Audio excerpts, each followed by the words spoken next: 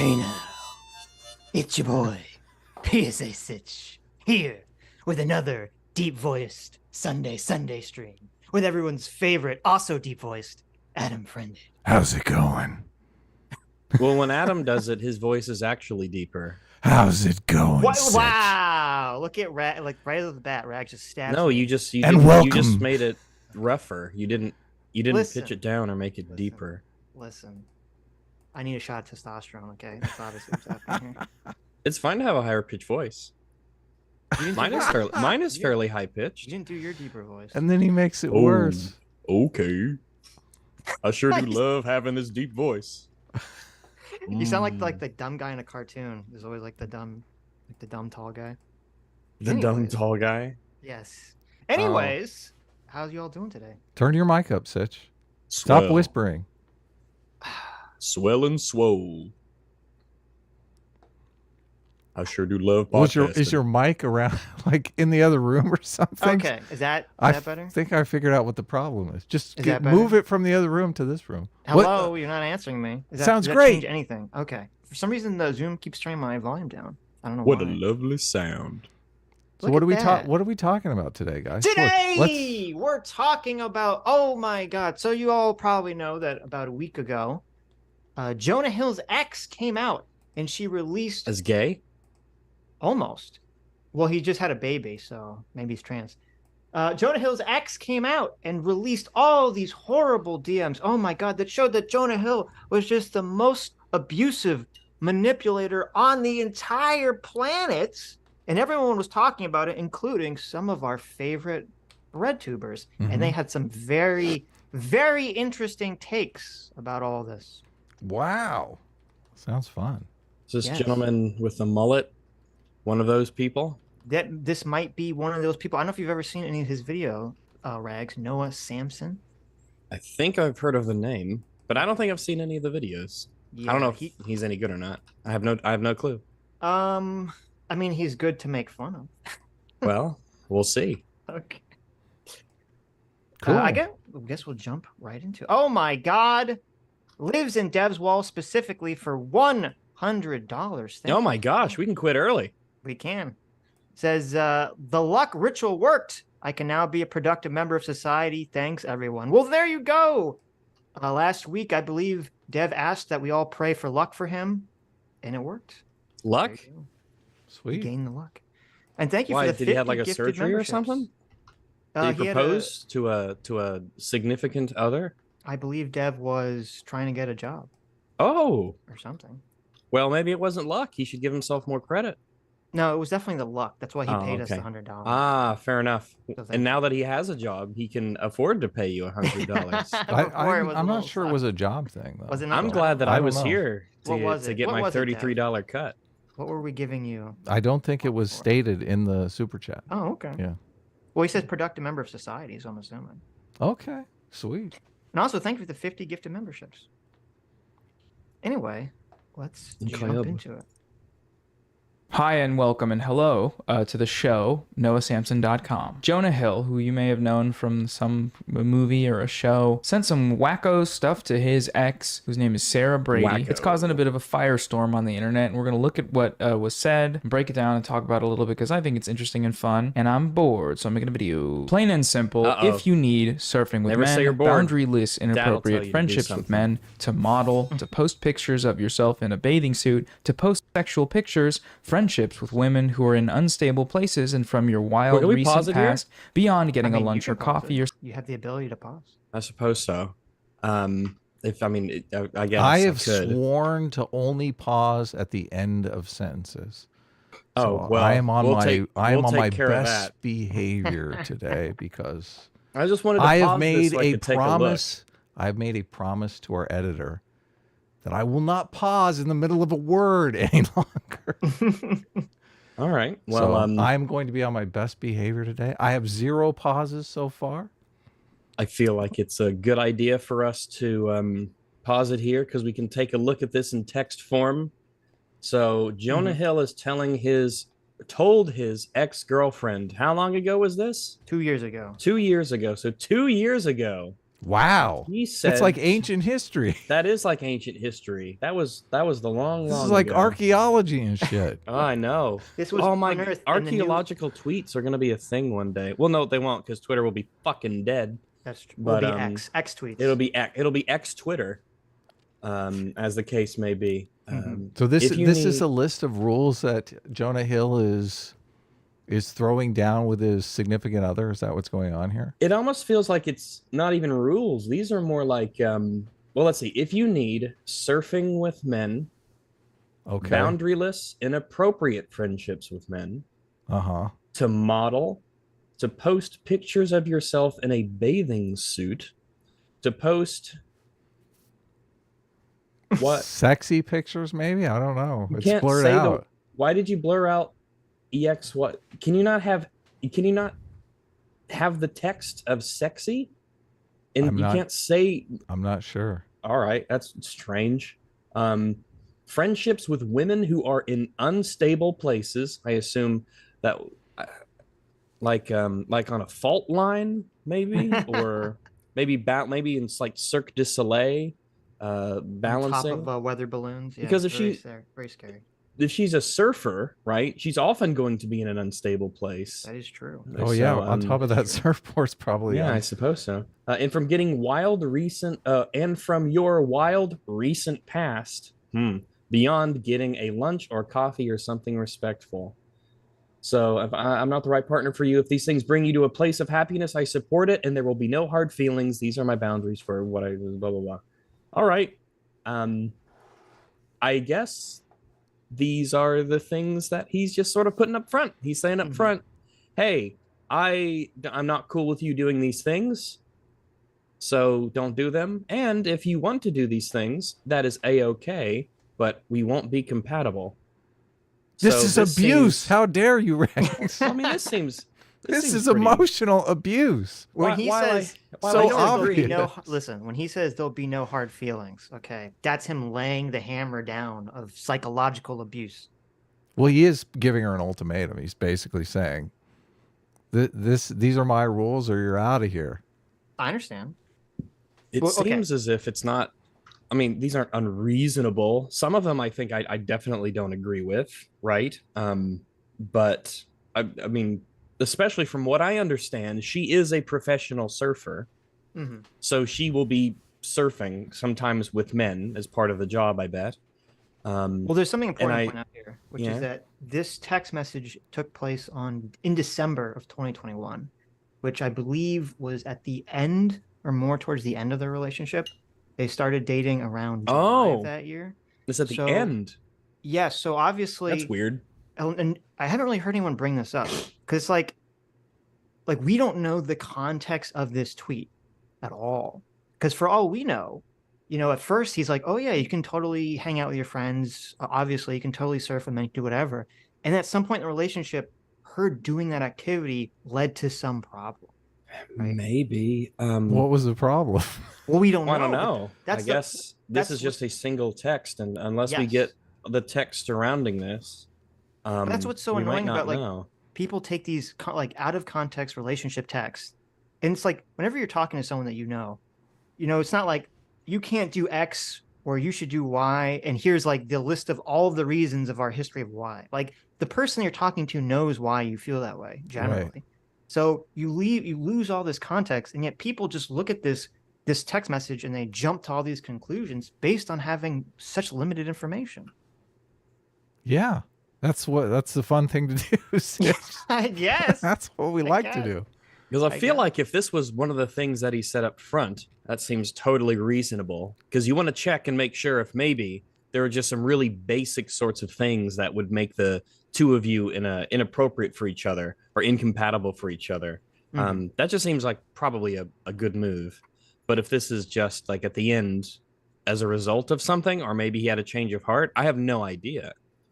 Because depending on what that reason is, this goes from very reasonable to totally unreasonable. It could be anywhere in between. I don't know. I would agree that I think it would be weird if as soon as they start dating, he's like, you can't surf with men. That'd be kind of like okay. Well, like I'm a professional surfer. What do you mean I can't post pictures of myself in a bathing suit? Like that's my uniform, so to speak. Right. So, but if when they first start dating, he's like, oh yeah, you can keep posting pictures and surf and do all this stuff. But then it's like, oh, she's not just posting pictures in bathing suits. She's posting like thirst trap pictures, right? Like and that. He's like, oh, can you like not? Yeah. Yeah. He's like, can you not do that? And she's like, sure. But then she just keeps doing it. Right? So you're like, okay, you keep doing the thing that I'm asking you not to do. So like, I have to keep broadening the category of behaviors that are a boundary for me. Or it's the same thing with the surfing with men, because for all we know, he's like, oh yeah, you know, you can go surf, whatever. And then after they've been dating for like a month, he goes and hangs out with her one time where she's surfing and realizes, wait a minute, she's constantly the only girl in like a group of 5 guys. They're all surfing together. They're all flirting with her. They're all hitting on her. Like at the store? The sandwich shop? Yeah, at the sandwich shop, yes. The store? They're all flirting with her. They're all hitting on her. And she's like flirting back or not really like, you know, telling them to stop doing that. And he's like, what the fuck is happening here? Like, she's being completely inappropriate. And it's actually hinting of this in other text messages that we'll see later. She's like making out with the other guys. What? He's my friend. Well, in the other messages, she talks about This is how we say hello. in Surfer Talk, yes. In Surfer Talk. In other text messages, Surfer Talk is like, hello. And in other messages, she talks about how she is like bad at managing social situations and awkward and autistic and social situations. Women. Classic women. So it's like, well, what does that mean in this context? But no, we all have to just jump to these wild conclusions and say Jonah Hill's some kind of crazy, jealous little man. I feel like I'm what do they call it? A forensic analyst, and I've walked into the crime scene room, and I can only like look at one thing at a time, and I'm like, okay, here's this, here's this, here's this, and the story is kind of like evolving in my head, and I still have to see the whole room and the house and all the other clues. This is only one, like this is the murder weapon, so to speak, and I don't know, I don't have anything else to work with. I don't know if this is self-defense. I don't know how many perpetrators there were. I don't know what's going on. So we need a lot more to work with before I can confidently say anything. I mean, if this is a murder weapon, I'd say it's like a fuzzy felt elephant laying on the floor. Maybe there's like some red stuff on it. You don't know if it's blood or ketchup. Or both. Or both. Or something. I am not the right partner for you. If these things bring you to a place of happiness, I support it and there will be no hard feelings. These are my boundaries for a romantic partnership. My boundaries with you based on the ways these actions have hurt our trust. So before we get into the content of the text, why are we talking about this? What's the context here? And well, the internet has actually had pretty mixed reactions, interestingly enough, with one side of people saying these are insane, manipulative, and the other side of the internet says this is awesome and dope, and the fact that you guys aren't together means you dodged a bullet, Jonah, because these boundaries are normal. That's the scary part and what we're gonna look at. That's the scary part, not the first one who thinks that he's an insane psycho. Those aren't the scary ones. Okay, well, I feel like I know I can probably accurately guess a lot of your political opinions already, but that's all right. That's fine. Maybe you'll maybe you'll surprise me. I love surprises. Well, I love surprises. Something that he doesn't bring up, besides the fact that like you look at some of those things, even with no context, some of those things you say, okay, I'm fine with some of these things. Some of the things seem weird. I like to know the context to them. But he ignores the fact that, first of all, it's very bizarre for your ex-girlfriend from 2 years ago to start leaking DMs to try to make you look bad out of the blue right after your current wife has her first baby. Ooh, yeah, that's a weird. It does sound like you dodged a bullet. Yes, because first of all, leaking DMs is bad enough, right? Like there should be a pretty high bar of like you exposing some really bad behavior to leak a personal DM, and then that goes double if you were literally dating that fucking person. But then it's like, oh, by the way, he just had his first kid. Let me like, you know, oh, there's a lot of stress with the pregnancy. There's going to be a lot of stress with the baby, you know, once it's born. But also it's going to be a very happy moment. You're like, oh my God, we just had our first child. And she's like, no, let me just destroy all that by creating like this firestorm of negative publicity to fall down on your head. Disgusting. Disgusting. Maybe. Yes. Next part of these Yes. Messages is where Jonah sent some screenshots from her Instagram and then wrote the following: respect however you want to live your life, you only get one. Sort of done with explaining myself. She said, 3 removed, not the video yet. It is my best surfing video. Would you feel different if the cover frame was different? Any more specific ones that bother you? Yes, one that isn't of your ass in a thong. Not a thong, but K. Insecurity in relationships is a totally normal thing. You know, you really like someone and you're like, oh, I really like them. What if something bad happened? What if they meet someone that's cooler and more handsome and taller than me? What happens then? Oh, geez. Oh, gosh. I don't want to lose them. But that's something that you can work through with your partner and you can make it a-okay. This crap. What surfing crap? With men? Surfing. The thing where you're by yourself on a board in the middle of the ocean. What is that? Why? Oh, how insecure and unhealthy all right, so does he not think you can bowl with other people? I don't know. Does he not think that you can kayak with other people? Mm-hmm. Ride bikes with other people? What do you mean? You're on a bike all alone. This is an interesting way to view communal activities in sports. That's a very strange. Right. Well, just he has no level of curiosity to be like, why is, well, here's the problem. He's not saying why does he not want her to do this activity. He just assumes, well, he must be some evil, controlling, manipulative man. It have to be for you to be something that you're saying. Now, many have pointed out that this post is a pretty egregious misuse of therapy language, like boundaries, the idea of posting pictures in a bathing suit, language? How that's a trans. How is boundaries therapy language? I have boundaries, and I didn't know I was using therapy speak. I thought I was just saying, like, this is like a line that I do not wish to be crossed. This is a boundary. It differentiates one area or concept from another. I'm not going to allow the therapists to take control of this word. It's kind of like the whole you can't win no matter what situation, because I think a lot of people are mad that he didn't be like, listen up, bitch. This is what you can't do. You can't do all these things, woman. Like, they're mad that he didn't talk in this stereotypical, quote, evil male way that they want so they can attack him. He talks in this nice way, in a way that, like, he's trying to be respectful, and he's trying to sort of remove some of the emotional charge from the language, which is what you would hope to do if you're talking to someone about something that you know is going to be a sticky subject. And instead of just saying, oh, well, at least he's doing that, they're like, no, this is actually bad that he's doing that. This is what the abusers do. This is what the gaslighters do. They try to trick you with their tricksy therapy language, like boundaries. Transgressing his boundaries. When this is something that he had praised before in her DMs, see, there's the emoji saying, wow, nice photo. She wrote in the caption, yep, kind of like unbelievable that a man who sent me shit like this would then be upset I didn't read his mind and take down pictures of that once I was in a relationship with him. It's just very possessive, manipulative behavior. We gotta roll it back. Let's roll it.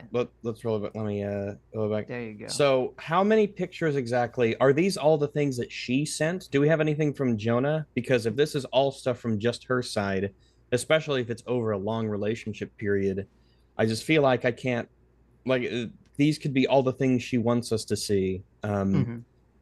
So it's kind of unbelievable, the man who sent me shit like this, and there's a screenshot of her text with him where he was like, wow, I really like this picture. Yes. Oh, but how is, so her posting pictures, so is this before their relationship or after it? So July to answer 6th. your first question, we only have messages from her. So everything she's released and everything about the story is totally her one-sided version of events. Okay. Supporting her narrative, obviously. Right. And if you look at the date, this says July 6th. Okay. So this is like the beginning of their relationship. Right. And so it's so, like, the people that make this point, this is the problem of your political bias basically coming in and melting your own brain. Okay.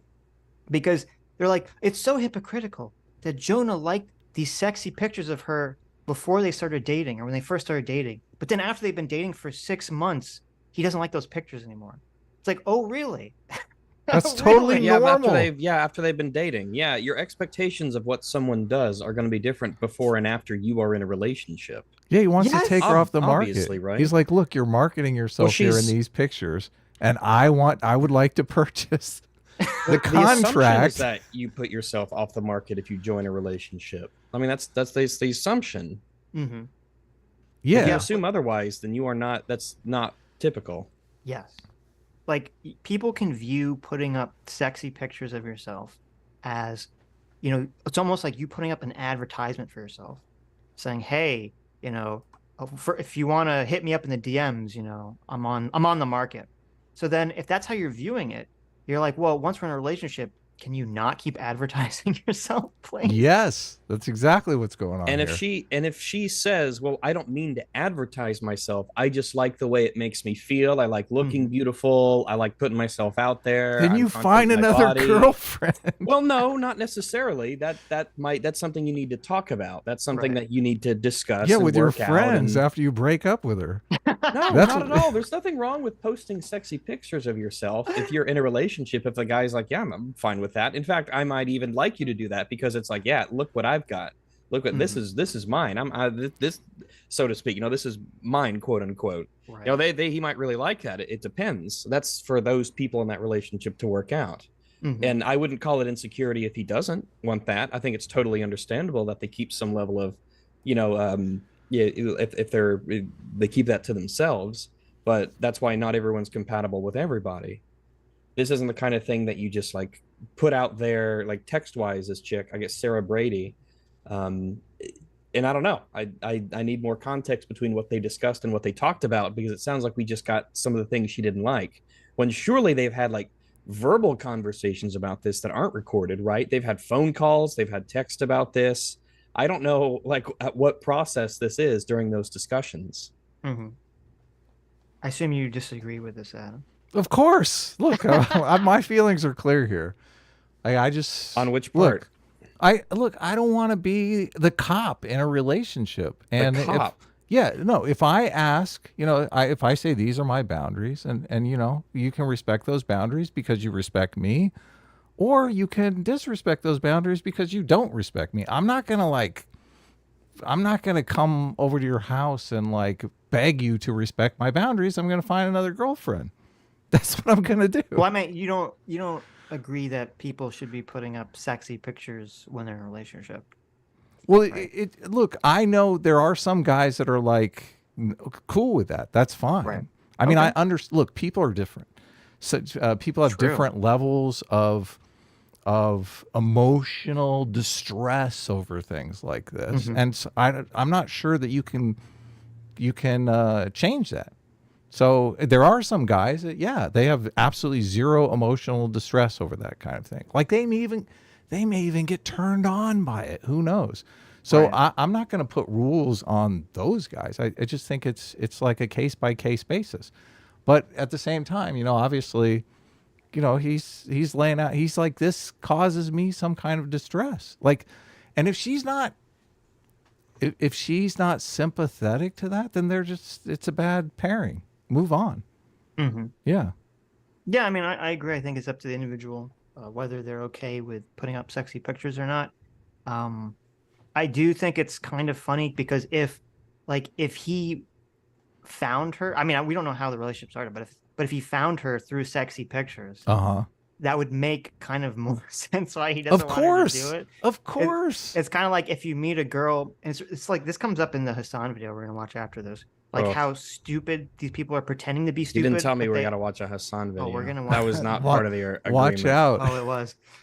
But no, it's funny because like I feel like everyone's just lying here, because even in the Hasan video, it's like there's little pieces where like the truth like breaches its ugly little head, and they understand what's happening, and they're just playing dumb for their audience to some extent. Because if you go to a club to like pick up a chick and you meet someone and you start a relationship with them, obviously you're like, oh, I don't want you to go to the club by yourself or with your girlfriends anymore when I'm not there. Because that was the whole way that you met them. That's why they're going there. That is the purpose of going to the club. Yes. You're basically telling them, listen, I thought we had a thing going here. Why are you out there looking for another relationship? Exactly. But then they play stupid, like, I don't understand why, you know, that's where you met her. You met her at the club. Why do you not want her to go to the club? You hypocrite. It's like, okay. Josh Kesley, thanks so much for the $20. Thank you, Josh. Daniel the Bruce for $20 says, quote, misusing therapy language. He said while being part of a political zeitgeist that made triggers and trigger warnings as part of the pop culture lexicon. Yeah, if he's guilty of that, then that's awkward. That's a great point.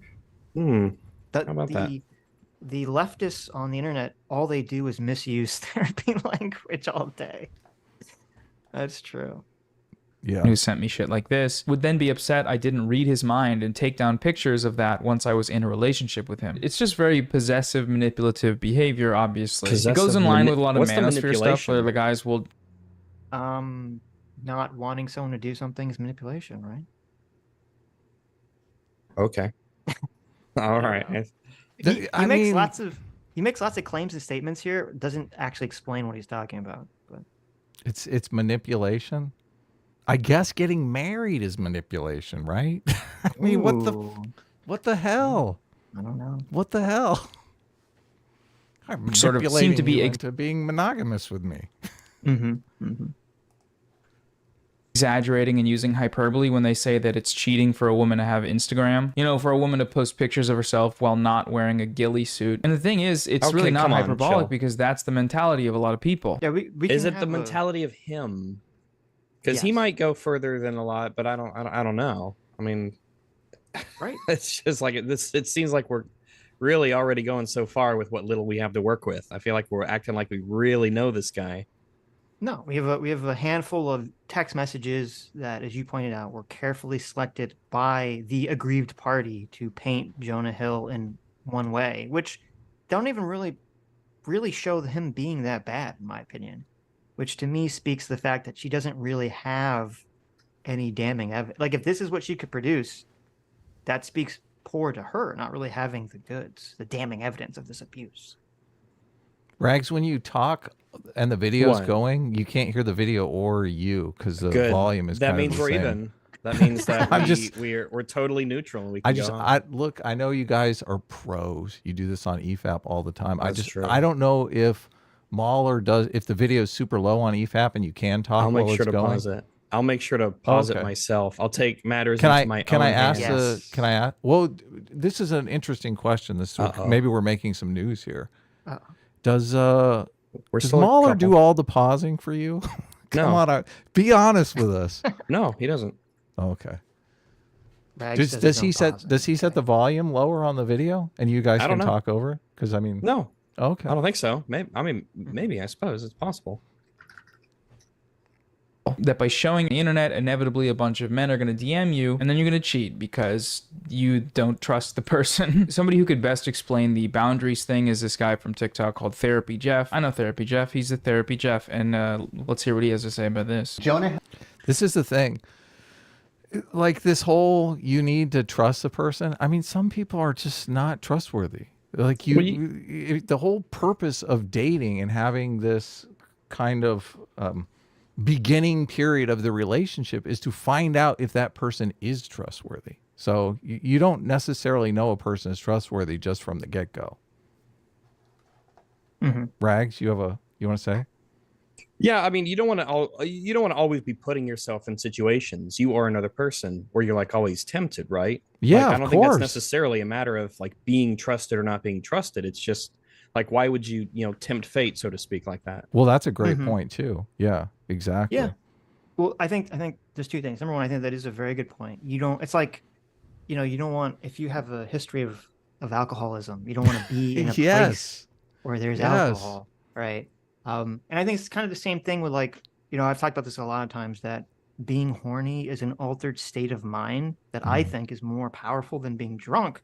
And so I can attest to that. Right. Adam definitely can attest to that. You don't necessarily want to put yourself in a position where, why would you want to put yourself in a position where you're going to be horny or potentially horny or whatever when you're in a relationship and potential cheat is there? Number one. Number two, if you look at the other text messages, this seems to be an ongoing issue between them. So there's obviously some deeper context here in their relationship that we are not aware of because she's purposely left it out in these messages. Yeah, totally. Hill was using therapy speak to control his girlfriend Sarah, his now ex-girlfriend, and it's important that we go over this misuse of therapy language, which is kind of a thing these days, and how it can be super problematic as it masks controlling behavior under a commonly accepted positive concept, in this case, boundaries. Control. I like how he's like, what the this hell? is controlling, but he's trying to control her behavior by setting boundaries. I mean, that's literally the point of setting boundaries, isn't it? This guy just screams, just cuck, simp. Like, look at this. Look, that's his boundary. You can walk all over me. Look, I'm available. Reach out to me. Look, I know all the therapy words. Don't you agree? Isn't this like the sneaky fucker strategy here that I've heard so much about? The sneaky fucker strategy. Yeah. I think that's what it's called. Yeah. Well, I think the fact that this guy seems very obviously gay is you're confusing for this sneaky fucker strategy. Look, I have plenty of friends that you would think are gay, but are totally not gay. Okay. All right. Sure. They're getting invited. Definitely. They're getting invited to the sleepover because all the girls think they're gay. Nice. But they're not gay. Okay. That's the strategy right there. Rags, look, see, Sitch knows. See, I'm not gay. Rags, you haven't heard of the sneaky fucker strategy? I mean, it's for real. I haven't heard of the sneaky fucker strategy. Who came up with the sneaky fucker? Joe Rogan coined the term, I think. No, he didn't. Or did Brett Weinstein did it? I don't know. Nope. It's one of those guys. He's an evolutionary biologist. God, I can't remember his name. But you think he'd be able to come up with a better name than the sneaky fucker strategy if you have like a degree in it? I mean, it's fun. It is amusing. Yeah. This happens in nature a lot. The sneaky fucker strategy, where more beta males slip into like the harem, pretending to be gay, and then the next thing you know, they're screwing. Well, I think in nature they pretend to be female, right? They're pretending to be gay. Maybe. And then they screw the woman, yeah. There's got to be a Wikipedia page on the sneaky fucker strategy. There's probably a better name for it. Applied evolutionary psychology. Yeah, exactly. Can you do a paper with the sneaky? Look, it says the term sneaky fucker was coined by evolutionary biologist John Maynard Smith. There you go. To describe subordinate males who take advantage of females. Okay. It says in the case of a red deer, it's when the harem stag is involved in a fight with another stag, and then I guess another male comes over while they're fighting and is like, "Oh, hey, baby, look at these guys not paying attention to you. I'm paying attention to you." There you go. Exactly. Yeah, you might not be the most attractive doe in this herd, but I don't know. Let's fuck. That's what's going on right here. That's what's going on in this TikTok. It seems obvious to me. It's being a bit opportunist. You got a opportunity is not just, making openings, but seeing them and taking them. Yes. Sometimes you have to make your own opportunity. There's I'm gonna show you guys a TikTok that this guy made after he does a little piece here, and you could kind of get a sense of where this guy's coming from. Okay. Interesting. Making Hasan on the receiving end, Sarah, to challenge it. Okay, so Jonah is basically telling his professional surfer girlfriend, I am not going to be with you if you surf with men, have boundaryless friendships with men, model, post pictures in a bathing suit, or post suggestive pictures, and are friends with women who are in unstable places. It's kind of weird that as he talks, he has text of what he's saying when he's reading something that's already in text on the screen. It's like, thanks, my dude. I don't know. I just it's over text, so you can't even really read the text. Yeah. Every once in a while, I see someone and it makes me like, I don't know, just really I envy Helen Keller. Does TikTok do that automatically? I don't know, but I see it in a lot of TikToks. I think so. It probably has like formats that you can have it in or something like that. It has like a text to speech automated thing, right? But I have seen it in a lot of TikToks as well. I don't do TikTok. I don't either. That shit's good cancer. There's no way. You start doing TikTok and you start talking like this guy here. It's just a matter of time. This is what TikTok does to a man. It sucks the testosterone. Every bit of testosterone out of you. Exactly. If he shaved, he'd look like Andrew Tate. You know what? You're not wrong. Interesting. You're not wrong. Right. All right. Well, Noah forgot to blur the word sexual in this picture. uh-oh. Oh, I thought it was sexy. It was sexual. You can't write the word sexual. To post sexual pictures. Yeah, for shame. That's no good. Commander Caleb for $20. Thank you. Says if the left broadly disagrees with his boundaries, under what circumstances could he break things off? And how did this work with the left's hard stance on consent? Well, okay, that's a great question, Commander Caleb, but there's one very important factor you forgot.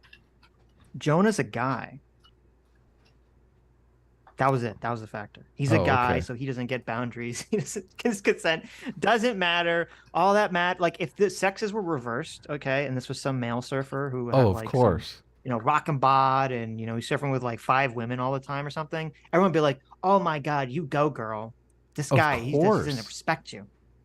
That's true. Yeah, they would use the respect word, the same word I used. Yes. But men, the R word? Yeah, you're basically supposed to disrespect them, right? I mean, yeah, essentially, you're not allowed. You can't control her. She's a free spirit. Okay, you can't control her. It's like it's funny because he's like, okay, I'm not controlling you. I'm just saying if you want to be with me, this is what you have to accept. That's coercion. Did she send one of these to him? Did she send like, well, my boundaries are this, and this, and here's what I want you or don't want you to do? Was that ever a thing? I mean, I guess we don't know, right? Right. Exactly. No, it's ridiculous because they act like essentially in a relationship, you don't have the ability to have any ability to dictate or even request behavioral changes or behavior from your partner, which is totally insane. Yeah. How do you have a relationship? Yes. The whole point of relationships is that you two are supposed to be working together towards something. Yeah. So. Yeah, if your teammate just is like, fuck off, I'll do what I want to do, you're like, okay, well, I'm finding a new teammate. Exactly. Dan with the Bruce for $20 says, when are we getting leaked texts like this between Rags and his partner setting boundaries for Rags to not commission, not safe for work, furry art of himself from deviant artists anymore? Deviant artists. Oh, listen, they knew what they were signing up for. All right. Which makes me think, like, I guess looping it back to this, I suppose Jonah Hill knew that she did this sort of thing before they began a relationship. And so it does seem a little odd that he would see that and then be like, no, you can't post those pictures of you in a bathing suit or something. I don't think that matters, though, because if surely you do all kinds of things when you're not in a relationship that are you're expected to stop once you're in a relationship. But that's her job. Her job is to promote herself. Right. And if she does surfboardery, I don't know what the sport's officially called. Flip flap splash splash. Well, I really don't know what it's called. And that's like I said, that is her uniform, so to speak. Right. And you want to promote yourself being on the board and hanging 10, as they say. It is weird that he would enter into a relationship with someone like that who does that for a living and say, "No, you can't post pictures of yourself in a bathing suit." Right. She could wear a wetsuit. Because, well, that's like the water burqa. Okay, I don't know if I go that far. And plus, I wouldn't want to wear a wetsuit. I mean, those things are. I mean, I have before, like scuba diving and stuff, but they're not like. I mean, I would want to be, especially if you've got a rockin' bod and you like the sun and the fun and the surf and turf and whatnot, and you're out there doing your thing. Yeah, I'd imagine that I wouldn't be. And if he was like, no, you have to cover up your body when you're out there, that seems like it's a bit like, ooh, like this is like a flag of a reddish color, I think. Do you think if Jonah Hill decided he wanted to be the provider for his wife and start a family, do you think he'd be able to do that, or do you think he's like scraping by and his wife would have to work part-time as a surfing instructor? I don't think that if he's Jonah Hill, I assume he's pretty well off. Yeah, I would think that too. Yeah, well, I would assume that she wouldn't have to work for them to survive. Right. But I highly doubt that this is about survival. This is, I have a career. This is something that I enjoy doing. This is something that brings me a lot of fulfillment. Right. Much like him in acting. Mm-hmm. So I'm not to say that if we get into a relationship, I have to end all of that for the reason of you just don't like it for some reason. That seems like that if that's the reason why. That'd Well, be like, then they're awful. obviously not right for one Yes, another, and they should just go right their own other, ways, which is exactly what happened. I don't know why everyone's losing their mind over it. Well, it depends on when he tried to coerce her. Well, look, this is December. Yeah, he tried to coerce right? her into being in a relationship with him. Well, it didn't work out. So, bye-bye. Well, this is after they've been in a relationship for a while. When this seems to be like pre-day one stuff that you sort of hammer out. Hey, like, I like you, you like me, let's, be a thing and date and whatnot. But you do this stuff. You can't hammer it out right away because you don't know if you're going to like her. You don't know if you want to go to the next level. Quit your job, and then all of a sudden you're like, I don't really like you that much. What I was saying was, before, like, obviously you meet people and you date them before you're like dating, Of course. Yeah. So there's plenty of time. There's months of time to where you can, talk about this sort of thing if he has an issue with it or if he has a concern about it. Well, and if they get we don't know that way didn't down happen. the road. Yeah, that's what I'm saying. We don't know. So if that's the case, but this is from December, and like the other one was from like July. So I don't know how long they've been in a relationship when this text comes out, and I don't know the context that surrounds it. Well, I feel like the plain and simple makes it feel like at the very top of the text it says plain and simple if you need, which makes me think that they tried to hammer this out vocally. He's basically saying these are my boundaries, and she's saying, oh yeah, that's cool, that's cool, that's cool, but then she keeps doing it anyway. So now he's like, let me put this in writing. Maybe it's been unclear when I've said it like half a dozen times, but here, let's just get on the same page here. Yeah. But like this would be the context of her doing this as her job and career, I think, is a big element of this. Well, yeah, but you would have conversations about, look, I understand that this is your job, and I'm not comfortable with it. So either you're going to find something else to do or we're going to split up. Do you think that's like weird though, to get, X long into a relationship and then essentially present an ultimatum of it's me or your career? No. You don't think that's like really, well, the career surfing, right? Sure. But like, because, so kind of on this topic, I think it'd be weird personally to be like, oh, if you're a professional surfer or you're something, or like a model or something, it's part of your job to say, I don't want you to take pictures in a swimsuit anymore, right? Especially when you're dating, because it'd be a difference between like if you're married, because when you're married, there's at least going to be some security of like financial responsibility, which when you're dating, there is absolutely none. But the counterpoint to that is, again, this text is from December. They've been dating for 6-7 months by now. We don't know why he's saying this, because there's earlier text with him saying, oh, he's seemingly okay with her posting, swimsuit pictures, just not in like a thong or whatever. And so my thought process is, what is the context of this ask? Because it could be like, oh, at first he's fine with her wearing and posting pictures of her in a bathing suit, but then every time she does, she gets a bunch of comments from males on Instagram, and maybe she responds to those comments. Maybe she starts DMing. But that's a good point. But then he would say, "Stop responding." Maybe she starts fucking those guys. Yeah, but then he'd say like, "Stop fucking other dudes." Yeah, but maybe that's all in other text messages. Maybe, but if this is seems my problem, weird, that she wouldn't want to post those text messages, Sitch, because they make her look horrible. No, right, but I'm not saying that that's like 100% the case. I'm just saying that this is my problem with people jumping to all these conclusions based off these out of context messages, because we don't know, like, is he really being unreasonable and saying, I don't want you to post any picture in a bathing suit, or is there some other thing that's going on here? We don't know the answer to that question. So, and it's, will we ever know though? Unless he says something about it. He should say something about it. He broke up with her, right? They're not going out anymore, and he's with another girl. They just had a baby. Right. Yeah. Right. I mean, I'm a bit vindictive. This is all sour grapes. Like, this is all sour grapes. Why is she even posting this stuff? It's over. It's done. Yeah, you're finished. You've gone separate ways. But look, it appears to me that she's got some regret. Like, she feels like, oh, I fucked up. Maybe I shouldn't have done this. Maybe that baby would be with me and I'd be in a better spot. I'm still hanging out with all my loser friends who are fucking alcoholics and on the verge of suicide. I had a big time celebrity I could have started a family with. So she's dumping these these texts as kind of a way to get back at him. And then you got every soy boy on the internet coming in and defending her like the cucks that they are. This is just a crazy situation here. I mean, I agree that the way it looks is sour grapes. He just had a baby. She's mad that I guess they broke up, or that the relationship ended in some way. She didn't like her son. Yeah, the fact that this was shared at all, let alone the time period it was, released, it's really, really a bad look, and it makes her look very vindictive. And this is a time to rejoice. This is a time for happiness. Yes, look, and it's another floozy got kicked to the curb. Another floozy got kicked to the curb, and she's upset about it. Look, it's a learning experience for the floozies of the world.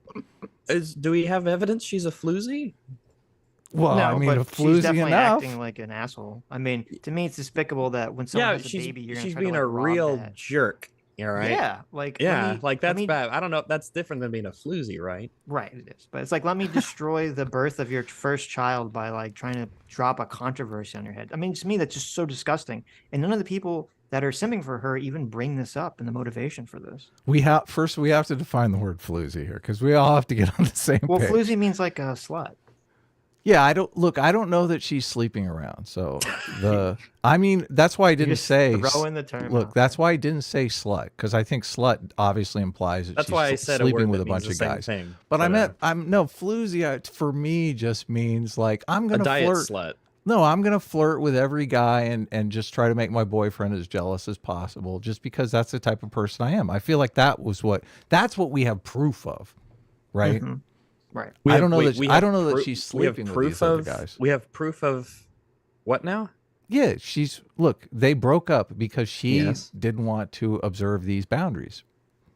So, okay. Yeah. But that doesn't make her a slut. No, it doesn't make her a slut, but it does make her a floozy. According to my distinction here. It doesn't. It doesn't. Look, sluts sleep with other guys. Sluts cheat on men. Okay. No, floozies. Floozies slut is a fairly derogatory term. Floozies for a woman who has a lot with of other sex. men in front of their boyfriends. Okay, I'm making that distinction here. Okay, so I still don't think that any of this makes her a floozy. She's just a bad person. It sounds like, who's being a real jerk to him. We don't. Doesn't make her a floozy. Speculation. She's a floozy. Okay.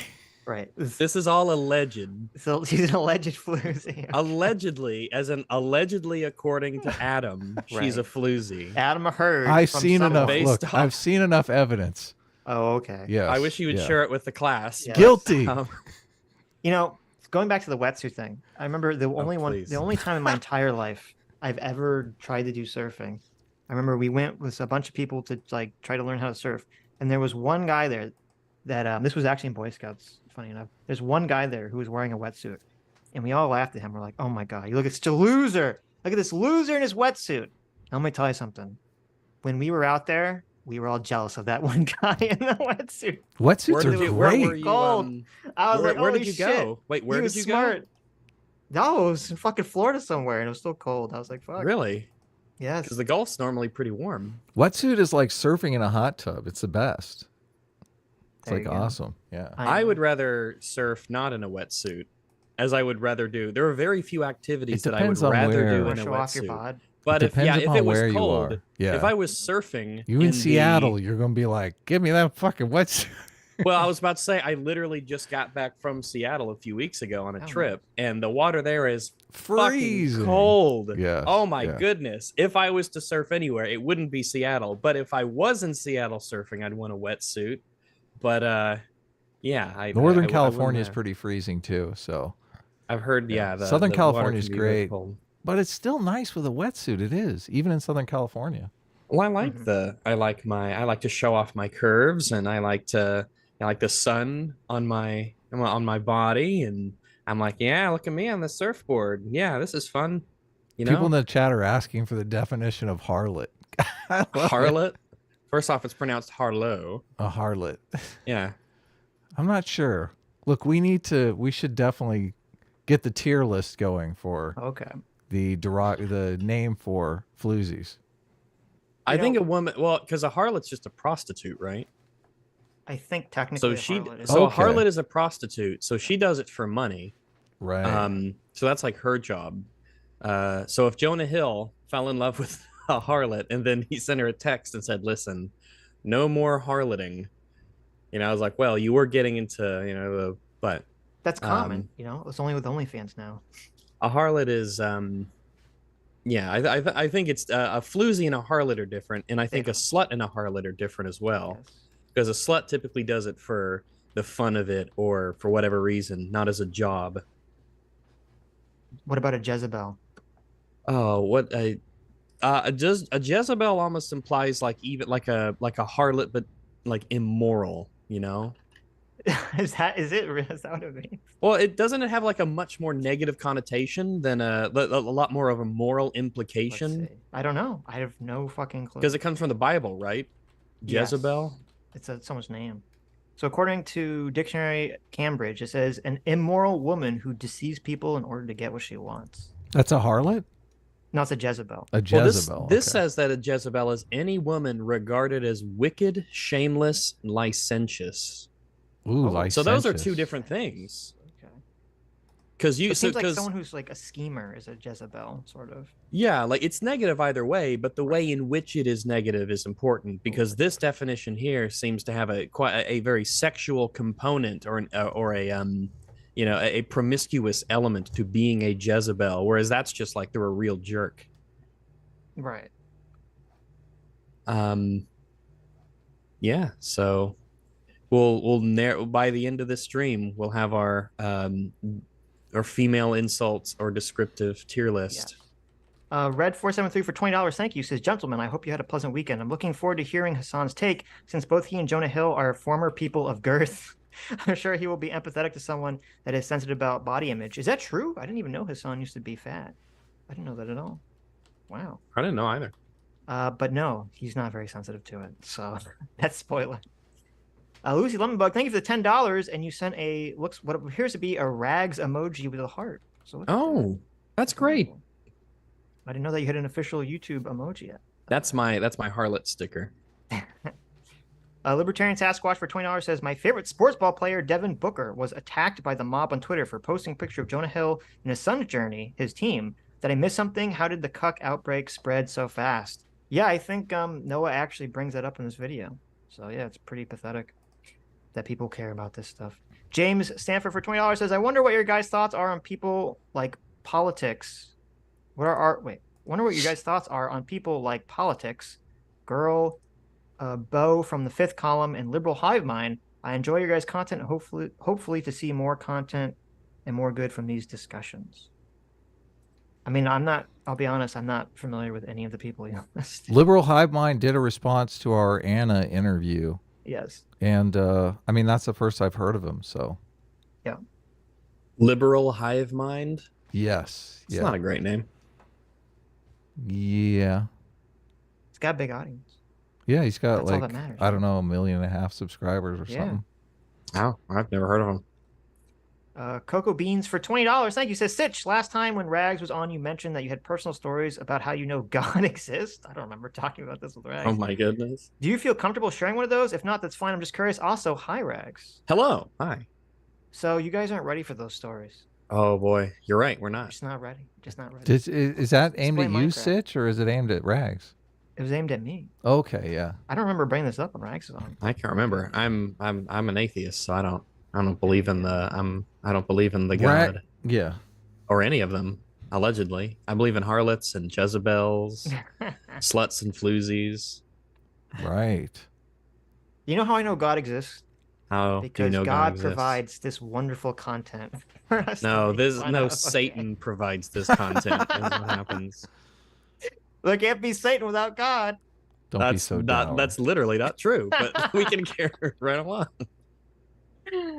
Women who are in unstable places. He goes on to say that these are my boundaries for a romantic relationship. Jonah's use of the term boundaries in this message is a misuse of the concept. A boundary is a healthy limit. He doesn't get better like the closer you get to him. He looks like a Pixar person. Look, what he's saying.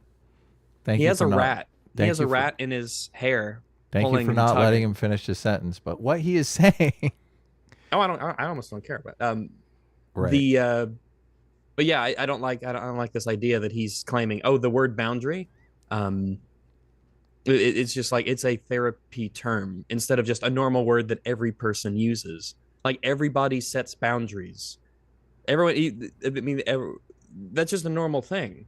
You don't get to say, oh, this is just like a therapy term, therefore he is misusing therapeutic lingo. Well, no, he was just saying, like, what word should he use? What word should we use to, like, a border line? Look, I can predict exactly what he's going to say. He's saying that boundaries are healthy and that this thing that Jonah Hill has done is not healthy, and therefore it is not a boundary. Wait, you're saying, say that one more time? He is saying using the word boundary, he's saying the definition of boundary is some healthy boundary for behavior. But he's saying that the behavior that Jonah Hill is exhibiting here is fascist, authoritarian type behavior that no one should engage in, and calling it a boundary disrespects the word boundary, because boundary is something healthy that healthy people do. In his mind, you think this is really mostly just an issue. His name is TherapystJeff. But you think that this is hilarious. It's literally just the use of the word boundary. If Jonah Hill had said something else, then it wouldn't, like, what would this guy have to talk about if he didn't use specifically the word boundary? What Jonah Hill did is healthy. What Therapy Joe is doing is unhealthy, simping for some floozy on the internet. That's unhealthy. Don't everyone speak at once. No, I'm processing all of this.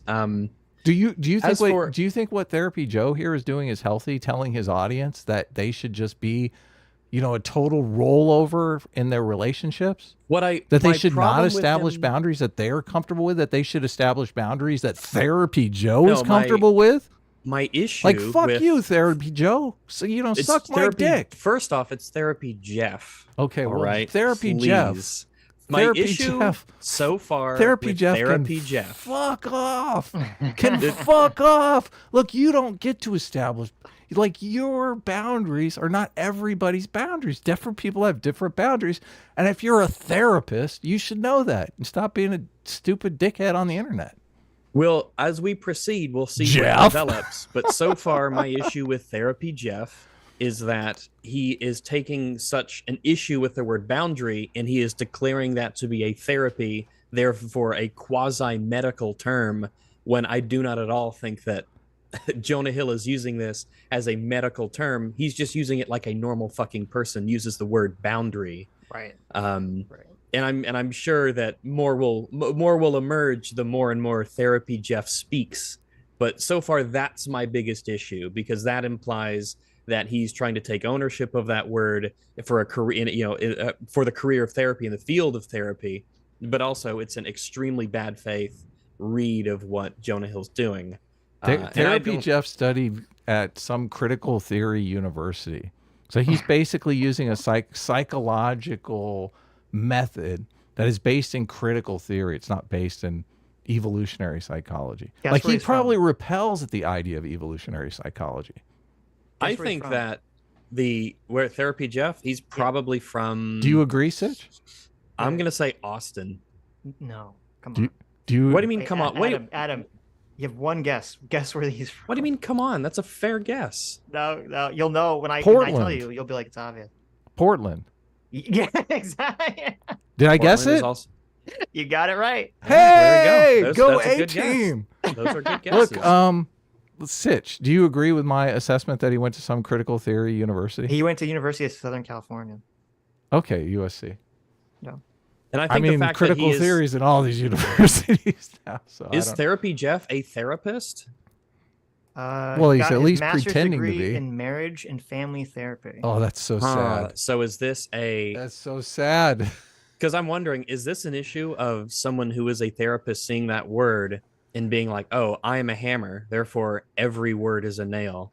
You know, well, like they said boundary. Right. Oh, I know what that word means to me in this professional clinical setting. So any use of that word in regardless of context is a misuse of that word, which is ridiculous. It's nonsense. So someone with a good degree should be smarter.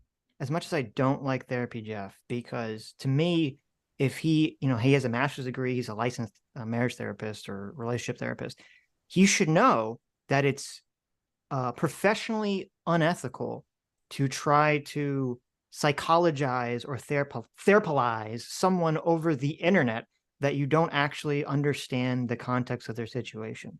So it's very unethical and unprofessional to just look at some text messages from one person and try to talk about it. Like, yeah, he should know better. He should be like, well, let's get, what does she have to say? What does Jonah have to say? What do we have? We need, let's get to the bottom of this. But yeah, he is very, very quick to run to the defense of someone. Well, I'm going to play this video, the next video after this, you'll know why. But giving him some little bit of charity here.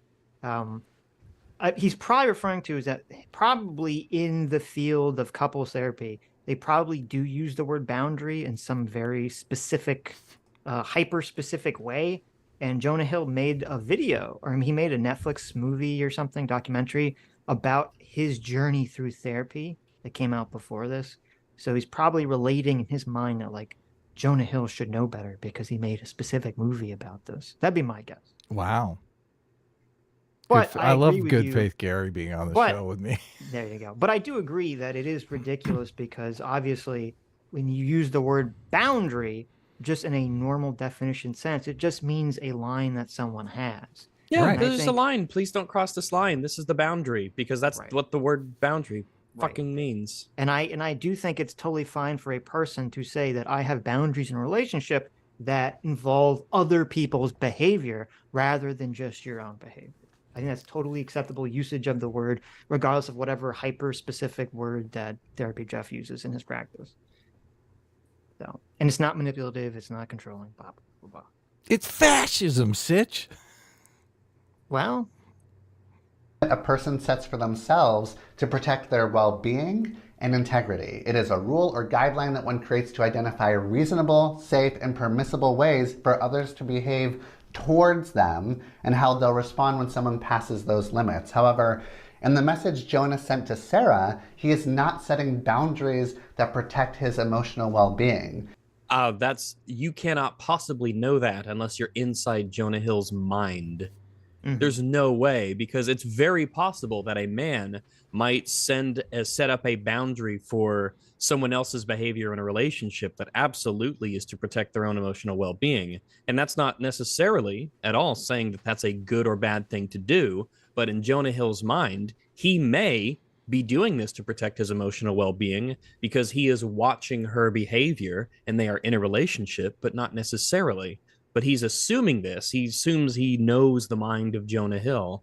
And I just have so little to work with. If we're both going off of just this information here and these texts that we've seen, neither of us can, with any level of confidence, know why Jonah Hill is, has set, some of these boundaries where he has. True. Completely true. Instead, he is dictating what behaviors and friendships Sarah is permitted to have. He's essentially instructing Sarah on who she can be friends with, what she can do professionally, and how she can show up online. Which are three normal things that exist on a massive spectrum, right? Yes. I think pretty much every relationship has a boundary on all of those three things. Yep. And they can be extremely oppressively strict and unhealthy, or they can be the opposite, where they're so open that there's just no limits whatsoever. Which, if they want to do that, fine, do it if it works for you. But the vast majority of people are probably not like that. So, yeah. 18 nailed it. He even used the word dictate. Oh, like a dictator. You fascist, dictator. Yeah, like Andrew Tate, the dictator. Yeah. He's high. What's up, my misogynies? Oh, well, hey, look. Speaking of relationships, my girlfriend's here now. Nice. It's Bring Your Wife to Work Day. That's right. This is. I see you brought Sitch, Adam. So Mauler and I will tell you how that functional relationships exist. We've been together for 5 years. We'll have our 5-year anniversary soon. We've added a bit of a third wheel, but you know, it's working out really well. Yeah, things are going really really well. He makes up for things whenever either of us have a slow day, you know. That's right. Like, I want to relax, sit back. What are the boundaries that you impose on Mauler? Yeah, on your floozies. The boundary. Well, Mauler had his wild years, you know, back in the day. So we had to temper that a bit. We had to calm that down over time. We had to rehabilitate him. But yeah, he's really turned out well. He's turned out a really good guy. We gave him a lot of stuff to do, making videos, running a podcast. It fills his time. You know, idle hands are the devil's workshop, and that seems to have nipped that in the bud. I can't believe you let him stream with other streamers. That's well, you know, we're a progressive couple. You know, it's 2023. You can't be tied down to the old ways. You know, traditions are nice, but you can't let them be an anchor in your life. So we so I let him podcast with other people. He you know, he meets new friends. He lets him express himself, and he likes the attention. And I think it's been good for the both of us. You know, gives him an outlet. Still, neither of us are allowed to post bikini pictures to Instagram. So no, Wow. I don't post pictures where I wear clothes. that'd be a step too far. So very conservative, you guys. You just send them to each other, I hope. So. Sometimes when I want to feel extra naked, I'll put on socks. Do you have any thoughts so far, Mauler, you want to add? Or I can't believe I wasn't invited to the Idubbbz one. I'm offended. Yeah, what's up with that? What do you mean? No one was invited. What? Dude, no one was invited. Everyone just. What do you mean you weren't invited? Nobody was invited. Well, no, it's just look, the Tuesday stream. I just did it on a whim. I didn't really invite people, so. So if you first look, is that Mauler, you don't care about everyone and that you're incompetent. That's Mauler, fine. Mauler, you know how we roll. Just show up in my DMs, like ask for the link. Just send a message, say, "Can I come on?" And I'll say, "Maybe." That's not how it's supposed to work. You're supposed to be like, "Hey, random person, do you want to come on and talk about something that you may vaguely have interest in?" That I give us would know. Us your look. I'll give you a list of all the things I'm interested in. Okay. Yes, I want the full list. Do you want it alphabetized or in order of like just investment? DM it to me. Do you want to say something about the Idubbbz thing? Do you have a take? Oh, it's just that like it would have been fun because I've watched him from start to finish. I've watched the whole arc. Like some of you guys probably have. I assume Dev has as well. Been fascinating, absolutely fascinating to watch, because it's the same one that Egoraptor and H3H3 and several others have gone on, and you just don't. Some of the things I wouldn't mind talking about is like, have we ever seen the reverse? Have we ever seen someone go from like hyper prudish to super edgy? Yeah, you think, that's Benny? a good question. I'm not sure that we have. You just don't see that that kind of transformation ever. And of course, the argument from their preference would be, yeah, because we're growing as people, that would be devolving. So no one would do that. Yeah. So do you think? Do you agree with me that the turn is just a preemptive apology for the N-word compilation and the attempted cancellation? That's weird. Well, I mean, implied in that then is that they're not sincere, right? Or do you think they're sincere? I mean, I guess you can do that sincerely. I'm not sure. It's not an impossible arc to have. It's just that it's an unfortunate one, I guess, especially being that Idubbbz helped a lot of people crystallize issues on free speech in a very succinct and almost like down-to-earth way. Instead of it being complex, he was just straightforward. And then he just like throws out a couple years later, like, nah, actually, no. It's like, wait, what? Now what? And he's pissed off loads of people and confused loads of other people. And essentially, you know, at the point of being replaced, I'd imagine. Yeah, there was a big controversy. I had made a claim on the show that Idubbbz had a lot of fans that were unaware of this past content where he uses the N-word and the F slur rather judiciously. And a lot of people in the comments were agreeing with me. Obviously, that's why I'm bringing this up, saying he has a lot of new fans that are unaware that he did this stuff and would not be cool with it. So right. I think that is a component. I mean, I never heard this. I never heard the N-word F slur stuff from Idubbbz either. So, well, I mean, I did, but it was always contextual, and that was this. He, along with loads of other creators, as well as just inspirational speakers, have always convinced me that everything you say, it's always about context, intent, motivations, and stuff. And sure, used to be that way, didn't it? Well, we say used to be. Like, I'll continue to operate that way. And, you know, it's that I feel like we do in our circles. We care more about what a person was trying to achieve or what the words mean to them when they say it. You know, we'll take all that into consideration instead of just something in isolation. Though it will be interesting when it's in isolation from a person who only considers the words in isolation, because then we'll be like, uh-oh, you've broken your own rules. You're gonna be in trouble now. Yeah. You know, like, some people might be like, oh, well, they're not your rules. And it's like, well, no, but I mean, it's what we talked about, I think, on the episode me and Frankie covered, that Vorsh video. It's like there's like two different modes: breaking their own rules and then breaking rules that you value. Right. Those are two ways to be critical of someone, I suppose. And a lot of times people break their own rules and you give them a hard time, which you should. Obviously, they're being hypocrites, right? Also, to clarify, so Idubbbz was Mauler's inspiration. Probably one of them, yeah, to an extent. Guys, remember, Idubbbz was like super based and hilarious back in the day. He was like funny as fuck, and he had some very straightforward and understandable ideas that are pretty good foundationally. He's not like the first person I heard them from, but he was someone who, you know, pushed for him, and a lot of people took it seriously because it was like, this is pretty well explained and is represented in a lot of his videos. But I don't know what the fuck happened. I don't know either. Yeah, I have no clue. But we'll postulate what happened. I was postulating that he's just trying to get in front of a cancellation. You don't seem to like that. I don't, because so what happened to him is like, I mean, the biggest changes would have come after Create a Clash or During, right? Sure. And it's like, why would that maybe facilitate it? And it's like, well, all the deals and the conversations he has to have in public facing with lots of people, and then lots of people probably trying to use his history against him with these conversations, making them all more complicated. I mean, there's a thin line sometimes between he did it to avoid, like, to get ahead of the cancellation, but also he did it because he believed that what he had done previously was wrong.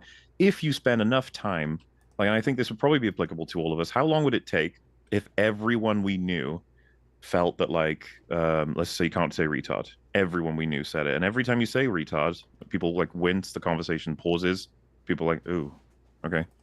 It's like, do you have to use that word? Like, if your friend starts saying, like, do you just mind using a different word? I mean, is it that important to you?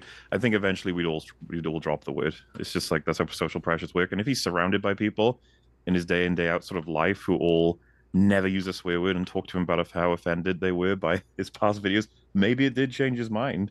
See, it's hard to remain resolute on a principle when you don't see much use of it anymore. This is why I love Mauler, because that's an ultimately reasonable take. Yes. When are we going to get that social pressure for the R slur? Now I'm even... Well, so that's the thing. I'm with the several chads in the world, as Short Fat Otaku was highlighting, of fuck it, I'm going to keep using it. But I probably would stop using it if everyone around me, all the people that I assume would find it funny to use, don't find it funny anymore. Yeah, it would lose its bite. Yeah, it would lose its purpose. Yeah, if it loses that usage, you know, and its power, then it's just like, well, why am This is a fundamental, like, annoying thing about the F slur or any of the others. Like, we all come from different backgrounds and cultures where they mean different things, and that's never taken into account because the internet just became like one all-encompassing culture, which is so retarded because it's like the biggest collection of people. True. But right. You know, you had to conform or die, basically. It's like, okay. Well, it's kind of like if you go back when I used to make videos, in my very, very old videos, I would put a lot of, like, Jew jokes and, like, Pole anti-Semitic happy merchant jokes in there because I was operating under the impression that, like, people weren't actually anti-Semitic. They were just doing it because it pissed people off, and that's what made it funny. And then I was like, wait a minute. A lot of these people that are laughing at these jokes actually are anti-Semitic. Yeah, totally. And I was like, I don't really feel so comfortable about making those same jokes anymore. And I think I don't remember when this video came out. I did put a video out. I don't remember if it was before or after Creator Clash, where he kind of said something similar to that. Only obviously it was for whatever. I guess maybe it was for saying retard or whatever. And I think that kind of changed his thinking. I'm sure a lot of people calling him a cuck over his girlfriend or his now wife definitely probably set him down this path. I remember he highlighted that a trans person said they're a big fan of him, even though he probably doesn't like them, and that got to him big time. Yeah. I can imagine you wouldn't want to hear that from anybody necessarily. Yeah, like, that would suck. Like, oh, I'm a fan of you, even though you probably hate me. It's like, damn. What have I ever said that gave you that impression? You know, I'd want to be like, whoa, what are you talking about? Yeah, it's but this is what I mean. It's like enough of those interactions. Like, didn't he say? Because this is the thing. I'm almost trying to be like especially nice to him, but he was the one that said like, oh, I spoke to many fans of mine, and they were like disgusting, basement dwelling, swearword firing, awful people. And I realized I never wanted to be associated with them ever again. It's like, he did. Thanks, bro. Jeez, there, you're welcome. Awesome. But the biggest sin to me of all of it was recontextualizing his videos as like bullying or sort of like vindictive. It's like, nah, when those came out, stuff, yeah, it's such a rewrite of history. Like, everyone who was there knew they were seen as like really fun, and that they were bullying the bullies. It was like, why would that ever be seen as some kind of like horrible thing? Yeah, he wasn't going after. It was never like for no reason. Yeah, it wasn't like he was going after some tiny, you know, bedroom feminist, as they call it, that had some tiny audience. I mean, these were like giant YouTubers he was going after, and generally you agreed with the criticism he was levying at them. So. I mean, he did in the Kickstarter stuff. I mean, he would go. Ones. He would go after tons. Like, they were selling products. Usually went after scams. Yeah, those were scammers. So if you're a scammer, scammer, the big content cops were I don't think it cares how big you are. Yeah, it doesn't care. If you're a scammer, you're a scammer. Size doesn't matter. But the content cops, which is what most people are like focusing on, you know, Leafy, Keemstar, Jinx, Tana Mongu. I mean, all these Rice Gum. These are all like massive YouTubers who are all doing things that I think we all agree were, you know, bad things you shouldn't really be doing online. Yeah, no, God, I hated listening to him talking about the Jinx stuff. I was like, what the fuck? Have we just like forgotten that Jinx was just stealing people's channels? Like, yeah, totally. Are we just whitewashing that now? Like, oh, it was really he was just making videos. Careful with your language there. Okay. Why'd you have to make it about race? I just, because it's so funny, because I remember all of that. I remember being like, wow, Jinx is awful. You can't get away with this. And then, because I was in chat when you guys were talking about it, it's like Jack's Films fucking killed him with the video. Yeah. He just like sat there reacting to his reaction of his video, and it was funny as fuck. Oh, yeah, I remember that. That was so awesome. And it was just so bizarre that he's talking to OLAY, who's he didn't even know who he was, never watched any of his content. This is the thing, Sitch. Come on, get someone who's like actually watched your stuff and knows about you. This is something that's because Dev, I've watched like 2 of your videos today, and one of them you make a comment about how you've started to feel like you can no longer claim you are of a particular era or age. You're too old for it anymore. Like, I kind of feel the same way. As like, the amount of internet that I've consumed since I was younger to now, it's like loads of the people we talk to every day and interact with, and the content creators, they're all like young by comparison. They're the people who didn't watch Idubbbz videos when they came out because they weren't fucking on the internet. It's like, oh shit, how old am I? Like, wait, oh no, because now they don't know the dynamic, but they'll claim they did, and they'll claim they know the damage, and there'll be people who are like jumping on bandwagons. Like, I remember seeing a comment that was like, "You don't know what it was like to be black watching Idubbbz videos." It's like, what? What? You don't know what it was like to be white watching Idubbbz videos. Shut the fuck up. Much more oppressive. It's absolutely crazy, wild bullshit. Because like, fucking black people loved his videos too. What is this? What is going on? Yes. I don't remember a racial component to Idubbbz's content. I must have missed that. I mean, that's what was wild, is that I don't remember at the time anyone complaining about Idubbbz content from even like a woke perspective. And I don't really remember people complaining about it after, when he stopped making videos that much. Well, I remember that thing where Hasan was saying like, yeah, Idubbbz, you were pretty left wing because you went after all the right wingers. That's what you were doing. You're like, you're cool. We like you. And I was just like, you're just trying to capture him because he was funny. I know. You know, you want him to be on your team, sort of thing. It's like he wasn't on anyone's team. That was what was really fun about him. In those videos, completely. But he's on someone's team now, and I know. And his reputation's just been up and up ever since. Absolutely shredded. But the crazy thing, and the thing I completely agree with, is like, beyond, you know, whatever politics he might have, what the hell happened to his humor? It's like gone. I know. I don't even want to say it's like a complete, removal of edge. I feel like it's more than that. I can't even It's just not funny. That fucking Thanos clip. Did you guys see it? Like, yeah. What the fuck was that? What was the Thanos clip? He has like a Thanos toy, and he's making like a fake 90s commercial or whatever, and it's so lame. Like the joke is like, how weird is you've got a Thanos face and you have to pop his zits that are Infinity Stones. People sharing it on Twitter being like, what the fuck happened to Idubbbz? It's like, and it was like super produced and everything, and like it looks like they got a model made of it, like a really in-depth joke that was just not good at all in any way. Oh, really? Wow. Okay, that sucks. Okay, sad. Yes. Listen, Nothing worse than spending a lot of time and effort on a joke that doesn't hit. Yeah, really shitty joke. The mighty have fallen. Okay. A little bit. Mark Twain's Revenge, our surrogate uncle, for $50. I guess. Oh our my surrogate goodness. Godfather says, guys, I've come up with the centrist creed. It goes as follows: embrace reason, abhor the radical, suffer not the retard, and follow the golden path. I love it. Andrew Clark for $20. Thank you. Says, everyone is here, and yet there'll be no watching of the Maggie May Fish Fight Club videos. Shaking my head. It will be cool, but I'm also worried that it's been hyped too much. I would still really like to see that coverage, though.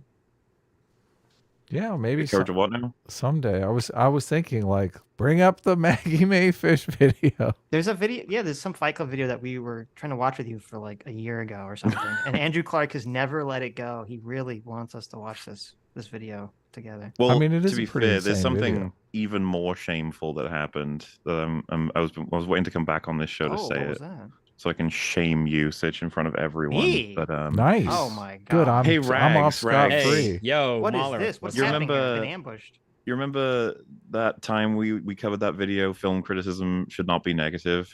Yeah, I do. Do you remember how fucking awful it was? It was very bad. Like, it was filled with awful arguments throughout that were painful to listen to. Well, yeah, that was like prime EFAP content. Yeah, because it was just infinite reasons as to why it was awful. Well, I invited little old Sitch here, little Sitchenheimers, and he said he didn't want to. Do you know why, Rags? Do you know why he didn't want to? Oh, I have no idea. Why would you not want tell to? us all But why. that sounds like a really fun video to cover, and because he mostly agreed with it. What the fuck, Sitch? No. I said it was the best video I've ever seen in my life. What are you talking about? He takes it up a notch. No, listen, I don't remember exactly what I said, but I believe my thoughts were like, yeah, there's some things here I disagree with, but overall, I appreciate that he's trying to say maybe we should be more positive with our film critique. Oh, that's nice that's what you took away from the video. Hyper focus on the negative. Okay, that's a really sweet. Yeah, look at you. That's sweet of you, Sitch. Aren't you? Listen, nice? I'm good faith Gary, of course. All right. Good. What? You just reinvent a video in your head? No, you're watching fucking. it? You're cringe. Yes. You're cringe. Faith Carl is what you are. Wow. Okay. Negative Nancy over here. Listen. Also, why are you taking shots at Sargon, Rags? What the fuck? What? Sargon. You were just What? looking for an alliteration for C. You should have said cringe. You should have said cringe Karen. I've seen Karen? So are you guys going to watch the Fight Club video with us at any point in the future, or should Andrew Clark forever be cucked? Well, I wouldn't want to take that away from him. Maybe he enjoys it. Some people have fetishes. I don't know. Wow. I'm so Sitch sorry. with a bad media take? No, impossible. Oof, So how does it feel, guys? Wow. How does it feel? Okay. Because have you guys noticed there's like the political tubers, whenever they get into media takes, they're often by their audiences hated. Like they're like, don't talk about media, you're terrible, blah, blah, blah. But then media tubers, when they sometimes dip their toe into politics, everyone gets like excited and interested. Isn't that sad that that's the exchange? That's interesting. I never noticed that. It's kind of like when the musician gets into acting, everyone's excited, but as soon as the actor tries to drop an album, everyone's like, fuck you! How dare you! Interesting dynamic. Yeah. Interesting. Wow. Or it could mean you guys just suck or something. I'm not sure. Wow. I'm not a scientist. We are technically the actor that's trying to get into music. Because Are you striking? Are you joining your fellow actors in solidarity? Well, no, we on have strike right done now. media stuff, but Sitch and I both went to school for like media stuff, which is kind of odd that we're doing political stuff. Politics. Yeah. Yeah. Whatever. It's life is interesting. Whatever. Yeah, life is interesting. Jay for $20 says, I think Ian Miles Chong went from prudish to more edgy, but it's hard to take that guy seriously in any regards. He's a weird guy. He's a weird guy. He really doesn't like America. I think he's. Does he not? Yeah, he makes these tweets sometimes, like late at night, where he's like, America sucks and he's anti-democracy, and then he'll delete them. Okay. Oh, really? Maybe he just drinks. I think it's both. I mean, but it's funny because he's kind of like hung on to Elon Musk now, even though I'm pretty sure he's anti-American and anti-democracy. We just talked about the whole X thing. We just brought it up very briefly. We made fun of it before the stream. What an insanely stupid move. Twitter has brand recognition. Huge. Everyone brand knows Twitter. recognition. When you tweet, everyone knows what you mean. Mm-hmm. Yeah, what is it going to be called now? You Xing? X. How's everyone Xing? Oh, maybe You I Xing think we today? didn't talk about it on stream. We talked about it before the stream because I said my theory. That's a good point. That's a good point, Sitch. Yeah, I said my theory is that Elon Musk he's trying to secretly destroy Twitter because he's mad that they made him buy it, but he can't do it super overtly. So this is the way he's going to do it. Okay. I don't think that's true. My theory. That's true. Just you wait. Just you watch. Okay. So the end game would be he shuts it down entirely. Yes. I think Why he can't you thinks just do it's that a now? fantastic idea Because to that would change be the name. illegal. Is it? Yeah. Yeah, because it's it's not Shareholders. publicly traded anymore. And- But I don't think you can just buy a company and then just destroy it. Actually, Well, Like, he intentionally. he This is there were America, damn probably it. look. He had to take a bunch of loans out from banks to come up with the 44 billion, and I'm sure. Okay, I'm being like half facetious. Okay. Well, I'm sure he can't destroy the company. I'm sure there's contracts. There's I know. I don't stipulations think he in those actually wants to contracts. destroy Twitter, but Okay. Well, why are you lying to our audience, then, Sitch? I mean, Yeah. it was obviously a joke. I'm sorry. I should have put a /s there at the end. Okay, Lion good. Sitch. Well, now we got it. Now we got it worked out. But so, what do you really think is going on, Sitch? That's what everyone wants. I think to Elon's know. a weird guy. Elon does this thing. He does it constantly.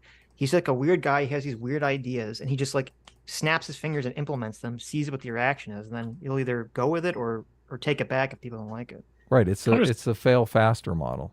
Right. Can't just call him weird just because he's not from our planet. It's a bit prejudice, isn't it? Yeah. I mean, totally. all people that aren't from Earth are a bunch of weirdos who should be deported. So To space. Sitch, I've won you over. yeah, deported to space. Sitch used to Listen, cringe. space is a big place. Okay, why don't they come to our one little planet? Yeah, point. it's true. Good point. A lot of real Speaking estate of out there. space, the Mongolian leprechaun surfer man from Saturn for $20. I know him. He says, "Hey, Sitch and Adam, would you guys believe me that I had no idea who Nirvana is? Long story short, my coworker gave me a hard time at work about me not knowing them, especially since I was born in the 90s. How is that? Well, okay. I was going to If say, you're how's born that in the possible? 90s, you're just a kid. Yeah. I was you going to don't say, know. how is that possible? But you are from Saturn, so it Right. does make sense. Okay. Right. Well, and if you're just a child, but I find it hard to believe you haven't heard any Nirvana songs as a child. Well, I'm going to say this, and Adam's going to be very upset about this. Okay. Let's hear it. My first knowledge of Nirvana didn't come from Nirvana. It came from the Weird Al song, It Smells Like Teen Spirit. That is so sad. That is probably And the I was like, oh, saddest this is thing funny. I've heard. What song is this parodying? Oh, this band called Nirvana? Who are they? That Let's could be be the honest. Some saddest of thing I've ever heard. Weird Al's songs are better than the originals. Okay. Most of them are, honestly. Yeah. What? so- Oh my God, that's so painful. Painful to hear. Mm-hmm. I mean, the truth can be painful. Truth can be painful, Adam. Not Nirvana. J-Mac, our circuit father, for 50 gifted memberships. Thank you so much. Thank you. Mr. Ubercross, thank you. The S and A Team Lawyer for 10 gifted memberships. Thank you. Wow. And Purple Eyes. Yes, thank you, Mr. Ubercross. And Purple Eyes, WTF, thank you for the $20, even though you retracted the message. Yeah. Okay. Yeah. Thanks. Now, we Thank can you. watch this video again. What video? setting Oh, the yeah. bar. That's Oh, right. do you want to catch me up on context? Or... This is Therapy Jeff. Okay, Therapy Jeff, of Massive course. cuck. He's got. He's like if you took a clown and He's removed one the of face paint. 6 boyfriends from his wife. You know, in quotes. Okay. Yeah. I Therapy Jeff, so far, his issue seems to be that he thinks that Jonah Hill is using abusive language by misusing boundaries, which is a therapeutic quasi-medical term, as a way to essentially abuse her into submitting to his ridiculous standards for a relationship. Right. That's pretty straightforward. Yeah, well. Yeah, his argument is that boundaries should only apply to direct actions against you, not setting boundaries for other people. Which boring. Is dumb. More dynamic relationships. Yes. Example of healthy boundary setting. Instead, it reflects an attempt at control. It demonstrates a lack of respect for Sarah's autonomy and individuality. Yes. Jonah's message is more about restricting Sarah's behavior to suit his comfort levels and insecurities, rather than expressing his feelings or needs in a healthy manner. All right, thanks, Jeff. Love you, Jeff. One thing that... Couldn't you say that about anything? You're like, listen, I don't want you to have sex with other people. Yeah, I think that we should keep this whole sex thing. I think only my penis should be the one that goes inside of you. Mm-hmm. And that's my boundary. I'm setting that as a boundary, you know, around you, so to speak. I'm putting up a semi-permeable barrier for penises. Only mine can penetrate this barrier. Well, Jeff thinks that's fascist. I feel like that's a pretty reasonable boundary for a relationship. Jeff doesn't like that, though. He thinks that's authoritarian fascism. You can't do that voice, Anna. I wouldn't want to be a fascist. Look, I got Mauler to do it too. What are you talking about? It's just a fun word to pronounce with that. Look, you know? he's a fascist, okay? Come on. Fascisto. Yeah, it's I think this is not very fair what Therapy Jeff has said and how he stated it, and quite frankly, I think it's a bit irresponsible for you to label yourself as a therapist and use that. Of course, without context, weighing in on this relationship. I think he's abusing. I think he's abusing his position of quote unquote authority in this matter. I agree. That's great. So to clarify, totally. that was Therapy Jeff. This is regular Therapy Jeff. This is Jonah Hill. Oh, Noah Samson. This is Noah Samson. Sorry, Noah Samson. This is a non-therapy entity. Just clarifying. Well, actually, we're gonna go back to Therapy Jeff for a second. I want you to watch a 2-minute TikTok video that. Wow, that's a long TikTok video. Yeah. Oh no, Therapy Jeff again. How come TikTok like flips? Because his shirt is backwards now. Yeah. I get REM Out of Time. So why would Out of Time is an appropriate album for TikTok. However, why does TikTok always flip? I see this on like all videos where it flips the video. So if anyone has like a shirt or something, it's always backwards. Well, is it TikTok or is it whatever he's filming on? He's doing it. I don't know.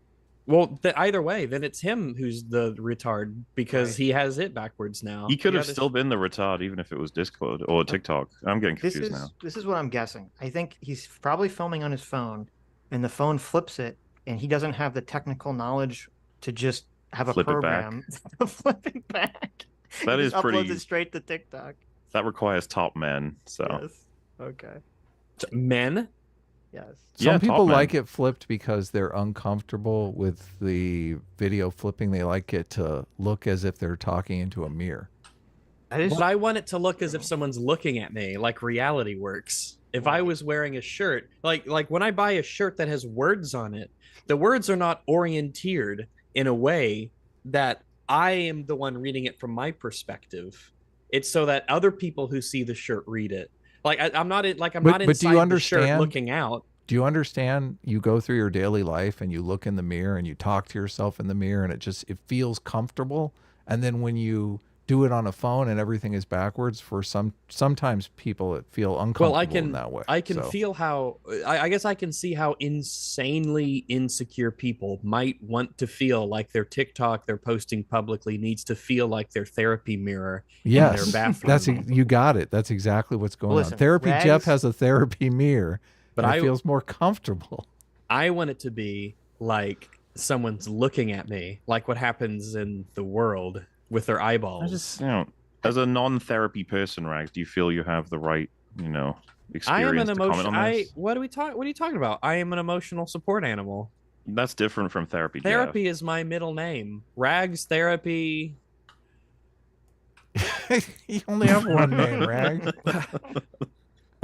How do you know he doesn't wear his shirts backwards like that in the real world? Yeah, that could just be a backward shirt. Maybe it's like maybe that's a Portland thing. It's like a style. You know how like how women buy those ratty ass torn denim things, right? Like those $100. pants. Yeah. Maybe that's like the guy version where they take their shirts and they flip them. They get flipped. Not inside out. Is they, but like by they design. tag the regular jeans and they trace them until they're thrown out, and then they grab them and put them back on the sale thing. They put a little tracker in it. It's a great system. Money saver. Okay. This video is called 5 Things Society Makes a Big Deal About. 5 things. Oh, Great. I can guess. I'm gonna say he's gonna say open relationships, being overweight. Ooh, let me see. Open relationships, being overweight, Women doing anything. Yeah. What else would he say? I don't know. I don't know. I guess we'll find out. I know, so I can't tell you. Oh, well, yeah. Well, okay. Well, you could have DM'd it to me and really That's set me true. up, but that's all right. 5 things that society big deal about, but really doesn't have to be that important. And you can be happy and satisfied and well-adjusted if you never achieve any of these things. Ooh, okay. 1, discovering your purpose in life. Apparently, getting up in the morning, getting through the dumb day, and not throwing your phone out the fucking window isn't enough. You need a purpose, too. Newsflash, you can live a very satisfying life without finding your North Star and making your life mirror a self-help book. Ever come across someone advocating that you just don't need to have a purpose in life. And it seems like he's using purpose almost in the same way that most people would just say, I have a goal, or I have goals in my life, or I have things that I want to accomplish. I mean, even he used the little quotations, the finger quotes, when he said achieve. Like having a purpose and having a goal, especially because purposes aren't like intrinsic things or things that you set. It's good to feel like you have a purpose, that you have a goal, that you're striving to accomplish something, because if you don't, then I think the chances are that you just float through life without doing much or realizing your potential are a lot higher. Well, yeah, because we're dangerously close to the word meaning. Like you don't have any purpose. Most people would consider that they're just floating through, not thinking about anything about themselves. It's like, oh, you don't want to be like that. What he should be encouraging is that you should be fine with like not achieving in the exact same ways as other people. Like, don't model your life after someone else's. Other people's goals don't have to be your goals.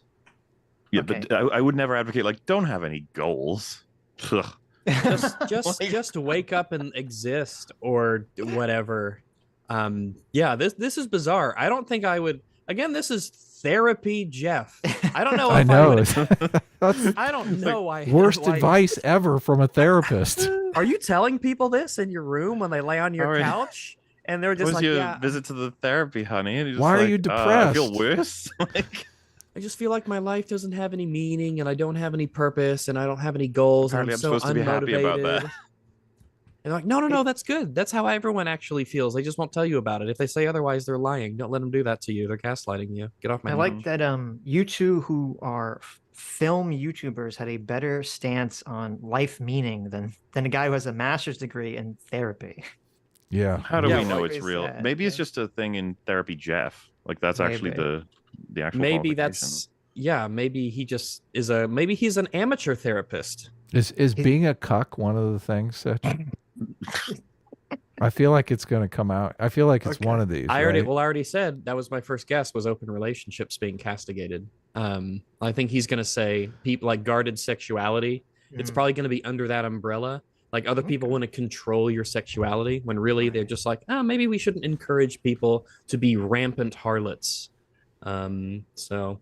I mean, sex is just like a handshake. I don't see what the difference is. It is. It's like a penis handshake. Yeah. Don't get hooked on finding a purpose if you don't feel compelled. Nothing matters. Everything is made up. Oh, come on. Oh, no. Why would a therapist ever say nothing matters, everything's made up? He gave the fucking Rick Sanchez answer to this. Yeah, I was going to say, since when... nihilist answer, like an actual, like nothing matters. Like, what the God. fuck? Why would you ever tell someone that you never can't let be an that be actual the- therapist? You never let nihilism be the end point. You're supposed to fish them right back out of that if ever you introduce that to somebody. Yeah. Oh my You're not gosh. supposed to be leading them there and then leaving them in the abyss. It's like, bye. He needs to see everything everywhere all at once, like stat. He needs to God, I cannot imagine a therapist saying this openly. Nothing matters, everything's made up.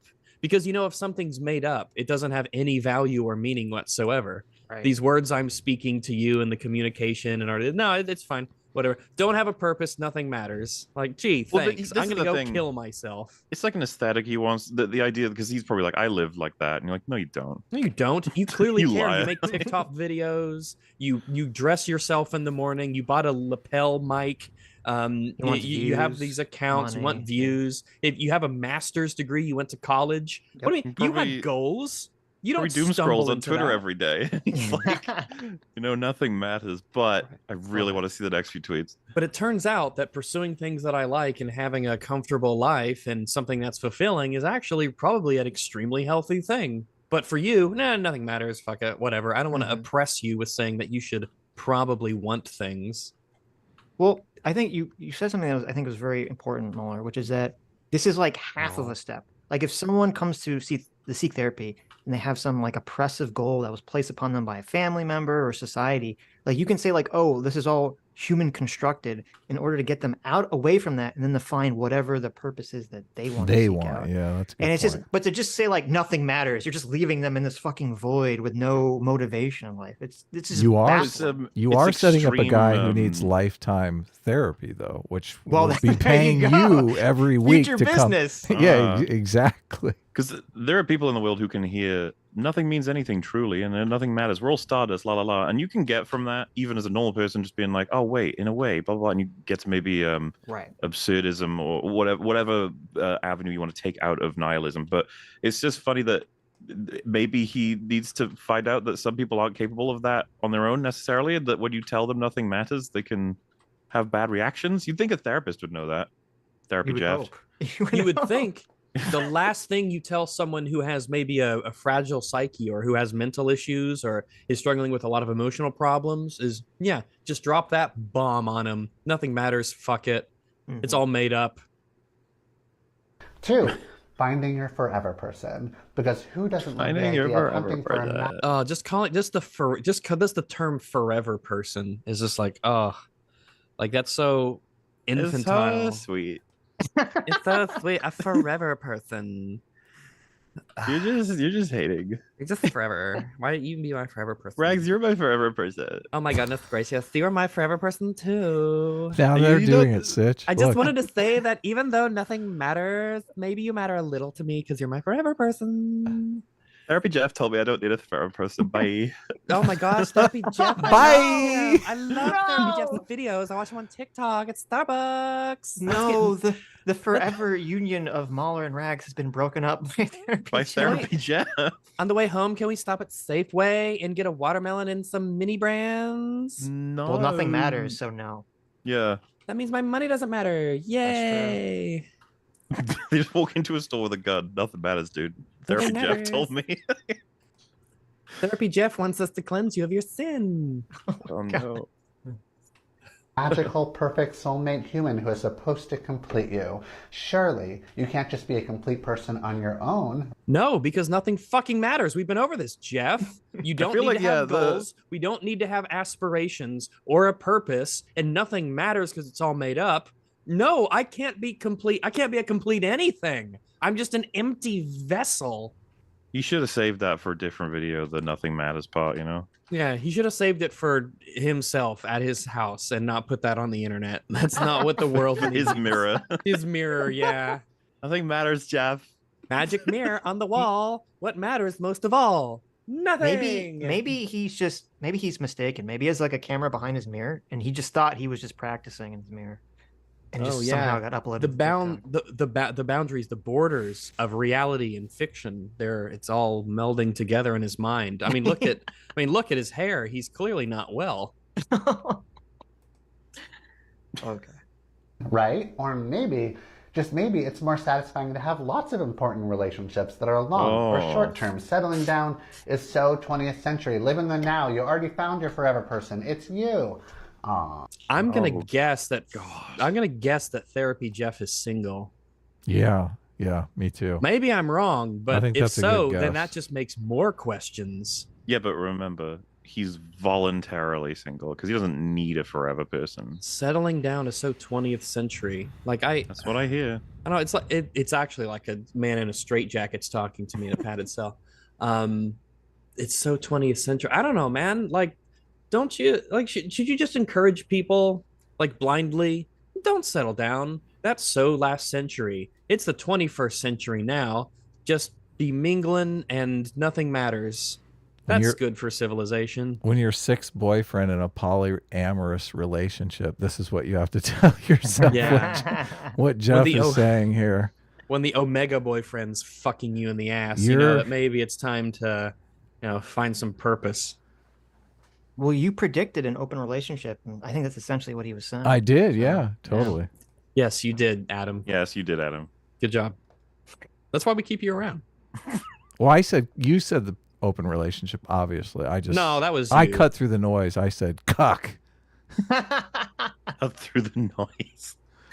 If everyone's just in one massive fuck pile, no one's getting cucked, but I don't know. Jeff is sixth boyfriend in line. Come TherapystJeff on. would have a throne in which he watches the antics. Here's a question. If everyone's in a big fuck pile, but then you take the person at the bottom of the fuck pile home, does that make you the cuck? It of course. Does to an extent. Yes. So.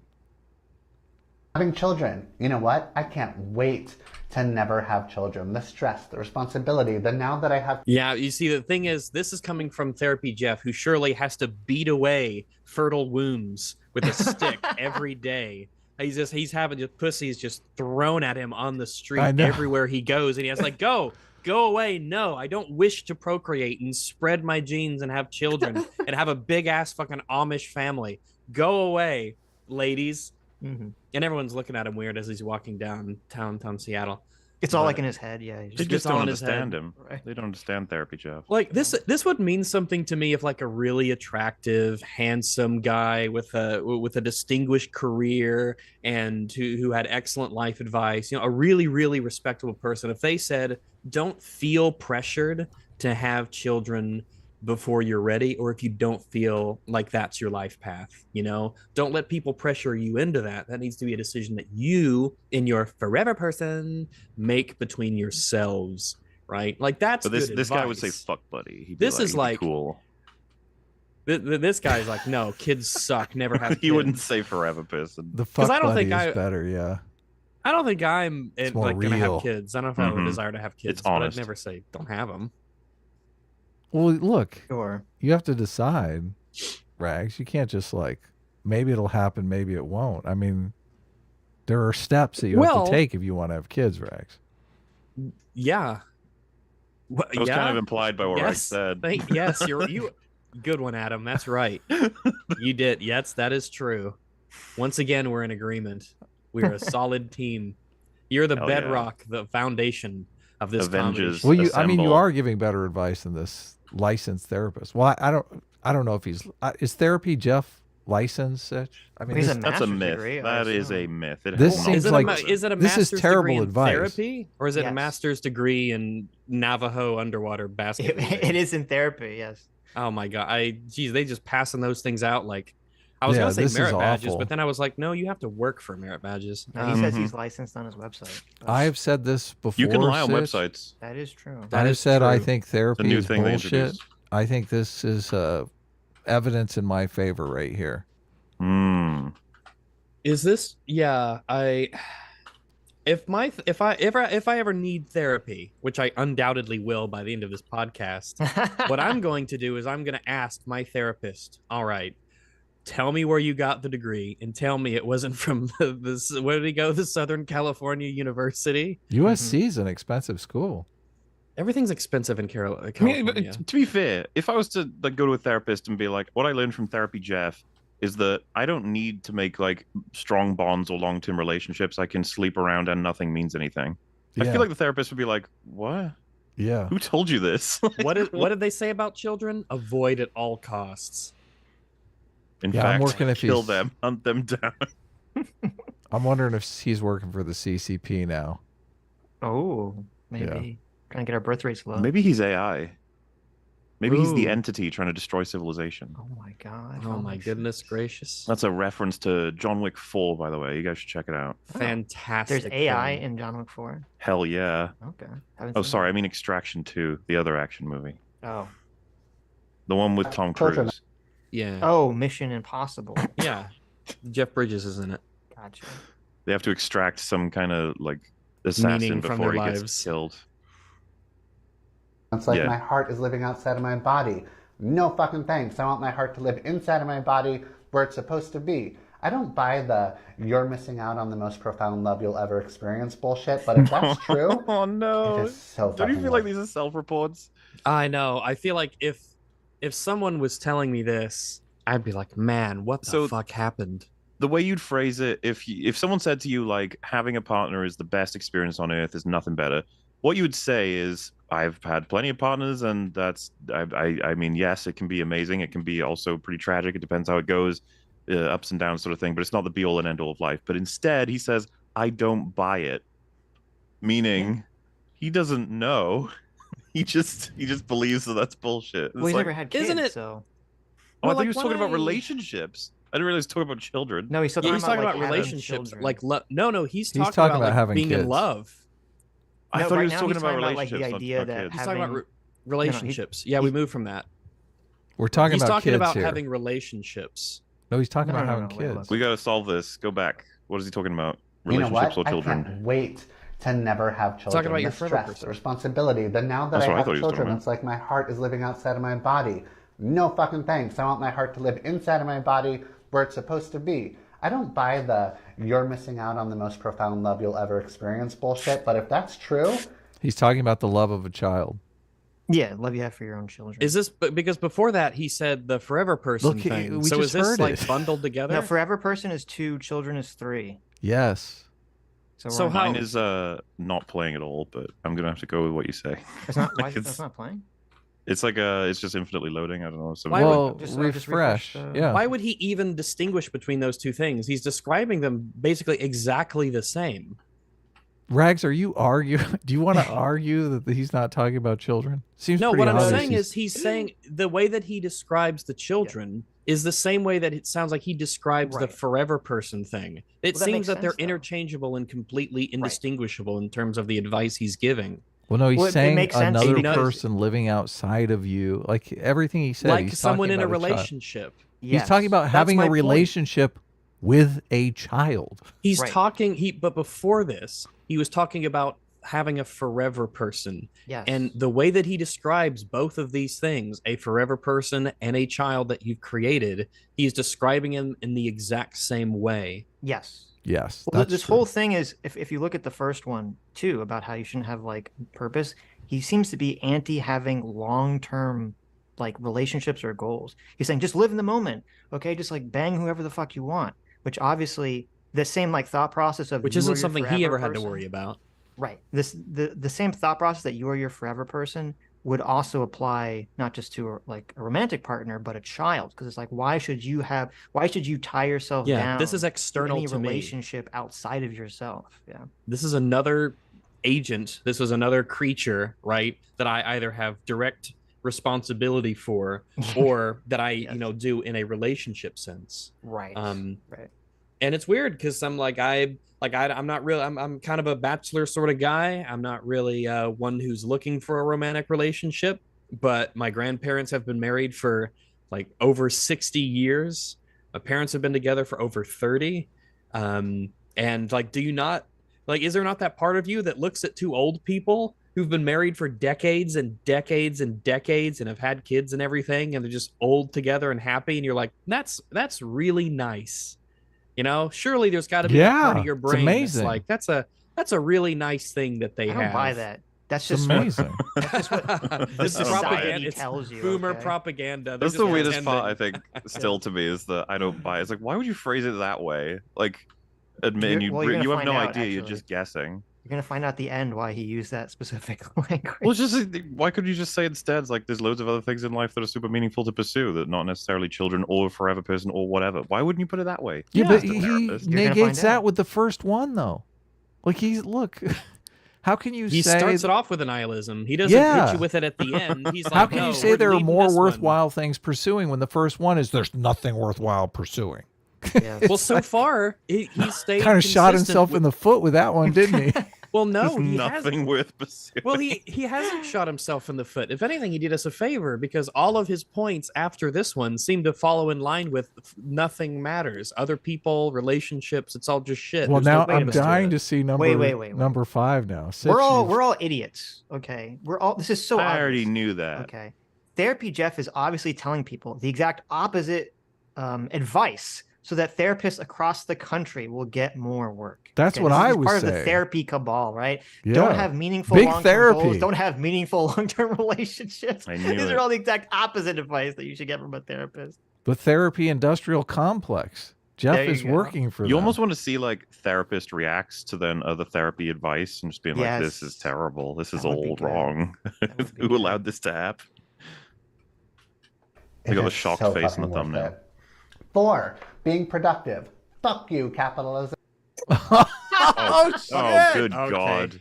Yeah, That didn't take long. These are winners. These shit. are a real winner right here. Imagine if everybody in a shit. civilization had this attitude. I just like we've now inextricably tied productivity to capitalism. Like you know, there's Yes. no you can't be productive in any other environment. Yes. That's why he Because- said he doesn't buy it. Remember, in socialism, buy it. socialism, there's no productivity. In socialism, no one like works or creates things. No one makes money. Nobody owns anything. I know. Like how do you, like if you want to be out, if you just want to go out in the woods and just like pick berries, man, you know, go for You it. go There's- for it, There's yeah. a lot of wilderness power out to there. ya. No one would even notice. Well, now we know why he doesn't have a girlfriend too. We don't Because he we lives in don't- the woods. We don't know. No, why because he- he's look. We don't know he doesn't. Right? This is He not might a have some. This is There might be not some attractive. crazy Women do person. not look at a guy who says, "Look, I'm never going to get a job." They're like, "Okay, well, good There are luck to some you, really- buddy." Well, that would Hey. be bending the knee to capitalism. So why would you do that? Okay. I'm gonna, you know, I'm gonna stand up for women here, and I'm gonna say that women Boo. are just. Let me finish. I think women are just as capable at men at being fucking insane lunatics. All right. So there is a woman out there More for so. this guy, Hmm. and they would just, they go together like two Yeah, things. she's got you know? she's got 6 other Popcorn and boyfriends, movies. and Jeff is number 6. Listen, I think it's very inappropriate that you guys are all assuming his sexual preferences. Okay. Right. He How- could be did strictly you- into I'm non-binary. sorry. Did you just say his? Oh, fuck! Oh, You just assumed Sitch, by Sitch, everything. no! Just No! Sitch, just I'm gonna get because canceled. you gonna can't melt. assign pronouns hypocrite. to people. Just because you're fell right into my own trap. 99.99% of the Trying to time. wag your doesn't finger mean at you us. just Do it. No! God. How dare you? Okay, let's hear about how capitalism is bad. Yay! Also, gauging your value by the number of tasks you've checked off, the spreadsheets you've filled, or the sleep you're missing is so passé. Sure, go ahead and be productive if you're genuinely inspired, but grinding just for the sake of it, that is not the vibe. Taking time to rest and rejuvenate throughout the day, now Rest that is from the type what? of productivity I don't want my I can therapist get saying behind. Like, what are you vibes. resting from if you're not doing anything? From all the depression you have because nothing matters and you have no relationship. I don't do anything. I don't like anybody. I have no big relationships. I have no goals, no tasks. I'm not productive. And boy, does it wear me out. Yawn. I mean, it need actually a- does. It literally does. If that's your life, It's you're going to be depressing. very That unhappy is and depressed. depressing. It's wearing Yeah. Jeez. Who watches this and is like, yeah, Yeah, this if is you- good advice. If you add nothing to the entire will of your whole life, you're not going to feel too great. You might actually think nothing means anything. Oh, Yeah. you're So going it to kind of lines up. This guy has a lot of views on TikTok. Why, Therapy Jeff? Because I'm convinced that views on TikTok mean literally nothing. Right. Yeah, me Oh. too. Maybe Well, people the are watching craziest him thing because is, he's like a lol cow. As far as I'm aware, there's people like chopping up parts of videos from like possibly all of us that put them onto TikTok. Really? And I'm like, the fuck? That's like stealing, man. This video that we're watching has 1.1 million views on TikTok. Wow. Are there any like comments on nihilists? Someone said you should add buying a house. And he replied, he said, I almost added this one. I'll add it next time. This is depressing. I love the idea that he's like, buying a house is fucking meaningless. Fuck it. Live on the streets better. It's more, you get to live and learn about life. Remember, don't buy a house, but landlords are evil. So now what? Here you go. Here's the point, Rags. There's a lady, a feminoid, who commented that says, I think Jeff is my soulmate. Oh my god, a forever person. I don't know. Is this like a joke that I'm not aware of? Am I on the outside of some fucked up joke where people just go on and say terrible, terrible life advice and everyone's like, hee hee, me too, lol. Maybe. This has got to be this is a thing, right? This is a thing. Exactly what I would expect a corpo capitalist knuckle dragging idiot to say. Wow. Look at you being productive. What's wrong with you, Rags? I'll bet you live in a house. Like, you fucked up weirdo. I bet you live in a house. I bet you live in a house with a woman that you love and kids that you care for and a job that brings you fulfillment. Ooh, look at me. I made a table. Fuck you.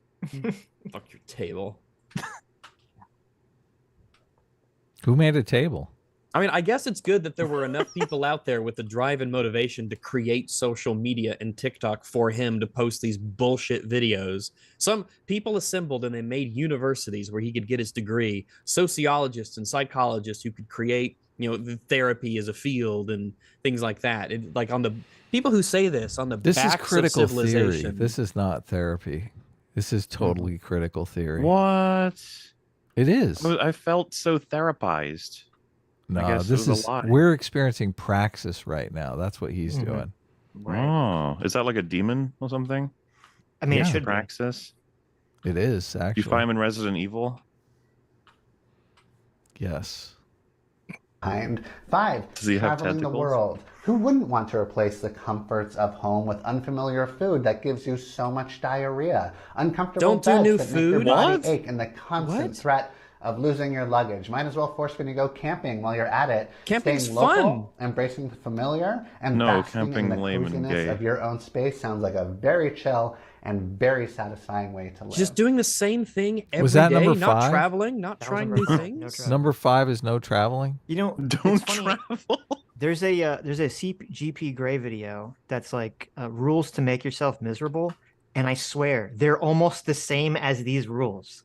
Like, it's don't have goals, just do the same thing every day, don't exercise, don't go outside. Definitely don't go outside. Yes, Yeah. it's just amazing. This is bizarre. Like, I can't imagine the last person in the world who should be giving people any sort of advice. Yeah, totally agree. Jeff.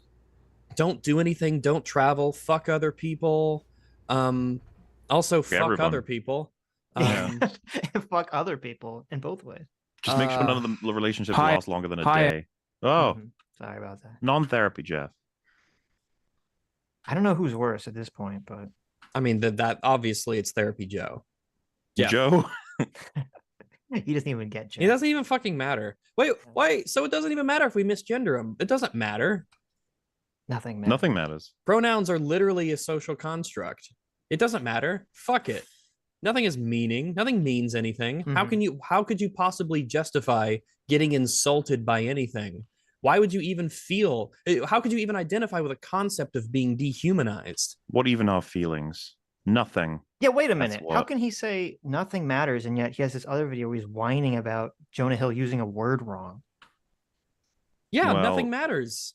He should say Jonah Hill shouldn't even be in a relationship because fuck other people. I feel like it's backfired a little, this whole nothing means anything thing. Yeah. Who could have seen this coming? I don't know. Yeah, it's crazy. Thank you, Noah, for turning to this expert to make your case. Oh. Jeff, love you, Jeff. One thing that was sort of fascinating to me about this whole thing, but also very unsurprising, was the amount of people supporting Jonah in these boundaries, kind of just telling on themselves about their sort of demonic views about relationships. Here's real Candice aka Candice Owens, some Prager, some conservative lady. There's literally nothing wrong with Jonah Hill's leaked text messages regarding what he wants in a partner. But there's plenty wrong with women in society today. Basic respect for your partner is now being labeled as misogynistic from insecure women. Anytime you go into your place of work and you see a man and you turn away and walk towards the wall and then run through the wall like the Kool-Aid man, that's basic respect. Women these days can't do that because there's something wrong with them. Notice the framing there of what... I don't understand his joke. So he's saying that he's basically equating that Candice Owens is so insecure that she thinks that whenever a woman interacts with a man, they have to run away through a wall like the Kool-Aid man. That's what Jonah Hill was asking for. Oh, okay. Because the Kool-Aid man seems really happy to run. And also, he's usually coming towards people. Yeah, he's coming there so that he can pour out his insides of delicious fruit juice. Well, actually, it's shitty fruit juice, and then they can drink it and get hyper. Because oftentimes it does seem to be a room full of children, which is a little odd. Wait a minute. Are you saying the Kool-Aid man is a groomer? He's providing precious beverages. He is. Well, it's a beverage. Okay. He's grooming the children with his insides. Okay. What did he put in the box? Gee, what he wants in a partner. Yes. What he wants in a partner, as if it's just preferences, you know? We've seen the preferences card used before. When what he wants is like absolute control in like various facets of this person's life, and to be able to fully restrict their behavior. No, he's not fully restricting his, but I think some of his things go too far, but I don't know what her boundaries would be like for him. Right. And I also like, this isn't really crazy. It's not unreasonable in general that people are like, yeah, don't take sexy photos of yourself and things like that. But yeah, it's just to say that this is like super controlling or anything. What do you think a woman would, if a woman said, Jeremy, I don't want you going on the internet and posting pictures of your dick or, you know, you in, you know, skimpy attire, or in these weirdly provocative, you know, pieces of clothing. Like that's not like, would he say this first? And I mean, maybe he would. Times they don't. I don't know. I mean, at least be consistent, I would hope. Yeah. Why haven't you hung that picture up on the wall? It's just like leaning by the windows. Yeah. Why would you not? It's a desk picture. Put it up. Like nothing matters. Hang it up, right?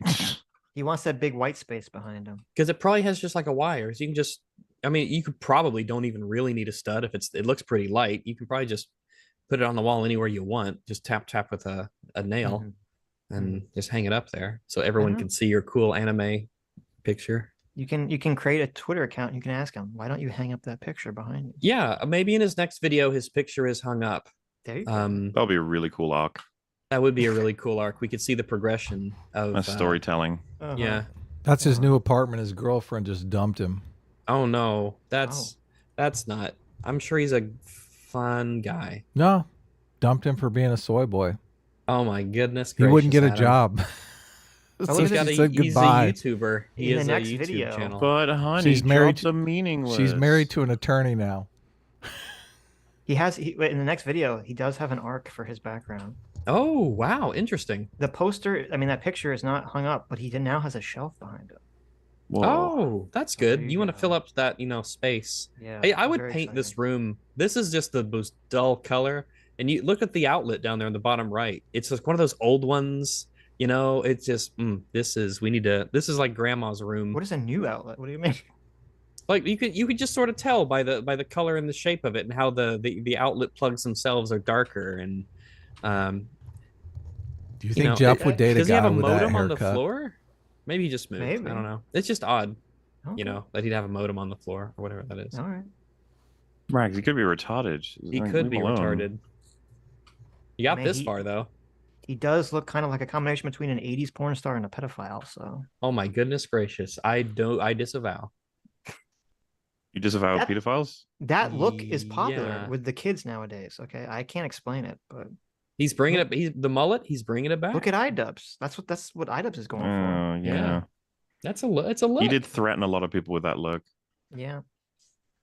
You're with no recourse whatsoever for the relationship and for what that means for the person and their own relationships in their own life. Here we had Devin Booker, who's a basketball guy. Apparently he shows support for Jonah Hill. He put a salute emoji there. So here you have all these fantastic Twitter blue replies. The first reply you get is the emoji that's already in the post. If you pay for Twitter blue, is it the same? Fuck you. Nice. More. Is it the same? And also, is Darren Brook? Who's Darren Brook? Is he part of a basketball team? He's a basketball guy. Well, wait. If Jonah Hill was wearing a jersey of his basketball team, then and he puts the salute, then it's probably like, hey, Jonah Hill's wearing like my team's like merch. He's showing support for our team. He's probably not like Jonah Hill was totally correct in his relationship texts with his girlfriend, right? Well, I think the implication is supposed to be that it was in relation to that. Was it?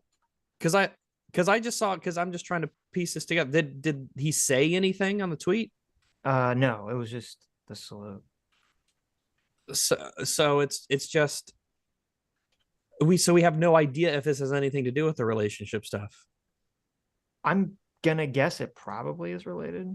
No, if Darren Brooks is a sportsman, right, and Jonah Hill's walking around with a sports jersey, here let me drag it back, and it seems like.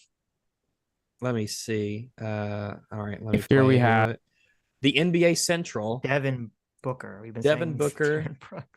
But okay, so Jonah Hill is wearing a foot or it's not a football. Sorry, what's the other sport? Basketball.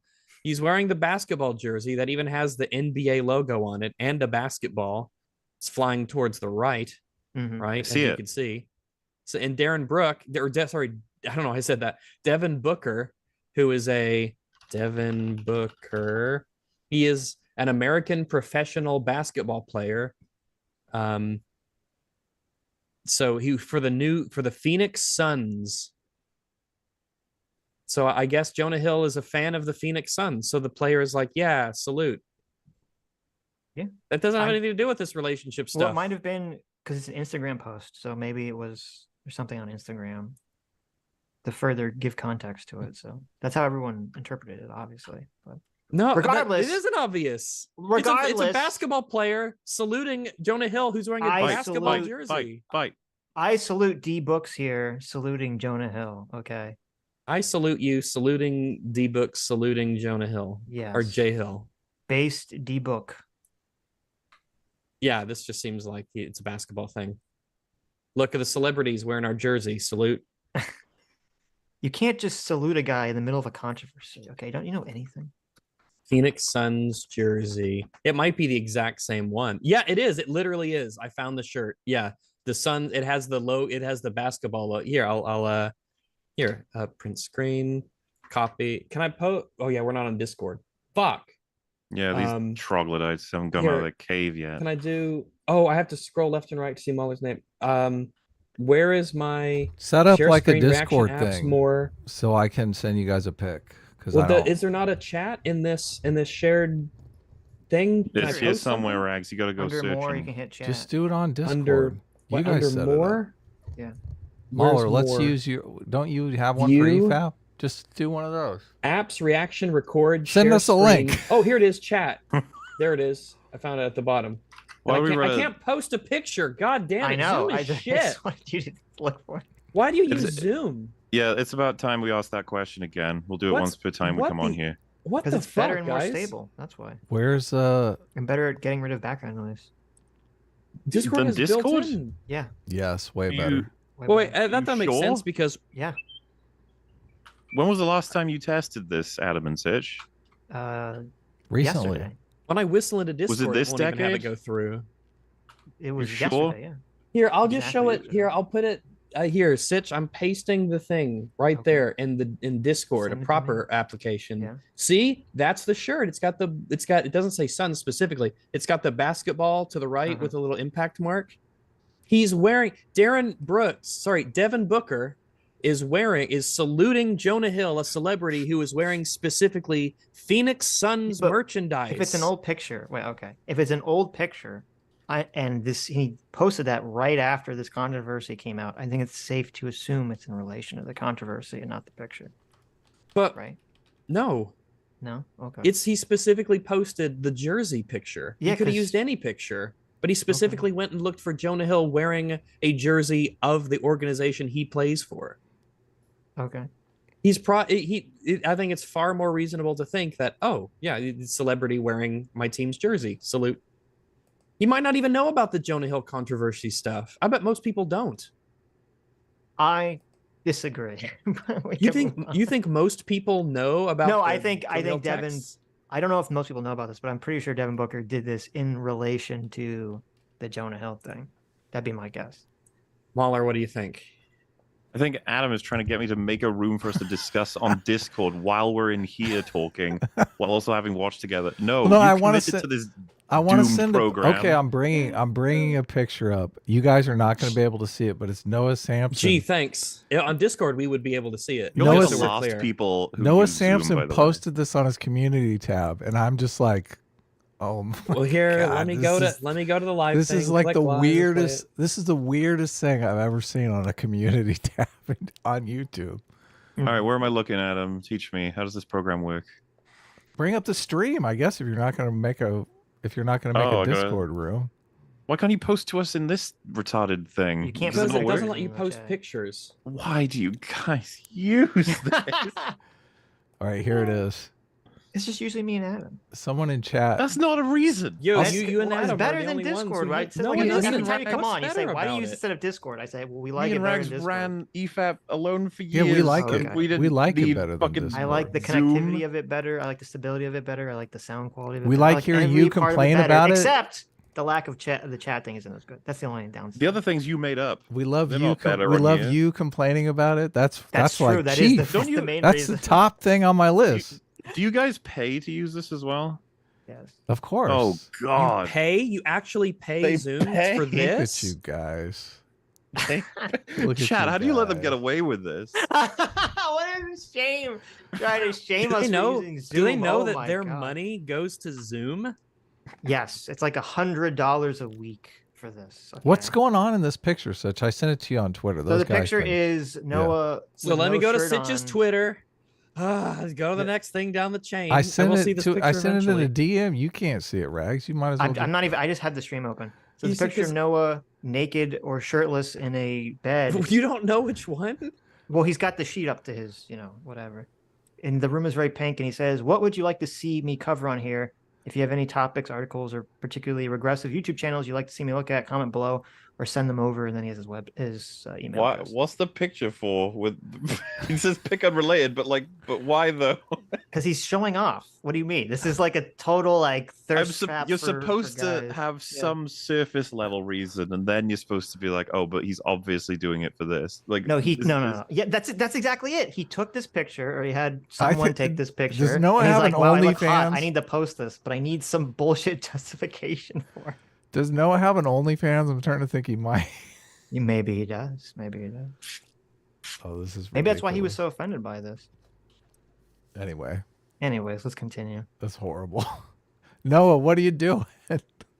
Devin Booker, who's a basketball guy, apparently he shows support for Jonah Hill. He put a salute emoji there. So here you have all these fantastic Twitter blue replies. The first reply you get is the emoji that's already in the post. If you pay for Twitter blue, fuck you. Nice. More Why? emojis. That's good. Thank you. Thank you for your Well, input. I What mean, all isn't men it- should isn't it do. kinda You just interesting? sound Good. really upset.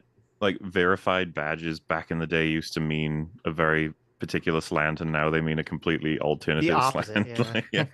That's true. That's so funny. So They're like interesting. mad that the people, all the socialists. It's very weird that all the socialists are mad that the people have access to their primo status badge now. But it's such a. This is the kind of shit that would get you nihilistic. You're like, wow, we did just completely. Because it used to be like, oh, blue check mark, opinion discarded. But now it's like, you've got the check mark, opinion discarded on the other side. It's Yes, like, that's true. how do we? Is everything just? It's all a cycle. Yep. Nothing ever changes. Well, and it's weird for him to he's like, "Oh my God, this person posted the emoji in the post." I mean, that's literally one of the most common things that people do in replies, just to show that they agree with. He's gonna get angry about something. Yeah. Look at these Okay. salutes. It's horrible. Yeah. He did nothing wrong. You This is should a get good angry tweet, about in my meaningful opinion. If things, your like boyfriend says people not to using Zoom. Nothing matters, Mauler. I don't know why you care about Zoom so much. Yeah, geez. Have a heart attack. Nothing If matters. nothing matters, why are you using Zoom? Look, we like to spend money frivolously. You should just be sitting in your rooms spinning around in circles. How do you know I'm not doing? That's why I'm not on camera. I'm literally doing that. It's like my whole thing, dude.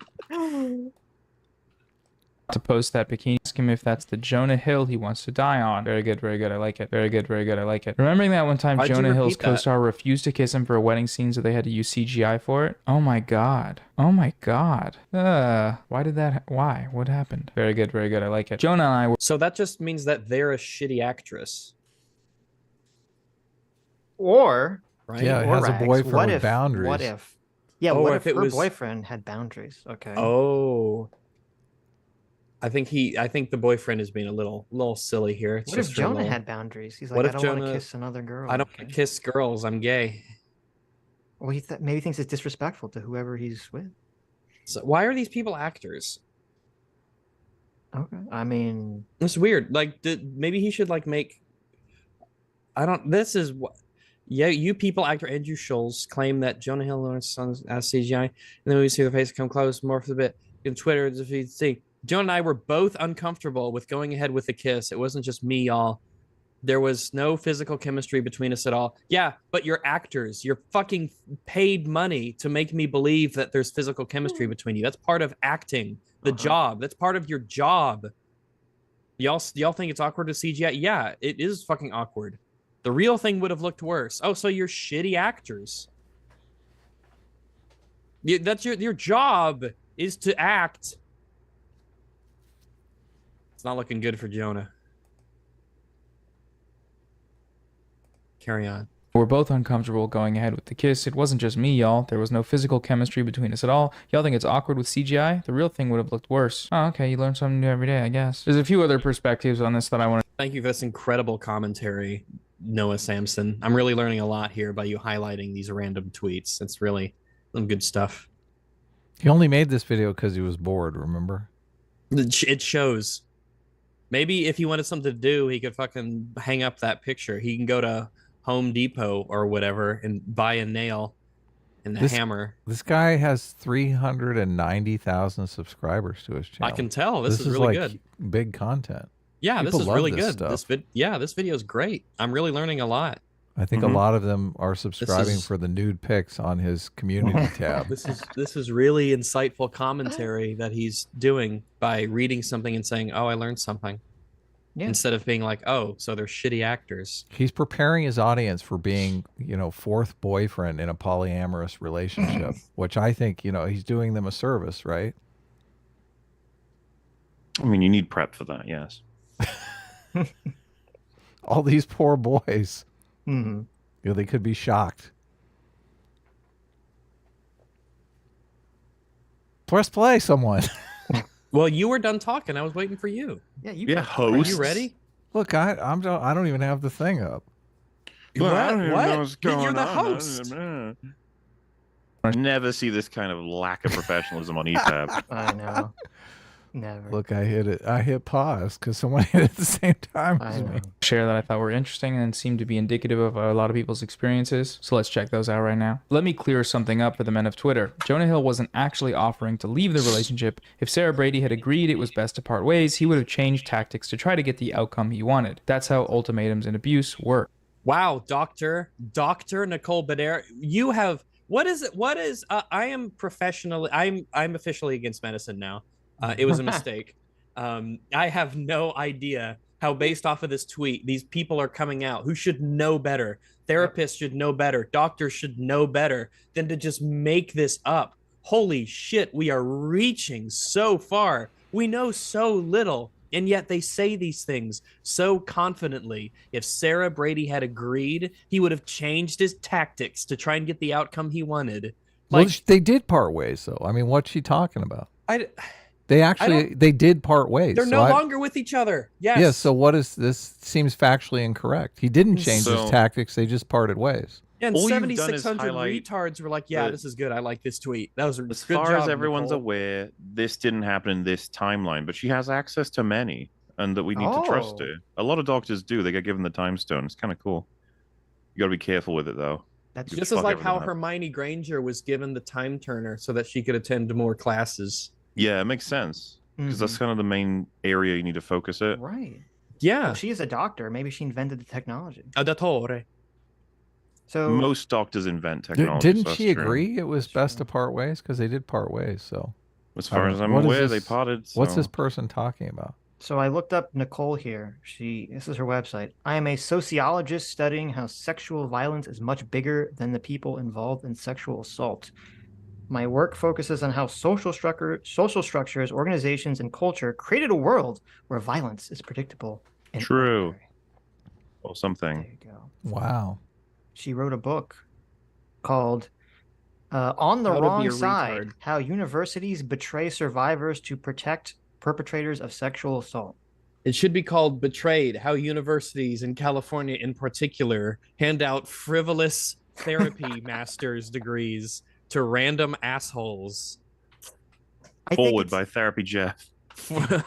I think it's insane that anyone in the year 2023 thinks that colleges are too frivolous with going after sexual assault as opposed to being too strong in the other direction and kind of just not really giving people opportunities to defend themselves. But Yeah, all right. too zealous.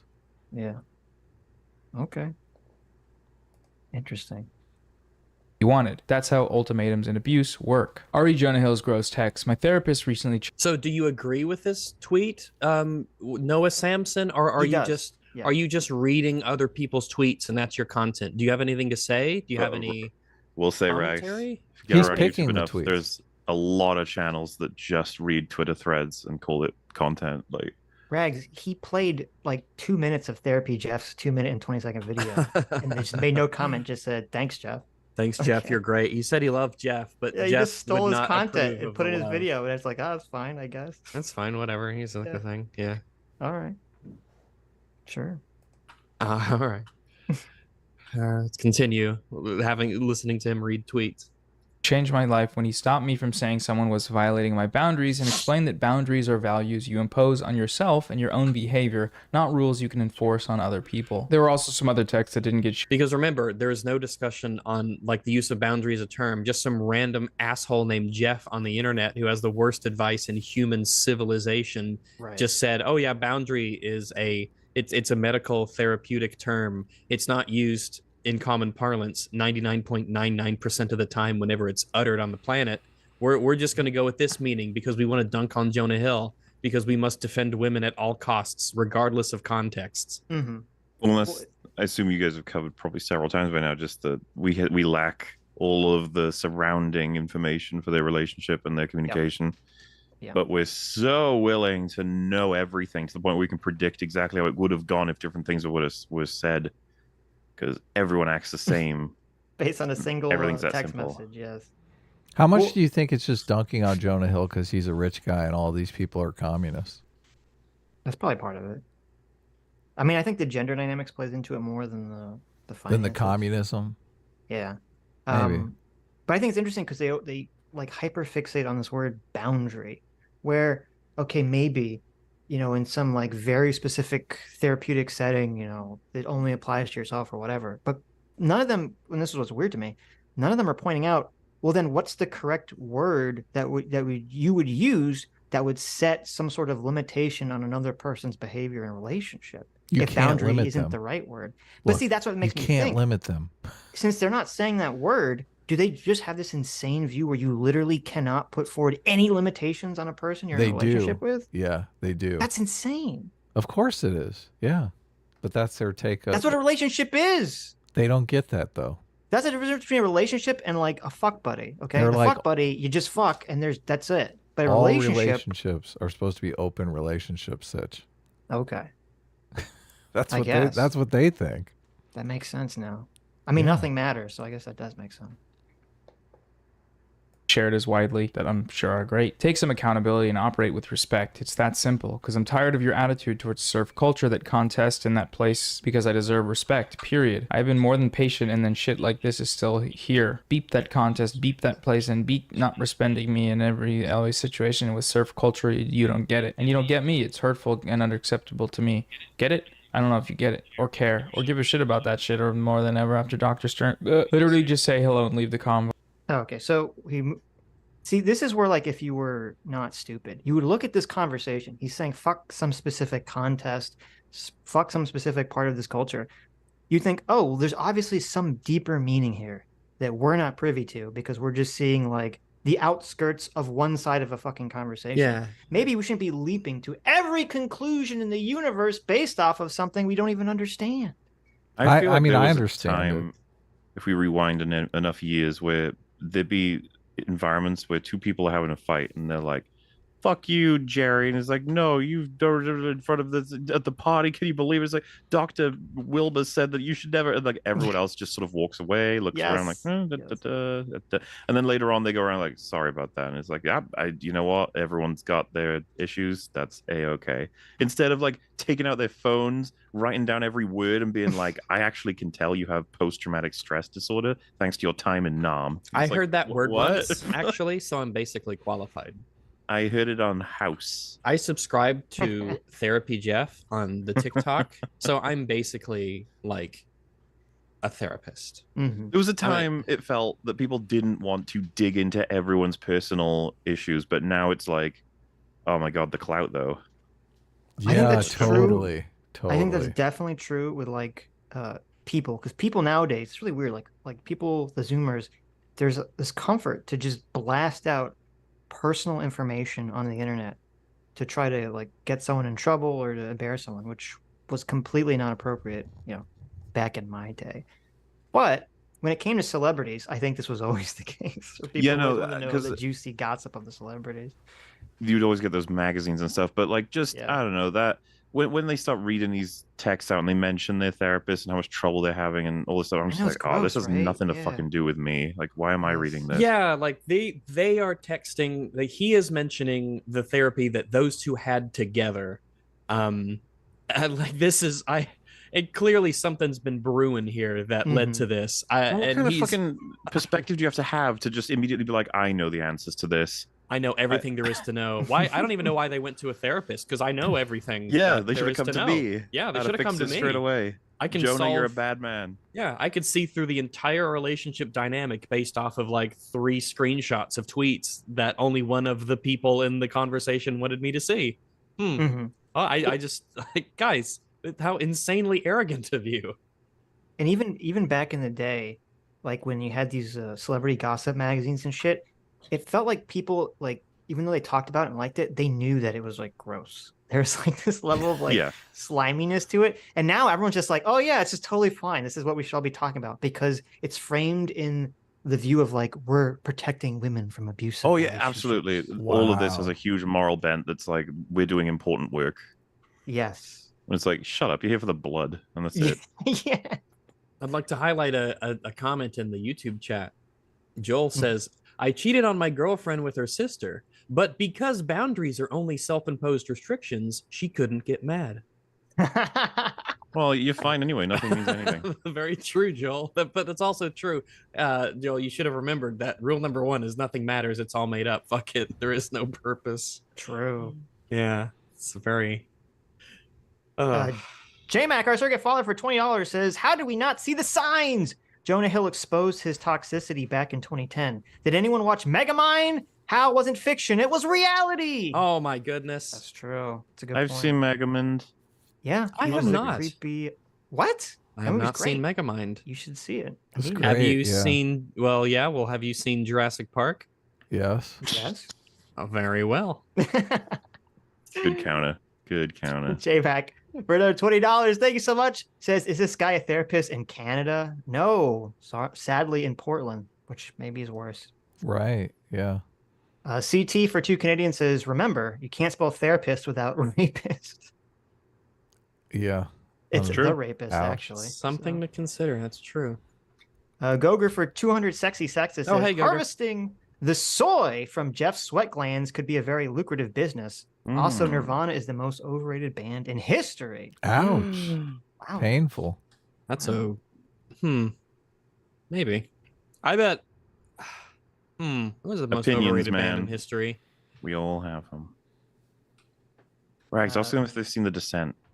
What? Okay. Hey, Adam, Sitch, have you seen The Descent? No. Oh, you should see The Descent. It's really good. Isn't that there's like monsters in a cave or something? Or cave Yeah, people well, they're in a cave? women, but yeah.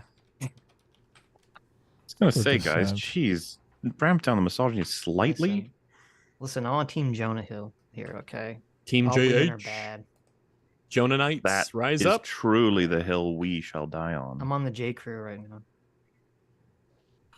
Vivek for $40. Thank you. Says, howdy, Sitch and Adam. Longtime fan here. I don't comment much, but I just want to applaud you guys on your performance on the Ricada stream, especially you, Adam. I know you mentioned how you've been working on keeping cool. Your hard work and argumentation is shining through. I also want to say I thought you were right about Ricada's race utopia representation hypothetical. As someone who knows no context, what an interesting tweet, or what an interesting message to send. Thank you, Vivek. That's probably too long to talk about right now, but maybe at the end of the stream we'll talk about our appearance on Ricada. If you guys didn't know, we were on Ricada on Thursday. He's Is the that how it's law pronounced? man. Ricada? Ricada, yeah. I always say Rikita. I thought it was Rikita as well. Nick Ricada. We are on Nick Ricada's stream. The first hour on YouTube, we talk about Trump stuff, and then we have a 6 or 7 hour conversation on the fucking Jewish question. Yeah. And Nick Fuentes and all that controversy. So it's on Rumble if you want to check it out. Kind of crazy. Yeah. Kind of interesting and bizarre will, conversation. Adam doesn't have time for EFAP. We can jump on a random 6-hour stream for Nick Rikita, huh? Well, Sitch begged me. Oh, he and begged since, you. Okay. Since Sitch is my work wife, I don't know if you guys understand how relationships work. So yeah.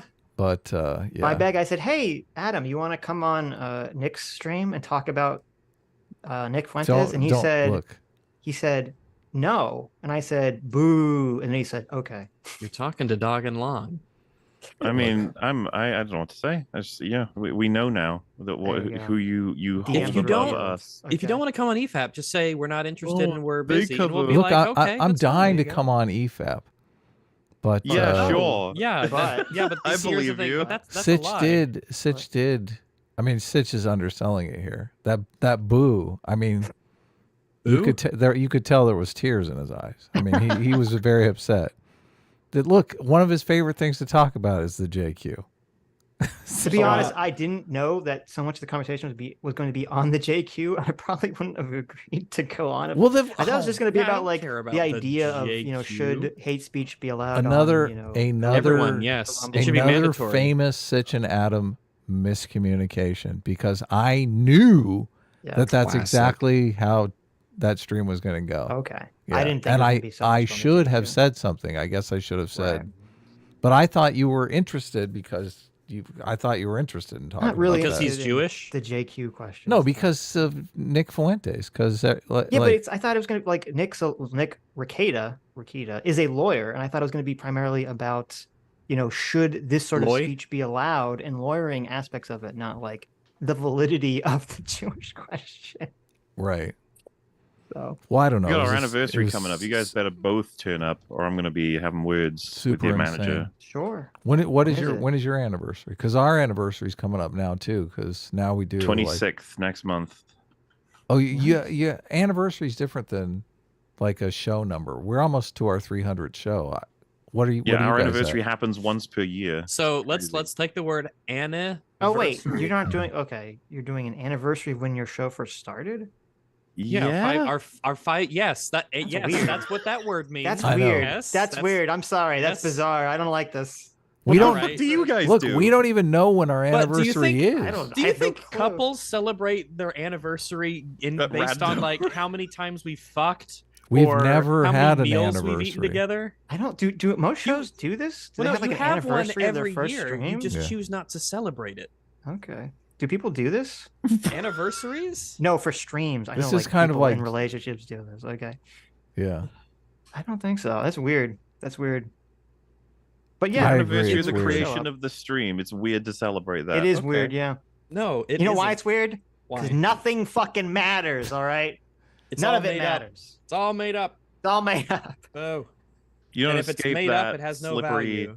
Slippery Adam and Sitch. Am I getting a year is an arbitrary measure of days. Okay, it's all arbitrary. 26th of August. You're gonna be there? I'll be there, probably. We got one. The other one's not saying anything. Rags, poke him. Hey. Our anniversary is May 20th. I didn't ask that. I just That's looked not it a up. question I asked at all. Holy shit, May 20th? Yeah. There you go. What is that? 520? What does that mean? I don't know. What does that mean? It means every year on 5/20. Did you guys look? I need to know before I answer Mauler. Like, did you? How did your show come together? Did you like set it up and plan it out? Does this matter at all to the answer? Well, I want to know if this was like a serious like a marriage Have you guys made in. blanked the fact that we do this once per year? Was this holy matrimony, or was it a one night stand that just ended up becoming a thing? We accidentally no, you can accidentally make a baby, kind of, but you can't accidentally make a podcast. I mean, we kind of did. That's what we did. No, you deliberately started streaming together on the internet. No, but it wasn't like a thought like we're gonna do this regularly. It was just Yeah. like, oh, we should talk. That's fine. About A podcast can That's be what he's a asking. deliberately That's specifically what podcasted. Adam is asking. Yeah. So Make when it did we clear. decide to- Make it when did- clear, Sitch. So No, no, they can, Adam is just asking. decided so they to can never answer the stop. question. Adam is trying to ask with his mouth sounds. Did you guys like just say, hey, we should like talk about like a movie once, and then it became like a stream, or did you guys sit down and say, hey, we should do like a stream? And Well, our I think I got first named EFAP EFAP on the 5th one. Yeah, Fourth. our first EFAP number 1 was actually not the first time that we gathered together in solemnity to discuss movies and things of that nature together. It became a podcast when we, oh, we like this. We want to keep doing that. Right. And this is fun and enjoyable. And it's, adjacent to our jobs and that sort of thing for all those reasons. And then we, decided to give it a name, and we kept doing it, got UI stuff made, and it's been that ever since. We just decided we never decided to stop. Right. Yeah, and then when a year rolled by, I was like, that's special. Let's celebrate it with a longer episode. I think That's what normal people Hold do. on. Right. How long were they before the longer episode? That's interesting. Not as long by your Not as own long admission. as 24 hours. Yeah. That's true. I think. Oh, every, okay. So you did every a year- 24-hour look. Just make it clear for the audience. You did a 24-hour episode, but No, how I long? just say Know make it clear this. for you. How It's long? okay chat for us know to this? clarify for you. Don't try and use this as a chat thing. I think every year when you would No, I want to know the answer to my when question. you would invite Sitch. us to go on to one of these, in my mind, I just assumed it was like another 100 episodes. I didn't think about it in terms of like anniversary. I guess the word didn't give it away. The word anniversary. Look, No, I didn't how think long? about it. How long were your Fair enough. episodes? I think it's weird. How long were your It's- episodes? It's not weird.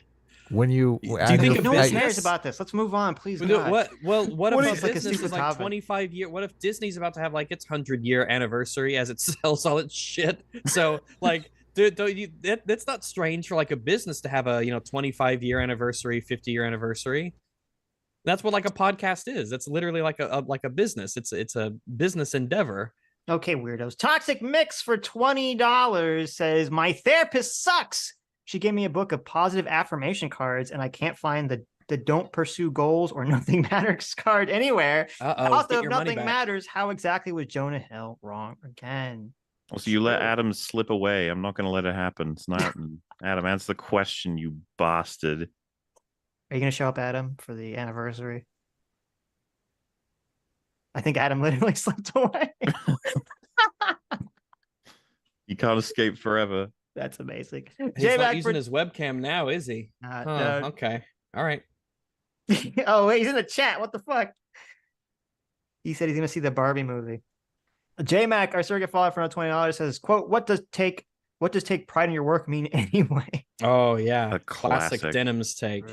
True. She's a very smart lady. You ever considered Sitch, going on Twitch and just looking at the past few days of work from any given Twitch streamer and just finding a gold mine? That's pretty much what happened with me and Denims and Irrelevant and of course Hasan. I should do that. It's amazing how much shit they produce. I How know. quickly. But how do It you? is So, incredible. yeah, but you have to go. It's just annoying to go through like the. Oh, it was Twitch painful streams, going through yeah. it, especially Denims, man. She steals so much shit. She's so proud of it too. And we're she's just gotten way recording- more popular since we covered her on EFAP as well. Well, good. Well, for that's her. not surprising because when we covered her, she was really intelligent and insightful and wise. It's great. It wasn't, yeah. So that's just, yeah. I'd be shocked if she wasn't more popular. She has so much promise and potential, and skill, Mm, and charisma, and boobs. I think you just hate women. Well, yeah, but I can also be objective. There you go. You can hate women and be critical of them. That's true. Can you though? I'm not sure. You absolutely can. You 100%. do it all the time, Sitch. Come on. No, I just hate women, so I can't. Remember how you said you're going to go see the Barbie movie so you can find out more about women to be critical of them? That's like a hatred thing, but it's also I a sent critical you that thing. DM in private. Okay, you weren't supposed to reveal that. Yeah, but it was sent without meaning. It's meaningless. So Okay. You didn't think about that, did you? That's true. Rotisserie Protocol for $20 says, "Artards send their regards and Mongos bang their bongos." Yeah. Bongos, bang your bongos. Been waiting Banging for another boys. No, Sitch and Adam EFAP collab. Though it's sad Free isn't here. Also, hi, Rex. Hello. It's true. Hi. You got classic FAP or Gen 2 FAP, I guess. This is that's generation 2. Is so the chapters changed up, different character dynamics, new villains. Season 2, yeah. Yeah. It was crazy, man. We did the seasons per 50 episodes because that was every year because it was an anniversary. It made sense. So wait, what episode number is your anniversary this year? 250. There you go. Okay. See, Nice, it's all nice nice and round straightforward number, and yeah. understandable. Yeah, 250. It's a fourth of 1,000. Wait, 50 per why year. is it every? Do you skip 2 weeks every year? Different. Sometimes we have like 2 episodes per week, or miss a week, but we'll put out like an EFAB gaming or mini or movies. But we aim to have 50, or is it just kind of end up that way? Yeah, I generally aim for 50 mainline episodes per year. Because if it was 52 every year, first that would be a little awkward, but it would also be like we cannot miss a week. Ever. We don't tend to not produce something per week anyway, but yeah, we've got something that's coming out. Like I was we've got stuff to put out, so that's all good. It's all Gucci and the hood, as they say. Kiwi Farmer for $20. Thank you. Says, unrelated, but if you ever having a slow day and are looking for low-hanging fruit, always look up Breakthrough News. They're unironic, tanky communists that serve as mouthpieces for the CCP. S-Class is the best class. Well, that sounds awful, and I'll make sure to check it out. Interesting. Also, how often does your co-host just randomly go and watch a movie? Sitch, is this This happens all the time. I mean, this happens all the time. He didn't even say. I learned in the chat as he told chat in text after he had departed that he was leaving. Yeah, he does this all the time. He just he's gonna go see a movie, and then he just all right. does. Do you I think just do that's the rest of the stream by myself? Okay. Well, this sounds absolute shambles, isn't it? You understand that this sounds like is shockingly abusive.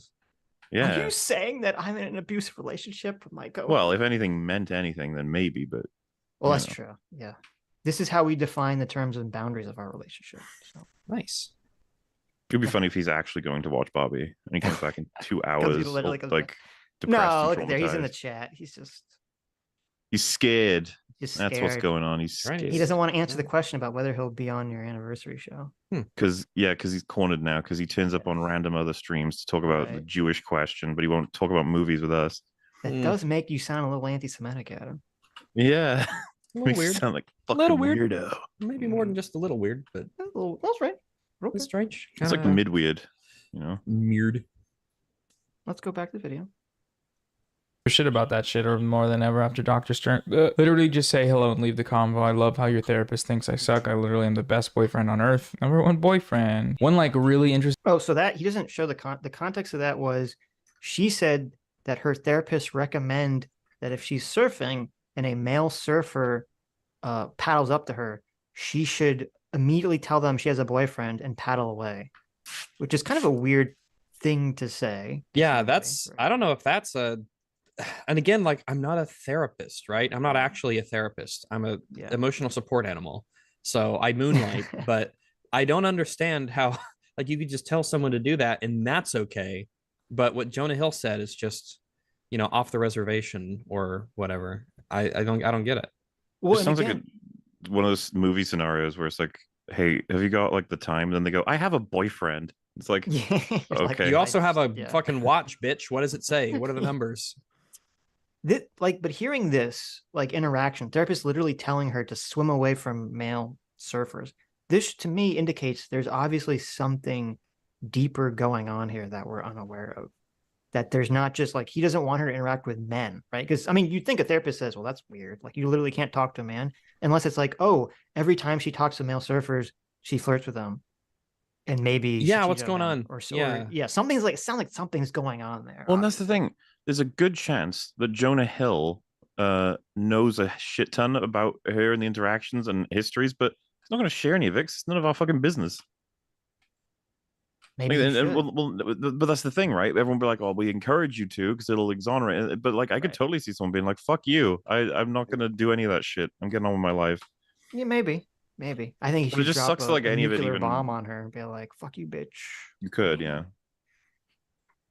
Thinks I suck. I literally am the best boyfriend on earth. #1 boyfriend. One like really interesting detail here is that Jonah Hill made a whole documentary about therapy, about his specific experience with therapists that he really liked. There they are, just two guys hanging out. And so taking everything you've learned from your time at therapy only to spin it back on someone in a be it bad way is really kind of interesting. you are Kinda going off of a single text that he used the word boundaries in, and you have assigned so much baggage behind that word. What are all these When therapists again, doing that he's citing? What are Ninety they doing? nine The same point thing. 99% of that word's usage is just to, this is the difference between this and that thing. It's a boundary between two things or places. No one uses that in common parlance to any degree to mean a therapeutic term or a medical term. That's ridiculous. Mm-hmm. But like, I just there's so many layers of irony here. He's like the guy who knew a bunch about therapy and did a documentary on therapy is using therapeutic language in order to abuse his partner. And it's like,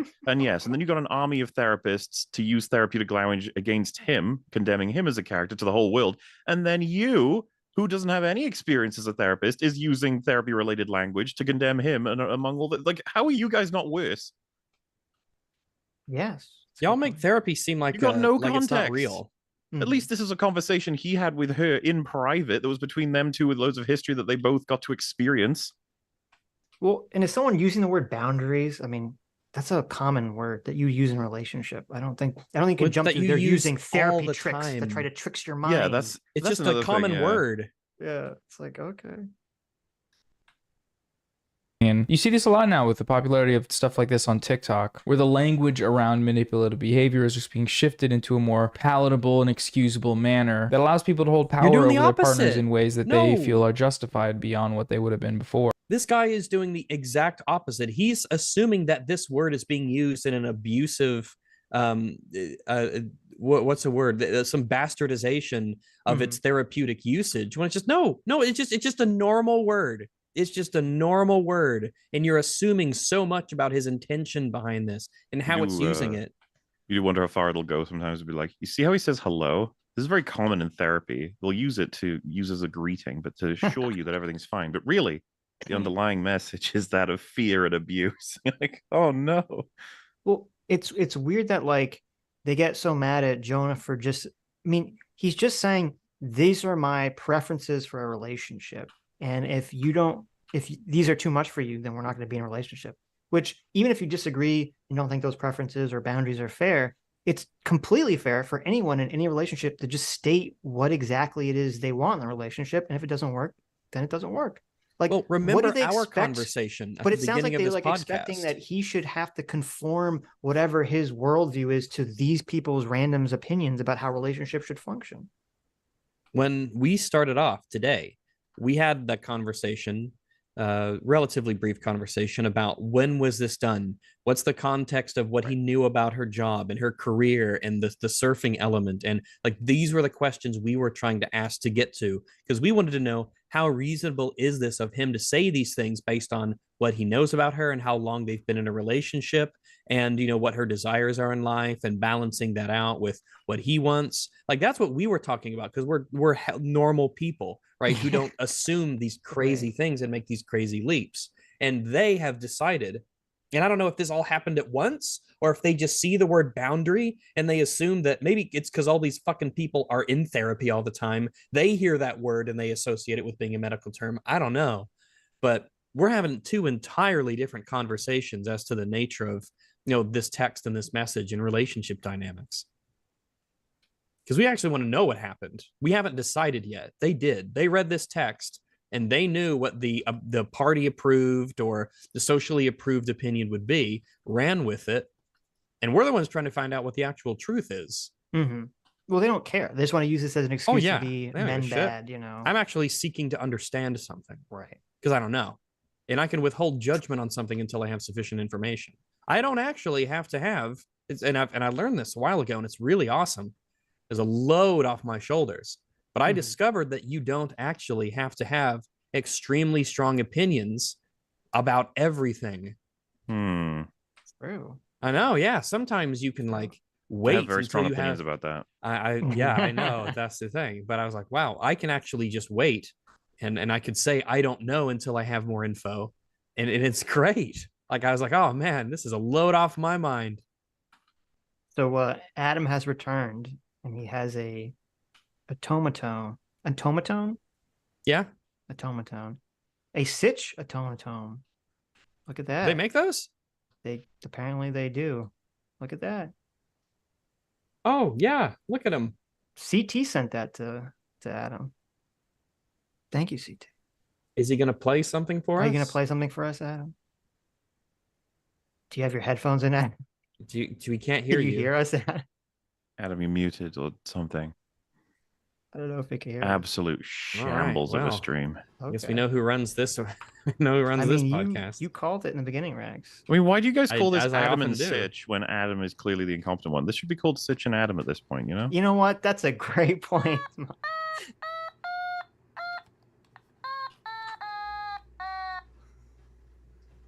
Beautiful. That's pretty good. Beautiful. I can tell you've been practicing. Yes.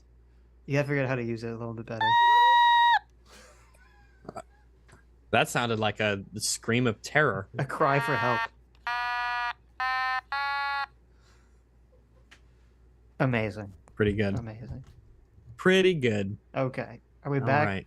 Are we back? Is everyone back? Yeah, Adam, are we back? Yeah. I don't want to. You guys are so needy. Come on, just press play on the video already. We didn't. Yeah, you'd like that, wouldn't you? You'd like us to press play. Automatone policing? Jesus. This sounds like I think Remind Adam's me of using my therapy language to ex-girlfriend. manipulate us in an abusive way. He's doing a lot of cope. He's His finding a lot of ex-girlfriend avenues. sent him text about, listen, one of my boundaries is that you have to fucking get rid of that goddamn automaton. You play it all the time. Every time when we're having sex, that goddamn automaton is always making those noises. I do want you to get good with that automaton. Maybe one day. I don't know. We'll see what happens. I just got it, so. I know. Ooh. Well, actually, you got it a long time ago, but you're a bad person. Oh my god. So dating a guy who gets. Oh no, we're not gonna go just yet. Hey Adam. Oh, what's happening? You there, buddy? Well, yeah, I'm not until I get my question answered. What fucking question did you have? Well, I want to know about the EFAP lore. Well, no one cares. I answered it. I literally Okay. told you the answer. The answer was given to you. Okay. What was the answer? Well, the answer was, we started hanging out together, me and some friends. We got together. We started talking about movies and watching some videos. And we're like, oh, this is fun, and we enjoy this, and we like it. And, that wasn't the question. I remember the answer to that question. Obviously, I was paying attention. Then what is this new question? I wanted to ask about the anniversary. I said at the 1 year anniversary, you decided to do a 24-hour stream. Yes. How long were your streams typically at that time? Like 7 to 10. Okay. Yeah, they were long. They still are, but so we the 24-hour stream was like way far and above what you were normally doing. Yes. Now we've hit the 10, 11, 12 hours like sometimes here and there. Yeah, we do. Typically we don't normally go that long. Mauler gave me the insight on recording the end of the stream, which I do now, which is awesome. So yeah. But yeah. I mean, obviously, look, if you want me to come on your anniversary show, Mauler, I would be happy to, obviously. Because it's like a big special thing. Oh wow, so you committed? Yeah. That's great. Look, as long as Sitch doesn't go, I'm in.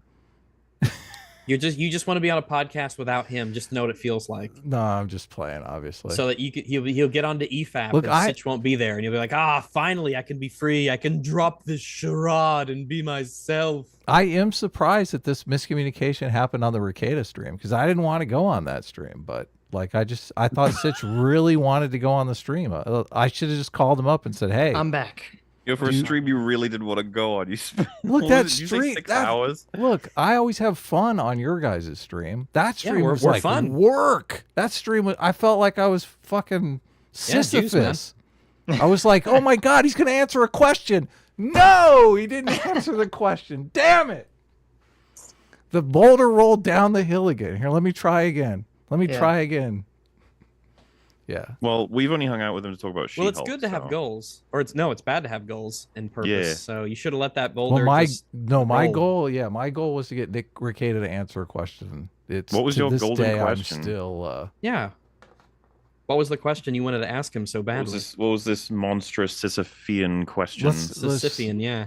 Let's not get back into it. You got back into it. You brought it up. It brings up too many. It brings up too many bad memories. I feel like I have PTSD from that stream. So, just basic questions. Post-traumatic stream disorder. Look, we were trying to make the argument that the things associated with other things cause people to engage in certain behaviors, and he didn't seem to want to accept that. Well, sure, right? Look, you accepted it. You accepted it pretty easily. Well, yeah, because of course it's true, right? I feel like he would have. Did you give him something more specific? Yeah, did you explain it to him like that, like in that verbiage? Or... For 5 hours, we explained it in as many possible ways as you could possibly explain it. Well, here, let's say hypothetically, I disagreed and said, "No, Adam, that doesn't sound right to me." What would you say to change my mind?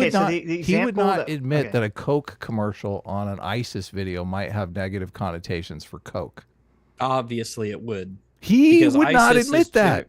I generally, ISIS is not well regarded in the marketplace of ideas. So, ISIS, but not now, like machetes and Toyota pickups. So let me explain the argument. Okay, so his argument was that if there was an ISIS ad, and then after the ISIS ad was an ISIS YouTube video or something, and then there was a Coke ad after it or before it, every person would know that Coke didn't pay to specifically pay to have the Coke ad before or after the ISIS thing, so no one would associate it together at all. But people, even if that was true, your mind would, because that is a very strong thing to watch an ISIS ad. To see that next to, and I mean, this is why we associate anything with anything, because of the proximity. Oftentimes, right? When certain subjects are brought up, I think about the video game I was playing while we were having that conversation, because that's how brains work. Oh my God. It's so simple. RAGS. I'm not even a lawyer. We spent 5 hours arguing with Nick Rekieta over this, and he would not admit that simple, basic fact that you just were like, well, he thought it was how brains work. He thought it was stupid to think that association. So well, I mean, you would say to him, Mr. Rekieta, sir, what if people think of you and they also think about Johnny Depp or Amber Heard, because you did a lot of coverage of that trial, and it's a subject that you covered and rubbed up against a lot. Obviously, you and your content are separate things, but obviously people have a very strong link between those two, and for obvious reasons, and you know this. So I use it's like applies to other things. It wouldn't necessarily be like a logical connect. Like, so if you had an EFAP ad, and then an ad for ISIS right after it, that would make me pretty uncomfortable. And so we'd be like, oh, don't worry, it's not like they're saying they're connected. And it's like, yeah, but they're pretty close. You're strictly appealing to just how human brains tend to take in information. And I could see Rekieta being like, yeah, well, fucking morons maybe. And he'd be like, yeah, well. Yeah, exactly, Mauler. Exactly. Would you take that chance as a brand? Like, well, Coke even if I conceded to him that it's morons only, I'd be like, yeah, but I don't want that happening anyway. Even if it is morons. Even if it draws just a subconscious link between the two, I want to avoid that happening. And also, maybe I don't want my ads on a platform that also allows ISIS ads. So the reason this came up was because I said it would make sense for a company like Rumble to not want to have certain content because they want advertisers, and certain advertisers wouldn't want their content associated with certain content. Coke doesn't want to be associated with America First or ISIS or Nazis or whatever. And he completely, his position was the only reason companies care about that stuff is because woke people will complain to the newspapers and the newspapers will complain. And if it wasn't for that, no one would care. To which we said, well, no, people, people want to have this negative association with their brand, regardless of whether newspapers care about it. It And then we can got off on only that long hurt. tangent about It that. no good can come of it. Yeah, I feel like it's a relatively normal reaction to if you're like a Coke high up guy in Coca-Cola or whatever, and then they're like, have you seen this? Our ad is on like a video for, you know, something really horrible. I imagine that would fucking freak them out. They'd be like, why the hell is this happening? Yes, that was our position, which I thought is weird because we'd say a lot of things in that stream which I thought would be completely uncontroversial. Yeah, but I don't feel like we even got to controversial. controversial things because every point was basically fought in ways that I don't really understand. Here's a much more normal example. Me, Rags, and several others took to task Noom. We made fun of it for like half an hour on an EFAP stream. And then someone screenshotted the fact that Noom was showing up as an ad on that EFAP. That's hilarious. I doubt Noom would be happy about that. If Noom knew that their ad was on a video that just has people making fun of the company entirely, they'd probably be like, that's not preferable. But then that's way lower down, you know? That's like lowest. That's just being critical of them. They'd be like, do you have to show our ads on something that is making fun of our ads? We started giving examples of other places where some sort of psychological association is taking place. And then it became about how these situations were completely different. And I kept saying, well, no, we're just trying to establish the fact that you're willing to admit that this psychological association thing is an effect that happens. It doesn't have to be the same kind of situation. Mm-hmm. A psychological effect can happen in a lot of different ways. So, right. Like I brought up, you know, why do they have in a movie, you know, James Bond is going to pick up the Coke so that you associate Coke with James Bond. And James Bond is Coke cool, is cool and I now. want to be like James Bond. Coke is an assassin now. Or, you know, you have, you know, the big billboards with like the people do it with actor's sex face all on the it. time. Sexy women promoting products and stuff. Right. This is appealing. I associate this product with appealing women and boobs, and I like that. I guess the only other question I have is, where was this leading for you guys? What point were you going to make? Well, because the three questions that we were supposed to get to was regarding whether Nick's speech should be allowed on Rumble was, should it be allowed legally? Should it be allowed morally? And what about also from the perspective of, you know, the company and advertisers? So we were trying to get to that question of, you know, should it be allowed from an advertiser standpoint? And I said, in my opinion, it would be totally justifiable for a company to not want to have hate speech, you know, overt open hate speech associated with their 100%, brand. Yeah. My issue isn't that Seems as a concept in uncontroversial. general. Yeah, it's just that what people call hate speech is of course that's the issue. Yeah, Brands have pulled out for a hell of a lot less than that speech he gave. Yeah, that wouldn't surprise me at all. Fuentes is like an actual crazy Nazi person. Of course. So and whether or not, like, you know, whether or not is it something they should or should not. I guess that's up to the individual brands if they want to take that or not. Well, I'm just saying, if I was selling like fucking the Mauler plushie with Rags and it was like, you okay with it being on Nick's Nick Fuentes' speech, I'd be like, that's a bit strange. No, like, not really. I don't know. Mauler's going to go on America First show to promote his plushie. EFAP first. His speech that I just come up and talk about my cuddly plushie and then go off street. So hi everybody, I'm Mauler. I got this plushie. He also Nick made the claim that he thought that without like the media complaining about it, that Coca-Cola and other brands would actually prefer to have their ads after Nick's America First speech, because then all the groypers would buy their product. Yes, yeah. That sounds like something that's totally incorrect. Yes, like, okay. Yeah. I was like, okay. Well, I don't want to go through the whole argument. You guys can hear it. If you want to listen to it, but I just and I want to give some benefit of the doubt to Nick Rakita. I didn't hear what he said. Yes. I don't know. Maybe you guys are lying to us. Maybe we're not doing a good service to his arguments, but I mean, we had this whole argument about why the judge didn't want to use the word victim in the Kyle Rittenhouse case. To call the people because that's what the case was there to determine. You can't assume the conclusion in what. But also, like, there's obviously a psychological effect to calling those people victims, and that's absolutely, So it's just, I don't know. It was a weird conversation. You guys can check it out. It's on his Rumble. Wow, look at him plug in. Disgusting. Anyways, do it on your own show, Sitch. I know. It's true, Sitch. Wait a minute. You have your own platform. I'm plugging someone else's show. Second. On my show. Uh-oh. Okay. My God. Anyways, let's get back to it. Oh my God. It's mad at you. Oh, wait. Did Adam ever say whether he was going to show up or not? Yeah. He said yes. So and I got answers to my questions, so we're all good. Good. We're ready to rock and roll. All right. Let's move. All right. No. person he was attracted to in the first place is a universal experience. Cool. Yeah, if anyone's had experiences like this, drop them in the comments, because I think this is like interesting to read about. This is a quote from Trevor Noah, I think. It's a nice way to farm engagement. Have any of you been abused emotionally? Your exes? I will drop in the comments, please. I'll accept your commentary without question or doubt. The way my mother always explained it, the traditional man wants a woman to be subservient, but he never falls in love with the subservient women. He's attracted to independent women. He's like an exotic bird collector, she said. He only wants a woman who is free because his dream is to put her in a cage. I've seen full... What the fuck? Is that not insane? Like, you're gonna assume that based from those, like, from a one-sided handful of text messages, you're gonna assume that Jonah Hill is some kind of psychopath. You'd lose faith in humanity so fast if you're Jonah Hill if you found out that all of this kind of conversations come out as a result of people looking at your leaked one-sided texts. You're like, thanks, guys. No, I completely agree. Yeah, Jonah Hill's probably hating all this. Jonah Make a movie about it, Jonah. Just a sociopath. He gets off on taking strong women and then breaking them. That's his entire goal in life. He probably has a basement filled with dead women.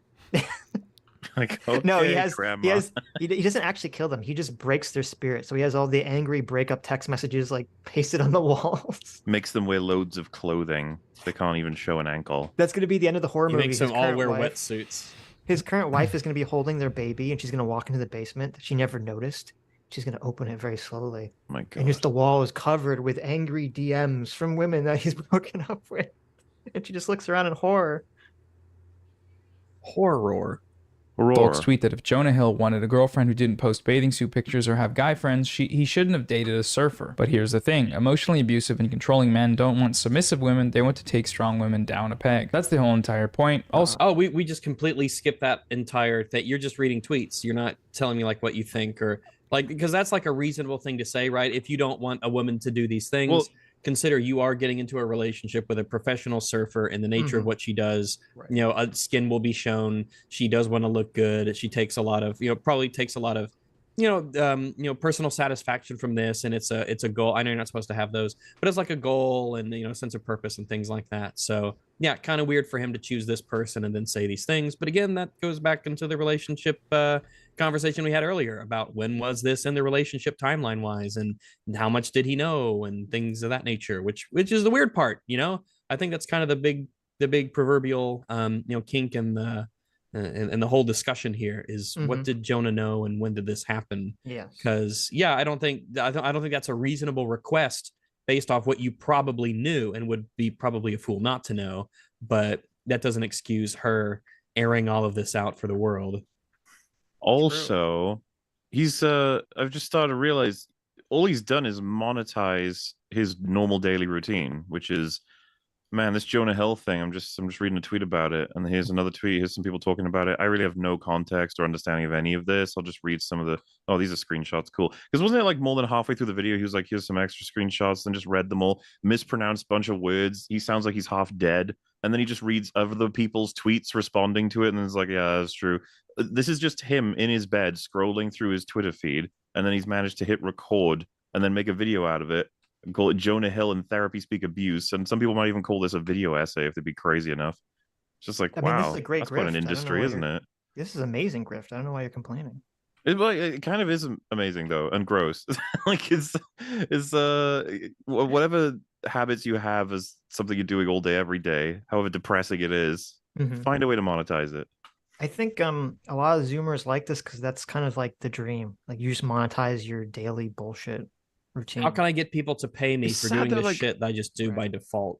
We probably would have made fun of people when they just talk extensively, right? But this is not even his opinions. He's just reading out other people's opinions. Yes, and he's not adding to it in any meaningful way. Yeah, because even to an extent, that's what we're doing is watching someone watch. Someone is reading out opinions and not giving their own, and we're giving our opinions on their opinions. It's like he's like irrelevant at this point. Well, and it's weird too because it's like at least with Jeff, even though he basically just lifted Jeff's video, probably without asking, at least Jeff has some air of like authority being a therapist. These are just like random ass people's tweets. Like, who cares what Jessica Valenti said on the subject matter? Sounds like okay. Mauler, isn't that what you do? It's like we talk extensively. Right. It could never be said. Because it's always funny, right? It's like ultimately you're taking someone else's content. It's like when their content represents 2% of what we made. Yeah, like, if we're covering a 20-minute video and it takes us 6 hours to finish it, what do you think that is? What else do you think is in that sandwich exactly? Just nothing. Meanwhile, Noah seems to like read these out depressingly and then go, That's a tweet. These are words. I recognize these symbols that stand for sounds.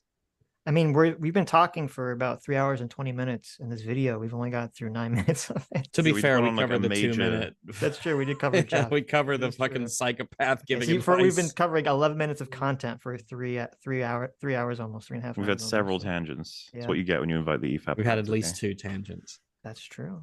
That's true. Adam. Yo. There you go. But the thing that bothers me about this is that essentially what people do when they're missing context, they just insert whatever their own life is or their own context in it out of like the blue, and then they assume it's true and they argue vehemently for their headcanon, like as if it's just a fact. They just assume they know everything. They just project 100%. Yes. When it's proven wrong, they're in too deep. It's like, they can't change. Nah, what I said happened. Fuck you. You're trying to gaslight me or whatever. Right. So men like that will never ever be happy. Once you stop posting bikini pics, they'll find something else to hold over your head. The fun for them is the control, not the result. If you have a boyfriend like this, please know that his gaping hole of need and insecurity is there to stay. You can't fix it. It's like they've just decided he's an evil bastard. Like that's the only explanation. He's just an evil bastard woman collector. Right. And that's it. That's all there is to it. They just know. What else could it be? Nothing else. This is Occam's razor. There's another like self-report of everyone's own trauma. So you like if he had said something like if the only one text, it was just one text from Jonah to her saying, "You're really fucking annoying," and that was it. This person would still have essays to write. It's like this is classic abuse behavior. I've seen this in many instances. They always speak this way. Next up would be a punch to the face. She's good to get out while she could. That sort of stuff is just like you have no fucking clue what the hell's going on. You just wanted to say all this stuff anyway. You know, I looked up Jessica Valenti on Twitter to see who this person was. Now, to be clear, I'm pro-choice, but if someone's bio is, I write about abortion every day, and their Twitter banner says the words abortion, comma, every day, I think you're a little too focused on abortion. I'd feel like if I came inside of her, I'd be committing murder. Like, okay, does your whole life have to be about abortion? That's kind of strange. That's weird. A little strange to me, right? But all right, okay. Or fill it. He'll paint the constant manipulation as a sign of your relationship's complexity, but it doesn't make him deep, it just makes him shitty. Calling it a boundary doesn't make it any less of a rule. To go back to like how this ties into red pill stuff, the ideal woman or the high value woman according to these men is the submissive, the trad wife, the young, brand spanking new human that you can impart. Wait, why do you think Jonah Hill is like a traditional conservative person? Any girl that doesn't fuck your best friend is like a conservative. Is like, does this guy have a girlfriend? Does he have boundaries with her? Do they have any like thing going on? Do they have any rules? Do they have any like boundaries? Do they have any relationship what can you say, guidelines and whatnot? Because surely not all guidelines are oppressive, just men who want to control women, right? Because you wouldn't say that the woman's trying to control you, of course, if you did these things. At least I don't think you would. Sex is like a handshake. I don't know if anyone told you this. Okay. It's no difference. This is how our people say hello. That is how my sex sounds too, yes. Yeah. Mine's more slimy. Yourself upon, but because reality is so different from this caricature that these men seek after ravenously, what this idea being professed results in is just men going into relationships, and when they don't fulfill these expectations of the ability to exert power and control over someone that may have been viable in the sense that it was less socially discouraged then than it is now, means that you got all these wackos going around trying to make sure women don't have any friends and can't even go out and do their job. This is just insane. Like, we've gone down this insane path of like, I know everything there is to know. I know everything. I've read these tweets. I read this text message. I know so much, and I'm going to analyze the world and human behavior and human relationships based off this this text. Yep. He's breached the 5th dimension. You can only dream of knowing what he knows. Maybe that's when you get that little pedo mustache, it just imparts knowledge and wisdom to you. That's why they do it. It's pretty cool. But like, if you told these people, said, what if we found out tomorrow that she cheated on Jonah Hill while they were dating with a male surfer? Does that completely change the context of all of these messages? Of course. You'd be lucky to get so a now retraction. He's just assuming that she's guilty all the time. Why did you cheat on him? Now twice he's using that with one mistake of hers to traumatize her. He's using that to control her. These guys would be okay with her cheating on him, though. That's the thing. Yeah, they Sitch. might actually say like it's up to her to do that. They'd be like, they're right. You don't want to control her. Yeah. He put up a boundary that she can't have sex with other guys. Why didn't he? Yeah, and that guy was probably an actual gentleman to her. That's why all these guys are total cucks. True. Yeah. Or go out on the ocean and hang out with the fish. Last thing I want to say here is this is a pretty good example of how the go to therapy approach to dealing with men that are kind of weird little guys isn't a great catch-all by any means, because you can go to therapy and then all you get from that therapy is validation in your shitty actions and linguistic ammo to fuel your continuation. So wait. So we seem to be holding therapy on a bit of a pedestal here, right? But now you're saying that if they go to therapy and the therapist says X, well, then they're just getting validation, and that's bad if the therapist agrees with you. Because I know what there's no hope for small, weird little men like Jonah Hill. Yeah, that's the problem. It was that small, weak-minded little goblin man, Jonah Hill. No therapist can help him. Well, they're saying, he's saying here that like going to therapy is bad because the therapist might say that you are right. But I know that I know, you see, that the therapist is incorrect to say that. Yeah, but they say that for goblin men who are weak and small. That's the problem. Therapists are famous for being controlled by goblin men. Yeah, acquiescing but to it's their. Just true. Well, if the therapist had basically said Jonah is evil, controlling, and you should dump him, they'd all be like, "Oh my god, best therapist ever." Yeah, this is why therapists are great for goblin men. They tell you to divorce straight away. He should have gone this TherapistJeff. He would have been like, "Girl, you need to get out of there." Where should I go? No, don't travel. Well, you can go to my place. And she starts to talk about the costs and where to go and what to do, and he's like, "None of this means anything. Just don't. Just stop. Just lay there and just exist." And then he hands her a gun. Just stop. It's all meaningless. There's only one choice that matters. Hands her a gun. Jeez. Of those shitty actions. That is setting aside all the other issues with that phrase, go to therapy. Good tweet from Prezzo here. So Jonah Hill yourself. Do we go to therapy like or not? Great I'm work, so confused. Prezzo. Great work, Prezzo. Okay, everybody, that's all. Wait a minute. Let me go back for a second. Wait, that's it? You didn't say anything. Setting aside all the other issues with that phrase, go to therapy. Good tweet from Prezzo here. Jonah Hill yourself. I like that one. Great work. Oh, there's an OLAY tweet about this. OLAY says, "I've just been making notes of what men I know have had anything to say in defense of Kiki's child dad." I don't know who that is. "And Jonah Hill. It's nice to know who to avoid." Well, thank you, OLAY. Thank you. That's become like boring as a thing to say, because every time anything happens that's like, oh, this new movie that I know is good has come out, so now I know that whoever hates on it I can block, or vice versa, or any political event. It's like, do you actually do any of that, or would you just say it to try and get a viral tweet? The viral tweet, yeah. I never trust anything is sincere on Twitter anymore. You shouldn't. Especially now people can get paid for for their tweets and how much engagement they get. So look, this is a good tweet. Gather Round says, "Some interesting theories being thrown around about Jonah Hill.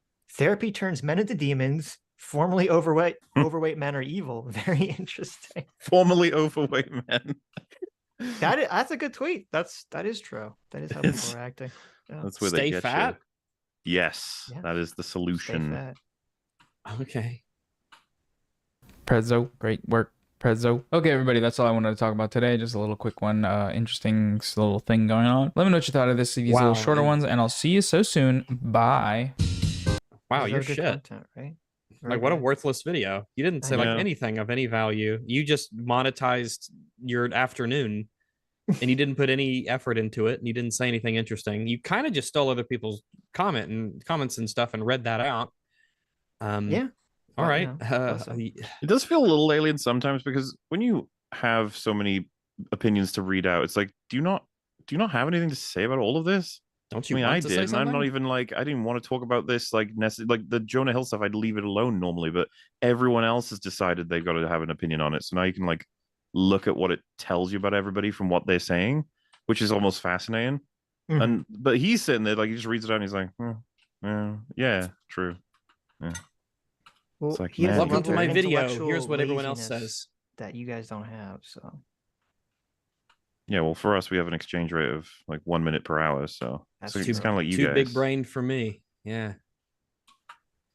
Andrew Clark for $20. Thank you, Andrew. Says, Sitch, check DMs. I'll admit I haven't watched it myself, but there's no way it's a good take. Maybe take a break and watch a bit of it. Apparently, I don't know if it's worth watching.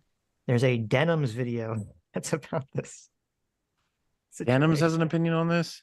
Apparently, Denims has an opinion on this, but I haven't seen it. I'm sure I it's don't know. very good Maybe and we'll- insightful and wise. Maybe we'll check it out after Hasan. Oh, we got Hasan coming up. I'd huh? rather watch Denims than Hasan. I don't even know which I would. It's like, do you have a knife and a gun? Which one do you want to use on yourself? Rotisserie Protocol for $20 says, because Sitch nor Adam will remember to ask the real questions. The real question being, Rags, Mooper, do you guys pee in the shower? Yeah, of course. Not very often, but I don't really have any issue with it. Okay. Disgusting. What do you mean? I'm firmly against peeing in the shower. Why? It's gross. What do you mean? What do you mean it's gross? Getting It's pee not all gross to over pee your in a toilet? bathtub. Oh, well, you're not going to shower in your toilet, are you? You're not going to stand in your toilet. And You're literally, if you're going to do something dirty, the best place to do it is as you are being like showered in water and it's going away. You're literally washing I don't usually yourself pee off. on myself when I'm peeing I in don't the pee on toilet. myself either in the shower. Yeah, what? That doesn't support usage. That supports No, the because other you're side. saying the best place to do something dirty is when you're cleaning yourself. Yeah, but when you- you're peeing in yeah, the the reason toilet, he I'm said not that making is myself because- dirty. Yeah, because you implied that it's like a really dirty act in general. Well, no, because you're getting pee on the shower. That's gross. Pee on the shower that's being covered in water and soap. That's still unless you're scrubbing down the thing every time you go. Why? No, It's just gross. the act. Pee. So pee think is a it's gross. liquid, right? Typically, gross. pee is a liquid, and I would hope so. the liquid is being actively removed from the bath with a Yeah. combination of shampoo, soap, and clean water. Oh, Jonah Hill text Oh, messages. sorry. Yeah. I don't see how this is any gross. If anything, this is grosser than just standing in front of a toilet and peeing into the toilet and then Okay. flushing it. Okay. I think Do you it's think gross. like the shower turns yellow eventually? That's what happens? Yes, the pee No. stains the porcelain forever. Okay. This is like once I was one time I got a bit of a hangover, drank too much, and I knew Yeah. I was going to throw up, Yeah. and so I was like, well, I'm going to go take a shower. So I took the shower, and I knew I was going to throw up. So when I like threw up, I was like, well, I'm just gonna blah, and I just leaned over, threw in the toilet, flushed it, and I was taking a shower, so I felt nice and refreshed and clean, Mhm. and it was great. Wait, you threw up. You were in the shower, but you threw up in the toilet. Yeah, Okay. because Do the you approve toilet of that, is Sitch? Yeah. No, that's what you should do. You don't want to throw up in the shower. It's chunky. You might not all go down the drain. yeah. You'd have to like Yeah. stomp on it to get it to Right. squeeze through That's the pretty little gross. the little Yeah, you don't want thing that. Nobody there. wants that. Yeah. Nobody wants that. Yeah, I don't want to have the poor lady No. who was gonna. The real move is actually to be in the shower. When you go in the shower, you put the lid of your toilet up and you pee from the shower into the toilet. That's the real move. That seems like it would just cause problems.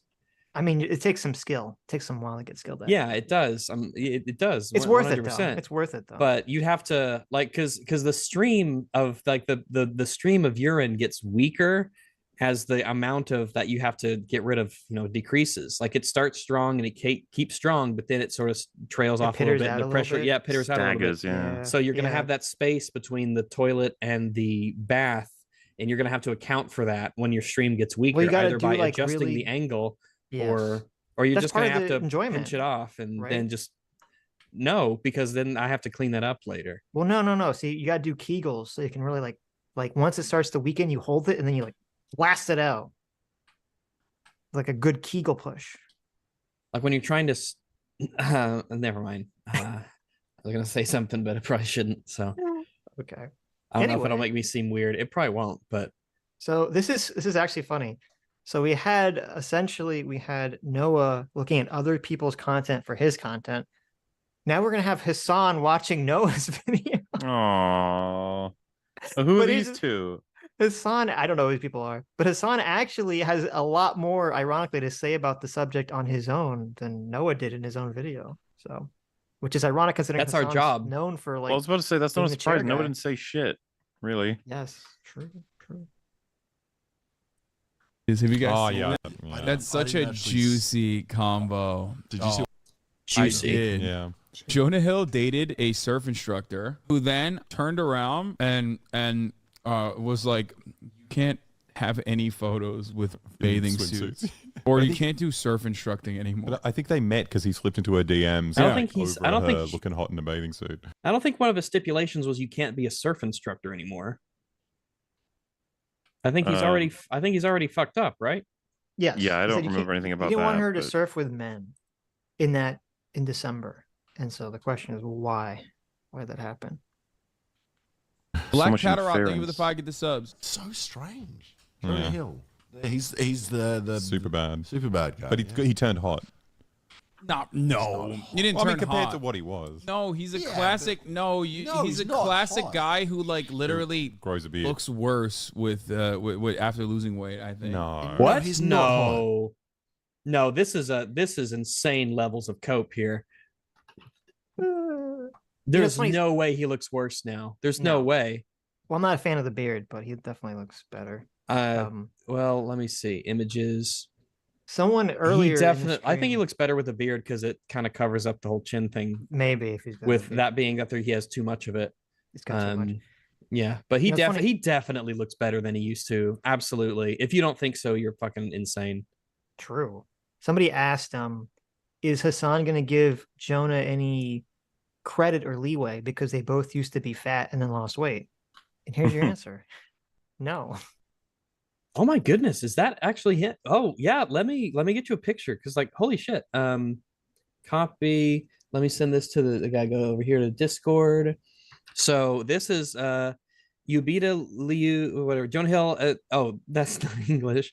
But this was on a recent-ish thing. So he's lost a lot of weight. Oh wow, yeah. Yeah. He looks significantly I mean, look at better. him Holy go. shit. Look at that.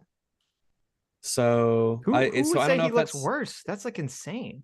And this is another one from a headline that said that he was expecting first child with his girlfriend, Olivia Mauler.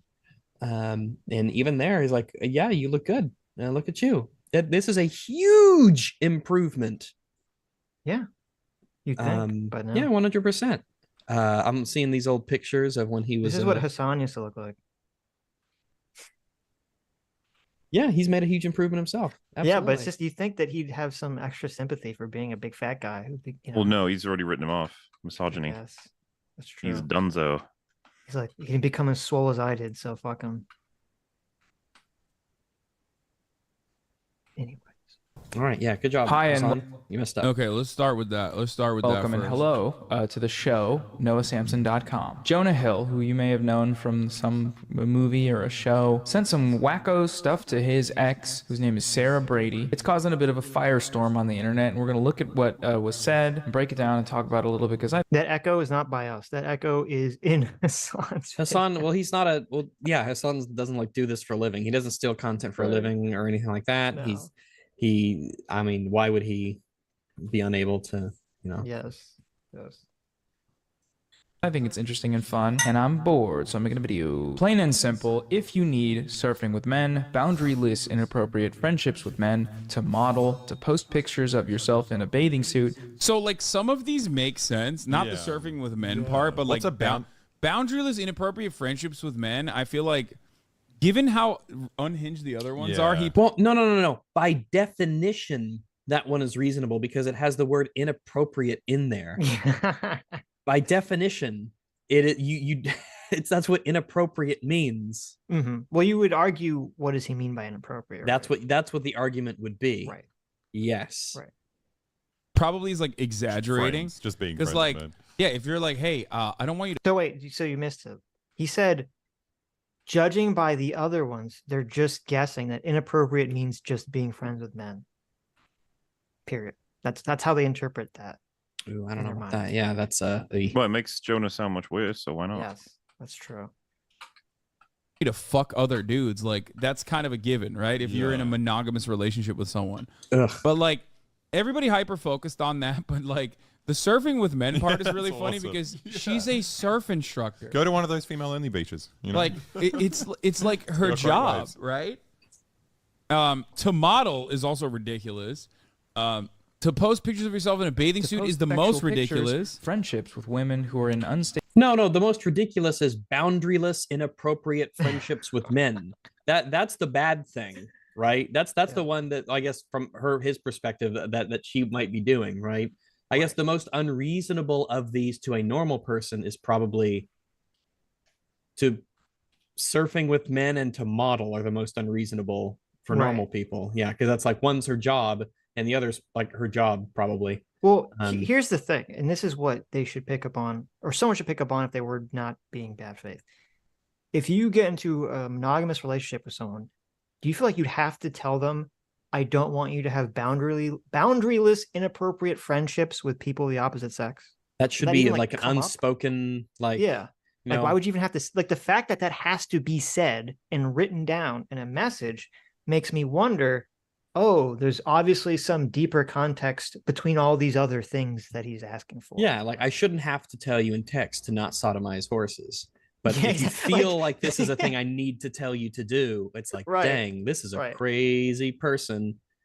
Right. If you're in a relationship with someone and you in a text message, you're like, listen, my boundaries are you don't go to the grocery store and start putting pickles in your butt and then putting them back in the pickle jar. You'd be like, wait a minute.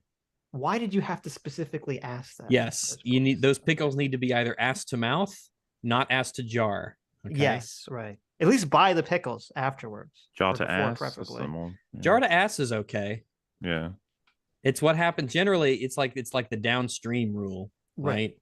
It's after once something goes into the, like if you're gonna do things with your butt, what happens after it is in the butt hole premises. Is that's where the skill comes in, shall we say? Yeah. That's where these sticky situations come into play. Ass to vagina is a no. That's no good. But vagina to ass is a-okay. They're learning all sorts of things on the stream. That's right. Yes. Stable places, wild recent past, beyond getting a lunch or coffee or something. I am not the right partner for you. So that last one, he's saying like, I don't want you to hang out with your slutty ass girlfriends who, I don't want you to go to clubs with them. That's what he's saying. Yeah. Like, it's what it sounds like to me is and I'm not saying that this is correct. I'm just saying that what it sounds like to me, this is very much a surface level sort of reading. But I feel like what this means is she has very, very irresponsible or crazy girlfriends that he doesn't want her to really spend much time around or do stuff with.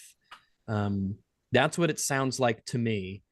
But I don't know. It could be that Jonah is just a horrific, he's really, really bad at judging people, or his ability to have insight on other people is very malformed or warped, and he thinks these things about her friends when they're a-okay and nice people. But I don't know.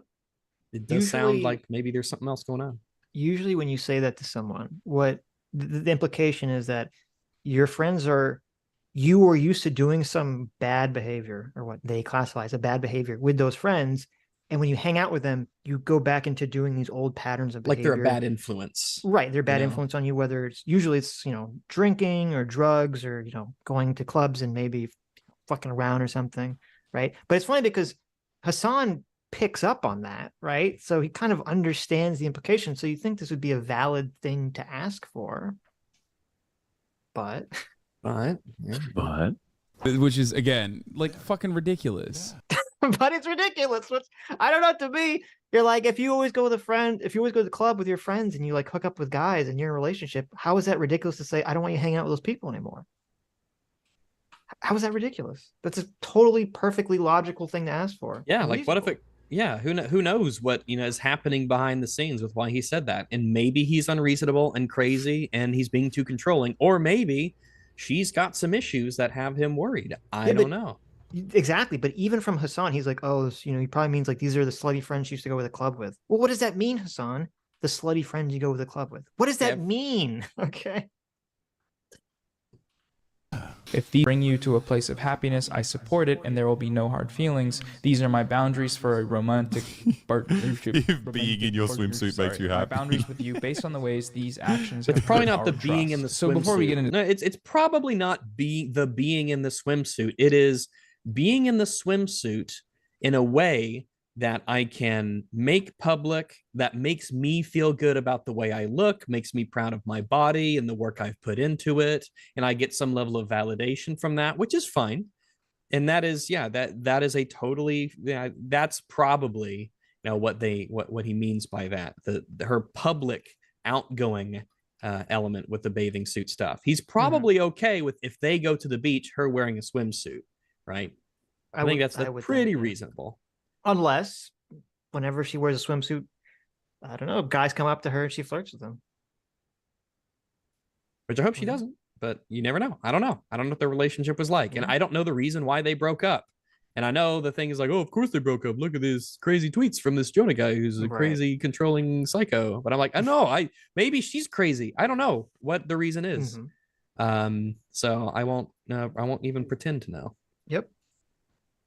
The content of the text, why are we talking about this? What's the context here? And well, the internet has actually had pretty mixed reactions, interestingly enough, with one side of people saying these are insane, manipulative, and the other side of the internet says this is awesome and dope. And it's so funny because the people who are like, dude, fuck you, you're a pussy cuck bitch, Jonah Hill is the GOAT. Like, those people literally were like, Jonah Hill is a gay Jewish libtard man last week. You know what I mean? They were like, oh yeah, he's just I do enjoy, but you're gonna do the opposite, right? But like, isn't it fun to just make up a person you hate? Yeah. Just like a person who has this particular point of view that's perfect for you to make fun of. And I don't think so. Of like a hay man or something. It's like constructing a ghost. It's not really a person, but it's something you made up. And it's like, ghost man, I think is what they call it. Yeah, this total ghost man fallacy right here. Yeah. Fucking Hasan, the ghost man fallacy user. Really rolls off the tongue, you know? Right. But as you said, right, he's doing the exact opposite, right? Because if he was all like, oh, Jonah Hill is so based, and now he's like, oh, he's abusive. Yeah, if Jonah Hill came out and said, like, I don't know, free Palestine, trans rights, whatever, then you'd be all over it. Yeah, Jonah Hill's the GOAT. He's great. He's an awesome guy. Yeah. So it's so boring. Everyone's coverages of everything these days. Which, by the way, I don't know what Jonah Hill's political opinions are. I still don't know. I don't know what they were before this situation. I have no clue. Yeah. I've never even heard anyone talk about them. So that's interesting. Hillary Clinton agenda last week. The moment that he just like comes out and he's like, these are my boundaries. Please don't post photos. Please don't post photos on a surfboard. I hate that. And everyone's like, yeah, he's so sick, dude. Well, what photo is in question? What if she was like making very obviously sexually suggestive photos where, yeah, sure, she was clothed in a bathing suit, but her legs were open and she was taking ass shots and she was, I don't know, doing all that stuff. Like, what if those were the photos in question? I don't know. If it's just normal photos, then to like construct a little bit more of a difficult argument to knock down there, Hasan, at all. Well, like, for Hasan, it's just so easy to imagine, because I'm pretty much on the side of what Jonah Hill said. From what I saw was relatively reasonable, especially with limited context. Right. But if someone said, okay, but do you think there's any validity to the side that he was an asshole? It's like, like I think I can see how some people might reach that point if they think that he's being way too controlling. I can see how you maybe got there, but Hasan's just going to be like, you fucking crazy people coming up with these insane points of view because you're so biased, retarded, blah, blah, blah, blah. God, this is an easy show to run when you do that. Well, it's boring. When I've watched Hasan's other content, even when he's shitting on one side, if he doesn't shit on it, like I was watching his content covering the conversation we had with Anna, and like even though he was criticizing her, he wasn't criticizing her hard enough. in all of his chat was attacking him, being like, "Oh my God, you're defending Anna because you're not attacking her hard enough." So he feels completely audience captured. Like he couldn't reasonably engage in this hypothetical that you're even proposing. Did you guys cover? I could have sworn I saw a clip of Vorsh like being asked about you guys because she went on there and he was like, "Oh, those guys, they're like obsessed with me and they're crazy." Yeah. We didn't Like cover that, but I think he called them like. Did he call y'all grifters or I think? Oh, did he call them right wing? Something like that. I think that's what he did. I could have sworn it was worse than that. I don't want to speculate in case I. Well, you might be. So I'm trying to remember because we didn't cover it. I think Destiny watched it. Maybe you saw it through Destiny. I don't know. He called us Maybe right wing. Yeah. Xander Hall called us alt right. Of course, yeah. Maybe because the double digit club definitely thinks you're alt right. I believe that 100%. Yeah. That was interesting. Just the double digit club. Yes. Oh. Though some people called us centrist. They got it right, but they kind of said it as an insult. Person. Yeah, but they think centrist is like a derogatory. Yeah, they said it is a term, bad thing. So I was like, okay. because they're crazy. Everyone hates the centrist liberals. True. You guys can't commit to anything. True. Dude, I loved all of his movies. Actually, I loved him. I loved them so much. It's all like these men, and this very much resembles the Tory Lanez saga for me, at least. These men do not care about the actual content, the actual like. They're not Jonah Hill stans by any measure. Okay. Wait. He's saying it's like it's an insult, but isn't that good? That people like if they were just stands for Jonah Hill, you'd say, okay, they're biased and just defending him. But if they're people that didn't even like him beforehand and they look at the situation, they say, oh, I think he's being reasonable here. Doesn't that give their opinion more weight? Not less? No, here's the thing. That might seem very reasonable because you're kind of a normalish person. However, think of it this way, right? The only thing worse than an enemy is a traitor, right? As some would say. Right, so let's say that if you're already a part of their group, then, it's just a write-off that you're going to agree with them anyway, right? You're going to agree with your person. You're going to agree with your side. But if you're in the middle and you're on the fence and you don't know which way to go and you're really thinking about it, and then you make the conscious decision to agree with their takes, that's even worse, right? True. You're the one who, that's the greater sin. You. Yeah, that's the greater sin. True.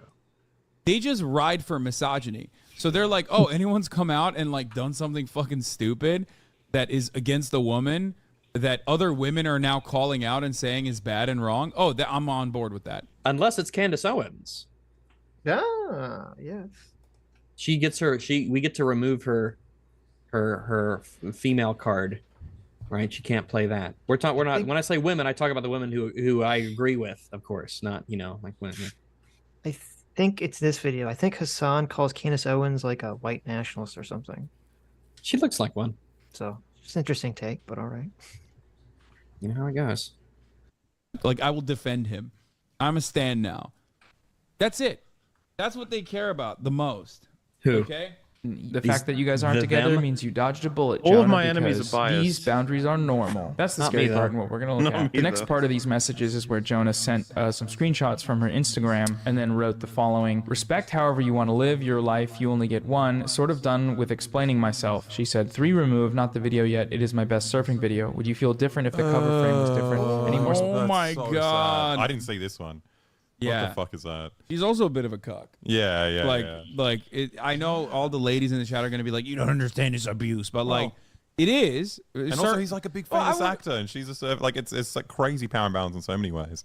Fine, sure, but like, Crazy but also power and like, balance. come on, it fucking, Jonah Hill is rich. But What do you do? Yeah. The But fuck also, are you she was doing? always a surfer. So when was the point in the relationship? He was like, "Nah, you know what? Too much. This is too much surfing." Like, Like, he is definitely objectively in the wrong. Yeah. Okay, Yeah. he is. It's fucking ridiculous. Definitely, he is figured it out. definitely objectively in the wrong, and I Crack the can make case. this. I can make this incredibly strong, objective quantification of the morality of this dynamic based off of 2 screenshots for which I have no surrounding context. Yeah. But he is definitely objectively in the wrong. Yep. It must be such a what an existence to be so confident with such little information, to say things so plainly and so, I guess so, it's just so proudly, to say things so confidently when you just know nothing. I mean, how else are you going to be a millionaire socialist with a mansion in Hollywood? It is kind of funny though, right? You explain this to an alien, and then they're like, "How popular is this shit?" And you're like, "Oh, Mr. Alien. Oh, I'm sorry. We're not all like this, but unfortunately, a lot of us are." I know. Not me. I'm one of the good ones. No, he's right. Surfing is a single person's activity. Yeah. Well, who in a relationship surfs? No. Do you actually know anyone? Just break up with a controlling abuser forehead. I mean, this is like so pathetic, though. Yeah, this is. Like, I don't know. Why are they going to talk about why she acquiesces to it? Are they going to talk about why she says, like, what do you want me to change? What about it isn't comfortable to you? Explaining herself, because she's not like denying him, what he's saying. It looks like she's trying to see, what she needs to do to, do something that he approves of. And maybe that is a result of his manipulation, or maybe it means that she really doesn't mind and she wants to make him happy for whatever reason. But the thing is, I have no idea at this point. It's interesting because I never really seen, I mean, they don't acknowledge this. There is an element of massive misogyny in the way that they and all the other people defending her are talking about this, because they basically ascribe Jonah all the power and agency in the relationship, and they assume this woman has zero power, zero agency in the relationship, and she's just some kind of like spring chicken who's being manipulated and completely controlled by big bad Jonah Hill, when they don't have any evidence of that whatsoever. Because that is a good question. Why is she, what is her responses? Why is she willing to even have these conversations if they're so unreasonable in the first place? Yeah, and I think most people would go immediately to, well, she's being abused. Right? Or maybe it's or not maybe there's something else. Maybe she did some fucked up shit in the past that we don't know about that's related to this. Who knows? Who knows? Not us. I mean, well, you have to grow the pedo stash first to gain that knowledge. So I'm not willing. Fifth dimensional stuff, yeah. Yeah. Really? You don't think, like, here's the thing, okay? You get into a relationship with someone. You get in a relationship with someone, and you think that the person is a certain way, and then they start slowly revealing that they are this way. I mean, it's like just reeking with insecurity and the most. We have no idea what Jonah Hill presented himself as to this woman when they begun their relationship. Or we vice have versa. no fucking clue. Yeah. She could have been a snake. He could have been a snake, or it could have just been misunderstandings. It could have been bad communication. It could have been all kinds of stuff. We have no clue. But instantly, all the blame is placed on him. Or they're certain that Jonah Hill is Satan. We could go that direction. True. That's true. I mean, it could be him. I don't know how they can say that. Didn't they hear that Jonah Hill saved Kanye West from being racist? Wow. Really? You didn't know this? No. So Kanye West very famously didn't like Jewish people. Allegedly. Allegedly, he only talked about it openly in multiple platforms. Here and there. Here and there. To millions of people talking about his love of Hitler. Oh, that's the thing that happened in our timeline. That's not a made-up thing. That actually happened. Yeah, that wasn't a fever dream. But then Kanye put out some Instagram post or a tweet or something. I guess it's an Instagram post because he was banned from Twitter for posting the Nazi sign inside the Jewish star. But he tweeted out or Instagram posted out that he saw 21 Jump Street and Jonah Hill was so funny in it that it made him like the Jews again. There you go. So there you go. We've been saying this for ages. So does this mean that this is like soft endorsement of like race-based humor?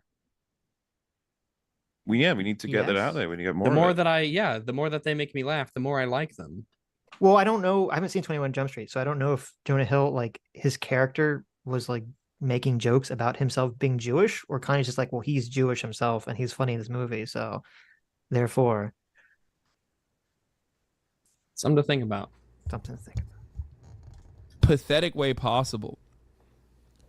You know? Well, it's like the other person's insecure as well, and then like they're thinking like, oh, how can I salvage this? Like if this relationship fails, that's like a reflection on me, and like, you know, I think there's I think there's a good reason to be cucked in this situation.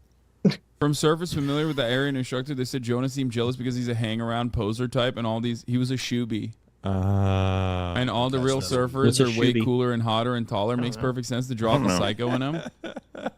Oh no. Yeah. But wait, they just kind of brush it up. But like, so imagine if Jonah Hill been dating her for a month. He goes out to. It's not that hard to imagine.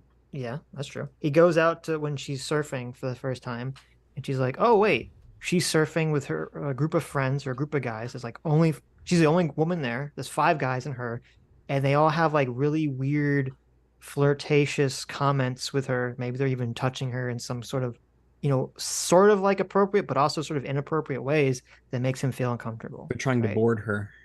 They're trying to board her.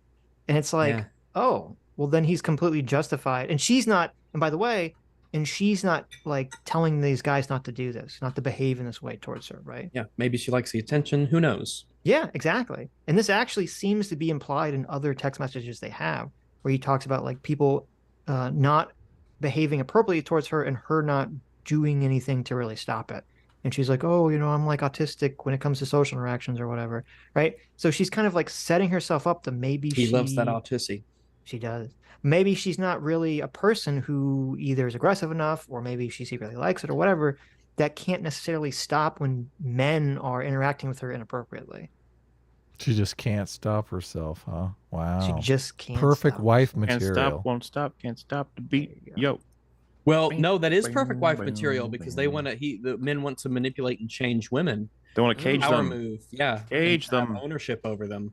True. That's why you never date a girl who's good at a sport.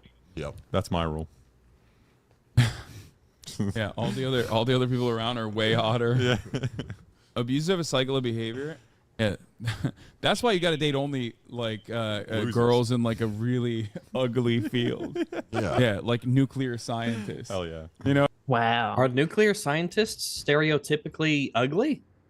I mean, they're smart, so they have to be ugly, right? That's true. They probably wear glasses, which, as we all know, are ugly.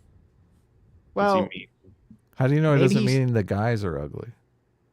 This is the champion of the working class. Like, she's super hot in nuclear physicists. But all the guys are ugly. But all the guys are dorks. Yeah, that's like the perfect situation right there. No attractive guy is going to be a nuclear scientist. Yeah, exactly. Yeah. I don't know. I'd split her at him. She's okay. That's a good one. Look, she's surrounded by TherapistJeffs all day. Look, you've got nothing. You've got nothing to fear. That will get you in a particular way, being surrounded by many TherapistJeffs, not just one. Oh yeah, wearing you down with the sneaky fucker strategy. Mm-hmm. Yeah, telling you everything's meaningless. Maybe therefore you should sleep with him. Exactly. Maybe Hasan's talking about that nuclear scientist that worked for the Biden administration that was stealing people's lives. Oh yeah, that person. Yeah. The bald. I don't know if they were trans or non-binary. The bald guy that dressed like a woman for some reason. Yeah. Did you just say nuclear? Nuclear. I've been saying nuclear this way since the beginning. You gonna let him get away with that, Mauler? Well, the S is silent. Nuclear. True. Listen, I appreciate my former president, George W. Bush, and the way that he pronounced stands for nuclear. honesty. Okay. Just murdering the English language. Wow, that's very bigoted of you. I would expect it from a coastal elite like you, Adam. Of course. You know what I mean? Because guess what? It's not like she is not cheating on you with another motherfucker in there. Okay. See, look, all you had to do is look. Hasan basically made my argument. He's saying that she's surrounded by ugly dudes. Never date a girl who's been outside. I know. Yeah, there's men out there. Yeah. There's men out there. Hotter than you. Yeah. Watch it. Exactly. Yeah. Watch it. Fucking Steven Crowder. Oh, I hated that. That was so fucked. Gotta date girls that like to knit. There's no men that knit. Oh, but the one that does. Holy shit. Yeah. He's going to be doing so well. That's like the guys that do salsa. Oh, He's like, come on. Jonah is clearly a dick, but does this classify as abuse? I think the ironic situation here is that Jonah Hill is very clearly with like one of those therapists that just like leans into all of your worst aspects and like teaches you therapy speak, but doesn't actually like heal you of any deep we know insecurity you have. What isn't? I feel like we have nothing left to learn. He's listening to TherapystJeff here. What's going on it here? could be, yeah. How come the therapist that we should listen to the least is the one people seem to be listening to the most? He just listened to Noah Samson's video. That's what happened, because Noah Samson had TherapystJeff in his video. That's he hasn't where gotten he there gets yet. Yeah. He's gonna get there. Yeah, we're too early in the timeline, Adam. Yes. Oh, do you think he watched it twice?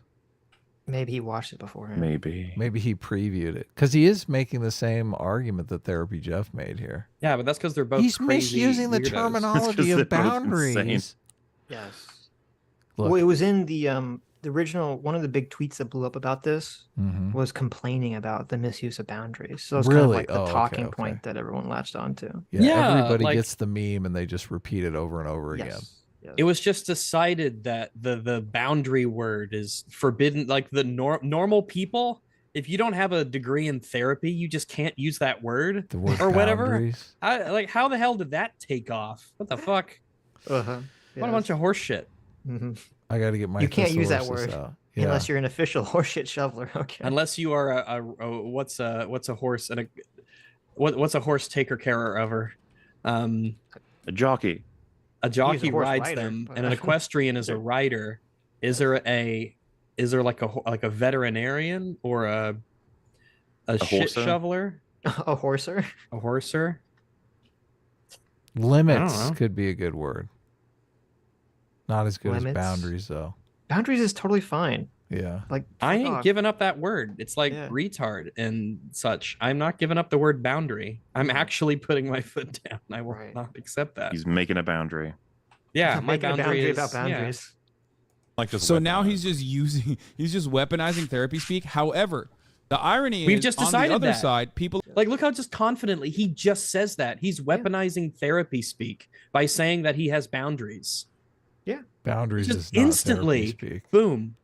Just feel That's a just what it little is. bit like they've all been given the update. Yeah, of what to totally. say. The software update came from the tweet. The fact is, like, I would be less conspiratorial about it if not for the fact they all use the same language to describe it. It's like, can you say the same things in different ways, guys? Maybe break it up. Well, you know, it's interesting. You brought up when Noah's did his video. He's literally just bringing up the tweets. That's the software. He brought up the software and showed it. Everyone else, they just read the tweets and then they go on the video and they just say it again and take credit like it's their original thought, essentially. Ouch. People are also hyper medical on the Jonah Hill criticism side, because I think Jonah Hill is an insecure, pathetic little man for this behavior. But do I think it's just the insane strong commentary with such little information? Jeez. constitutes as like abuse? I don't think so. I think it's manipulative, but I feel like we have the tendency to literally. Hasan thinks manipulating a woman isn't abuse. Got him. Clip it. Got him. Live. Got him. Really look at every single thing and not just be like, that's a bad guy doing a bad thing. It has to be toxic, manipulative abuse. Like, no, I don't think it's abuse in that regard. It's like, I don't know. I feel like I feel like you resemble like an anarchist 14-year-old who says like it's an unjustifiable hierarchy if you want me to shower or do nap time. Okay, like it's or travel or have goals or think things are meaningful or have children. It's just not. It's just this is a person who is weak. Okay, he's a weak person. TherapystJeff is the kind of person who's like, no, mom, I'm 14 now. I eat unhappy meals. Oh man, He's the kind of guy who says no, we can't during the Bob the Builder song. That's a good Shadow the Hedgehog meme. Oh yeah, absolutely. I want an unhappy meal. How do you describe a guy as weak who's not willing to let some woman walk all over him? I mean, that's the opposite of weak. Yes. Yeah. This is crazy. This is like upside down world here. Yep. You're so weak because you stood up for yourself. You cuck. Yeah. It's like, yeah, of course I stood up for myself. I'm a fucking international celebrity. Yes. Fuck off already. If he felt like he didn't want her to do certain things and he just never voiced them and let her, traipse around doing whatever the fuck she wanted. Then That's you're the a weak cuck. thing to do. Like a then harlot. you're a weakling. Like a floozy. Like a Jezebel. Wow. Let's bring up the thesaurus. The fact that I want everyone's all the stepping words. in and just these, I just reeks of jealousy. Hasan is just jealous that he's like a big international celebrity, and Hasan is like, obviously Hasan is famous, but he's not Jonah Hill famous. I think he's just I think trying he to is project jealous. super hard because that's what some of his audience wants. I mean, yeah, I guess we can give Hasan a tiny shred of credibility for saying, well, it's not abuse, it's just shitty behavior. Yeah, he pulled back a little. The tiny bit of pullback. Well, calling him like a tiny, pathetic little man. Yes, I know. I said tiny. Okay. Yeah, it's a little far, a little Tramp, excessive. that's another good one. Ooh. Oh, Tramp is good. Yeah, Classic. Floozy's better, but Floozy's pretty good. Tootsie. Floozy's, it he's doesn't not seem like it's strong, He's not like taking it beyond a level where, like, he's even the way he's basically describing it, like boundaries, making it seem like it's actually Hasan learned a new word today. It's boundaries. It's like, geez. The word that I was fixated on in the text is respect. Because he said, look, you disrespected me. That makes me think, I wonder what happened at that surf contest that equates to disrespect. She was hanging 10 inches. No, I think Sitch is onto something with just flirting with other guys in front of him. He's like, geez, like, if you want to flirt with other guys, can you at least do it when I'm not around? That's my impression is, my impression is that guys hit on her a lot and she doesn't turn them away. Right.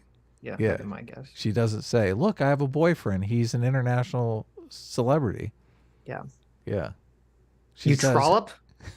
She says, here, let me get your number. I'll give you a surf lesson, a free one on the house. Yeah, exactly. A perfectly reasonable demand.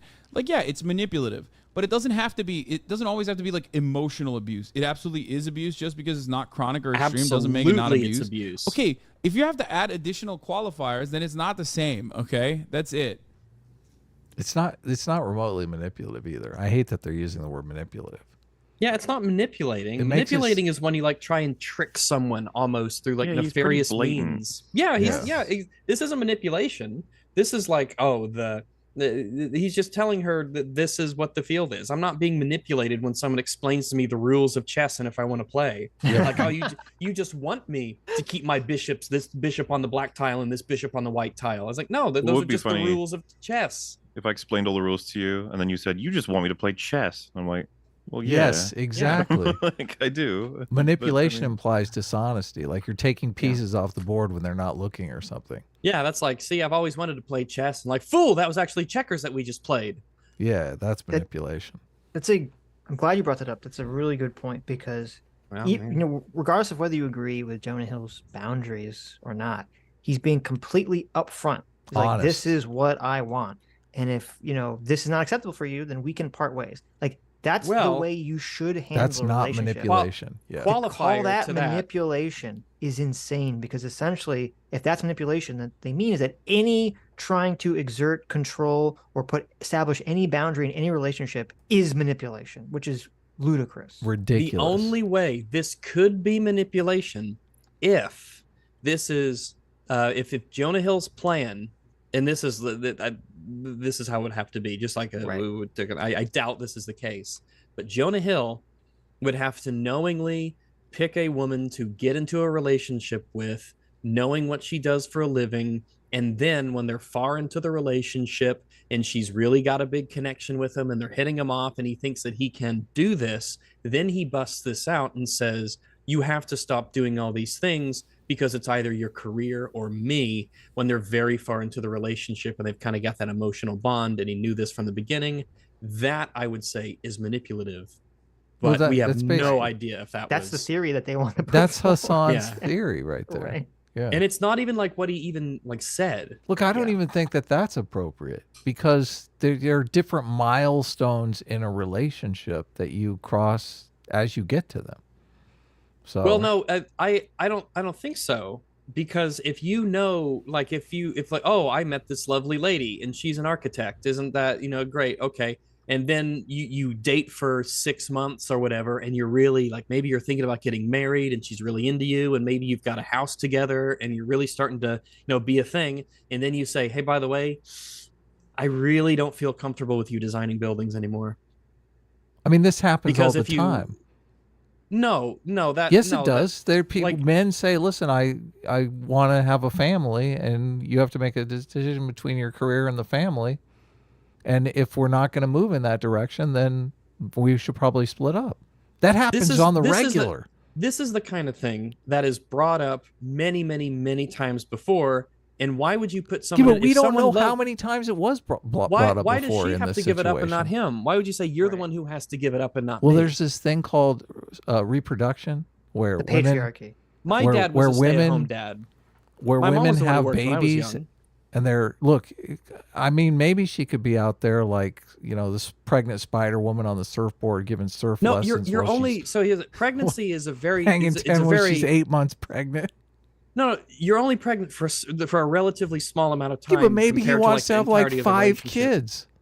Well, maybe she doesn't want to have 5. I think the point is this: you can establish whatever roles and boundaries you want in a relationship, but if anyone's idea in the relationship is that you want the woman to stay home and raise the kids, that should be brought up pretty early on, in the relationship, not when they're married. Okay. Suddenly, well, and if you're very far into the relationship and you make the ultimatum on her, you are the one who has to give up the career. You are the one who has to stop your job, because I'm not going to be the one to stay at home during the day and watch the kids. It has to be you. That's fucked up. Well, we don't know that didn't occur exactly in that's this situation. We don't know. And I don't know that you have to be flirting with all your clients and wearing a bikini if you're a surf instructor. No, that's a different thing. That's a different element of what he was saying. I mean, she could wear a one-piece. She could wear a wetsuit. There is a difference between you flirting with guys and you aren't allowed to wear a bathing suit when you are out on the ocean surfing and being a surf instructor. Right. Those are 2 different things. But wearing a bathing suit is not flirtatious. Because that's the problem, is because they're like, I would agree that if he's like, okay, I'm going to date this woman who's a surf instructor. And then once they're dating, nothing happens. There's no reason for him to ever doubt her ability to interact with men or her loyalty to anything. And he just randomly says, I don't want you surfing with men anymore, out of the blue, right? If there's no context to that, I would agree that's bizarre. That's a very weird thing to just randomly bring up to someone who's a surf instructor. Which I highly doubt actually happened. I would, it's possible, but that's how they're all interpreting this. Yeah, they're going to the worst interpretation. Right.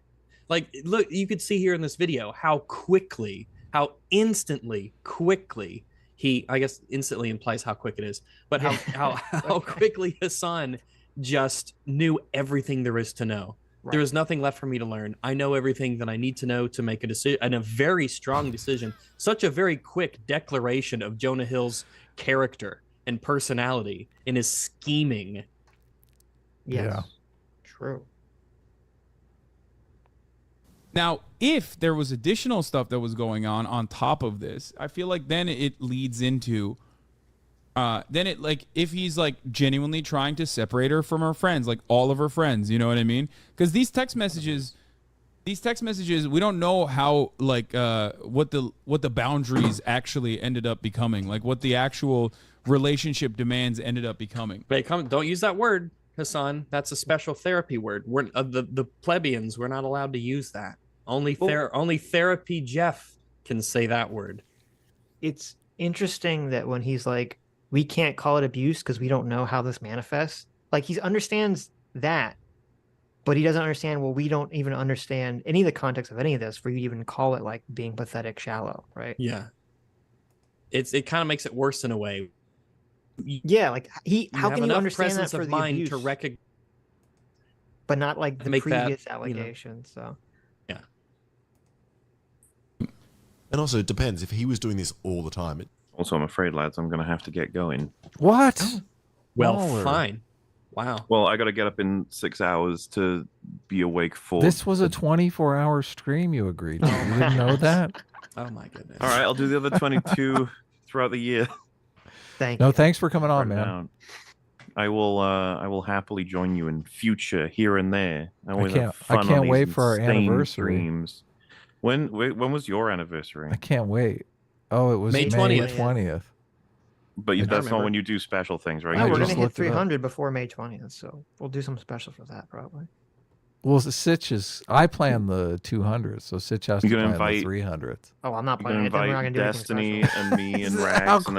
How quickly we'll ask him that about his Star Wars takes.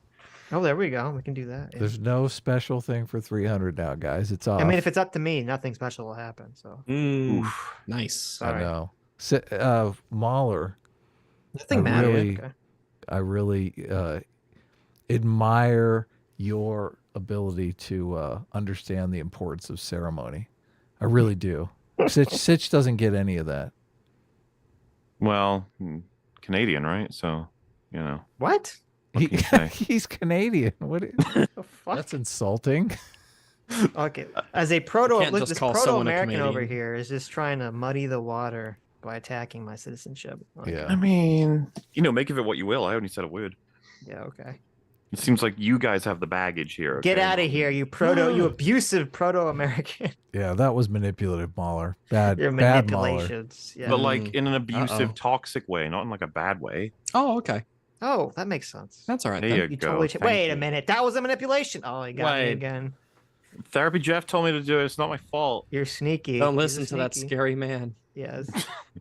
He whispers me sweet nothings as I sleep.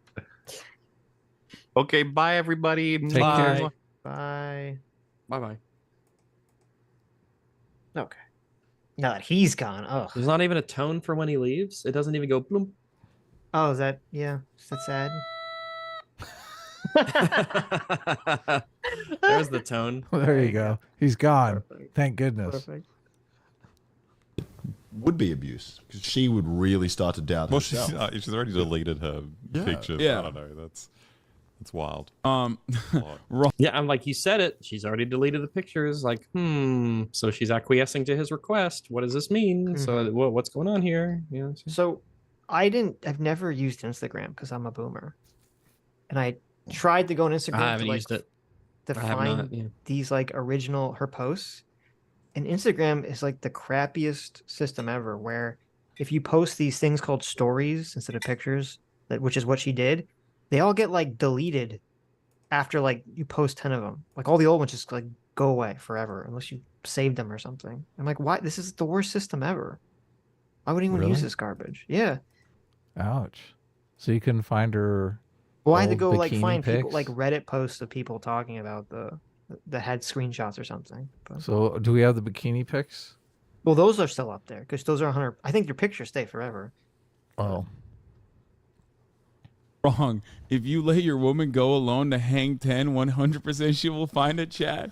And there's a 70% chance of her getting railed by him. I can't tell you how many families I've seen broken up by this as someone who works at the surfboard rental shop. Whoa. That's a old. That's a copy post from like last week. Interesting. Oh, that's awesome. It's weird.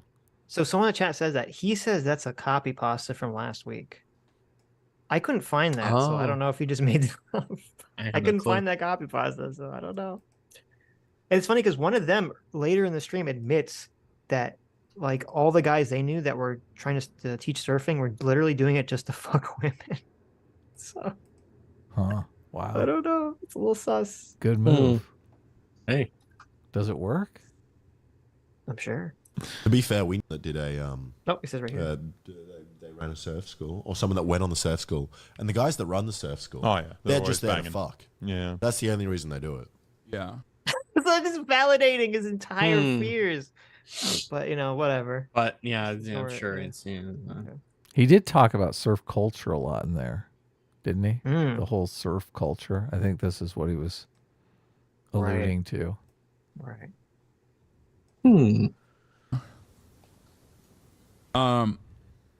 Hold on. So right now, Hasan's thinking, this is I wonder if I could teach people to surf. By the way, I love these. Oh no, he green-lined the dog. No, no. Oh god, how could you? The dog is slanty. Everyone's slanty. This is real. No, this is the channel that does this. This is the Twitter page that unironically does this shit all the time. You don't know the green line meme? I have no idea about the green line meme. Oh, I know. So it's supposed to be like if you're standing up straight or straighter, because technically they're both leaning to some extent. Like that is asserting your dominance in the relationship, and the person leaning more is like the passive person in the relationship. That's interesting theory. Because I don't. Okay, whatever. Well, also, it's not even true because, I mean, at least according to her, she's like, oh, I was just, he was so demanding and controlling me, I was just acquiescing left and right. So, all right. Okay. Not according to the picture there. But not according to the green lines. Yeah, have you considered the green line meme? Have you considered? Between TherapistJeff and the green line meme, I feel like we have a way to arrive at absolute truth. Right. Finally, after all these years. Oh, Jesus Imagine Christ. thinking about this every time you're outside or like in a photograph. What, looking at people's leans? Working on your own lean. Now that dog's got a powerful stance. Yeah. I agree with that line. To be fair, the dog has double the legs I think that we do. the idea is like the dog is fucking her. That's what they're saying. Okay, let's Specific continue. ones that bother you. Female Yes, white one women. that isn't of your ass in a thong. Fun fact. You know that stereotype, the white women have sex with dogs stereotype? Yeah. Comes from the Nation of Islam. Whoa. That's They, a like, fun fact. originated that. It doesn't seem like a very fun fact to me. It's very fun for me. Interesting. I just think it's interesting that they're the ones that originated that stereotype. Because they think dogs are like haram or unclean or something. Well, Yeah, they don't it was like like dogs. Yeah, what a no, bunch no, of no, no, barbarians. Well, hold on. Not Islam, the Nation of Islam. That's the, Louis Farrakhan, like Malcolm X, like the black Islamic people. The thought was like, because it seemed like they were mad about white police officers using dogs on black civil rights protesters. So they constructed this whole like theory that black people love and laid with dogs in caves before they were civilized by black people. So that's why white people like to have sex with dogs, supposedly. Not a thong, but K. It's not why I have Insecurity sex in with relationships. dogs, but, all right. Kind of reading a bit too far into that, I think. Well, I'm glad. Listen, we need representation of all stripes on the channel. Yeah. And spots and yeah. This is a totally normal thing. You really like someone and you're like, oh, I really like them. What if something bad happened? What if they meet someone that's cooler and more handsome and taller than me? What happens then? Oh, geez. Oh, gosh. I don't want to lose them. But that's something that you can work through with your partner and you can make it A-okay. This crap, So this is like, okay, so if it's all just insecurity, why have any limits on anyone's behavior in a relationship ever? Right? Yes. Yeah, of course. There's no excuse to have any of this ever. Which is, because any sort of limitation on a woman is just your insecurity. I want to get their opinion on what happens the other way. What if a woman says, hey, okay, guy, you can't hang around a bunch of women and stuff and do all that. Would they think, wow, this is such controlling, manipulative behavior? And if they're at least going to be consistent, then I guess that's progress of a kind. But like, come on. Well, you brought up a good point, which is that Hasan is a streamer, and he's with two other guys who I assume are streamers, and they're trying to create engaging or interesting content. So you'd think when they'd watch this video, one day they might. One day, when they're watching this video, and people are talking about this, it would kind of juice in their brain, like, oh, maybe we should discuss like what are acceptable boundaries for relationships and what are unacceptable boundaries. Yeah, and, like, this that would is be what the point a of the springboard conversation. for conversation. Yeah, exactly. A lot of people are very good at conversations when they have something to work with and bounce off of. Like a lot of comedians are like this. There's a lot of comedians who are great on like panel shows and in social situations, but their stand-up isn't all that good. It's just styles of how people, kind of are. Sure. And they don't talk about any of that at all in this clip. They don't talk about, their personal preferences. They don't use like really any of this as a springboard. And from a content perspective, if I was Noah Samson, I'd be pretty pissed off because they're not even like watching his video and using it to comment on the video. They're just using it to tell them the information that they're too lazy to go look up themselves. If I was Noah Samson, I'd be like, hey, they're doing what I'm doing. Well, that's a good point. He doesn't know. He doesn't really have like to stand on because he did the same fucking thing. So that's true. Surfing with men? Surfing. The thing where you're by yourself on a board in the middle of the ocean. What is that? It's like it's so stupid. It's literally like, what is it literally I loved like, how Hasan? well you used to, like, I love that you're a chef, but I'm afraid you're going to have to cut it with this food cooking nonsense. Cooking with men. Now that you're in a relationship with me, I no longer want you to be chefing. Yeah. Like, even though that's how I Oh, felt, are you educating children? I don't like that, okay? Some of those kids are men. Yeah. Would it be different None if it of those was kids are on OnlyFans? Yes. I feel like no. No, I don't. I mean, it would feel different, but principally, I don't know if it would be different. If you saw, it's like if you fell in love with someone who made their career and enjoyed doing OnlyFans, then you should know that you'd have to be a fool to not understand that later in the relationship, this is going to have to be an issue that you parse out. Right. But if you said, like, into the relationship, you have to choose between me and your OnlyFans stuff, and yeah. Well, I feel like this is closer to OnlyFans than it is being an elementary school teacher. I feel like they're picking all of these. They're picking all of these vocations because they want to make it sound like, oh, it's just an innocent vocation. Even though the guy sitting right next to him says all the surfing instructors want to screw you.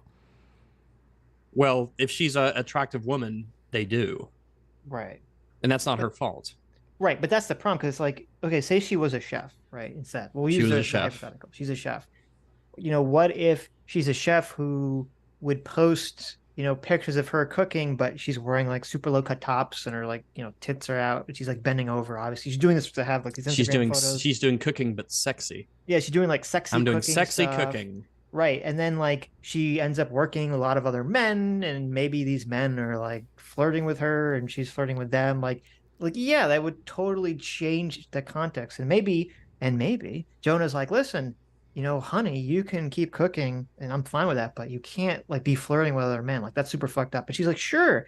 But then she keeps doing it. She can't stop herself.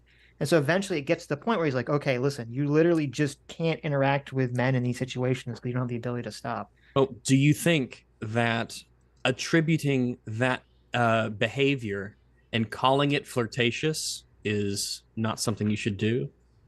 Calling what behavior? Like, if she does sexy cooking, right? If she does cooking but sexy, right? And she's wearing maybe provocative clothing, or fuck it, let's just go all the way. She does naked cooking, right? That's her thing. She is an incredible chef, but she does it naked, and that's how she gets, you know, attention and everything and all that sort of stuff. Is that flirtatious? Well, it will. So let's lean back from the naked cooking for a second. Let's go back to sexy cooking. Okay.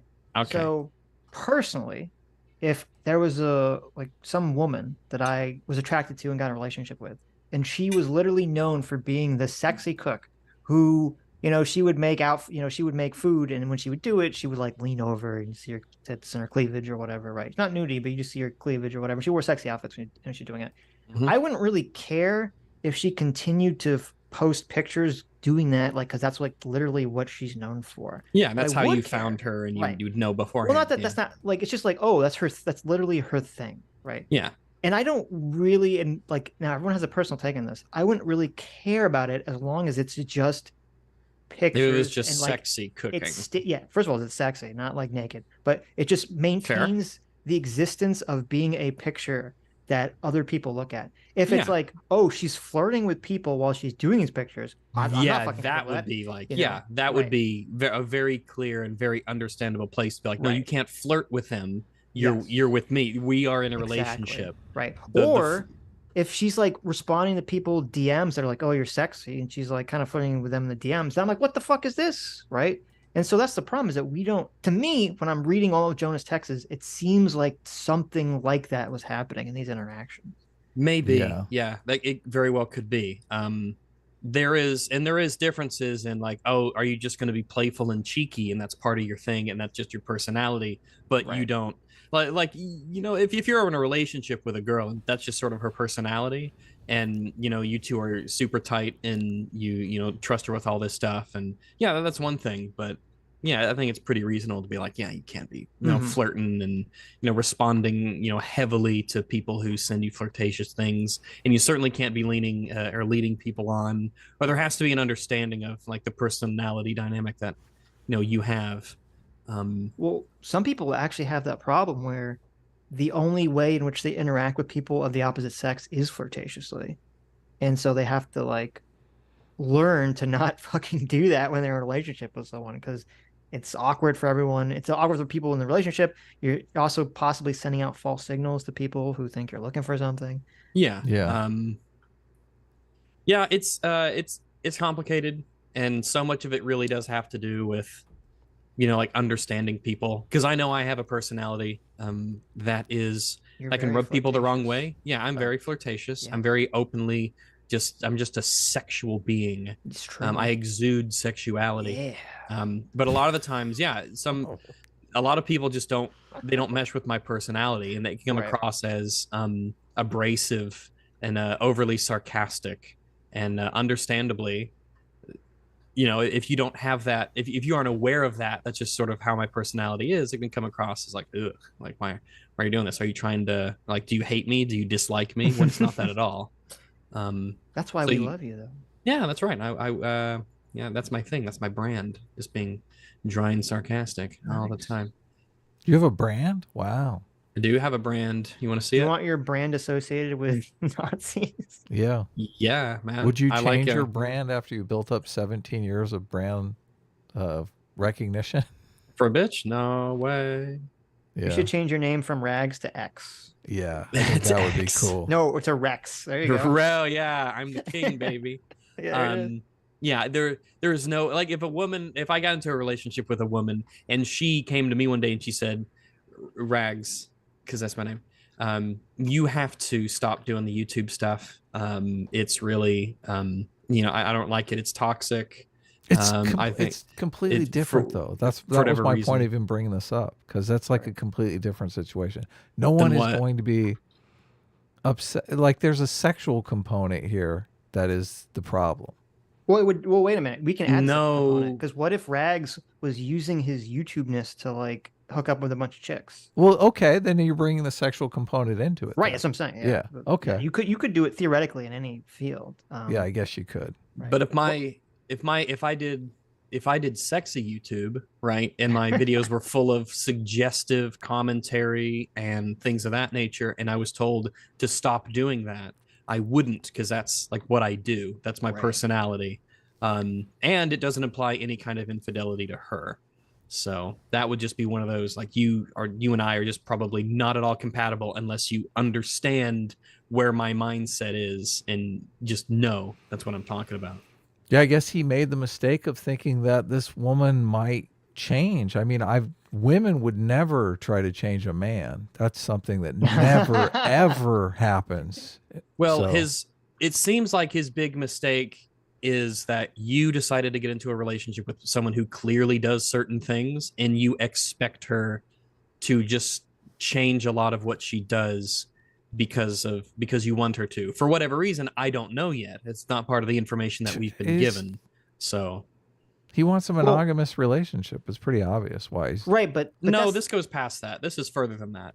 Like, you can't, his list of things that he's not comfortable with is definitely not synonymous with a monogamous relationship.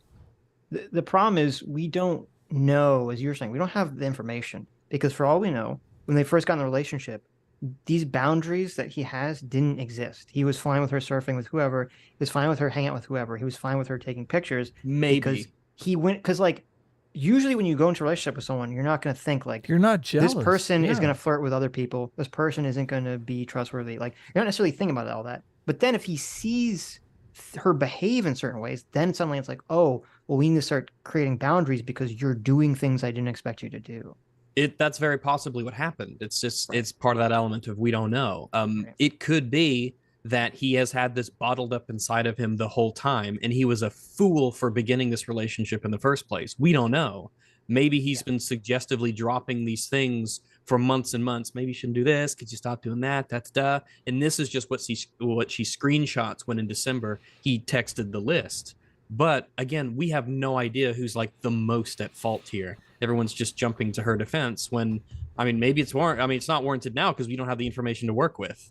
And if it turns out they're retroactively correct, I'm sure they're going to be like, yeah, I knew the whole time. Yeah, that when you didn't, you just got lucky. You just called it lucky. And very irresponsibly too. She is way more at fault than him though, because she's the one that's sharing all this private information when they broke up. There's no reason to share this. Yes, I agree. Yes, as it stands right now, she is the biggest dick in this. Of course. Because unless something comes out, which I doubt it will, because surely it would be part of the context that she released. Because if she was justified in doing this, if he really was like abusive and crazy, you'd have a lot more you'd have like proper receipts to that, right? Yes. You'd have all of the really crazy, wild texts that you feel would justify you coming out with this information that, quite frankly, is personal business. Yeah, he set boundaries. She didn't want to live by those boundaries. They broke up. He moved on. Now she's trying to make a big spectacle of it. Well, what's up with that? I don't think we know why they broke up, do we? Yeah, that's true. We don't know theoretically. Because it might literally be. Look, I think it's a safe assumption that this is why they broke up. Well, probably. Maybe. But I'm not ready to make that assumption. And one of the things is I don't have to make an assumption yet because that's not actually relevant at the moment. I can just wait and see if that information comes out. Because who knows? Maybe it was something completely different, and that was just part of a big thing on a pile, and that was the straw that broke the proverbial camel's toe. I'm glad you brought up the leaking thing, because to me, the reason why I'm more inclined to probably not trust the text messages on face value and to assume there's a greater context and assume that she's probably was more or some element of the bad actor relationship is because why is she releasing these text messages? It serves literally no purpose except to throw shade at someone that you dated 2 years ago, and to be vindictive, to hurt him once he's had a child with another woman. There's no purpose to do, because it's not like, oh, I'm trying to warn other women from dating him. It's like they have a child. No, together, he's off the market. Like, he's taken care of, unless they have a terrible, messy divorce. But that's like exactly. That's and it's a not big like maybe. And even if that was like theoretically, she's like, I have to protect his wife from him or something, right? You would just share those with the wife privately. You wouldn't broadcast them necessarily to the world. If there's some issue you have with Jonah, you talk about with him privately. There's no reason to do this except to be a vindictive asshole. And none of the people that are like simping for her bring that up. And bring up, why is she even doing this in the first place? What does that say about her character and the trustworthiness of her character in the situation? Yeah. Yeah, I mean, woe to the man who, is her current boyfriend or will become one. Because, I mean, this is like red flag central. The fact that a woman would, years after your relationship ends, air out your relationship drama, that's pretty fucked up. And if you are gonna get in, bed with her, figuratively, of course, and you don't expect this to happen to you, I don't know, man. It's a risk. That's a good question. Is who the hell is going to date her now? And hey, I mean, if that's what she wants to do, because would you trust? She probably is dating someone right now who's sitting back like, and watching all this happen. Like, dear, you're not going to do this to me, sweetheart, lovey-dovey, girl, baby girl, yeah. That I forget what it's called. Isn't there one of these like message apps where all the messages get deleted like after 24 hours or something? Yeah. Like they're like, can we use this app now? They're like, why, honey? Oh, no reason. It's just more convenient. Some of those kids are male. I don't like that. You need to stop. You need to stop being a teacher. It's insane. Yeah. You're speaking from a place of privilege. I'm sorry. A privilege. Imagine if you're going through this day in, day out. Emotional coercive control is abusive. That's fair. Sure. Okay. He was going to ban Jonah him. Hill That guy wasn't there. To surface. Yeah. Hasan was going to ban I'm that speaking guy. from a place of privilege because anyway, No, you are. You're insanely privileged. You're in like top 1% of the world. True. You sit on your ass in front of a computer and you make $1 gajillion doing it for some of the most low effort content ever created. Yep. You are the face of privilege. You are the face of privilege. True. And it's all over out of nepotism too. Remember, you only got in because of your uncle guy. I think he meant in the dating market. That he's privileged. He's rich and decently looking, so he's very privileged. Sure. Yeah. So, right. Yes. But it's funny that even him saying like, "Oh, Jonah Hill is a weasel. He's horrible." Blah blah blah blah. But just because he's not willing to say it's abuse, his chat's like, "Oh, Hasan, what's wrong with you?" This is obviously abuse. Oh. Yes. Oh. Abuse.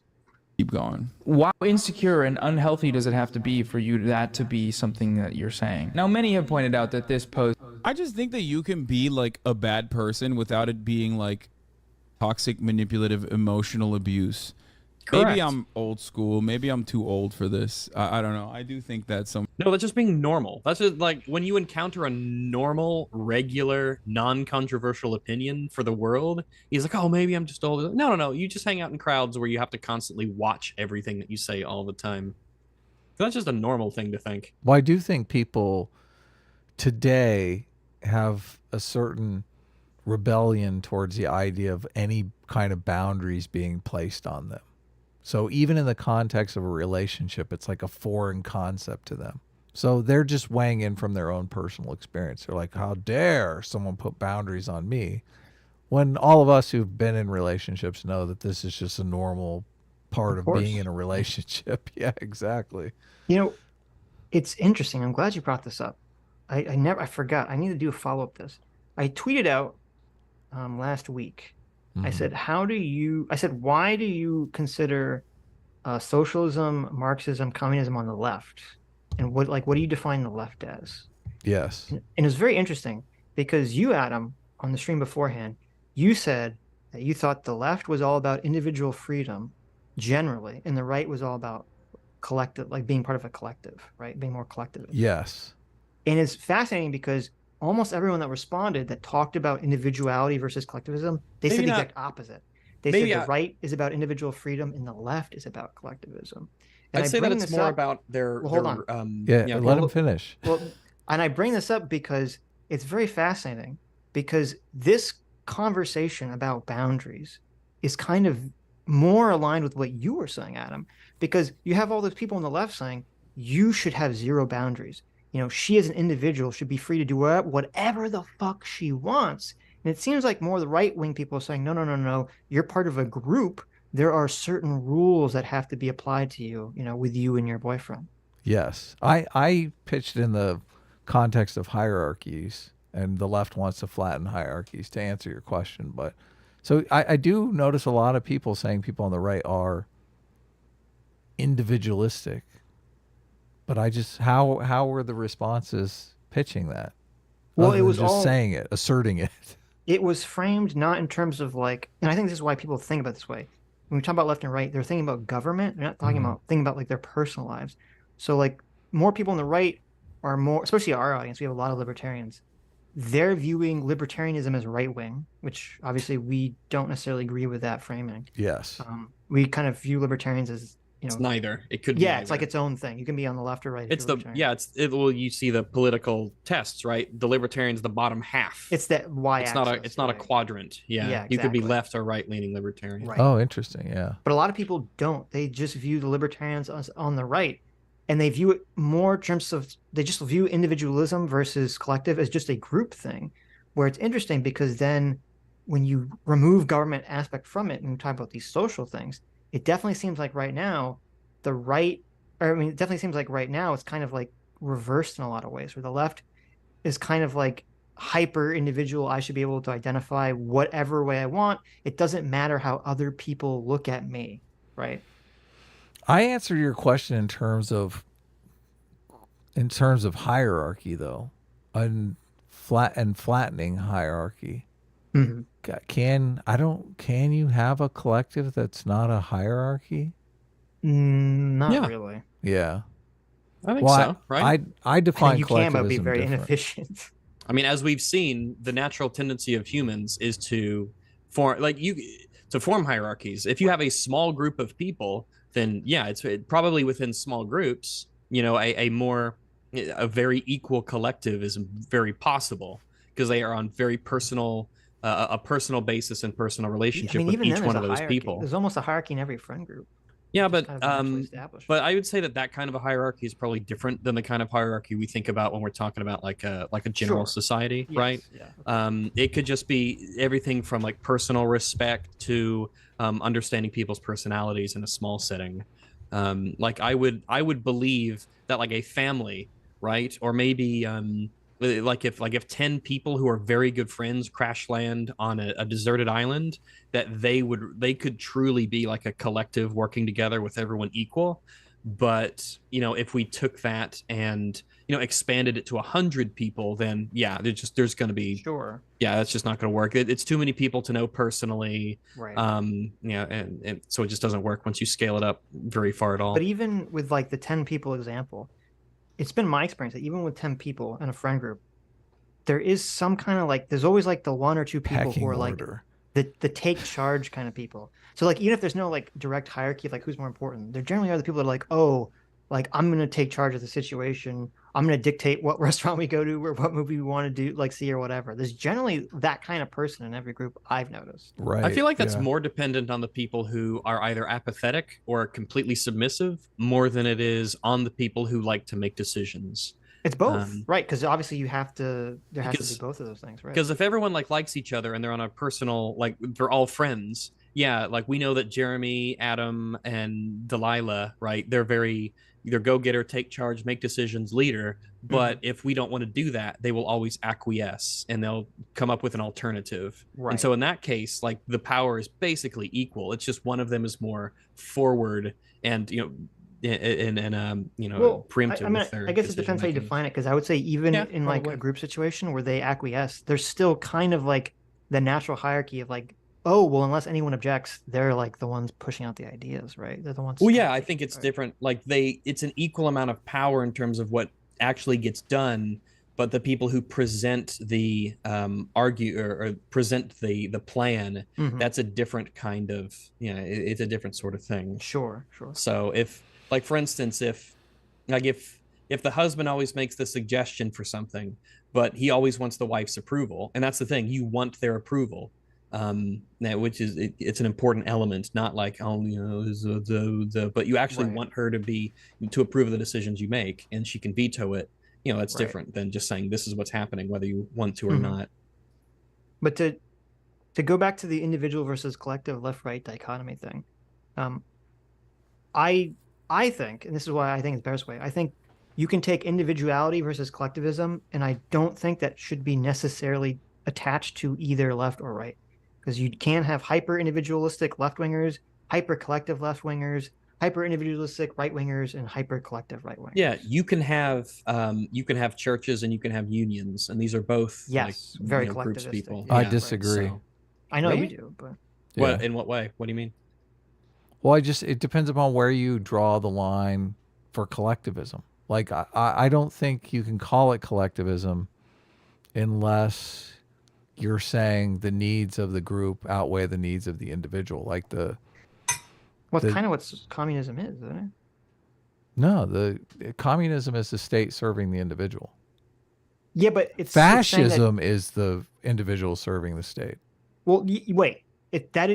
Fascism is the individual serving the state. But in communism, the idea is everyone should be equal. It's not fair for any individual to like individually get ahead of anyone else. So to me, that's definitely saying like you have to serve the group interest of everyone being at the same level. Right. Does that make sense? Yeah. Because it's basically forcing you to be at one level. It's so weird because you're like the whole goal is to make everybody equal, but at the same time you're completely denying freedom. You're completely denying individuality. Well, that's why that's why I say it's collectivist. Right. So that's why I think and this is where I think some of the confusion comes from, because I think you can use both left or right-wing philosophies to simultaneously promote individualism and simultaneously promote collectivism. Well, I do. And I think this is a good example that what we're watching here, because it's interesting with the Jonah Hill situation, it's doing both at the same time, because people are viewing this first through the lens of the collective, because they're viewing it as woman versus man. And so since they're looking at it from a collective group of female versus male, they're siding with the female because they have all these thoughts about like women are more oppressed and, you know, blah, blah, blah, blah, blah. See, this, right? this is where our different definitions come. But wait, because just because you're in a group doesn't make you a collective. No. But what I'm saying is that the people that are viewing, the people on the left, like Hasan, or the leftists, I should say, like Hasan, who are talking about the situation, they're entering it and they're thinking it from both an individual and collectivist standpoint. So they're looking at it through the lens of the collectivist standpoint, which I guess I just disagree with you definitionally, I think, is looking at how this is through the group lens, how you are part of a collective, not as an individual, as a collective. And as a collective, as part of a collective, they're saying she is a woman, therefore she is part of, you know, against the patriarchy, she's being oppressed. Jonah Hill is part of the patriarchy, blah, blah, blah, blah, blah. But then they also look at it from a hyper individualistic perspective where they say, well, no one should be able to put any boundaries on any person in any part in a relationship. So they're kind of doing both simultaneously. Yeah, I get that.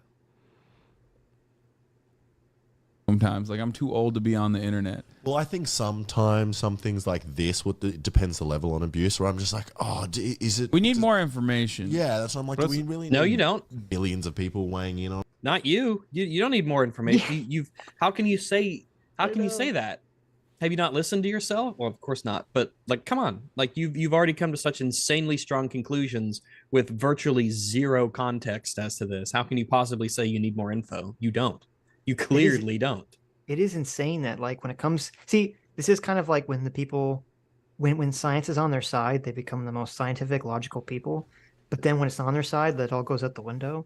It's like, because he took a public stance where he said it's not abuse, suddenly he becomes the most logical person ever. Well, we need more information before I can make this determination. But then 5 seconds earlier, he didn't need any of that shit when he was making all those like broad stroking claims about him being not being abusive, but being like, you know, a little troll and, you know, a shitty, insecure little man. On it in a way, like, it's good and it's bad. But it's like, I hate that. That's another part that I was going to mention, which is that like they've broken up a year ago. She released these text messages like now, and also he just had a kid with his new partner or whatever. And the thing is, like, no matter what happens, But see, wait, this is the power of the emotion that controls you. This is the power of the elephant. As soon as he's defensive, okay, as soon as he has to defend the claim against chat that it's not abuse, suddenly he's like, his intelligence goes up 20 points. Well, I don't have enough context here. Well, isn't it kind of weird that she released this information right after he had a kid? Why is she doing this? Like, all these arguments that should have been talked about earlier and related to earlier only come into play once he's on the defensive chat. So I think that's a little interesting. With his chat, he's on the defensive? Yeah, because his chat is like, this is abuse, this is abuse, it is abuse. Right, because they all saw the tweet. They're all just like lemmings. Because they're all hyper woke Zoomers. Because the kind of person who unironically watches Hasan Piker is probably actually a retard. So yeah. Well, that's true too, but it's a private, like when you release private correspondences like this between two people that are like super comfortable with one another, two people that know each other very well. Well, ironically, Jonah wasn't so comfortable with her. And from the outside world, when you're analyzing it, it's always going to be slanted, certainly, depending on who's doing the reveal. And but even in this case, like, I'm not even saying Jonah has any redeemable qualities. Okay, there is none. He is an insecure little man. He's very. He's like, let me throw a little nugget to your chat, so they'll be nice to me. This is a nugget. I mean, we all know Jonah Hill. You know, the guy you haven't thought about in 7 years. Oh yeah, we all know all about him. You know, because of this one text. Yeah. Terrible, abusive person. But you know, I think he's innocent. Pathetic. But you're only seeing like a small sliver of this overarching relationship. Is a pretty egregious misuse of therapy language, like boundaries, the idea of posting pictures in a bathing suit, how that's transgressing his boundaries. When this is something that he had praised before in her DMs, say there's I mean, dude, it takes a while to overcome trauma. You have no idea the strength it probably took her to release those. You guys are gonna disagree with me, I think. What? Maybe. I don't know. I just like. Well, the thing is, I don't actually know how. Well, that's like one way to say it. That's the nice way to say it. Oh, imagine the strength and the trauma she was risking to post this information and show to the world just how Jonah Hill really was, when it probably was, oh shit, I'm about to release a whole bunch of out of context things about a guy that I haven't been in a relationship with for a year or two, and I don't have really any evidence, and this is all out of context. And he's famous, so I might get a lot of blowback for this on the internet, and I'm super, super nervous. And that's what she's nervous about, you know? Yep. Because she has every right to feel nervous about that, because this is a scummy thing to do. Horrible thing. Yeah. Yeah, I feel as if she incarcerated. Well, True. Really? The hussy? This hussy should be incarcerated. She needs to be in floozy jail. There we go. Floozy jail. Trollop. Put her in the trollop. Put up in the trollop stocks. But yeah, I feel that if she was really justified with this and he was truly abusive, then we would have seen that. She would have released those things and she would have had that instead of this just kind of nothing burger. Has he even responded, Sitch? I don't think so. Oh, look at that. He hasn't even responded. I was looking for it. Or if she's got to be. If he did, it was some that. minor, like, you know, oh, I'm sad that this has happened. Like, it was, you know, not like a big one. Nice. Good for him. Here's a weird word for hussy. I never heard it. Doxy. Doxy? Doxy. Never heard that before. A bold, flirtatious, or sexually promiscuous woman. A doxy. That's a new one for me. So when you're saying that you're doxing someone, it has a whole new connotation. Wow. Someone who doxes often is a doxy. Is Like, a oh, you're doxy. just a doxy. That's just what you do. We all know it, you know? There you go. How I feel about it. Like, I don't know how I felt. Like, I think he's an insecure man. But then Why? Yeah. Bro, this is what I mean. Okay. I'm like, yo, you're turning it into like a war crime. Like, dating an insecure, pathetic little man is not a fucking war crime, okay? Like, maybe he's a really nice guy. Maybe he's a really nice guy. I have no clue. Maybe he just, you know, has, you know. Look, he's secure enough to dump her ass and move on. That's why I'm just like, Did he dump her or did she dump him? Who is buying this that he's insecure? Look, it doesn't make any sense. A lot of people seem to have just jumped to that. The insecure guy is the guy who sticks around, who is completely disrespected and just fucking stays with it.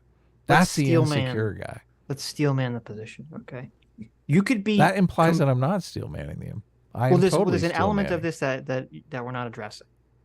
So if you're confident in what your boundaries are, and you tell the person what your boundaries are, that's being strong and confident. Of course. And if they disrespect him and you leave and go get another woman pregnant and have a baby and say goodbye, trollop, that's also confident. No, goodbye, doxy. Yeah, exactly. That's also super confident. And if you are pining over the person 2 years later to the point that you're going to leak some private information so that you can get some head pats on the internet, you are not confident. You are on the verge of checking yourself into a rehab. But what they're saying is kind of like, I forget who it was. Who's the Evo Psych guy who was like trying to be in open relationships? Oh, you know what I'm talking about? Yes, yeah. Jeffrey. I can't. Giraffe. Jeffrey Giraffe. Yeah, I forget his name, but anyway. Yeah. Like Jeffrey Miller. Theoretically, okay. Jeffrey Miller. I remembered it. Miller. Okay. I'm doing finger quotes. Theoretically, there's an argument that you can make where you could say, well, if you're like so insanely confident, you're so confident in yourself, you literally don't give a shit if your significant other has sex with someone else because you're so confident in yourself that you're not going to lose the relationship with them and you're not going to lose anything by them having sex with someone else, right? That's what they're kind of invoking when they talk about him not being confident. Like, he should be so confident in himself that he just has zero worry about her, you know, doing something with another man. That makes absolutely no sense because, like... Well, it's not realistic for, like, most people. Yeah.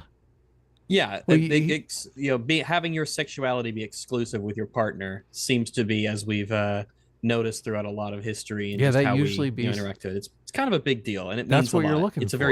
It's a very personal thing. You know, sharing sexuality with a person that you feel deeply about. look, I still think the guy who, his wife or girlfriend is having sex with other people and he's playing that off as self-confidence. I don't look, okay, sure. You don't believe them when they say that? I feel basically like you're just, yeah. I feel like you're weak and staying in a relationship that's probably not a healthy relationship. That's my take, but there's some people like, okay, here's the problem. I'm sure there's some people out there that genuinely just are fine with open relationships. It doesn't bother them for whatever reason. Obviously, because people are in open relationships. Sure. And in like a theoretical level, like, yes, you could be some sort of hyper involved monk where you're so like enlightenedly detached from your emotions and your biology that like it doesn't, whatever anyone does doesn't bother you. Sure. But that's not realistic to the level of which most everyone people else aren't like that. Yeah, most people are not like that. Most people are never going to be like that. And so I think it actually is the opposite, kind of what you're saying, Adam, where is the opposite, which is what you're saying, Adam, which is that, yes, if you're not comfortable with your partner being in an open relationship or interacting with people of the opposite sex the way they're interacting with them, and you just keep trying to tell yourself, oh, I need to be more enlightened. I need to be more enlightened. Like, that's a cope. That's a that's a cope, yes. Unless you're just really being completely unreasonable. Which one comes first is going to be a big deal. Yeah, it's like, oh, my girlfriend's cheating, but that's okay. That's different than be like. But to paint that as a strong position, which is what they're trying to do. That's a lot of people. They try to take a position of strength. Look, you're on that so if strong. It really does bother them. Go sit in your chair, Sneeko. You strong man. Sneeko's confident. Sneeko's not a cuck now. Look, but this is the argument that they're making. They're like, oh, look at how strong Sneeko is, just sitting there watching as it's happening. Yeah, such respect. I think people make nobody fun of respects for that. Yeah, nobody people respects make fun of him for Look, that. Even which is not fair because he said he tried it and he hated it. Even if the person themselves has no problem with it, like they're completely confident, obviously the social dynamic is not going to paint them as a confident person. The social dynamic is going to paint them as a weak cuck. Yeah. Yes. Who can't stand up for himself and say, look, I don't want my significant other sleeping around. Yeah. It's just weird because they're completely doing it. They're taking the cuck position and acting as if it's strong. They're doing you should all be hyper involved, detached monks from reality position. Yeah, you should all be cucks, and that is the respectable position. That's Hasan's position here. When you say cuck, what do you mean? I mean the person that is going to claim that they're comfortable with their significant other sleeping around and just be like, oh yeah, just whatever. Look, I'm Sigma male here. Do you think that there's a meaningful difference between someone who's in an open relationship, or someone who takes sexual pleasure in knowing that someone is fucking other people? Do you think that's a meaningful difference? Oh, of course, yeah. So, what would you call the former and latter? Like, for instance, let's take the person who takes pleasure in. There's two types of people. There's the person that takes pleasure in it, and then there's a person that lies to themselves and tells themselves they're taking pleasure in it. Well, I mean, so that they don't. You have people who are in open relationships, right? And they don't take sexual pleasure from knowing that, like, their wife or their husband is out fucking someone else. They are apathetic about it, or they don't care, that sort of thing. And then there's the people who do take sexual pleasure in that. Look, I think it's decent distinction, probably, right? Yeah, of course. Obviously, Jonah Hill is not the one that takes pleasure in it. Otherwise, why would he ever send the list? Because I would probably say the person who takes the pleasure in knowing that or watching it, that is a cuck. Well, but someone who doesn't like, who is apathetic about it, that's not a cuck. That's just someone in an open relationship. Cuck has been kind of broadened to just mean anyone that allows their significant other, usually a woman, to do something, sex with other men. Well, to do something that they don't approve of. Generally something has to do with other men. Right? Yeah. So it'd be like the person who agrees that they could be in an open relationship even if they don't technically want it. They don't really feel comfortable with it, but they're afraid that if they don't go along with it, their significant other will leave them, essentially. Right.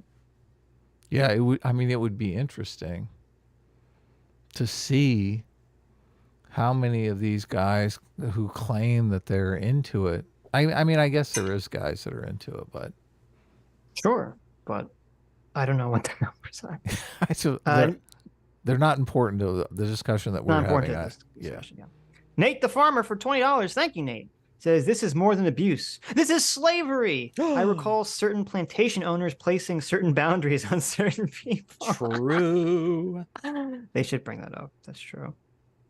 Spencer Harmon for $20. Thank you, Spencer. Says, 3 hours behind, but therapy is fake in most cases. If they actually helped you, you'd stop seeing the therapist. They're incentivized to not help you. Not all, but most. I don't know about that. I'm curious. If I go that far. I hope that's not true. But... Look, I'm curious what Hasan would say if she actually did have sex with somebody else, because that's the thing. Like, he's saying, look, he's just so insecure. He should be fine in his relationship that, you know, she's not going to sleep around or whatever. But if he is fine with it, and then she actually does have sex with somebody else, then all of a sudden are the goalposts moved to, now you shouldn't be insecure with her having sex with other guys. It's like, and like, shouldn't he have been insecure originally, since it actually did lead to her having sex with other guys? Maybe. Like, I mean, I think so much did of she it, cheat on him? Then it's we don't know. totally Honestly, warranted, right? For her to think cheat on him? What? Wait, what? Well, no, I'm confused. look, he's saying that he's completely insecure. Like, there's a level of paranoia. He's describing it as some kind of level of paranoia. He's wrongly paranoid. And but you're saying that my thing is, sometimes paranoia is warranted, right?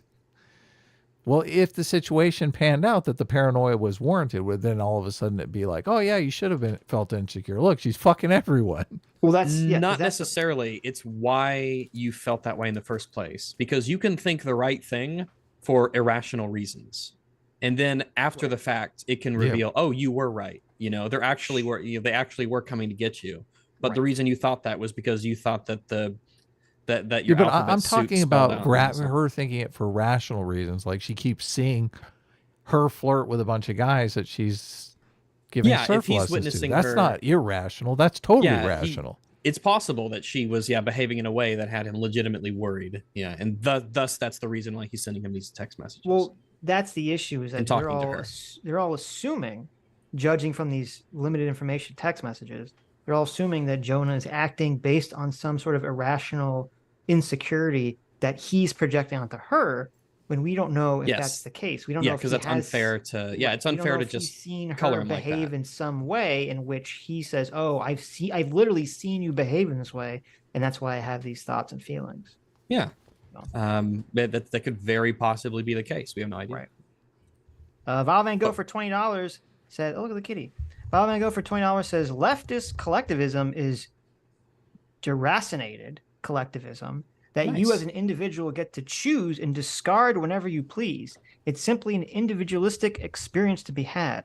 The trans movement is a perfect example of this." Yeah, I totally agree. That's the perspective I'm coming from. Like, a hierarchy really is the key to this. And I've listened to a lot of leftists, and they describe hierarchy as immoral. Like, they literally want to abolish the employer-employee relationship because they feel it is immoral. So their idea of collectivism is not constraining the individual in any way, shape, or form. They can perceive it as they're going to have all the freedom in the world because they're just going to be like the boss who makes the decisions and you know, gets a lot more money, and everything is serving them. They don't think of any sort of responsibility to the collective. Right. But here's the problem. It's kind of like, it depends on what part of the group they are. Because I really think that if this was Leonardo DiCaprio, okay? Like, let's say this is, Leonardo DiCaprio, he has this reputation that he's only dates young women, and then as soon as they get past a certain age, he, dumps them, right? Yeah, that's what I do. So I'm not so great.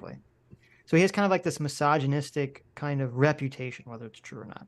So if we had some woman that dated Leonardo DiCaprio, and in the text messages, it's literally, she's the role of Jonah here saying, I don't want you hanging out with young women. I don't want you blah, blah, blah, blah, all these things.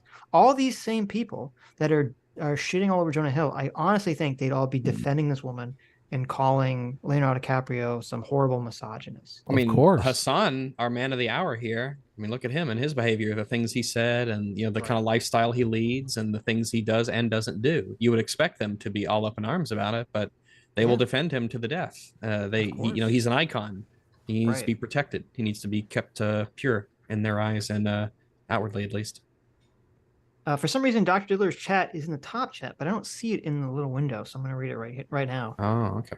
Dr. Diddler for $5, S-Class General, says, any team uses non-QWERTY keyboards and is a moderator and frequent poster on r/SyncPisser. What the Sink fuck, pisser? Adam? Are you a sink pisser? S-Class is the best class. Have y'all pissed in a sink before? I've never pissed. Sink I is. have. I have. It's kind of a. Oh, I mean, wow. it's yeah. I've pissed in a sink before. Why? Listen. Shut the fuck up and live a little. All right. But yeah, I've had to piss in a sink before. Yeah.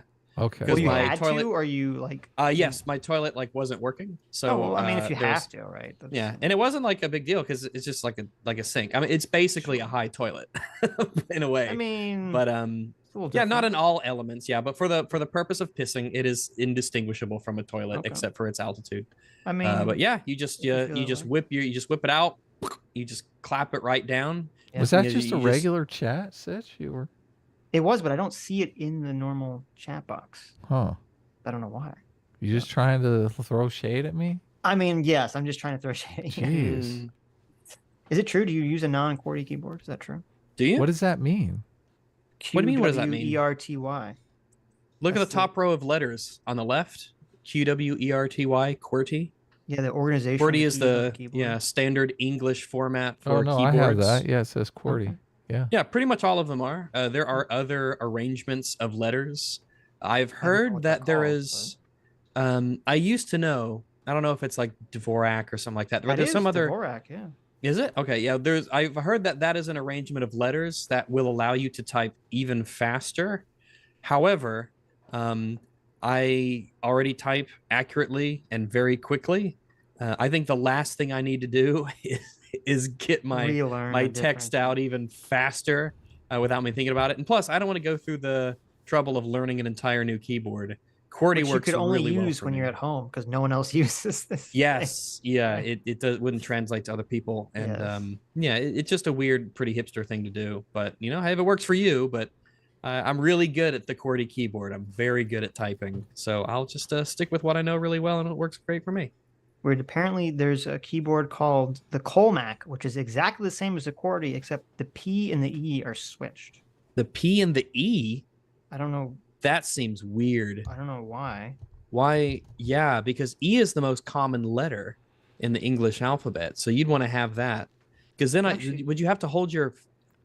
You'd have to hold your hands at a different position. In order to get to the E. Wrong. It's the E is like where the E is next to. Wait, no, this article's bullshit. They have a picture of it, and the letters are very different. So, because like the E's in the middle row and the N is next to the E, it's all different. So it's like QWERTY is the keyboard that became standard for no good reason. So here's the thing: I'm no keyboard expert, but I feel like that's bullshit because the QWERTY keyboard, you can spell a lot of words without moving your hands. Well, I remember. I don't know if that's no accident.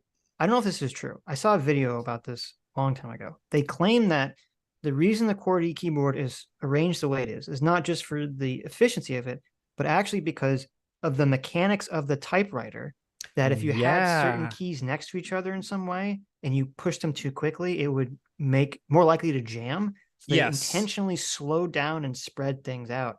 And so they were saying that some other key functioning, some other like layouts would be faster now that we don't have that limitation anymore.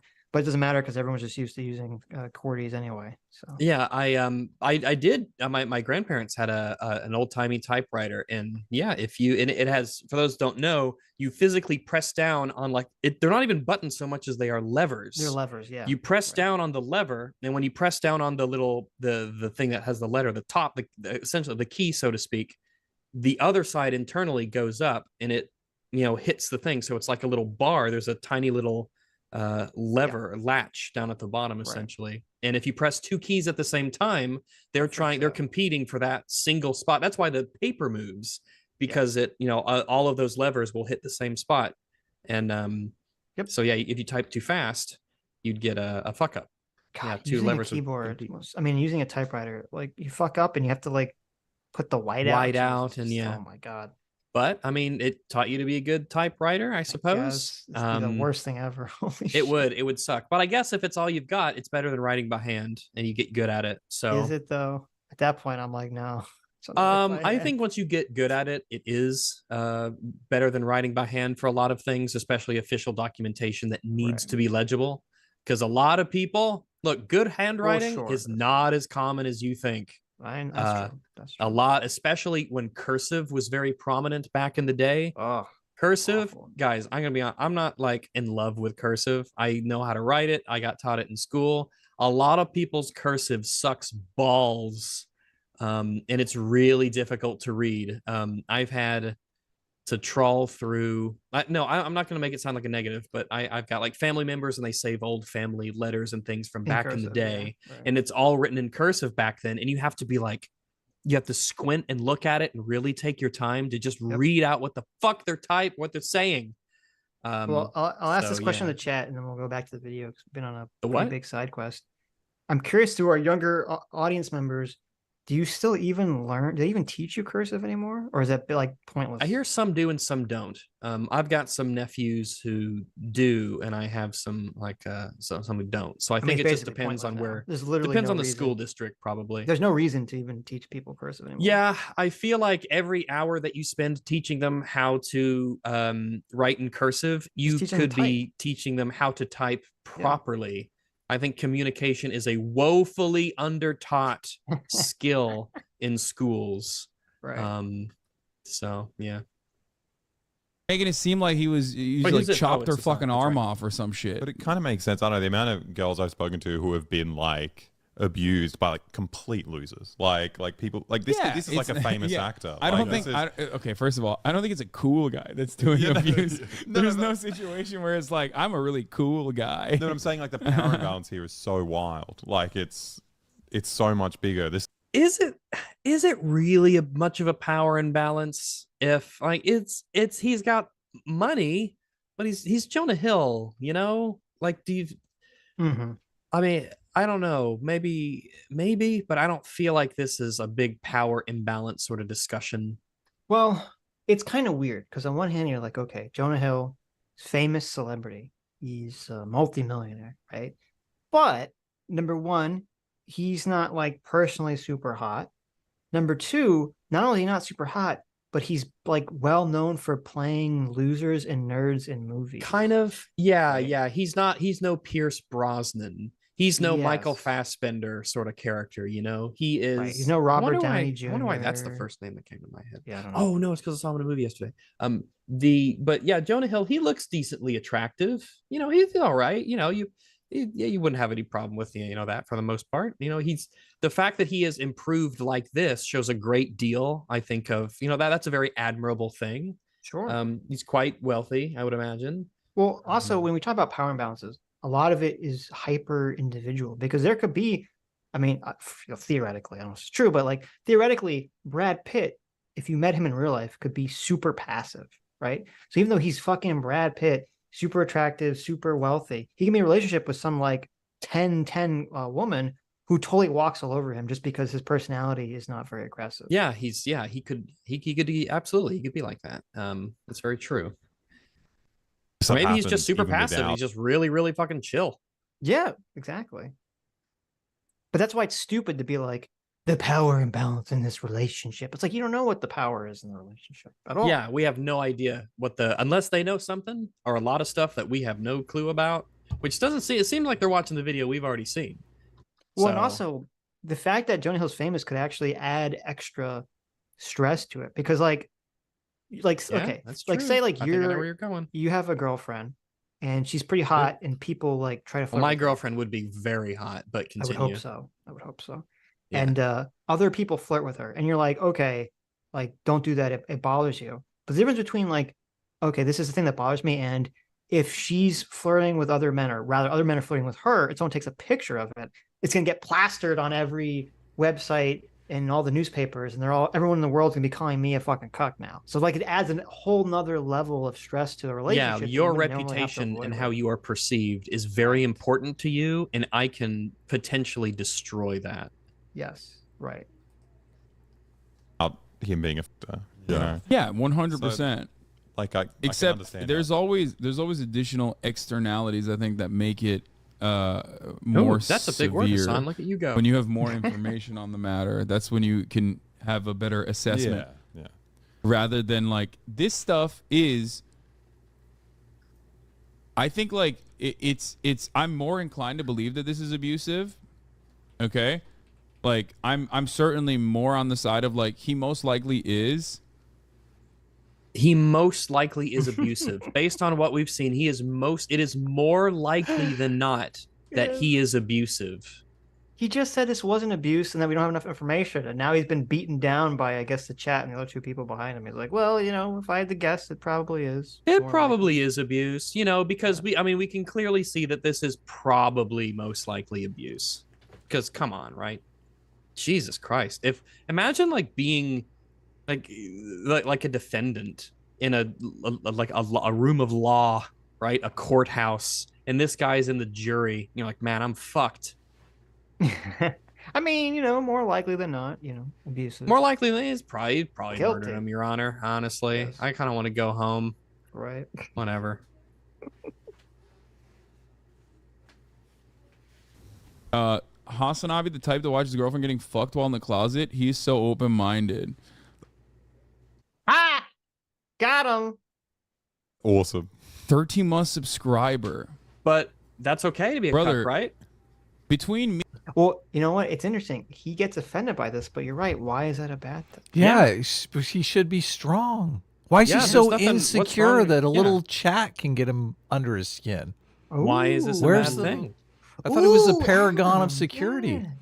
Yes. Why is one little comment from a imbalanced chatter rattle Hasan so much? It's this really seems to be bugging him, but I don't know why. Sounds like because there's there's nothing wrong. There's nothing wrong with being a cuck, man. If that's what you and your lady like, and go for it. You know, it's not my business. It's all good in the hood, as they say.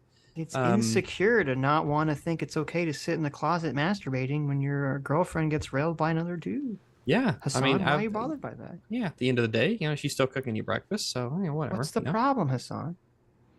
He feels disrespected. That's why he's going to ban him right now. I know. Well, no, it's actually this is wild. The reaction to this. Okay. Oh, really? Oh, nice. Yes. Fucked while in the closet. He's so open-minded. Awesome. 13-month subscriber. Brother, between me You're assuming it's a brother. Oh, no. A 13-month subscriber whose girlfriend is fucking who, you think? Okay? His girlfriend's probably fucking... What? His girlfriend is probably having sex with him, Hasan. Yeah, but he's saying, listen, if your girlfriend had the opportunity to fuck me, she would. You fucking loser. No, she wouldn't. Probably not. No. The thing that's wild to me, and this is like fucking insane to me. He says, you're a 13-month subscriber, and he's using that to mean like you're a loser.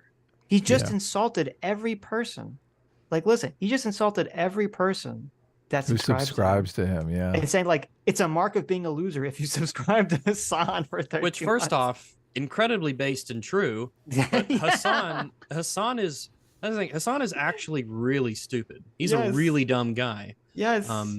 And this doesn't surprise me at all. I don't know how familiar you are with our little EFAP arc where we covered Denims, Irrelevant, and Hasan. We were on that, yeah. Oh, okay, you're right. Yeah, it's really hard to keep up straight. We have so many EFAPs. We're gonna have our 5th anniversary, soon, as you know. But is it your 500th episode? That is what that word means. Absolutely. Okay, awesome. That's it. You nailed it. Right. But yeah, we learned a lot about how Hasan thinks and treats the people who subscribe to him and everything. He's a real prick. Mm-hmm. I'd be the type that watches his girlfriend getting fucked while in the closet. He's so open-minded. Awesome. 13-month subscriber. I'm not in the closet. I'm watching. Brother, I'm on the cuck between chair, me stroking it. and you, Oh no. a 13-month subscriber, whose girlfriend is fucking who, you think? Okay? What do you think is, like, between you and I, just think for a brief moment. See, he worded this so poorly. Whose girlfriend do you think is fucking who? Like, the answer is, well, my girlfriend's fucking me. Your girlfriend is fucking you. But he fucked it up because he's dumb. Rags, just let him finish. Let him finish. No. Sitch is backed it Your up mom, 2 times your now. sister, your girlfriend, if you have one. How excited would they be at the prospect? How can you follow that up with saying your girlfriend if you have one? The whole comment relies on him having a girlfriend. Sitch, back me up on this. I mean, listen, you're looking for logic in all the wrong places. I here. suppose you're right. This is a Hasan You're right. comment, I'm looking. and he's hyper triggered. Okay. Hasan's mouth is open. Sounds are coming out. I have abandoned all reason. Yeah. Prospect of having one night with me. Just think about that. Just for a brief moment. I hope that like zaps your brain back into fucking reality for a second. Okay? Because like I know you're typing under the guise of anonymity behind this weirdo chatter streamer dynamic where you think like, oh dude, no, I'm super hot and my girlfriend would never do that. Okay? This is alpha behavior. She 100% would. This is like the thing that's even worse than the fact that he's insulting a woman who's not related. Well, first of all, he's insulting a woman who's not related by saying that she's a fucking unfaithful slut, essentially, right? Number one, that's a good point. Number two, he's insulting people that subscribe to him, saying you are such a loser for subscribing to me in the first place. Okay, but then number three, the worst part is if you look at the chat, his chat are all the most cuck people on the planet because they're all cheering on the fact that their streamer daddy is telling them, I could steal any of your girlfriends. And they're like, yes. Oh, I'm so happy that you could cuck me at any moment. What? That's like insane. His chat, as you know from our EFAPs, they're extremely like mob mentality in like liquefied, concentrated format. The mob this is liquefied retardation. Like pure retardation distilled to its most powerful form, that these people are literally like yesing and clapping for the fact that this person is calling them all idiots and saying that he could fuck their girlfriends. And they're like, yes, go, it's not king, me. speak. Yeah, because it's not me. I'm not the one, getting the attention now. It's not me. It's this other random guy. Ha ha ha ha. Fuck that guy. That could never be me. Right. It's just also, yeah, you're in order to insult this chatter, I'm going to call his girlfriend a slut. Yeah. That's progressive. Listen, he's a feminist, okay? I don't know if you know this about Hasan. Shut the fuck up. It's always these dumb motherfuckers like that are just like on Twitter. When I said Jonah Hill is like so fucking insecure. Jonah Hill is so fucking insecure. There were so many people like replying to me with, bitch, you were so insecure about a single chat that you insulted your entire fan base and didn't even realize it. Hasan is shockingly insecure. Like, come on. He just needs to present himself in a certain way and get validation from the mob that he's cultivated. Yeah, he literally stopped interacting with Destiny because Destiny said that he thought that Hasan was, being irresponsible with reporting breaking news too quickly. That's how fucking insecure Hasan is. Like, get out of here with this shit. Twitter blue subscriber like, dude, you're a fucking cuck. Like, I'm a big, strong guy. That's why I don't want my girlfriend to have fucking photos with bathing suits. Yeah. Like, that's what big, strong men do. You don't understand. I want my girlfriend to be unemployed. Yeah. Big, strong men are fucking terrified of the prospect of their girlfriend being around other men because they're so insecure about themselves and what they offer in a relationship. That's what big, strong men do. Okay? I like how the agency of women is just not even a whisper of an echo of a thought in any of this conversation. Well, he's a feminist, so they don't have isn't agency. this? I suppose you're right. Yeah. Women, they're just purely deterministic. I will follow the programming beat. Well, higher value man must have sex with. Yeah. Mm-hmm. Yeah. Anyway, I've dated actual. Honestly, I guess that doesn't really surprise me, considering how transactional I think Hasan is, and in that streamer world, and how part of that culture he's involved with. Mm-hmm. Honestly, this is just one of the first warning signs that things will not go well, but it doesn't mean the relationship becomes abusive. Yes, that's what I'm saying. No, I thank you. You put it in much better words than me. I think like I'm on the side of this. Jonah Hill could quite possibly be abusive. Yeah. Because this is the type of behavior that you like. This is the type of controlling behavior that insecure and pathetic men do until it like spirals into like serious abuse where they are able to, where they're able to separate you from your friends and you're their lifeline. You know what I mean? These are major red flags because the goal is to cut you off from all of your friends and all of your family so that you are the only thing they have. Okay? Or they are the only thing you have. I don't know what I'm fucking saying. Anyway. So that's it. That's the reason why I am on board with this potentially being abusive. Okay? But the text message alone just paints a picture of like a pathetic, insecure man.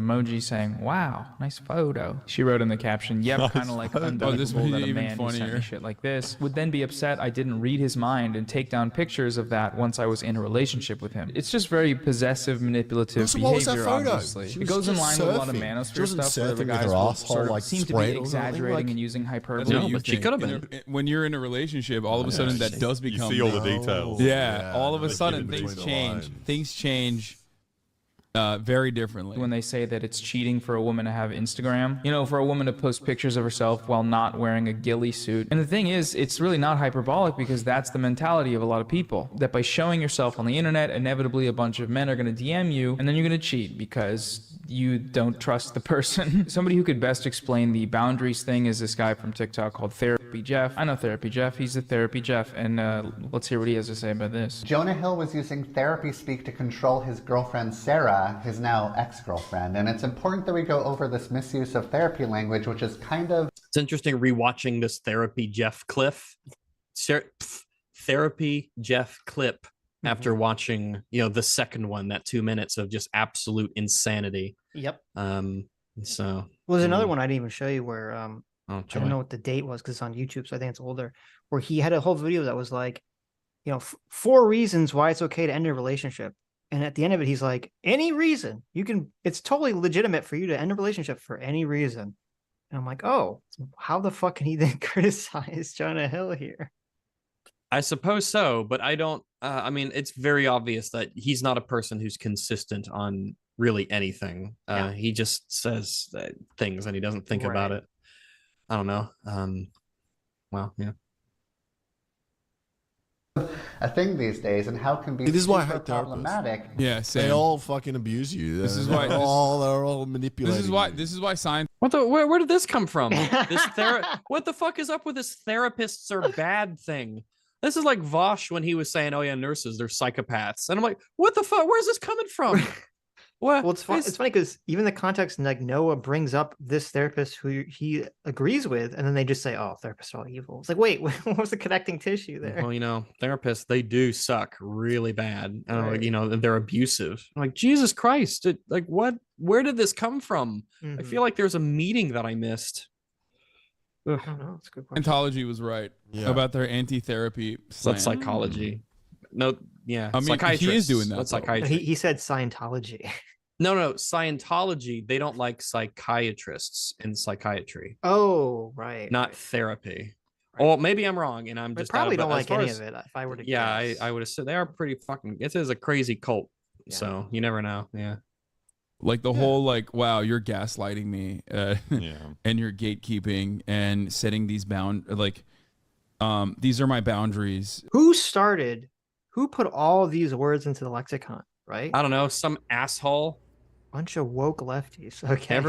Everything's gaslighting, everything's abuse, everything's mental this, and everything's blah, blah, blah. These are words. I heard them before. I can use them effectively, whatever. All this like super clinical, neutral, I'm going to say and word things in a way to try to not offend you. And we have to have a million words to describe someone who's offended.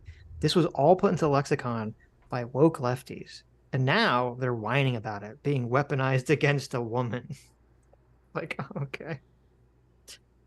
If you choose to, go over them, then that's fine. That's on you, like type shit. It's like your boundaries can't be Your boundaries can't be what other people are doing. Then that's no longer a boundary. It's a demand. You know what I mean? Like the entire point is like, I have a boundary that I don't want anyone to have sexual intercourse with me without my consent. That is a boundary that I'm setting around me. That absolute. So does he not know that boundaries literally work both ways? It is not just what I'm comfortable with, but that relies on you respecting it, right? Like a fence is like it's multi-directional. From either side, the fence does something. You know, it's to say that, like, I know what they mean, but it just doesn't. That's just not how it works. If I have a boundary, the whole idea is that you have to respect this boundary. And if you're respecting my boundary, that's behavior that you're choosing to not do.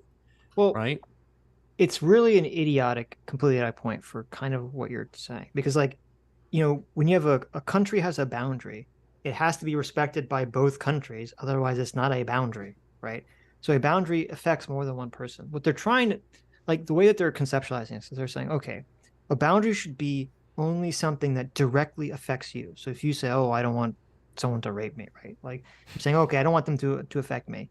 So it has some direct effect on me. Where they're saying, well, it's not fair for Jonah because he's saying, I don't want you to surf with other men. And so it's not a direct action that affects him. But they're wrong. It literally is a direct action that does directly affect Jonah. That's why it's a boundary. That's why he's talking about it. If it was something that didn't affect him, he wouldn't care, right? Does Jonah Hill care if some person he's never met goes and sleeps with 100 men? No. Does he care if some person he's never met goes and surfs with men? No, because it doesn't affect him.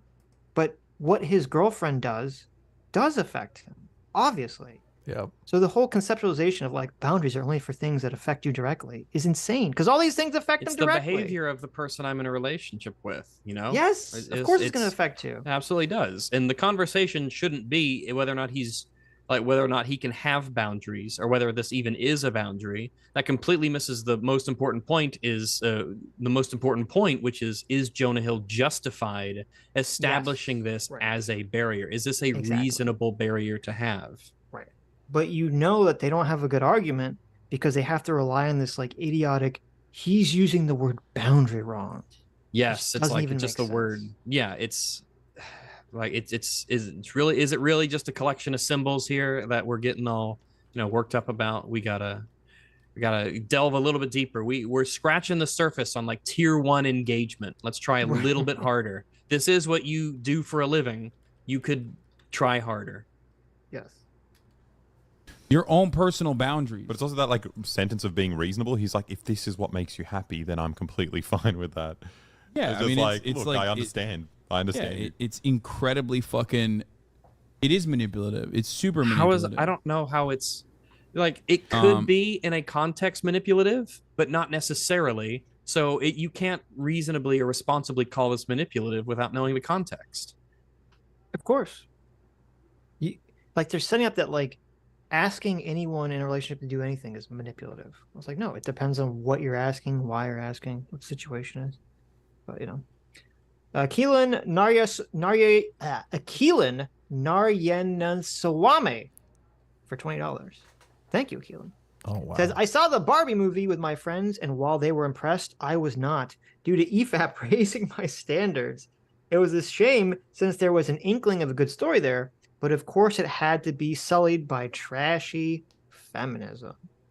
Well, I haven't seen Barbie yet. I see a lot of people are discussing it. I've heard a lot of crazy things about it, but I can't speak to them because I haven't seen the movie yet. Yep. So I'm curious to see it, though. Maybe I'll see it on I'm Monday. curious. I feel like I need to know the actual truth of what the movie is, and then I can't rely on people to accurately relay the plot or the themes of that film, because everyone wants to use this as a cudgel in the culture war. Sure. Look at that. Look at you being fair. Well, disgusting. Yeah, it's probably abuse. Do you want to watch Barbie on Monday, Adam? Talk about it on Tuesday. Maybe. I mean, I'm hearing conflicting reports on it, so I think it could be an Into the Spider-Verse situation. Sure. Like, I don't really know. Well, I've seen some clips that makes me think it's not an Into the Spider-Verse situation, but okay. Well, and the poster is like super misandrous. So yes. Yeah, I don't know the situation. The thing is, it's going to suck if I kind of like it for other reasons and then they lug in a bunch of bullshit Well, you're allowed to stuff. say that. I liked it until. Well, yeah, it's like the Tenet thing. It's like as soon as they log in the contradictory information, you're like, ah, damn it. Right. That's I worse, really didn't right? like that I would part. rather just solely hate a movie or solely love a movie. Okay, it's when it sends these mixed messages to me. That's true. That's a good point. Yeah. It was very heartbreaking at that point in Tenet where the main character says, "Listen, we have to go back in time to stop the patriarchy." And Oh, you're that like, would, it's one of these would be- movies. That would Okay. be the worst. That would be the worst. Did you see Brianna Wu said that Tenet is like her favorite Nolan movie? Of course, I was like, responded. no. I told her don't talk to you about it. I said you'll ruin the movie. Jesus. Twitter sucks for $20 says flashback to Hasan telling a woman to shut up because she's a woman. Quote, I'm such a Chad. True. Yeah. Alex Stewart for $20 says, I have a message for Hasan. If he ever sees this stream or any clips of this stream, Hasan, my metrosexual little Turk friend, I showed a picture of you to my fiance once. She said, ew, and are you sure he's not gay? That's awesome. Well, there you go, Hasan. That's awesome. There you go. I'm assuming you're not a 13-month subscriber to Hasan's true. channel. His aesthetic, it's funny because like his aesthetic recently is so awful. It's just so It's weird. fucking, It's so weird to hear him talk about abuse and then bring up a 13-month subscriber and tell him, I'm going to fuck your girlfriend. Like, how's that not abuse? No, it's your girlfriend would rather fuck me than you. I know, Yes. but it's still, how is that not abuse? girlfriend and or mom. I don't know why he threw mom in there because presumably he doesn't want to fuck his I don't mom, know. but, I don't want to fuck my mom. I'll fuck other Right. people's moms, but I won't fuck my own. We don't. Our relationship dynamic Controversial isn't quite take. like that. It's just bizarre. I It's will bizarre. not fuck my mother Who unless it's thinks for a that- very good reason. You know Who the thinks meme of the Hasan guy is not a- standing up, like everyone's looking up at him. That's rags. I don't want to have sex with my mom. Who thinks Hasan is not an abuser in relationships? Has he No been in one. relationships? I don't know anything about his relationship history. I don't I can't imagine Hasan not being a total abuser. Well, I- if he not- treats not like if he treats his like girlfriends like he treats his chat, then yeah, it's Yes, pretty abusive, yeah, but not like physical abuse, but I'm just talking mental about abuse, just yeah.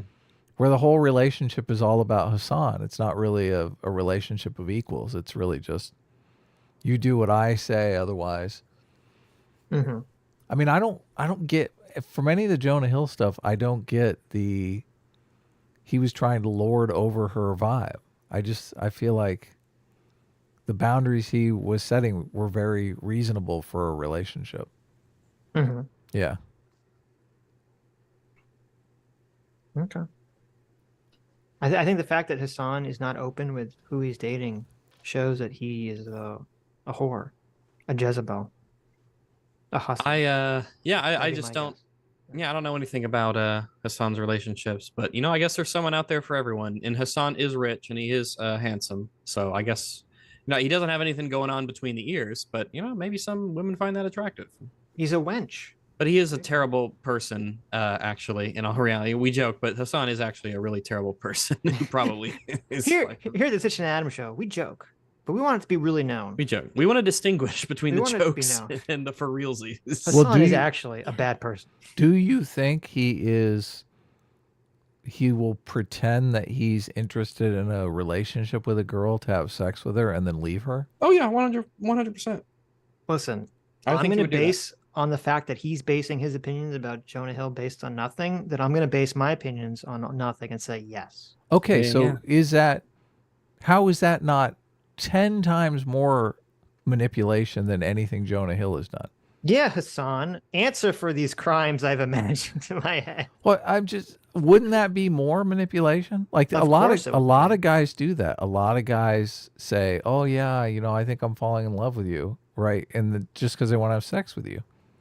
Well, I do think a lot of the people reacting to this, the way they're reacting to it, is a type of performance virtue signal to say, hey, ladies, I'm one of the good ones. I'm calling out the bad men's. Right. Yeah. Come abuse me. I'm abusable. Right. And then it's like, when you get in a relationship, surprise, I'm worse. Right, exactly. Now that I've got you, I would have never done what Jonah Hill's doing. Right, and then you have sex, and you're like, I'm done with you. Right. You either delete your Instagram account or I'm gone. Here's some money for your Uber. Get out. And then you're like, oh, I'm just kidding. I'm just kidding. You pay for your own Uber. That's so bad, Rags. Why would you? That's well, awful. I'm not gonna assume that a woman needs my help to pay for her Uber. That's a good point. It would be very misogynistic. I'm not a fucking sexist. True. But why didn't he say that like the most reasonable ones were at the start? Because like surfing with men, you don't come out of the gate with like the worst one, like the most. Yeah, it was really fucking stupid. And bathing suit. And by the way, anyone that thinks this is a fucking like we're cucks for saying this, it has to be 12 and has never been in a relationship. There's just no shot, or you're mentally stunted and you think like a 12-year-old. Okay, and you probably shouldn't be in relationships because like technically whoever's. You know what? I agree. If you're 12, you probably shouldn't be in a relationship. On that, we agree. I would agree, Hasan. That's a bold take. Yes. I hope your chat doesn't crucify you for it. But I don't know with you lefties. You never know. I love that he's like, if you disagree with us, jumping to all these wild conclusions based on limited evidence, it's because you're a 12-year-old who's never interacted with a human before. Probably. Okay. Which is odd. You'd think that a 12-year-old would often react with, people, or at least once, Sure. You never know. Dating you is engaging in an act of pedophilia because you are mentally a 12-year-old. Okay, basically. Oh no, they could be dating someone who's your age. That wouldn't make it pedophilia. So yeah. You might not be physically. You might have the build of a divorced dad at the age of 35, balding, fat. Okay, but mentally you are stunted like a 12-year-old. Okay, because holy fuck, dude, relationships are a partnership. You have to value your partner like an adult. But I'm gonna guess that all this is all on Jonah Hill. She is blameless entirely, and there can be no context that would put her in any form of bring her any sort of guilt. Yes. She is not responsible in any way. Partnership be damned. Come on, Hasan. What does it mean to value your partner in a relationship? What does that mean, Hasan? Yes. An autonomous individual, okay, with individual feelings and individual goals and wants. If you are trying to control every aspect of their lives, okay, if you're trying to control every fucking aspect of their lives, body shaming and IQ shaming is so funny.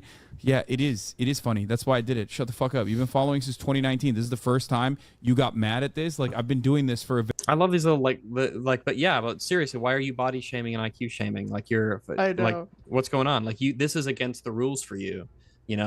Like, do you not actually believe in any of this stuff? Or is it, like we joke, of course, but when they eat each other up, I'm like, yeah, I mean, they do have a point. You can't say these things. Well, it's funny because what you're saying, it's definitely like, obviously Hasan is the poster boy of hypocrisy. The socialist living in the Hollywood mansion. And the fact that he's, body shaming people, fat shaming people, IQ shaming people, single versus non-single status shaming people.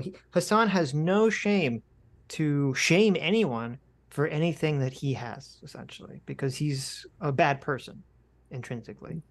But then the other thing that's funny about this is that he's like in the middle of making a point in a rant, and out of the corner of his eye, he sees this one chat. He just stops like mid train of thought and has to react to it. Like he has no self-control. I'm still waiting for him to finish the fucking sentence. Yeah, what about like being responsible in relationships? Where did that go? He's a really, really bad communicator. Of course he is. He's the worst.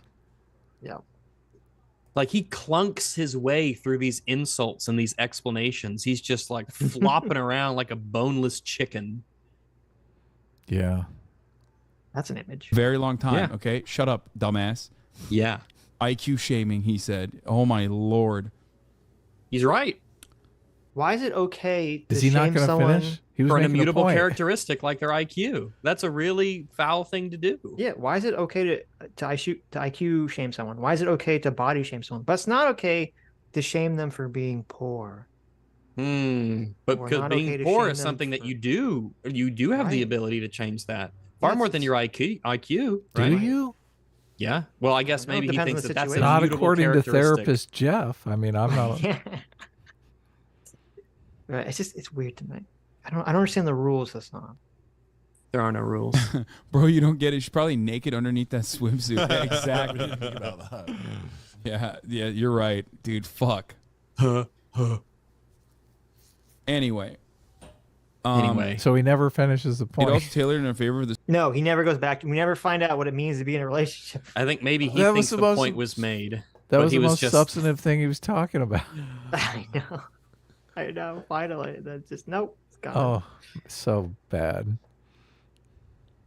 The screenshots you released, yeah. I mean, look, it's just there's definitely. I mean, it's like definitely odd to release it now, and not like when the relationship ended. And I don't know what compelled her to do so. I don't like. Why doesn't anyone talk about jealousy causing trauma? Because jealousy does cause trauma. That's the whole point of jealousy. Jealousy's motivating you to do something because there's a threat. Yeah, but okay. So we, as believers of science and evolution, look at something like don't jealousy. let me in with all that nonsense. Well, okay. RAGS believes in creationism. Okay. I am a young Earth creationist. Yes. Right. But for evolution Adam, is a satanic lie. No, RAGS is on the evolutionary science side too, obviously. So right. No. Don't undermine my. Yeah, I'm a young Earth creationist, and Satan I planted think that those dinosaur bones. Yeah, he did to test the faith of the righteous. Absolutely. RAGS, you know what what jealousy evolved to do, right? The light the from stars was placed by God No, come on, don't trick us. It's true. Don't go down the creationist rabbit hole. Okay. Jealousy. Why can you not handle the truth of our Lord and Savior? Look, I know you're if he probably if he has the power to create the entirety of the cosmos, he has the power to make it such that it appears as if it's older than it really was. RAGS. Yeah, we know you're more an. You know my last name is Hovind. Did you know that? I'm RAGS Hovind. I've debated compound, Kent Hovind. I'm the compound's dog. That's actually. Oh where I'm wow! from. Yeah. You've been to that museum he built? That's the not dinosaur Kent, one. That's not Yeah. Kent Dinosaur Hovind. That's Adventureland? Kent. Oh, that's Ken Ham. No, they're both. They're both. No, you're both. They both have them. Ken Ham has the Ark. He has the fucking Ark in Kentucky, and he also has the Creation Museum. But Ken hilarious. Ham has like a dinosaur thing of his own. So They both have museums. Creationism aside, Yeah. what is the purpose of jealousy? What is the purpose should it be I think it's a considered- bit of a malformed question, but okay. like what are the advantages of a species Well, having jealousy? Yeah, why there do- you go. Why did humans evolve to have this biochemical reaction That we works. call jealousy in our Well, brain? I would suggest that if you want something if you recognize something good and advantageous that somebody else has, you can imagine, right, what it's like for you to have that and the advantages that it can bring to you. So you will strive to get those things for yourself and become a better, more successful individual. Well, think I it's- mean that's I a think different that's kind of true. jealousy. Obviously, you're talking about like I would describe that as envy. All right, I'm so- talking about jealousy, like when you think your significant other is going to have sex with another guy. That kind of jealousy. Oh, like from the perspective of the individual, you want to. I mean, if we're talking purely from like an evolutionary, more base kind of way, you want to fertilize the lady and not someone else. So you want her to be, yours. Right. In that sense, you want to have exclusivity to her fertile womb. Yes. Mate garden. But what is Jonah Hill worried about when his girlfriend is flirting with all these other surfer guys? Someone else is gonna fuck her. I don't know. It could be. And how will that affect Jonah Hill if she comes home with another guy's baby? It'll potentially affect him in a great way. That's a big deal. Oh yeah, he's going to be a have dad. kid. You're right. It's going to be great. Yeah. No. I'm saying he's going being a Oh, father. honey, we're pregnant. What? Why are you saying that like that's what I mean? Well, I'm just what I just want Right to in make terms it clear. of large, not like good. We want to make it clear why It's a jealousy big- exists. What jealousy evolved to do. Jealousy evolved to solve the cuck problem, the paternity uncertainty problem in men. Is that why? Yes. I mean, I would say we could speculate. I could agree. We can speculate, but you say this like it's very like obviously we this don't is know why. 100% certain. Oh, yeah, because I figure obviously there's going to be It's hard. advantages to having these. What other advantage does jealousy have, Sitch? Oh, it's not the resources and skills. Well, I would look say at that. Look at that guy. He's got these resources. Well, no, that's we're separating jealousy and envy. Hold on. So we have to remember that emotions come first. Emotions are from our older human intelligent brain, animalistic side. Right. Yeah. So I would wager that jealousy isn't just a human emotion. I'd wager that whatever that feeling is an emotion that two deer get when they're fighting over a female deer. That's what's motivating the behavior in the first place, that negative emotion inside them. So I would probably guess that whatever it is that jealousy exists pre-humans. Just so we're on the same page, could you define jealousy for me? Because we might be considering, we might be thinking of different concepts. You keep saying envy. You keep talking about envy. Like, so what is jealousy? Coveting another person's resources. Like you see someone with a nice car and you're jealous of that nice car. I'm not talking about that. Jealousy and envy can be synonyms. There's a difference between I want to take what he has and I want one of those myself. It can be, but I'm separating it for the purposes of this discussion, Sitch, because I don't think it's helpful to talk about coveting someone's resources when we're literally talking about like the stag, and you set it up perfectly with the example. When the two deer are fighting over the fawn, they're not experiencing envy for the resources. They're experiencing a negative emotion. I got to drive this male away so I can copulate.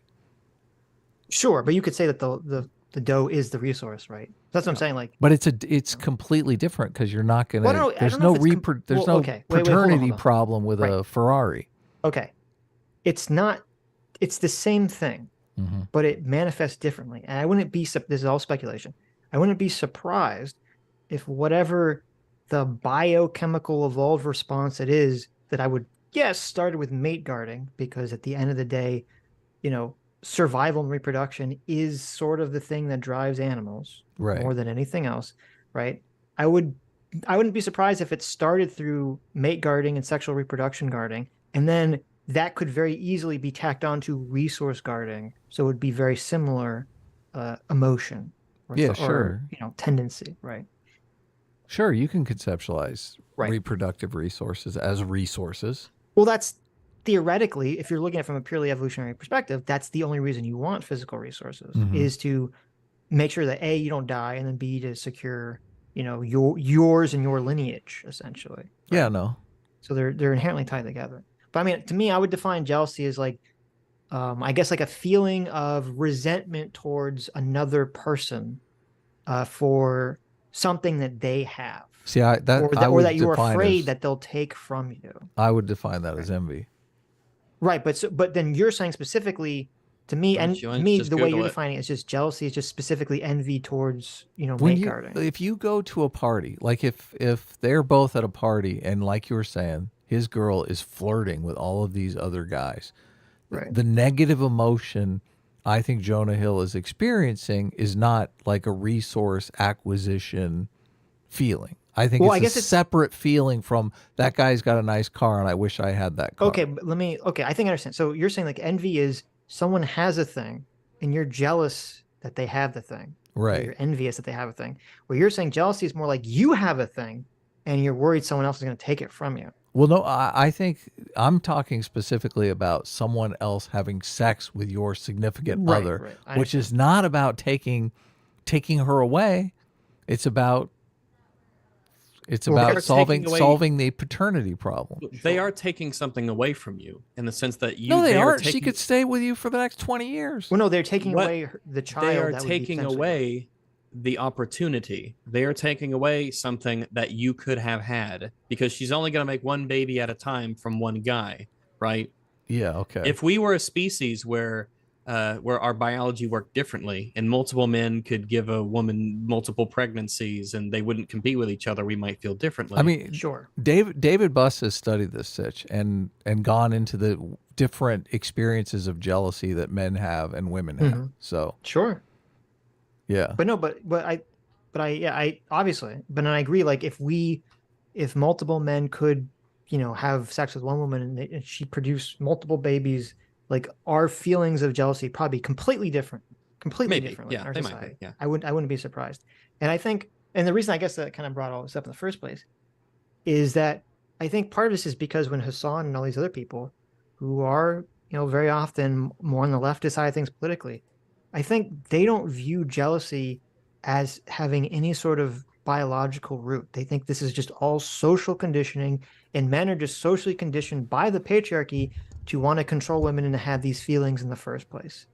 And since that's where they're viewing it from, that's why they give no legitimacy to the feelings of wanting to, I guess, make art to some degree. Vosh has basically admitted this. Like, he thinks all of those negative emotions are planted in you by rich people who just want to manipulate you. Right. Which is ridiculous, obviously, but I only only bring it up. Look, have you ever experienced jealousy for a significant other, Rags? What do you mean by that? Have you experienced jealousy? Have you had a girlfriend that you think is going to cheat on you or is flirting with someone that you don't like? Or no? So you've never had that experience? I've never had that experience, but Sitch, I am. See, here's the thing. I'm a smart guy, so if I can conceptualize hypotheticals, so I can. The experience, though, I think is. I don't know that you can conceptualize what it's like to have an experience without having the experience, though. Can you? I mean, that's an interesting question there. Look, I've experienced jealousy. Yeah, it depends on the kinds of experiences, but like I think that because, for instance, I have if you have experienced jealousy at all, then you have a taste of what it might be like. Look, have you ever, Rags? Have you ever been in love with someone?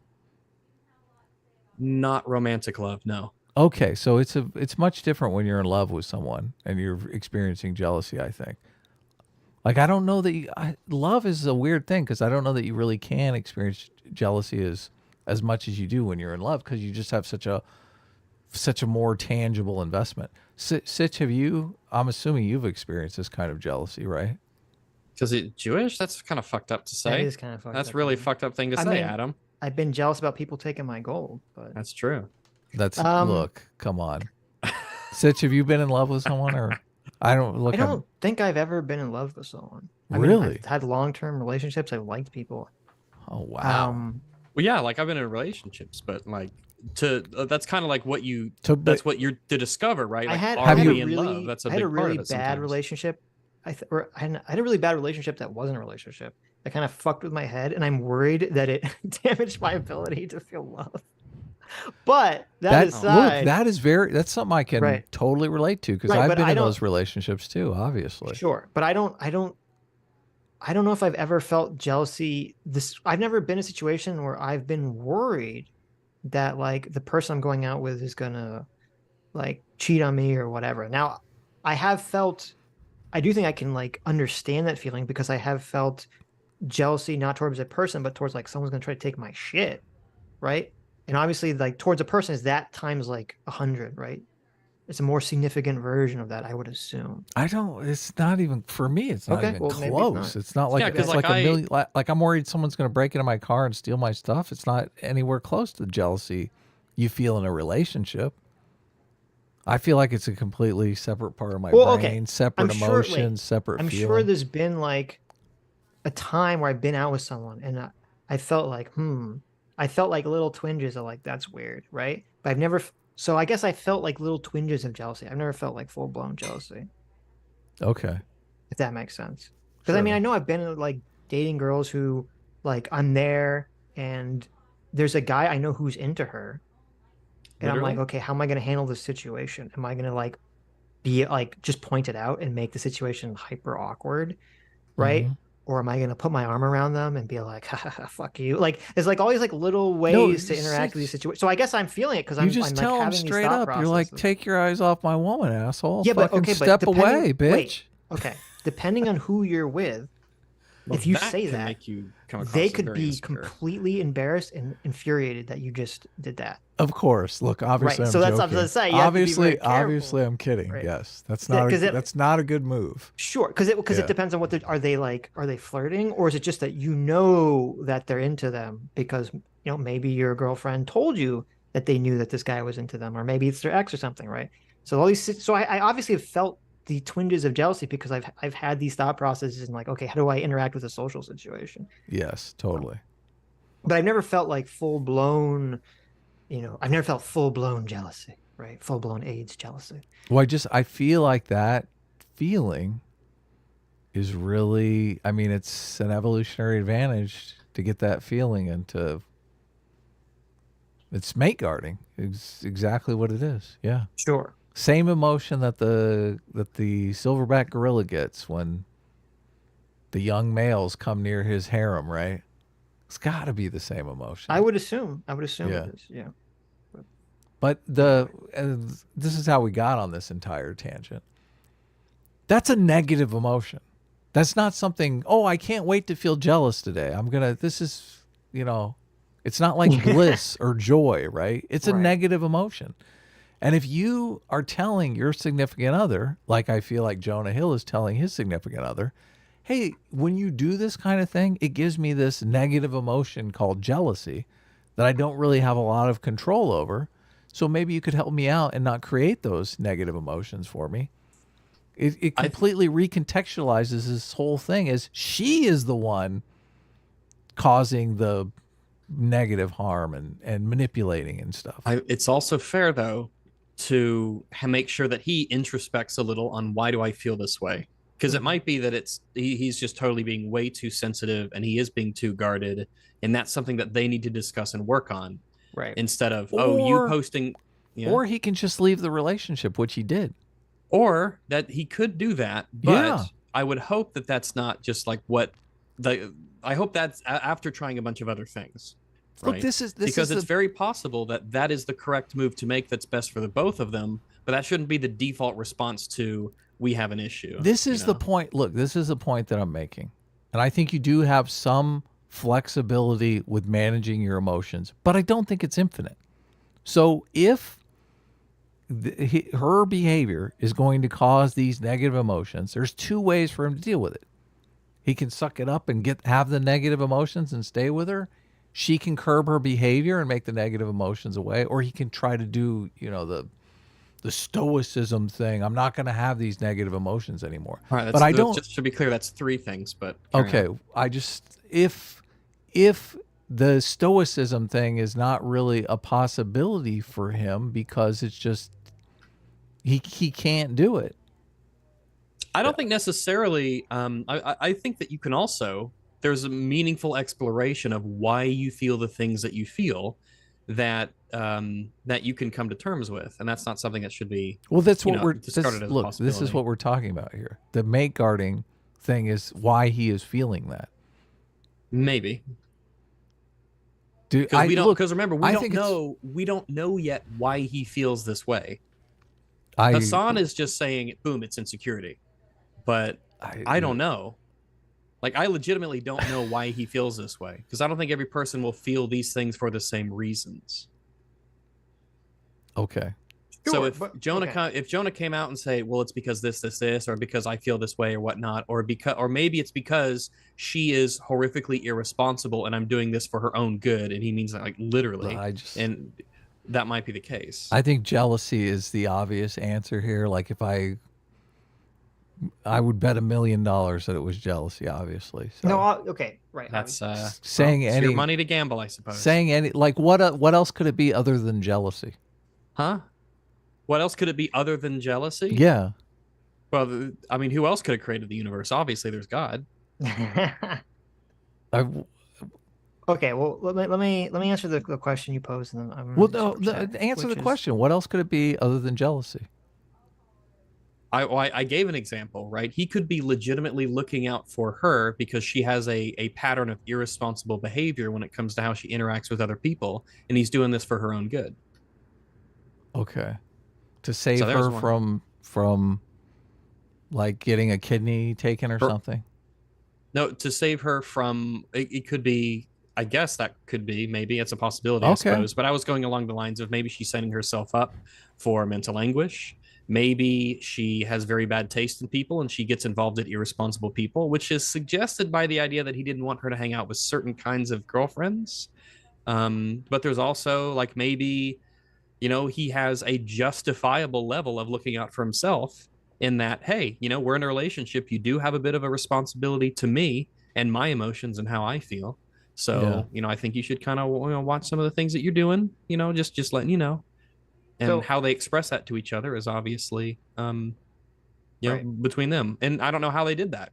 In fact, I think it's kind of weird that he texted this to her and didn't have a face-to-face conversation with her about this. But again, maybe they did, and this is just one of many times he's confronted her or told her about this. That's how little we know. Right. And maybe maybe one of the people has problems with face-to-face conversations and prefers text. Maybe, yeah. That could legitimately be a thing. One of them could have like real issues having personal connections with people, which makes for shaky relationships, which is perhaps, you know, which may be a reason why it led to this point. If I had $10 million, I would bet that $10 million right now that it was jealousy.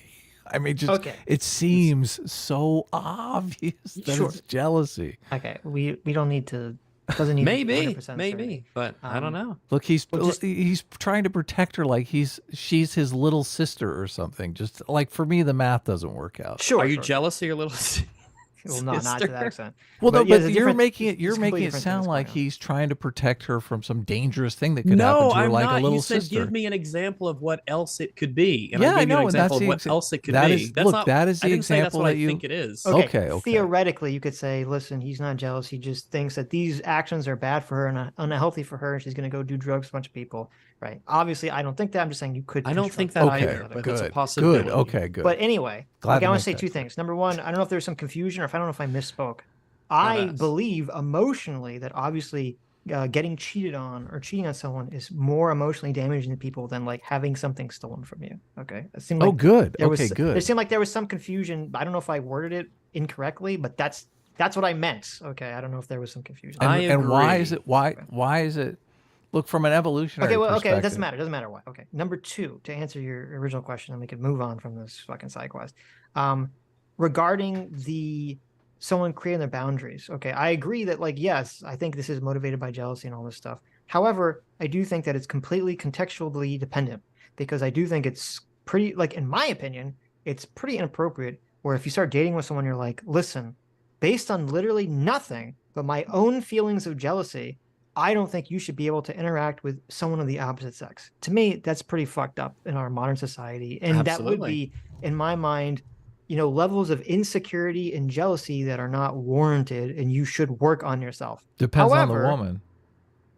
No, I don't think it depends on the woman. I think it depends on the situation. Because, however, if that's not the case, which I don't think it is the case in this situation, judging by the other texts, if it does turn out that she has a problem interacting with men where she can't tell men, I can't flirt with you, I can't interact with you, I have a boyfriend, right? In that sort of romantic, flirtatious way, then that completely changes everything. And then maybe he is completely justified in saying, listen, I don't want you surfing with men because you just lack the ability to tell men to fuck off, right?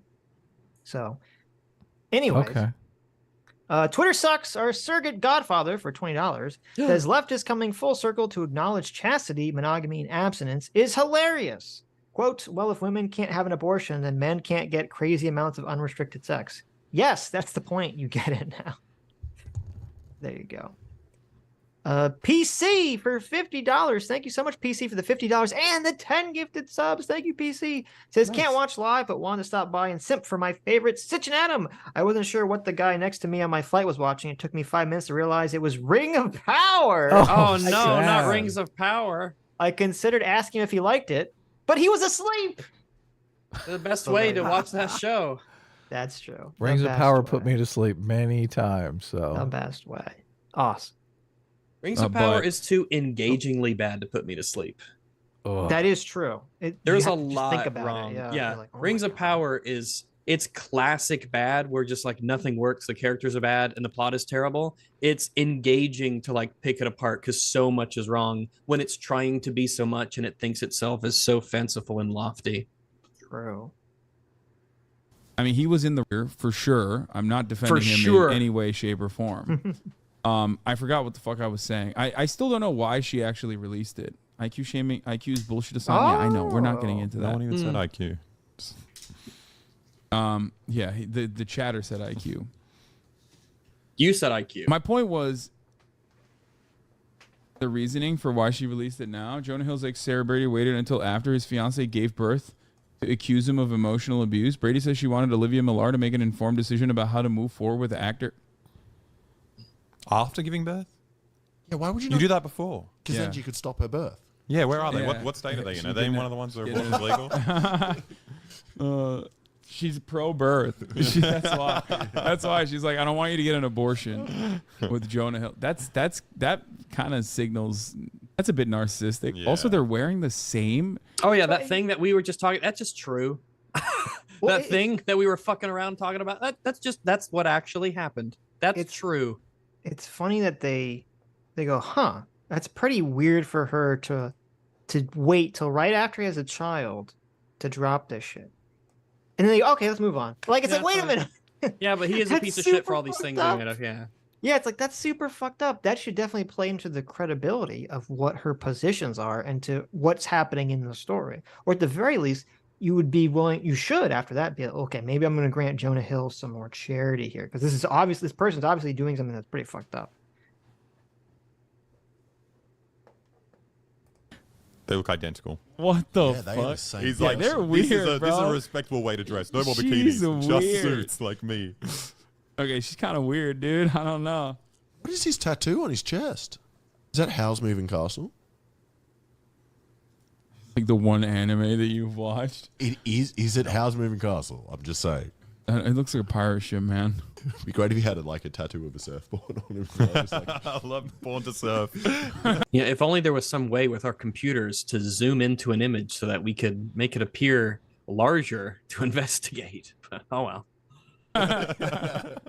Fun fact, everyone. Holding down Control and scrolling up and down will zoom in and out of your browser pages and other images. It's very useful. Try it out. Also, while I'm on the subject, middle mouse clicking on something will open up that thing in a new tab for you. Once you learn it, you never go back. When I told someone that, they're like, my world When I just changed. blew I my was like, oh, mind you when didn't know that? yeah, because it's not like you don't click on things with your middle mouse button, of course, like duh. But then you're like, oh, I can do that. That's a thing. And then Usually I have to change my mouse because that button is the first thing that breaks in my experience, is the middle mouse click. Okay. Or you can also just look up Jonah Hill chest tattoo. I mean, you're sitting in front of a fucking computer. It is a pirate ship with a wolf on one side and a panther on the other side. Maybe it's not a pirate ship. Wow. It's some kind of ship with an American flag. So I don't know. maybe it's like an airship, like a fantasy airship, or an old He's got- Spanish galleon. He's got a lot of tattoos. Yeah, he's tatted up. Okay. is too much surf.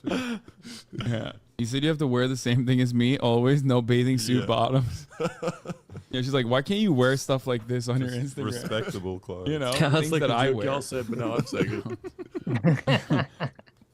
Apt photo to show the Oh, tattoo. it's a pirate. What? It's got an American flag on it. It's You know, I'm glad they put a big circle Oh, okay, around looked it it so up. that I could find the tattoo on his chest. Otherwise, I'd be looking around Where forever is trying it? to locate it. Where Thank is you it? very much for the red circle picture taker, man. Okay, they actually looked it up. Good for them. like a what? It's an American pirate. No, I think someone gave it to them, right? Oh, maybe. So, which is like they clicked on it. You know, good for you. There you clicked Taking them up. advantage of your resources. Okay, let's He looks keep- like he just saw a woman in a bathing suit. Yeah. Yeah. Also, cover him up, slut. What are you doing? Yeah, Jesus Christ. Imagine being pictured out in public with their yitties out like that. What is that? Yeah. Oh, shit. For yiddies? as it masks controlling behavior under a commonly accepted positive concept, in this case, boundaries, making it harder for the person on the receiving end, Sarah, to challenge it. Okay, so Jonah is basically telling his professional surfer girlfriend, I am not going to be with you if you surf with men, have boundaryless friendships with men, model, post pictures in a bathing suit, or post suggestive pictures, and are friends with women who are in unstable places. Like, the only thing that makes sense here is this: the boundaryless, inappropriate friendships with men. Everything else is psychotic. But is that even like? Well, That's he such should a say, separate don't term. sleep with men. Everyone don't sleep with other people. Which if is you're in like a relationship. totally appropriate very boundary that every monogamous relationship has. Is like an unspoken rule of monogamous relationships. For Friendships. No, I know. I read. Yeah, but isn't that weird that he has to say that, Hasan? Doesn't that send up a red flag to say maybe something's going on here? Yeah, they've moved. They've been in a relationship for this long, and he's still telling her this. Maybe that means something. Maybe he's being paranoid, or maybe she's doing something. Man, if only we had more context to know for sure. Drats. So Dr. Diddler sent me an article that says that the whole thing. Did you say Dr. Diddler? Dr. Diddler, yeah. Oh, okay. That's his name. I'm not gonna go see him. He sounds like Dr. Diddler. He sounds like he could diddle me. He's an S-class general. He's a kind soul. He only diddles for justice. He only diddles A-team. Okay. He sent me an article. No, he doesn't diddle A-team, man. He diddles S-class. Why do you think he's in S-class? Okay. Oh, is it good or bad to be diddled? I'm getting very That's a good question. We don't know. Do I want to be diddled by this man? Or I guess it could be a woman. I don't know. Maybe Dr. Diddler is a lady and she wants to diddle my man bits. We've had him on the stream before. But he identifies as he, him. He sent me an article that says that the whole myth about the QWERTY keyboard thing with like slowing down the typing, which is a common thing told, is a lie. So that was fake news. I apologize, everyone. I spread fake news. The typewriter thing was fake news? That it was designed to like slow down typewriters or something. It's like a common myth that apparently is not actually true. But what's interesting is that even if that isn't true, like I see the logic behind it and it makes a level of sense. That's how these things, that's how these things seem to spread, because you go, oh, that makes sense, but then it's just not true. Yeah, but yeah, I see the logic there as someone who's used to typewriter. So. Sure. Apparently it's something to do with the layout of like early telegraph keyboards or something. So all right. Whatever. Hit it up. The last one. Also, why is this on a text and not a conversation? Yeah, it's very weird. Jonah chill. I just don't get it. The way he presented this along with everything else makes me feel like she just doesn't want her surfing friends. Well, I mean, she says don't surf with men. So I think that's what it is. That's what she. Do people have sex in the ocean? In the like deep ocean where people surf? No, surely that's back on shore. You need some lubricant for that. What is the point of bringing that up? He's like, why is he saying not to? And kind of Noah kind of brought this up in his video. It's so weird to say that you can't surf with other men. You're in the ocean. You're not gonna have sex in the ocean. It's like you're gonna go back to shore at some point. You're gonna get on the boat. Yeah, you're not like airdropped onto a wave by a fucking helicopter. Like, I think you can have sex in the ocean too. I don't think that's impossible. You can, but like it's not impossible. But like, have you ever, like, if you're having sex in water? Yes. Salt or otherwise. Like you have to have, just some. It can make difficulties. Well, especially if you can't stand. It's gonna be kind of hard to like swim in the ocean with waves hitting you. I mean, literally you can do board. You have two. So you're gonna hold onto the board while trying to have sex with a person. I guess you could do it. It would be a lot of work. You could both be on the board. You're in the water, right, to fulfill the requirements. But it's not like the water. Okay, if the water's just like perfectly still, well, you wouldn't be surfing on that water anyway. Then yeah, but when you have like fucking waves crashing down on you because this is where you're fucking surfing, it's gonna be a challenge. You can make out though. Easily. Maybe the challenge is what is like a hot thing about it. That's true. Like you're really working for it. That makes it like when you work harder for something, it makes it. It's a little it's a little awkward, but because of the context, is like this is interesting and we're going for it anyway. And maybe I see the appeal. I understand the appeal. Maybe that's the real surfer move. You have to have two people surf the same wave close enough that they can have sex while both being on their own surfboards. That's the move right there. Yeah, I think you could make out easily though. So, obviously you could make out, but that's significantly easier. So. It's like, oh well, if someone's making out with your girlfriend, I mean, that's not. At least they're not having sex. Right? Yeah, there you go. I don't know. Like, is the actual instance of surfing the bit that's like terrifying for him? Yeah, obviously not. He's just threatened about. He's just threatened that she's like around dudes that he thinks are hotter than him. Aww. And that presents a genuine threat to him because he's insecure. That's where it comes from. Now, part of the reason why I think like this is, like there's definitely, this is definitely salvageable. A person can like recover from behaving like this. and no longer be like this, regardless of what their fucking age is. Now, of course, I hate the fact that he pitches it as if he's behaving incorrectly.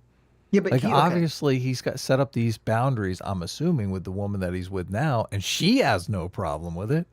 Well, maybe, I don't know, if she is also not a surfer, and she's not in that, environment where you're, more scantily clad and out there and, hanging out with dudes or whatever, then maybe not.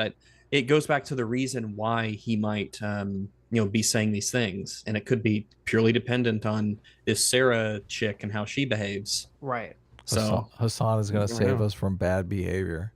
Well, it's funny if you look up a picture of his girlfriend, the picture that always comes up is him and his girlfriend walking together, and it looks like they're coming back from the beach, and she's got just like the bikini top on with her tits like, Well, yeah, because he never stipulated that she can never wear, or she cannot wear these things. Right.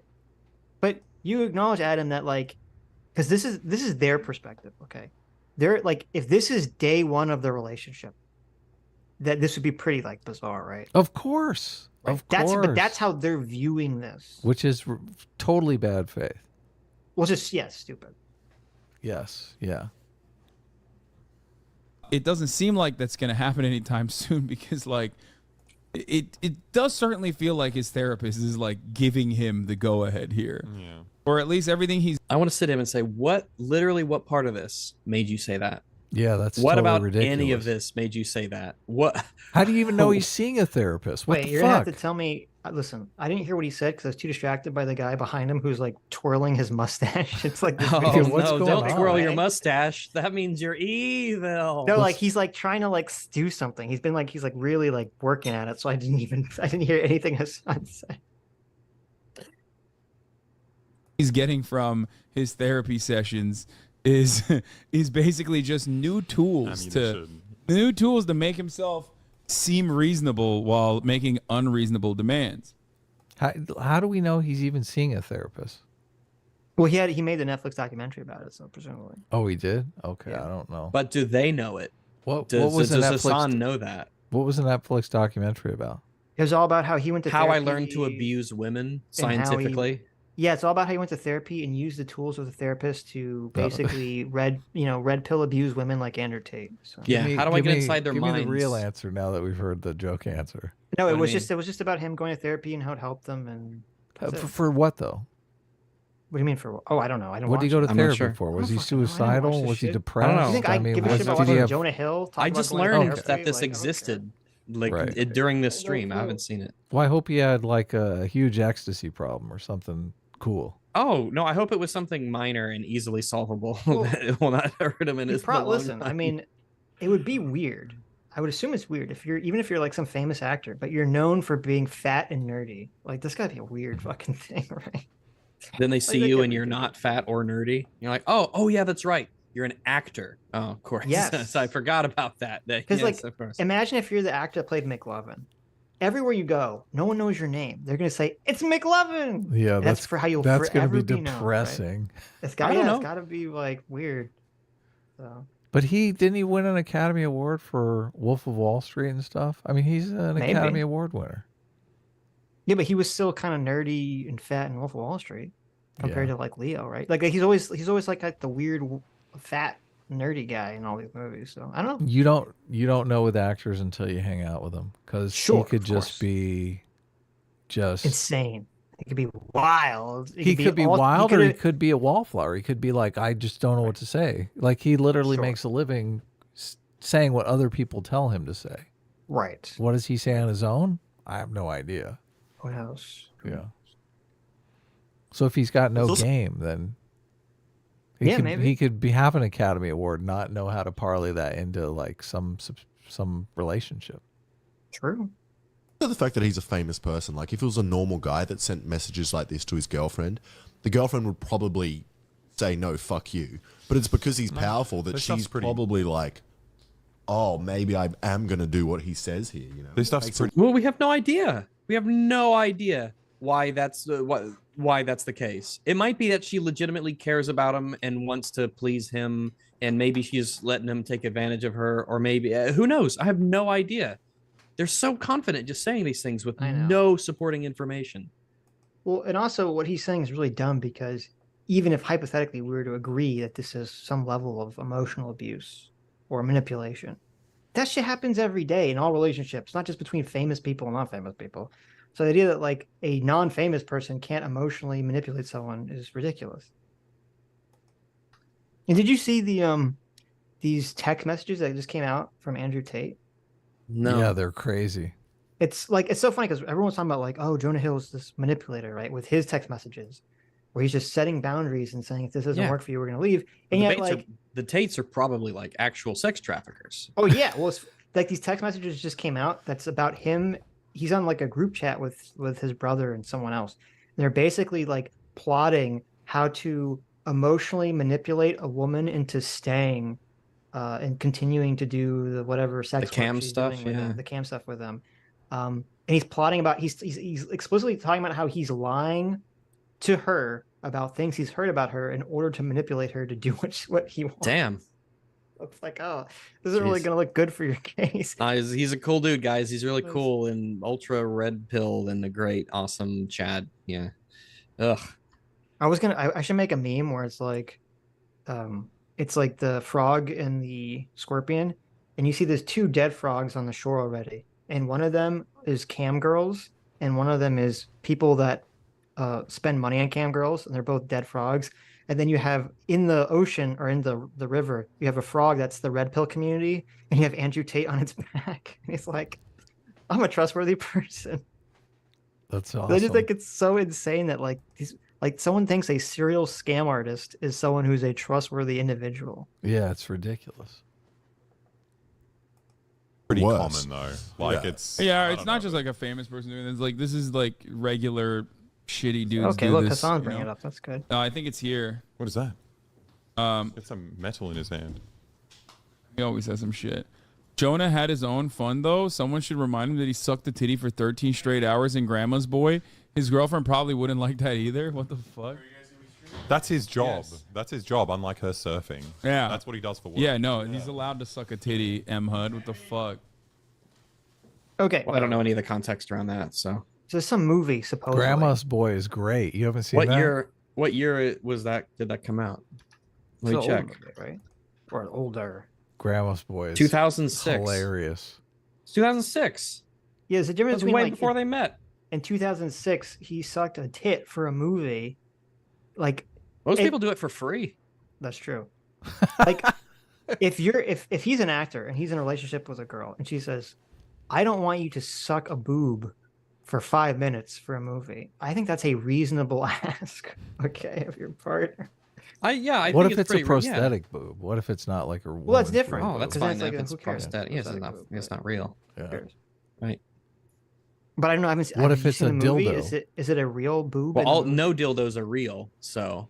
That's yeah, true. But it's a man's penis. What if he's sucking him? Well, no, it's not a man's penis. It's a dildo. We've been over this. I mean, it's a different connotation. You mean a dildo versus a penis? Yeah, a dildo versus a tit. Right. What if she's like, look, I don't want you sucking the dildo in the movie. Well, then Then I think that's just an emotional thing that she has to get over. Oh, if she's going to be consistent, right? What if if she wants to set her boundaries are her boundaries. Who am I to deny someone what their boundaries are? Yeah. Exactly. Okay, here's an interesting thing. So, is it? What if Tom Holland, is dating a woman, and the woman's like, I don't want you to do any sex scenes with another girl. Okay. He says, okay. But I have a movie upcoming where I'm supposed to be getting fucked in the ass by a dude. Is that okay? And she says, yes, that's okay. What's happening there? You look, break up with that woman immediately. Any girlfriend that doesn't let you get fucked in the ass by a Chad, jump that bitch. Oh, okay, wait. He's not actually, it's a movie. He's not actually getting fucked in the ass. It's just he's portraying getting, like when two actors have sex in a movie, they're not actually having sex. Okay? What? Do you know that? I don't want to be an actor anymore then. I hate to tell you this, when actors in non-pornographic films have sex, they're not actually having sex. It's what a load of actual horse shit. Commit. Not actually doing the thing. Right. This is like CGI, you know? Yeah. Well, actually, I don't know if it's the same because it actually does. It does make sense because you would say like, oh, I don't want him to have sex with a girl in a movie or pretend to have sex with a girl in a movie because you're worried that those feelings when they're acting will somehow turn into like a real relationship, which obviously happens. Like Tom Holland used to, I don't know if he still is, he used to date Mary Jane from the Spider-Man movies, right? But you would say, well, he's not gay, so him pretending to get banged in the ass, like, it's not like he's gonna like suddenly run off with this guy. Well, but then you say maybe he'll unlock something. You know right? what good maybe dick open does the to a doorway. man, you know. So maybe you should be concerned. It depends kind of like on her reasoning, I think, and honestly, that's something they should work out. But for me, if I married a famous actress or actor, and we this is one of those things we'd probably discuss, you know, bring it up, like, hey, sometimes in the movies, I do like sex scenes. We're not actually like having sex or anything, but it is part of the, you know, the job, and I just want to let you know that that's a thing. I'd be like, yeah, it's fine, it's fine, it's all right, it's fine. I get it. You're an actor. Okay, that's what you do. You act. Here's I'm gonna ask this as a poll question, okay? Because I'm curious how people feel about this. If you're dating a woman, I say if you're a man dating a woman, okay? If you're a man dating a woman, would it bother you if your girlfriend was kissing another girl? Would that bother you? Like, would you be upset by that? Jealous by that? All right. So just so I'm clear, say it one more time, please. If you're a man dating a woman, would it bother you if your girlfriend was kissing another girl? Or would you, I should say, would yes, you be it jealous? would. Okay. Would I be jealous? Would you be jealous? Maybe not, bother is not the right word. It depends on like what you mean by jealousy and the definition. I would not be okay with her kissing anyone else. Well, okay, but let me see. I'm trying to think of, because there's something the fact specific that she's the fact that she's kissing a girl doesn't mean anything to me. It's someone else. Well, I'm trying to think of how to because I have a very specific situation. I want to try to frame it like where it's like, you know that she's going to do it. It's not like you just walk in and you find her like kissing another girl, right? Like it's like, oh, you're at a party and she's like, oh, can I kiss this girl? Can I make out with this girl? Like they ask you, right? Would you say yes or no? Probably not. Probably not. Yeah. I think there are certain relationship dynamics that I could probably have. And depending on the person, if this was for like specifically for my own titillation, for instance, like the setup, or this is foreplay for a threesome we're going to have later, and it's something that we're both okay. No threesome. Oh, it's not? Oh, well then, no, I don't see how that would be. No, I wouldn't. I don't know how to word this question. Like, because I think I'd be in a completely monogamous relationship with someone sexually. Well, because it's interesting, because like I'm looking at like people in the chat, it's like it's very mixed. Some people are saying no, some people are saying yes. Where obviously, if they said, "Can I kiss this boy?" 99% of people are going to say no, right? I think that Adam, what do you think that is? It's your favorite word. What do you think is the reason for that? Most likely, because their unconscious mind is telling them that the girl can't get their girlfriend pregnant. So my thought is, why the heavy sigh? Makes no, I thought you'd say the I word and it would be funny. The I word. Yeah, insecure. Oh. No, I have a evolutionary way of looking at this. All right. If you have an evolutionary way of if you're a man dating a woman, would you let Look, if you want to let your significant other go to bed with another woman, you're not going to come home with a cuck baby. You're 100% safe. So you would let your woman fuck any man as long as he wore a condom? No, of course not. But there's not going to be a baby. Yeah, but the reason the jealousy evolved is different than what you're right. You recognize why the jealousy's there. Your conscious mind, you understand that mind. Jealousy. No. It's conscious mind because we're literally talking about it in a discussion and you brought it up. Right. Yeah, but that doesn't change the negative emotion. Do you think negative emotion is damaging? Not necessarily. I mean, there's been all kinds of studies to show people who are under stress live shorter lives, are more likely to be succumb to disease. Well, stress is literally dangerous. There's an interesting thing about the whole like the consciousness versus the emotion thing, because it's true. Like you could say, well, if she's wearing a condom or the guy has a vasectomy, like doesn't matter. Like so she can't get pregnant.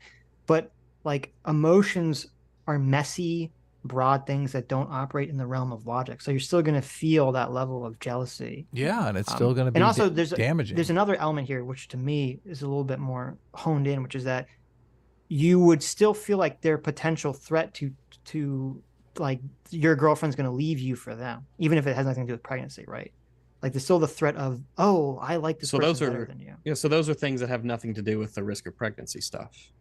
Right. No, like there's reasons why you don't want that don't actually have anything to do with the whole childhood aspect. Most men will leave a woman who cheats on them.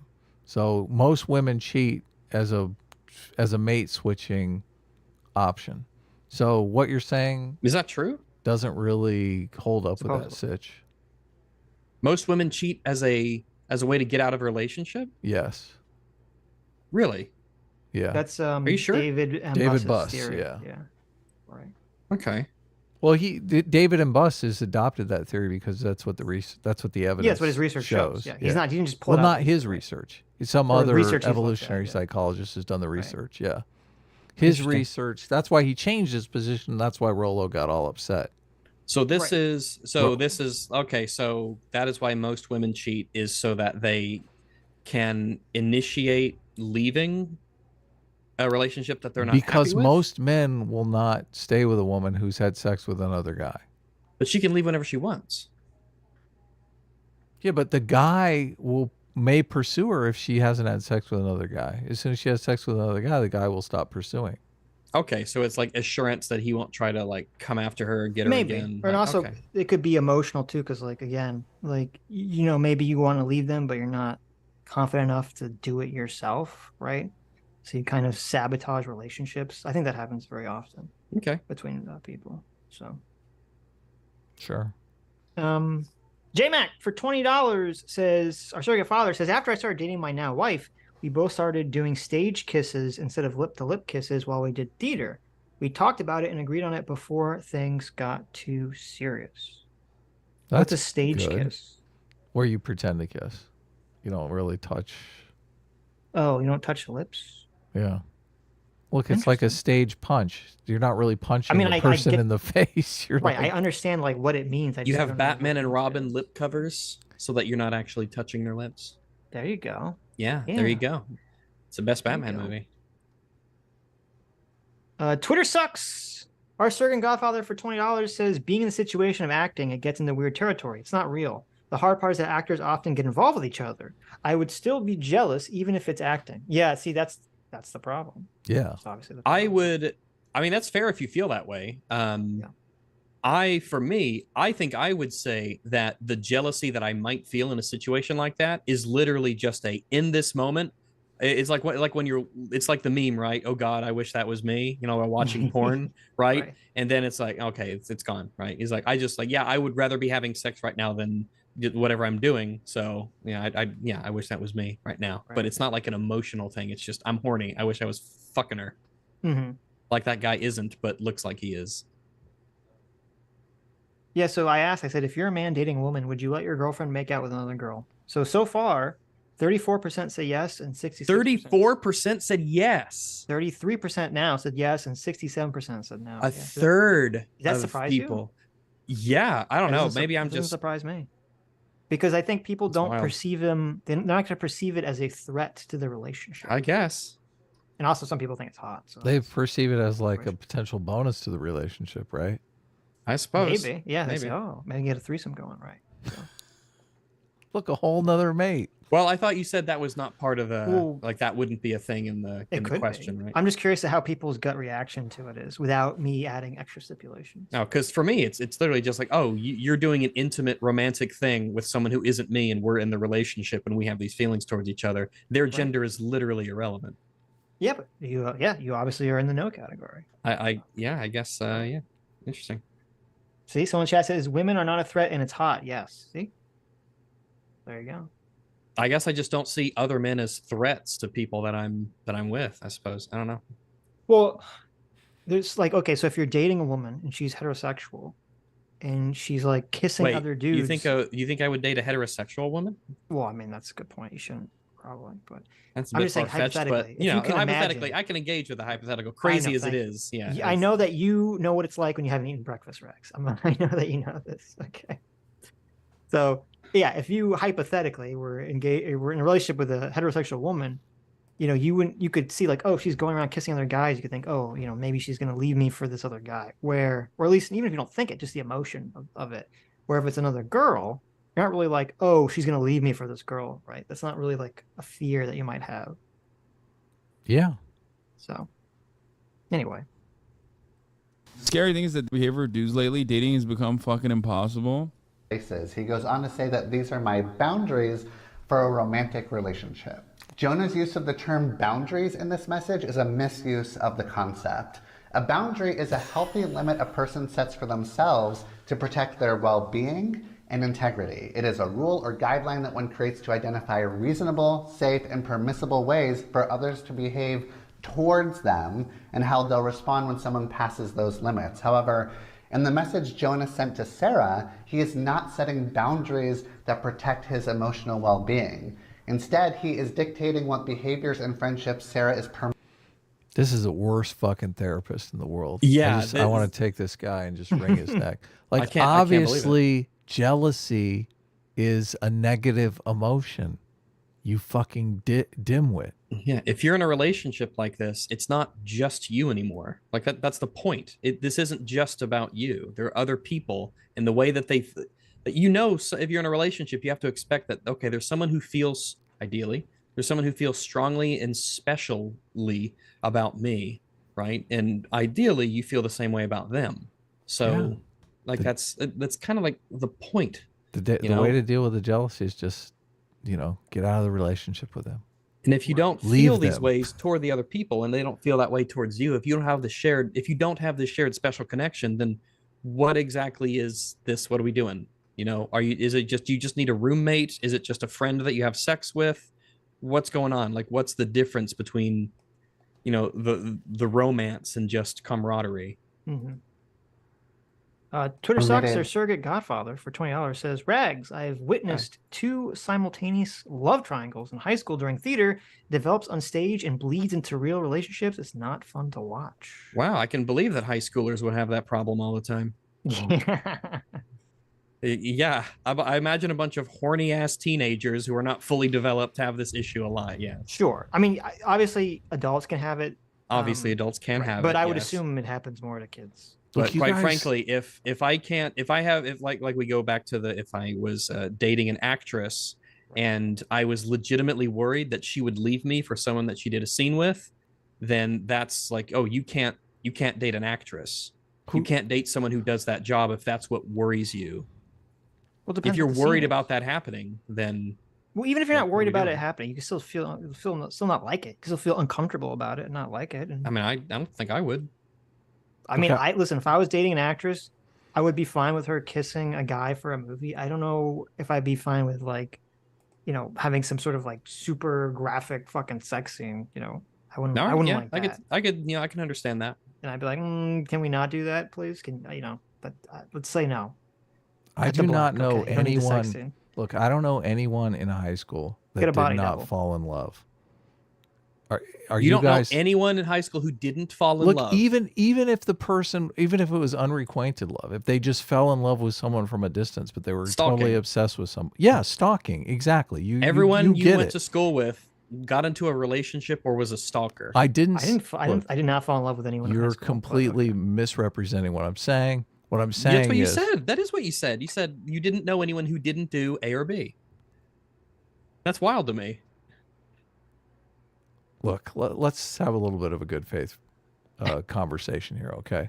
I don't know anyone in high school of my immediate friends who did not have a girl that they were passionately crazy about. And if that girl would have showed any interest in them, they would have like been head over heels in love with them immediately. Mm-hmm. Some of them actually began relationships with those girls and fell head over heels in love with those people. That's what I'm saying, okay? And guess they probably would have been driven to stalking these people if it would have been appropriate. Obviously, that's not an appropriate behavior for a high school person, but I can understand those feelings that they wanted to be with that person or near that person. And it's crazy to me. It seems like neither of you guys have had that feeling for somebody that you just like. The feeling of being just like jealous of them interacting with someone of the opposite sex? No, the feeling of this, I'm crazy about this person. Like a crush, you might call it. Of course I've had crushes, sure. But I haven't been in love with someone. But those are things that I discover along the way. That's part of the process. High school is like where I feel like everybody falls in love for the first time. So I feel like, I don't know. I think a lot of people are defining love differently, right? Than that. Okay, so how do you define love then? Well, I mean, to me, to love someone, you actually have to like know them and be in a relationship with them. I completely unrequited love is a very common experience for a lot of people. I wouldn't call that love. We call it unrequited love. Like that's a term, and I understand what that concept means. The emotion that they're feeling though is exactly the same, even if the person reciprocates or not. I would say that is, I don't know if there's a word for it, but I'd say, that level, I think that's like an infatuation, because I don't think you can truly love someone without knowing them. Like you have an infatuation with them, and that infatuation can definitely cause real negative emotions with the person, right? It's real. I'm not trying to dismiss it as not like a real thing, but I just wouldn't call that love. In my opinion. Okay. Some like the person who, I think there's a meaningful difference, there. Yeah. Even though it might feel to one of the parties the same, I don't. In the same way, it's almost like a delusion. In a sense, where you feel something, but it's not tied to reality in the way that it should be if it was real. Mm-hmm. It's almost like having an imaginary friend in a way. I mean, if you never interact with a person, right? So you're if it's from a distance and they don't know about it, or they hate you and you still have the feelings or something like that. I think love is sort of like it needs to be like a two-way street of some sort. There needs to be some sort of return on that, and then a conscious understanding between the two. Now, I would be interested in studies about like what, I mean, beyond just someone being attractive, like what causes that sort of, when you see someone and you're just like, oh my God, I instantly fall in love with them. Like what causes that in a person? Well, hold on a second. Probably here. lust. You're defining unrequited love as infatuation. Yes. Why do we have this term unrequited love? Because it's easy to say, and it's just easy to communicate with people. It's not it's not designed to be a super accurate term on how people feel. I acknowledge that the way that I'm using love here is not like the standard historical definition of love. There is a term unrequited love that it's in movies, it's in books, it's in like historically. I mean, Shakespeare's written about it extensively. Mm-hmm. But just because a thing's called a thing doesn't mean it actually is that thing. Well, you can still have go. You can still have unrequited love with someone that you get like friend zoned by. Yeah, that happens a lot. Sure. Yeah, that's why Shakespeare's writing about it every other play. Yes, right, of course. Yeah. I mean, isn't that the Barbie movie? But that's not. I'm just. He has unrequited love with Barbie. It's interesting to me that that's not love. Well, that's different. I think it's indistinguishable from love. Wait. Hold on. If you actually know this person that you're like in love with, okay, and you're like friends with them, and you could be really good friends with them, but they just can't get to you they can't think of you in that romantic way. They don't love you that way. Right. Then I think that could legitimately be how I would define love.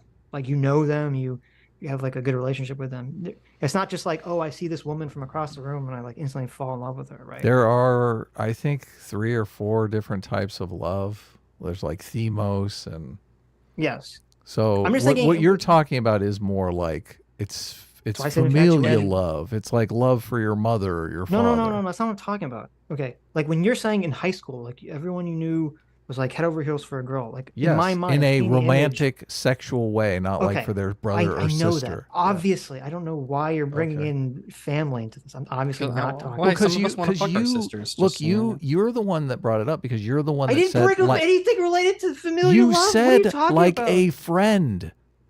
No, okay, you literally said like a friend.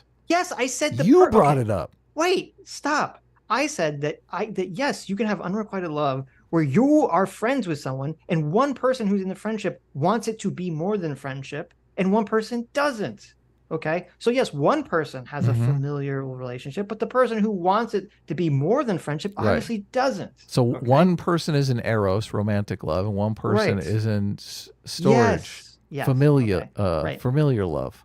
Right. And when you brought up your hypothetical or your story about like everyone you knew was like was in love with some girl or something. Yes. In my mind, I could be wrong. But in my mind, that painted a picture not of like, oh, they all were friends with these people, had good relationships with these people, and they were in love with them. If it painted kind of more like the stereotypical, like the guy sees the hot girl walk down the hallway and he's like, oh my God, I'm in love with her.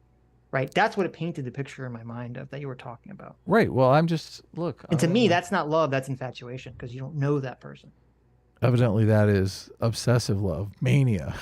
There you go. Right. That's exactly. 8 types of love. Which is of course not what I would call a healthy love. Eros is more like requited love. Well, when people say the phrase, true love, they are obviously not referring to one-way infatuation from a distance, Right. There's an understanding that true love is like in its, I guess you could say it's quote unquote ideal form. Love is a personal thing between people, and they understand that it's going both ways and a willingness to do certain things and the way that it makes them feel. So yeah, I mean, I think there is something behind the idea that we call that concept true love. Okay. Like you wouldn't call, like we don't even call the way that you, like the love you feel for your father or your brother or your mother, even as strong as that is, we don't even call that true love. No, it's called familial love. It's but even we don't it's a different. It's just called love, right? Yeah, it's like I love my mother, I love my father, I love my brother, that sort of thing. But yeah, it's like when you say, I love my dog. Obviously, that's not the same kind of love. And I love with your dog. I love my I love my my brothers, but not in a familial sense. Yeah, that's a different thing. But generally, in context, these things don't get confused for pretty clear reasons. Yeah, right? Sure. I love this video. Yeah, she's putting boundaries on her. Sarah on who she can be friends with, what she can do professionally, and how she can show up online. This is not an example of healthy boundary setting. Instead, it reflects an attempt at control. It demonstrates a lack of respect for Sarah's autonomy and individuality. Jonah's message is more about... What would be really helpful here is if Jeff here gave us examples of this is healthy levels of control and healthy levels of compromise, and this is unhealthy. Contrasts are always helpful for stuff. He's so he kind of does, but Noah cuts it out. All he says is that Jonah should just phrase everything in the I statement fashion. So to say, I don't like that you, or it makes me uncomfortable when you do this, or I don't, like when you do this. As opposed to saying these are boundaries for our relationship, which to me it's like, well, you're saying the same thing with just slightly different language, right? So I don't see what the difference is, but. About restricting Sarah's behavior to suit his comfort levels and insecurities rather than expressing his feelings or needs. And again, even Jeff does the thing. It's just insecurity. That's just what it is. Right. That's just it, Right. What else could it be? Can you, all right, thanks, Jeff. The thing I'd be curious as Jeff is that can you have any boundary for another person that's not rooted in insecurity? Exactly, right? What's that healthy level of, because there's obviously restriction. It's more restrictive to be in a relationship than to not be in a relationship, right? It's not a liberating thing, right? It is a very much, ideally, a self-imposed limitation. We know from Jeff, he doesn't seem to have any restriction or limitation. Yeah, because Jeff is a fucking psycho. He doesn't quite understand this. Yes. Right. Because I would think that every restriction or limitation you place on someone, not just like a romantic partner, but any like a friendship or a child that's like your child or your something, a sibling, these all stem from insecurities. They all stem from like fears of some kind of harm to either you or to them, right? Probably most of the time, yeah. So Love you, Jeff. One thing that was sort of fascinating to me about this whole thing, but also very unsurprising, was the amount of people supporting Jonah in these boundaries, kind of just telling on themselves about their sort of demonic views about relationships. Here's real Candice O, aka Candice Owens, some Prager, some conservative lady. There's literally nothing wrong with Jonah Hill's leaked text messages regarding what. I'm shocked to find out that like the super racist white supremacist lady. I'm not shocked at that. I'm shocked that anyone would support him here. This wow. Listen. You cannot like Candice Owens. I don't like Candice Owens. I don't either. Yeah, as far as she made that guy, she set up a whole like doxing website and everything. Yeah, right. But they call her a white Person. supremacist. That's, I mean, that's pretty wacky. I mean, I guess she could be, you know, an Uncle Ruckus character, but I'm unfamiliar with Candice Owens being a white supremacist. So, I'm not sure what Hasan is referring to here. He's shocked. He's a big Candice. This is exactly what happened. Not Candice O. Candice? You as well. Wants in a partner. But there's plenty wrong with women in society today. Basic respect for your partner is now being labeled as misogynistic from insecure women. Anytime you go into your place of work and you see a man and you turn away and walk towards the wall and then run through the wall like the Kool-Aid man, that's basic respect. Women these days can't do that because there's something wrong with them. Notice the framing there of what he wants in a partner as if it's just preferences, you know? We've seen the preferences card used before. When what he wants is like absolute. Also, this doesn't strike me as something that's happening in the, like, before a relationship forms. You know what I mean? Because a lot of people are basically defending it from that perspective as though, like, it would still be weird if he was, like, before a relationship, he's like, before you start dating me, know that you can no longer be with other men. Like, that would be weird as fuck to say, okay? But even then, it would be more understandable, I guess. Hello, Kaya. Hello. Hi.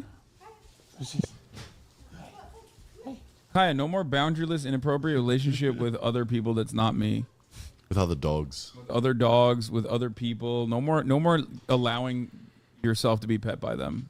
Only I pet you. Okay? Anyway. Show us the dog? No. He knew she was a surf instructor with fellow surfers and bathing suit photos when he crept into her DMs and wanted her to change who she is. Yeah, I know. I know. Even the way they phrase it, crept into her DMs. Right. But so I guess he's not gonna complete the thought because so he was talking about how But he's like, oh, you know, no one would start a relationship like, by the way, before we date, here's my like list of prerequisites, right? Which is, you know, probably true for the most part. But that's a point against your argument, Hasan. He doesn't realize that. Like, usually when you go into a relationship, everyone has kind of a certain sense based on whatever culture you're existing in about like what are the traditional norms for relationships. And usually, unless you have something that's like really outside the balance of those norms, that you're going to bring it up before you ever start in the relationship. Yeah, absolutely. Yeah. If you can't, there's an obvious cultural understanding of by default, this is monogamy. We are only having sex with each other. This is exclusive to us. You don't kiss other people, even if they are a girl. Chat. You don't have sex with other people. You don't. Yeah, this is off limits. Mm-hmm. Right. Yeah, it's funny. Dev sent me this tweet that's kind of related to this in a roundabout way. This is from the Delusional Takes Twitter reposted this. Oh, that's just Twitter. Yeah. Someone tweeted out, this has 355 likes. There is zero ethical reasons to disclose your trans status to your partner. Trans people don't have to disclose it in hookups, in short or long-term relationships, or even in marriages. I simply don't care at all. The only good reason to do it is longer relationships require openness. Yeah, so that's that's a big Who posted that? Someone on Twitter. Just someone? I mean, that's a little I'm not familiar. Their account isn't crazy. familiar to me. So that is that's no good. That's Don't a do take. That is certainly a take. That is a take. I saw some detransitioner talking about how they were dealing with internalized homophobia, and I resisted Sitch. I do that all the time. I wanted to screenshot it and send it to you. And I'm like, just don't do this. That's being a dick. Listen. It seems like a lot of people seem to be repeating this stuff. So it just could be something that makes no fucking sense whatsoever. And I can't wrap my brain around it, but it's still happening. It's definitely possible. Yeah. Well, I mean, I see it all over the place. So, but look, it wouldn't be the first time everyone is conceptualizing something completely differently than it's weird to me that I understand that. I'm just saying it's to me, it's hard for me to understand that there are people that are more homophobic than they are transphobic. It's hard for me to understand that, but I guess it's happening. Well, the one that I didn't screenshot it because I wanted to screenshot it, but I just didn't want to send it to you just to be like, neener, look, I told you so. But in the thing, they completely lay out their thinking about it. And their thinking is basically, oh, this will just make all the homosexualness go away because everyone will just perceive me as a cis person, as just a normal person, which is sad. Right. That's so fucking sad. Sure. Yeah. Okay. I mean, if that's their thought process, that does make more sense to me. Right? Yeah. Okay. Oh, wait a second. What's this twisting do? Oh, it does absolutely nothing. No, it makes the noise. What was that noise? I don't know. It's got this end thing twists around. Oh, was that the atomic? I'm learning. Maybe the battery's running low. No. Just put new batteries in. I'm good to go. Just put new batteries in. It should be good to go. I mean, you just put batteries in it like yesterday. I assume.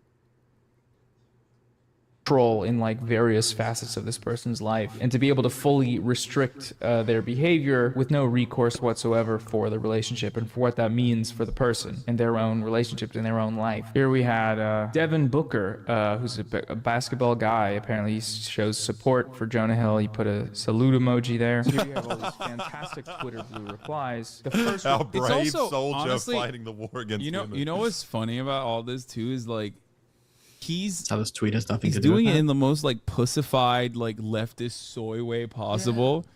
Like he's not even being like, manipulative and abusive in the way that like these like big macho guys would be. You know what I mean? Yeah. Like he's like, oh please don't take photos with other men. Don't take photos in your bathing suit when you're in the water. Yeah, he should be a It'll hurt Chad my and just feelings." fucking punch her.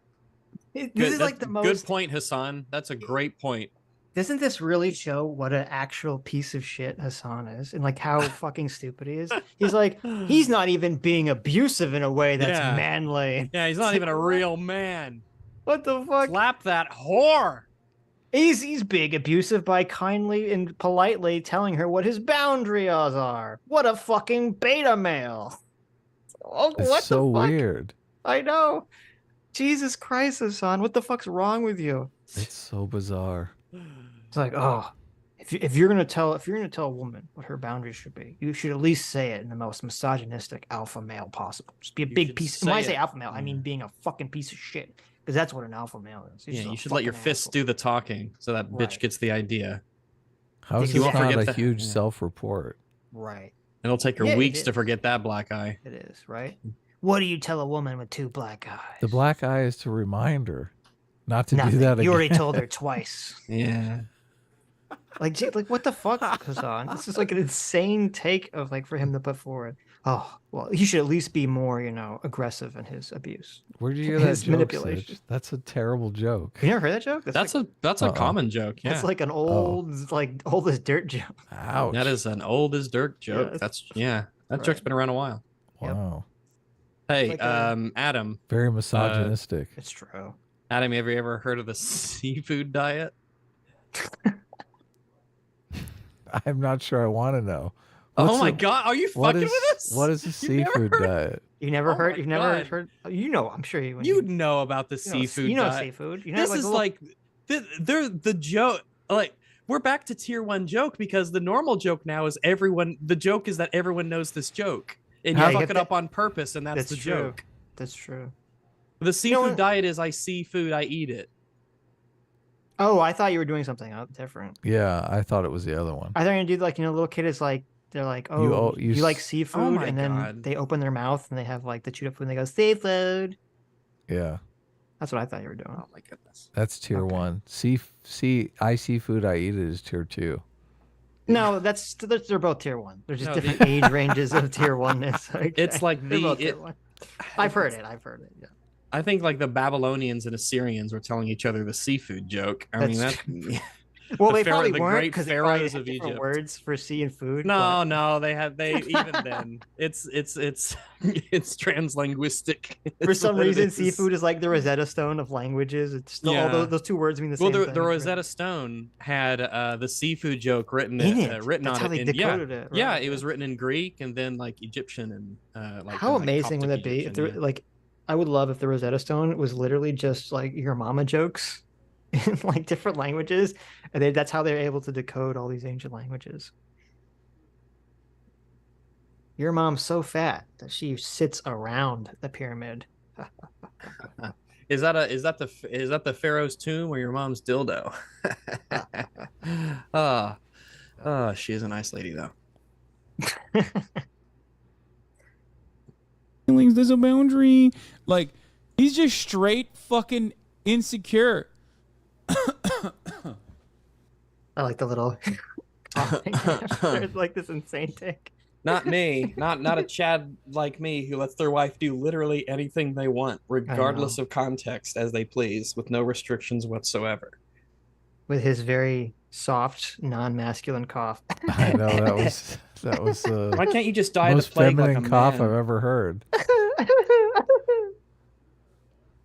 He's just straight up insecure. Straight up. Which is why I find it really odd that all these dudes are like, yeah, brother, he's doing the damn thing, you know, salute. Reply you get is the emoji that's already in the post. If you pay for Twitter. Here's my problem. If Hasan wasn't a coward, it's funny, Hasan is a coward, like, because he never he's like very rarely talks to anyone that doesn't agree with him at all. Like, it's kind of funny. Rarely, never. Right? He used to. I don't know if he does anymore. Not anymore. Because it's like, okay, sailed. Hasan, does he like literally not understand the concept of the people saluting them? Does, like, he's not understanding like what the salute, okay, what the salute emoji means. This is like, I know it's a single emoji, right? But I can explain to you the thought process behind it. The thought process is that in modern society, there's an idea that you're supposed to let women do whatever the fuck they want. Yep. And the fact that you're supposed to suck it up and take it. Men are just supposed to suck it up, like what you're saying, Hasan, essentially. And that by Jonah Hill saying, no, here are my established boundaries, you're saluting him for standing up for what he wants and believes in a relationship. Okay? Standing up for himself. Right. For self-respect. Does Hasan literally not know that concept? No. Or is he just being performative? And he's just pretending like he doesn't know what the concept is? Hasan has no self-respect. What are you talking about? He's the biggest whore on the internet. No, I bet he does, because that's why he doesn't want to talk to anyone who disagrees with him, because he is insecure and he doesn't want anyone to disrespect him. Oh, that's the perfect thing. It's so true. Yeah, of course. He's so worried about being disrespected. He can't even take it when his chat disrespects him. He's like another human being who's talking to me? Oh my God. Yes, exactly. Yeah. Very sad. Very Twitter sad. blue. Fuck you. Nice. More emojis. That's good. Thank you. Thank you for your input. What all men should do. Good. He did nothing wrong. This is a good tweet in my opinion. If your boyfriend says not to post that bikini pic, ask him if that's the Jonah Hill he wants to die on. Very good. Very good. I like it. Very good. That is pretty good. Remember that one time like Jonah that. Hill's co-star refused to kiss him for a wedding scene, so they had to use CGI for it? Oh my God. Oh my God. What? Why did that? Why? What happened? Very good. Maybe Jonah Hill was doing that because that's a boundary. Yeah. No, I'm kidding. It was actually the co-star's boundary, literally. We should have done that when we were kissing. What so that's bad, right? Or yeah, what was the point of Noah bringing that up, other than to make it be like, oh, Jonah Hill's fat and ugly, and even when he's in a movie, a girl doesn't want to kiss him? Like, that's the only way I interpret him bringing this into this video, because it's irrelevant otherwise, isn't it? It's just like, haha, isn't that awkward and dumb and stupid? And isn't Jonah Hill a big, stupid, dumb, fat man who sucks? Right. Yeah, this whole thing is designed to beat up on Jonah Hill because he's rich and famous. Everyone's just having a big fat and male. Yeah, everyone's having just a big cope spiral over the whole thing. Here's an interesting thing. If I bet you, if this was a black actor, none of these fucking white bread tubers would feel secure enough to make this video. Of course they wouldn't. They wouldn't. Is Jonah Hill Jewish? I don't know. Maybe we can accuse him of anti-Semitism. Of anti-Semitism? I don't know if Jonah Hill is Jewish, but let's see. Nice. Very good. And I were both uncomfortable going ahead with the kiss. It wasn't just me, y'all. There was no physical chemistry between us at all. Y'all think it's awkward with CGI? The real thing would have looked worse. Oh, okay. You learn something new every day, I guess. There's a few other perspectives on this that I want to share that I thought were interesting and seemed to be indicative of a lot of people's experiences. So let's check those out right now. Let me clear something up for the men of Twitter. Jonah Hill wasn't actually offering to leave the relationship. If Sarah Brady had agreed, it was best to part. So Jonah Hill's real name is not Jonah Hill. Hill's his middle name. His full name is Jonah Hill Feldstein. So I guess you can... Oh, Feldstein. He's one of yours. You can get... Here he is. He is Jewish and he had a bar mitzvah. There we go. Okay, look. These guys are a bunch of anti-Semites right here. There you go. I'm pro-Semite. Cancel them immediately. I can't believe they're doing this to a nice Jewish man. A young, a nice Jewish boy. Yes. How dare they? Yeah. Making fun of a Jewish boy is... Oh, I shouldn't... Never mind. Carry on. Was this surfer girl Jewish? I have no clue. Oh, is the ocean kosher? Yes, the ocean is kosher. Okay, I just didn't know. Maybe you're not like drinking the ocean. You're not supposed to drink the ocean. So. Well, I mean, you never know. Because I know like the shellfish thing, so I didn't know. Well, there you go. That's a good. There's shellfish in the ocean, and the shellfish are kosher. So therefore, is it not? That's does the it rub water off into the ocean? Yeah, that's like part of the water. So you never know. Yeah. Maybe the ocean is made of mixed fabrics, and that's a big no-no. Yeah. There you go. Mixed currents. Jonah's right though. I think it was a smart career decision to go Jonah Hill instead of Jonah Feldstein. When did you say your anniversary was, Rags? Your EFAP anniversary? Oh, same day every year. What day? Oh, I forget. I forget specifically which one it is. December 20th? No, it's coming up really soon. I can double check real quick for you. No, I that's just forget it off the top of my head. I'm really bad with dates. So wait, you don't even know your own anniversary? I thought Mauler said it was December 20th. After giving us all this shit, Rags. Look, no. Ours is May 20th. I remember. I memorized. Yeah, I remember it too because you learned it as well. And I was there right here on stream. It was great. I thought Mauler said it was December 20th though. No, it was. That's not right. It was August, wasn't it? Oh, okay. It was August 25th or 26th or something. Double check. What if I know your anniversary better than you do. Yeah, very possible. So it just proves that you're the fucking woman in this relationship. Let's see. So when I click on a video, because I went to the last one to check the date, it just said, August 29th. 29th? Was no, that's when the re-upload was posted. Oh. Fuck. It was, I looked up on a calendar. It was August 26th was a Saturday, so. That might have been it. But your anniversary wouldn't be on a Saturday every year, right? You are changing the day. I mean, it literally would though, because our show is a Saturday show. So the anniversary would be on us. That's funny. No. The 26th every year is not going to be on the same. Oh, yeah, I understand. Yeah, I understand your confusion. Yeah, what we do. So even though the date doesn't line up perfectly, it will be like the Saturday. So it's like the fourth Saturday of August every year, right? Whichever one's closer. I think one year or last year or whatever it was. I think we did it like a day later, or Gotcha. We had okay. To decide, That's but okay. That's how it works. Yeah, sure. It's basically the 50 episodes, and that'll match up pretty much to the same weekend every year. Like the third or fourth Saturday. Yeah, August. Gotcha. J-Mac, our surrogate father for $20 says, "Hey Adam, you're looking a little up, dog." What's up, dog? What does that mean? What's up, dog? Oh, okay. Fucked it up. You fucked it up. I knew there was supposed to be some response to it, but yeah. Oh my god. What's up, dog? Not much. What's up with you? What's up, dog? I like to walk into a room and say, "Man, it smells like up dog in here." And then what's up, dog? Oh, not much. What's up with you? That still doesn't work. I mean, Adam didn't know what it was. So, but Adam what didn't is know that? About seafood and the joke that you told. So I was gonna say, does anyone fall for updog anymore? Jeez. When I saw it, I was like, what is going on here? What does that mean? I knew it was some kind of dad joke, but I didn't. Well, I couldn't decipher it. Damn it! You can play it with boomers and old people and ancients and olds. That's like D's. Does anyone fall for D's anymore? Updog? Or Sugma? Like, come on. Sugma. I know what that one is. You know what D's is, right? Sugma. I know what D's is, obviously. Okay. Well, do you guys know? Well, have you guys played Sea of Thieves? The game? Yeah. Yeah. Oh, well, how about you see if these nuts fit in your mouth? Wow. That's a stretch. Okay, that's a stretch. See if these nuts. That's funny. That's a pretty big stretch. I think that's pretty. Yeah, no, it's quite. A big don't stretch. you see if thieves nuts fit? Okay. That's like Stretch Armstrong stretching of the nuts. All right. Sitch likes the puns. I'm generally anti puns. So. Jeez, you have all the worst opinions. Thank God Sitch is here. People have said that. Doesn't like puns. Doesn't like musicals. Doesn't like puns or music. I don't like musicals. You don't like musicals? Weird Al Yankovic. Doesn't like Weird Al Yankovic. Oh my goodness. Have you seen like the Sweeney Todd? I don't like Sweeney Todd either. So. Oh really? You don't? No. Yeah. It's kind of boring. Oh.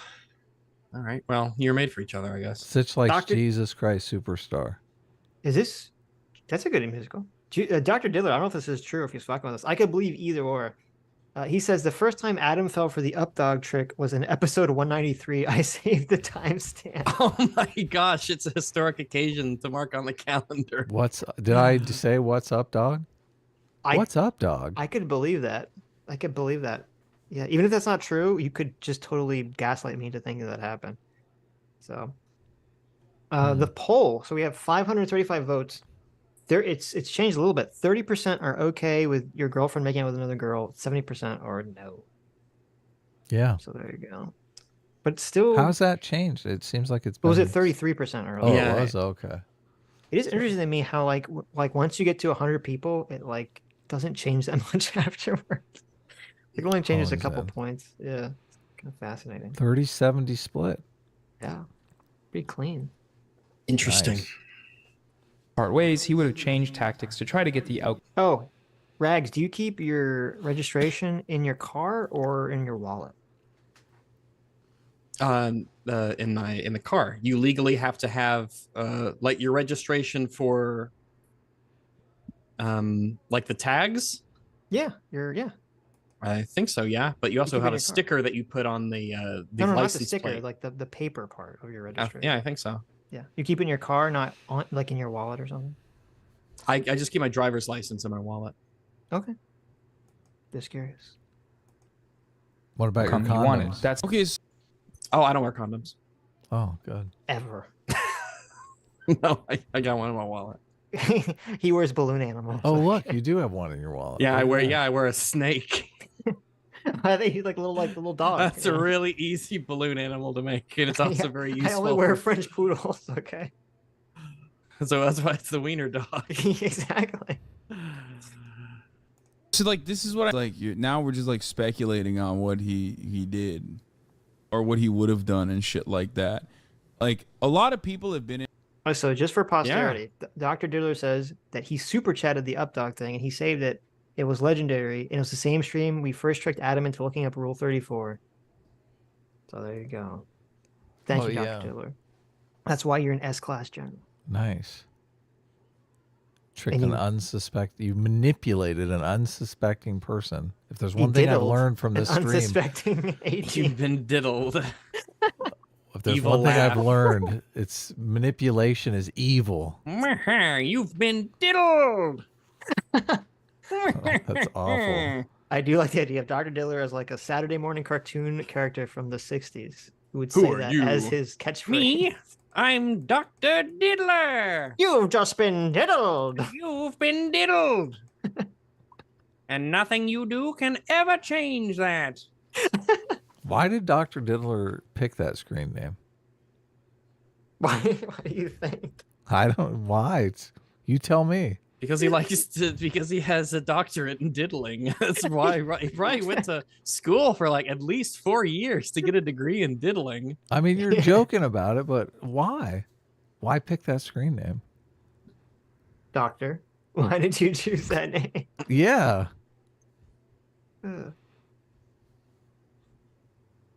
That's okay. So like, this is what I mean. It's like now we're just like speculating on what he did, or what he would have done, and shit like that. We Like, wouldn't make a lot of wild people have been in speculations. shitty, sometimes abusive relationships, and whenever something like this happens between two individuals that you've never met and you're never gonna see for the rest of your fucking life, okay, you immediately go back to the trauma that you experienced in that shitty relationship, and then you apply that response that you have to whatever this new thing is. Okay, this is a genuine problem people should with just how not do TikTok that. analyzers do their work. You know, Excuse me. Here's the thing. This is why it's interesting. So, why is it like now that Hasan suddenly has this moment of clarity? Yeah, what's up? Who is this guy? Like, Where's he's suddenly Hasan? like, wait a minute. People project their own life experiences onto other situations. So maybe we should all, show some restraint before jumping to conclusions. What That's like, skeletons okay. are you trying to protect in your closet? Right. It's like, well, why did this take 33 minutes to get to this, like, very obvious point, which I'm sure Hasan will forget instantly after he says it. He'll be good as new in no time, I'm sure. this is the genuine problem with Twitter. Do your thing. It's basically just shadow boxing, and it's you're fighting your own baggage in that situation.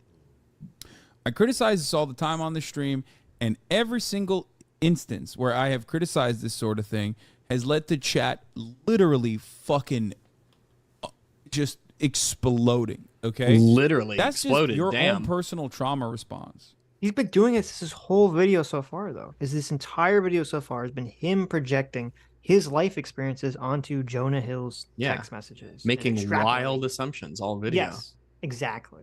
So it's weird that now he's like, oh, chat, what's your problem? It's like, I don't know, man. What's your problem? Okay.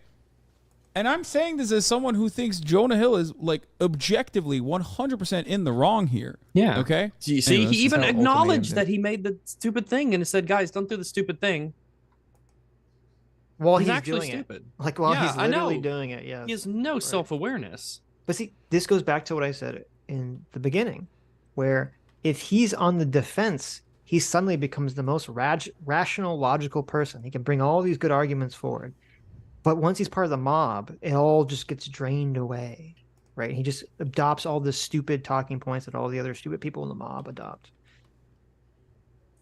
And abuse work. Jonah Hill's gross text. My therapist recently changed my life when he stopped me from saying someone was violating my boundaries and explained that boundaries are values you impose on yourself and your own behavior, not rules you can enforce on other people. There were also some other texts that didn't get shared as widely that I'm sure are great. Take some accountability and operate with respect. It's that simple, because I'm tired of your attitude towards surf culture that contest in that place because I deserve respect, period. I've been more than patient, and then shit like this is still here. Beep that contest, beep that place, and beep not respecting me in every always situation with surf culture. You don't get it. What? You don't get me. It's hurtful and unacceptable. This is kind of funny. I got no idea what's I going on. didn't see these text messages. What's happening? Who's standing up for surf culture? What's going on? Surf culture is having sex with each other. Yeah, but maybe he's just annoyed that she's surfing and cares about surfing and enjoys her job. Well, no, this is the guy who was talking all about how surfers are just there to fuck each other. That's the guy who said that earlier. Yeah, but now she just doesn't want her to surf. Oh, that because might surfing. impugn her. Right. Oh, okay. Yeah. The surf culture changes very quickly. It's very dynamic culture, and it's one of the reasons I respect it so much. Exactly. It's like a wave. in and out with I feel exactly like waves, you know. Yeah. You got to be, fluid. Gotta be you quick. gotta be looking for that next wave and got to catch it and ride it till the end. True. Find a I've new seen wave. rocket power. I know how it works. Word. Tubular. Outrageous. Mondo. Someone is being chased by the popo. Lips and chips. Oh, I got no idea what's going on. Bitches ain't shit, but hoes and tricks. What? I It's agree. speculation based on the common pattern we see in abuse. This woman is a sexual violence researcher. Yeah. Okay. Me too. Fine. I don't listen. She's studied it in a lab. Okay, you studied it via fieldwork. It's not the same. I like field work. I like data collection. That's awful. don't know how to respond to that without, it's still speculation. Why are you making an educated guess with a sexual violence? If you're a why are you making a guess on like everything that you've been saying? He's unironically saying like, how could you make an educated guess when he's just making shit up this whole video? I know. How does he not see it? It's just, it's wild to me. Damn, he's stupid. Like there's zero self-awareness. Sexual violence researcher, just keep doing sexual violence research instead of researching Jonah Hill. You know, where do you think sexual violence often comes from? It comes from relationships that can get dysfunctional. It comes like from Jonah Hill. Let's be real. Okay. Jonah Hill is the starts it all. If we kill Jonah Hill, we'll end 64% of all sexual violence. He's very pervasive. Yes. Perversive. He's perversively pervasive. Yeah. If a person is brave enough to be able to release these text messages and there's sexual violence that happened there, I'm sure they'll come out with that as well. Am I wrong? Acceptable to me. Get it? I don't know if you get it or care. Okay, wait. This is so weird. That was weird. So on one hand, again, since Hasan's defending himself because he said he didn't think this is abuse, suddenly he's like, oh yes, it's weird that this woman who doesn't know them, who's some sexual violence researcher, is like making these broad sweeping claims about abuse, right? So, okay, that's a good point, Hasan. It's weird that you can't relate that to everything you said early in the stream, but fine. But then even that point, he fucks it up because then he's like, why do you even care about this? Just research the sexual violences, which is like, okay, well, say if you are a sexual violence researcher, as you said, Rags, like sexual violence stems from relationships. Yeah, I bet a lot of it comes from relationships. Absolutely. Yes. Right. And so obviously, if you're looking at a relationship that you considered abusive, it would be related to your field. So even when this woman's saying something fucking stupid, he still fucks up the critique of it. Generally, when you open your mouth to say words, you have a general sort of plan as to where those sentences are going, right? You have a semblance of a prepared concept that you want to communicate to the world instead of just making it all up as you go. But that's sort of him. I respect that. Yeah. Just let it fly. Just the Chad energy of I'm just going to talk and say stuff. Yes. I'm not going to plan. Whatever happens, happens. That's my truest self. Based. Or give a shit about that shit or more than ever after Dr. Stern. Literally just say hello and leave the convo. I love how your therapist thinks I suck. I literally am the best boyfriend on earth. One like really interesting detail here is that Jonah Hill made a whole documentary about therapy, about his specific experience with therapists that he really liked. There they are, just two guys hanging out. And so taking everything you've learned from your time at therapy only to spin it back on this reveals a lot about his therapist as well. Yeah. Really yeah, this reveals so much about his therapist. I feel like I have all this information to work with, all of these receipts. I have every side of the story. Like, this has so much about his therapist. Fuck you. What an asshole. God damn. These are the kinds of people that would get fucking girls burned as witches hundreds of years ago, you know? Like, this is unironically the exact same attitude. Like, oh, well, they're probably witches. Burn them alive. I have all the information I need. Yep. Jesus Christ. Also like, yeah, oh, yeah. Girls that keep wearing bikinis. Yeah, he's like, yeah, King, set your boundaries, King. You're It's doing a great job. It's also weird that he's somehow privy to what her and her therapist talk about. You know, it's like, your therapist hates me. It's like the only reson he would know that is if he was forcing I her think he to did tell like him. couples. I think he did like couples counseling for them too at a certain point. Oh, I never even considered that before I fucking opened my mouth. Let's say he's like, why would he know what her therapist said? He must be forcing her to tell him. I was like, well, wait a minute. Like, okay, let's first of all, either A, couples therapy exists, number one. Number two, even if it doesn't, if you're in a relationship with someone and you're talking to your therapist about something, very often they're going to share what happened at the therapy session with their significant other. Like, that's a very common thing. And I have a feeling that the therapist probably says something along the lines of, this is just between us. We probably shouldn't share all this stuff. So if he knows about it because she told him, she probably shouldn't have done that. Right, if there's something specific. But the thing that they're even relating to is that it was specifically about the whole, like, my therapist told me that I should just swim away from males and say I have a boyfriend. Right. So she's telling Jonah specifically the strategy that her therapist told her to employ to satisfy Jonah Hill. So obviously she's going to tell him that information. Right? It would make no sense for her not to tell him that information. And that's why he says, well, that's kind of weird. Your therapist must hate me. Like, why does she think I need this like very bizarre, like a man approaches you and you immediately say, I have a boyfriend, and like walk away. Which is like also odd. Emotional abuse is a pattern of behavior. These messages on their own may not meet the criteria of abuse, but these behaviors definitely can be abuse if there's a larger pattern. Yeah, that's what I've been saying this entire time. And chat's like, no, you have to say Jonah Hill is like, Jonah Hill is doing the most metric ton of abuse that anyone's ever seen.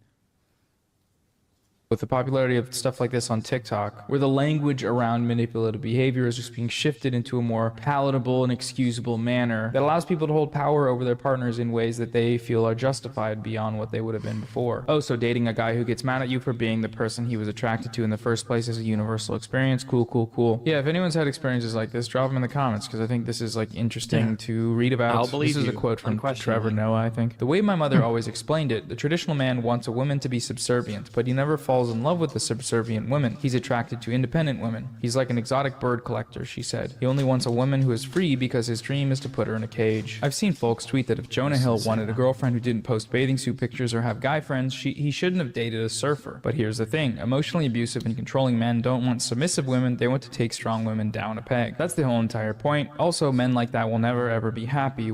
Oh no, I think he's just like, I think he was just horny and she was hot and like out of his league, and he was only able to get with her because he's like, yeah, that's what happened, huh? She was just way out of his league and he's just horny. It's I figured it out, guys.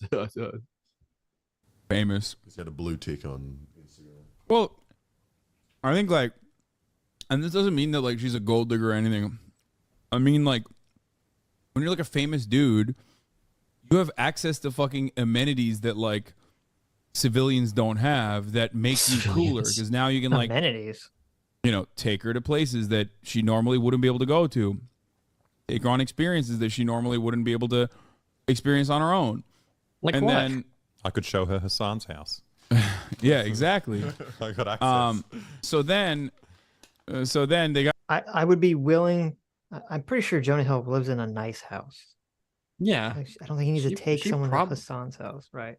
Like the ego of this guy's like off the fucking charts. Like he can do some things for her that she wouldn't normally be able to do. Like maybe, I don't know. I don't know what her financial situation's like. I don't know if she's loaded. I have no clue. I don't know anything about her. Maybe she doesn't even care about that stuff, because a lot of people, like, they actually just don't really care about certain kinds of lifestyles. They're just like, nah, that's fine. I like this. You know, I like to travel every once in a while and do whatever, but you know, I don't want to live in a big house or be famous or anything. Well, and also, I mean, like, yeah, part of like a girl, you know, going out with someone that's like a celebrity, like there's an element of like physical accumulation and resource accumulation of shit.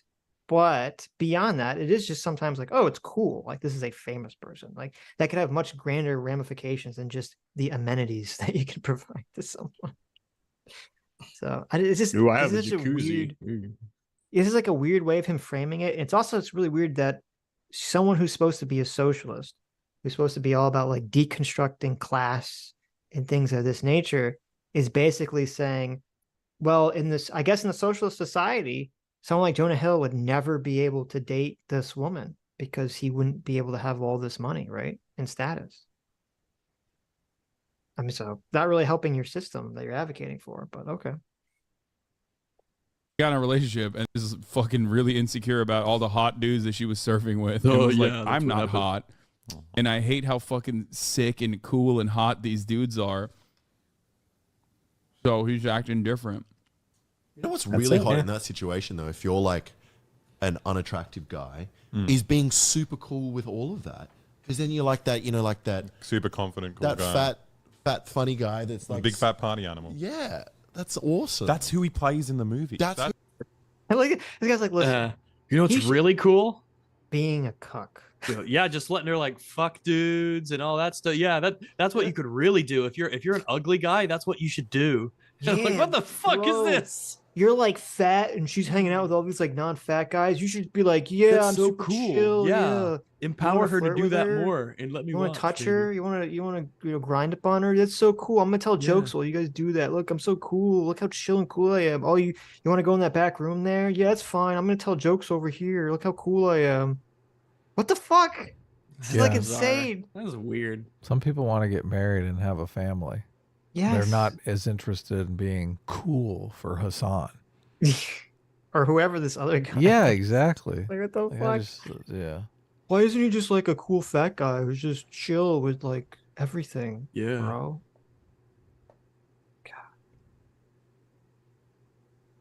Who I thought Jonah Hill was. I thought he was that guy, but Isn't he's he not that in guy. Superbad? Is that him? Well, I thought he was the cool guy that just let other people, you know, I grind didn't up on his think- girlfriend, right? Yeah, I don't think actors are different than the characters they play.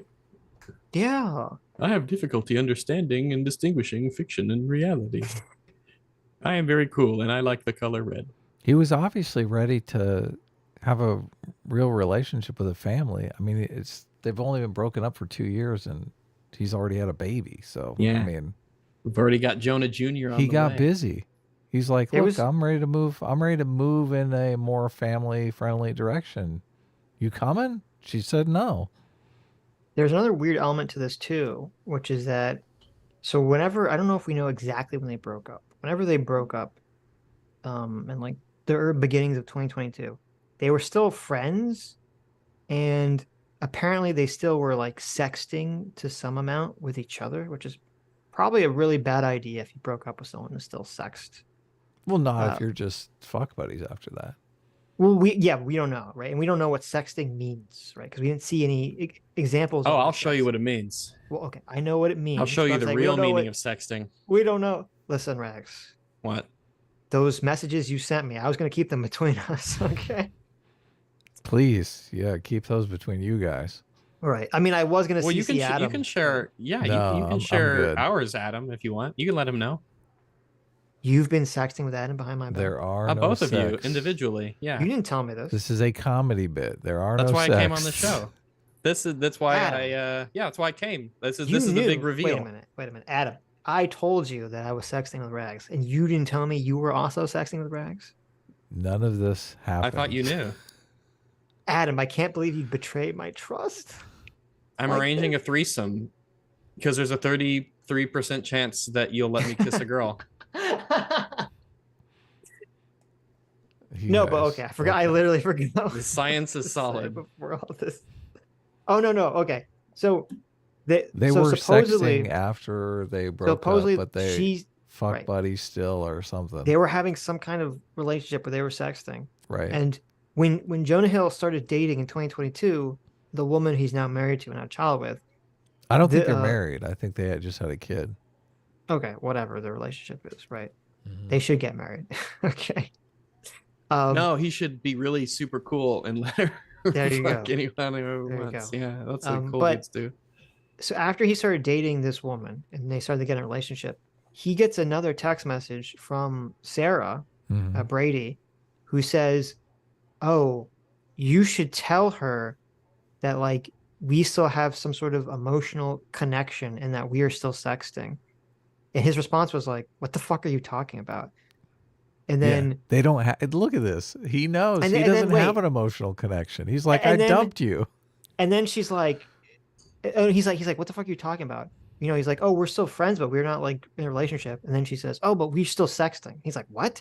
And she sends him a screenshot, which is supposed to be the beginning of sexting, though she can't see what it says exactly. And he says that was 2 months ago. I like, so she obviously had some like weird hang up about this relationship from the beginning, which, you know, definitely colored her entire view of all of this. So that kind of, she tried to pull the we're still sexting, but they hadn't sexted for 2 months. yes. when Okay, so started dating this other girl. he started dating this other girl. He cut off the sexting because he doesn't want to. You know, he's Well, trying no, to it's more get in like- a real relationship here. It seemed more like the timeline was they hadn't sexted for 2 months and then he starts dating this other girl. And she's Okay. like, what the fuck? You need to tell her that we still have some kind of relationship. And he's Right. like, what are you talking about? Right? Yeah, because So- he doesn't have a relationship. And she goes back to the sexting that happened 2 months ago, and he's like, yes, bitch, that was 2 months ago. Look, I've moved on. Yeah, we sexted 2 months ago. You can't leave me. And so that that's exactly what she was pulling, Rags. I mean, I don't know. Yeah, maybe. Doesn't that kind of like put this all in a different Oh, it does. It puts it in perfect focus now. Now we know exactly what's going on. Someone is jaded, jelly. Someone might be a little jelly. Yeah, I make no claims. Mm-hmm. No wonder that's the moment that she decided. She started taking screenshots of her texts and deciding when she was going to drop them on the internet, right? Yes. Yes. That's when she started plotting and scheming about how she would get even. And apparently, he said, this is the text message. He says, I've been there for you as a friend, which I made very clear. And not only is it not your business, as I only mentioned to you out of respect and friendship, but I have not been flirting with you or sexting with you in any way where it would be inappropriate this time to start dating someone. And if anything, I have felt for you, if anything, I have felt for your change and tried to be a good and supportive friend as you transition to a scary new environment. And to be crystal clear, I have not flirted or sexted with you in any way, shape, or form in months, and went to say goodbye to you as a super kind gesture that you seem to have appreciated because it was kind. And then she shows a screenshot, which is apparently them sexting. And she says, whatever helps you get through the day, gotta focus on mine now. Adios. We. I don't know what we mean. That's what she says? We is French for yes. She says whatever helps you get through the day? Yes. Oh, this is so much cope. This is then so he much says, cope. He says, new side of you, Sarah. I care about you and always will be your friend as I have been. Yes, we sexted 2 months ago. I have nothing to hide in my life, but I'm still entitled to safety and privacy just like you or anyone else is. I thought you'd understand and honor that. This has really shattered my sense of faith that you were a human I could trust. Oh, it kind of cut off. So earlier he freaked out about the fact that she took a screenshot of their previous text, which, I mean, I understand maybe as a celebrity, though I think that's kind of weird that would bother you, but well, okay. If they're using that texting program that disappears and she's saving a normal the text. from the screenshot, it's a normal like iPhone text. Oh, okay. But this is why he says that this has really shattered my sense of faith in you that you were a human I could trust. I thought we would always be friends. I've done nothing wrong, and I'm sorry if you're bummed out. This line of texting today has really deeply let me down and broken my trust as a friend. Then she says, I'm just showing you your own text to me. Can you put yourself in my shoes for a second? How I might feel gaslit by your behavior and communication. And he says, I'm happy to speak on the phone, but no. Phone. So, wow. There you go. So that definitely puts looks this like whole a thing tumultuous relationship yes, here. Yes. Yeah. But this is a problem. I mean, I think it is a bad idea, and people do this. A lot of people do this, where they're in a relationship with someone, they break up, and they exist in this kind of phantom zone. Right. Of that person afterwards. That's a bad idea. Will we get back together zone? That's horrible, and you should never do that to someone. And you should never be part of that. You should just pull the ripcord. But Get the fuck out. Look, he went to say goodbye. This sounds like she was laboring under the delusion, like that they were still in that state when he made it very clear that he had moved on. Yes, it makes it sound like maybe she was holding out hope that they would get back together. Right. So, and once she saw the release that he just had a baby, she's like, damn it. Yes, but to criticize Jonah, where he says, I went to say goodbye to you as a super kind gesture. That implies that he like has an awareness that there was this like, will we get back together eventually sort of thing. Right. So, like, I don't know. I think that's very unhealthy for anyone to be in that phantom zone. The post-relationship phantom zone. And you're right. And then once he has a baby, it completely solidifies the fact that like they're not getting back together. It's over. Together. Yeah. Maybe she can be the nanny. Oh, that's awful. Is that like the ultimate cuck move right there? Come be. I feel like that's the ultimate cuck. Take care of the kid that I had with this other chick. Come be. Yeah. Come that could have be been our yours. Nanny. Yeah, that's rough. Look, you can't be a surf instructor forever. Right. Oh, he also said, in response to this conversation, he tweeted or he DM'd her. Even the person I loved and shared a bed with uses me and can't just be like, quote, yeah, you were super nice. It hurts so bad, but I'm done apologizing. I was so lovely to you. Wow. Chad. No, that's the Chad move. That's true. Yeah. Yeah, Hasan. That's what the real Chad does. Yeah. Not what you had suggested with your friends. Also, pardon me. I'm going to step away for a moment, but I will be back shortly. All right. Sure. Here, I want to read a text message. This is from her. Okay, let's hear it. This is her speaking. This is in October of 2021. She says to Jonah, I'm sorry I said that. I had a couple beers and I'm just upset, feeling like we can't do surf social things without an uncomfortable situation arising that usually feels like my fault somehow.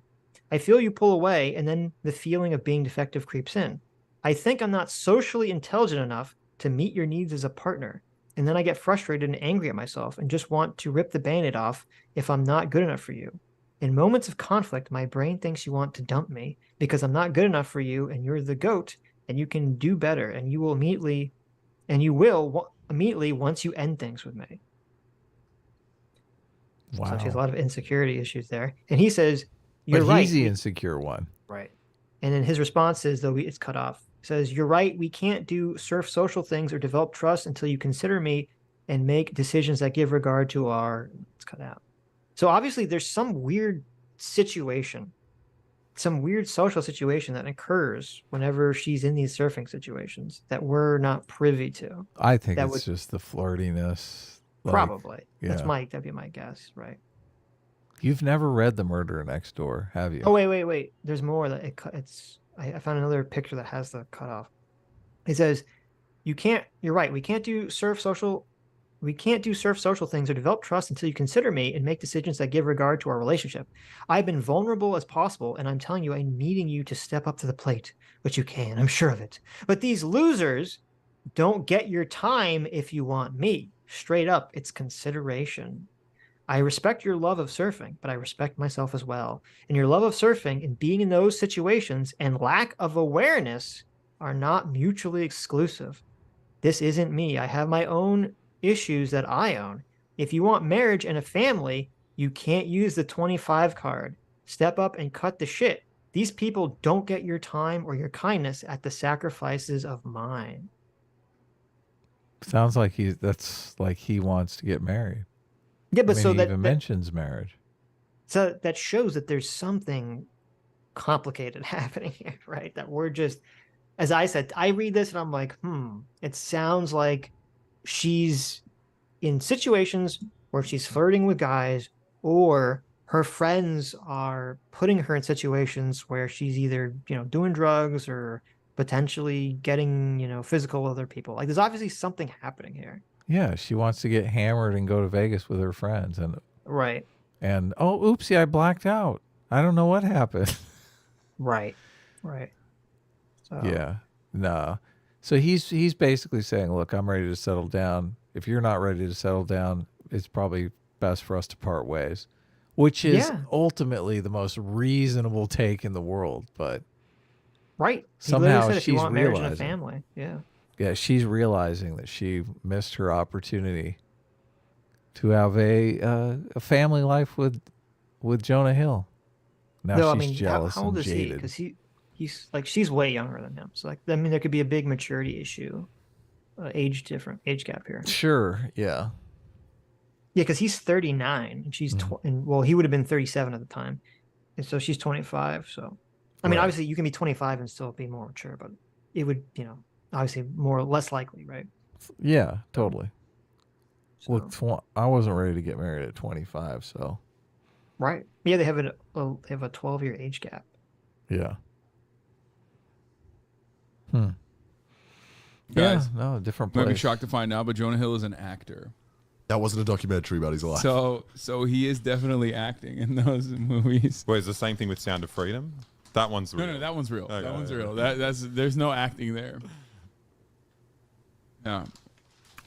I bet big government wouldn't actually fuck up the AC in the Jonah Hill movies. They want you to see him be a cool guy. Yeah, stabby. Once baby. you stop That's who posting I was thinking bikini of. pics, they'll find something Oh else to yeah, hold you're on. thinking of And Stavros. The fun for them is the control, not the result. If you have a boyfriend like this, please know that his gaping hole of need and insecurity is there to stay. Like, what is happening? Like, I'm sorry. This is ridiculous. Yeah. This is what I mean. I feel like people take this way too far. If you have a boyfriend like this, please know that his gaping hole of need and insecurity is there to stay. You can't fix or fill it. Like, immediately break up. Your boyfriend's like, hey, can you take the trash out tonight? I can't. And then you're like, wow, this is an inappropriate boundary. Jessica Valenti told me that this is unacceptable. Break up. It's time to break up. The thing is, all of this could be. It's so weird because that was his position for 99% of this video. And now he's like trying to walk it back or something? Like, what the fuck's happening? Is he? He's recanting everything that he said? I don't know. He's like, oh, this Interesting Jessica way Valenti. to end the stream.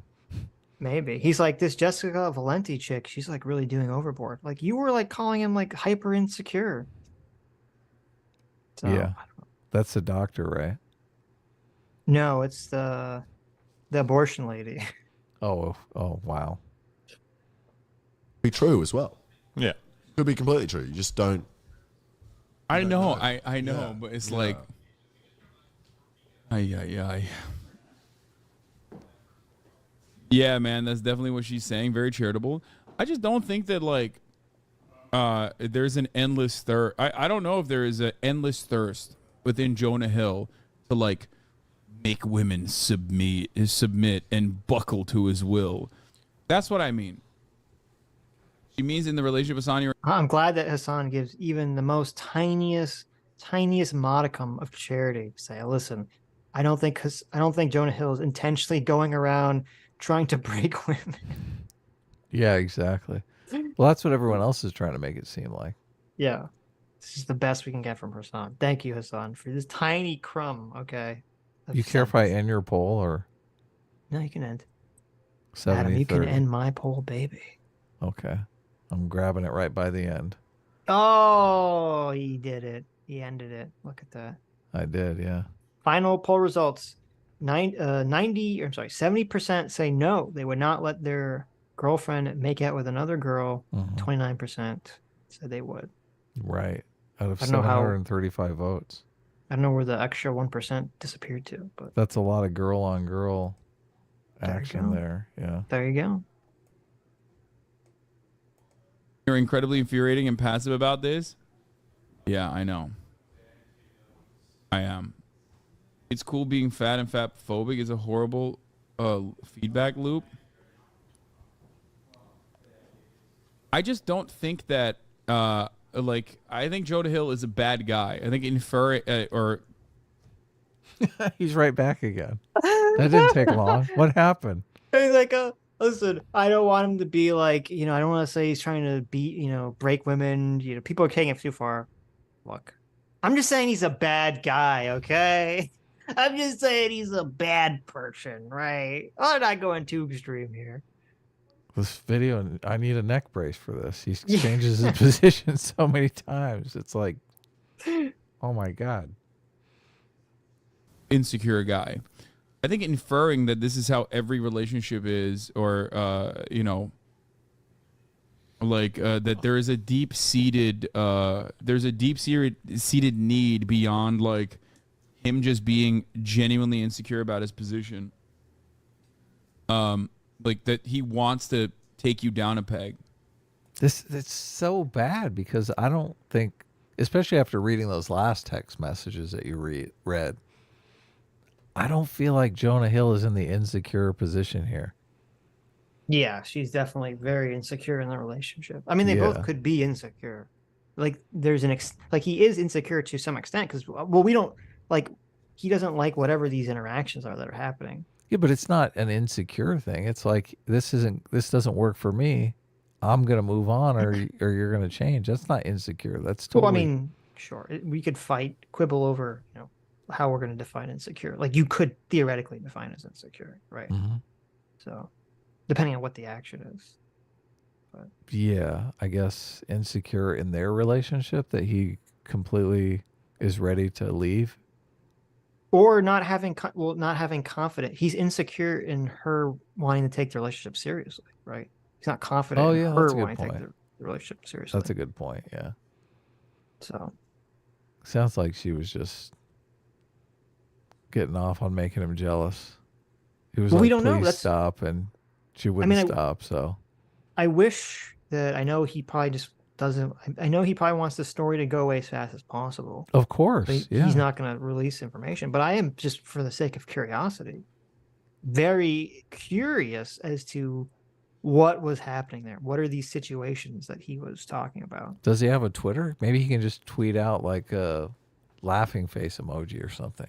You think that'll make things better or worse? Well, no. You know what would be the move?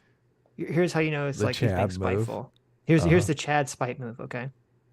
Every day after she drops this, he just tweets a picture of him and his wife/girlfriend holding their baby and looking very happy. No caption. It's just the picture.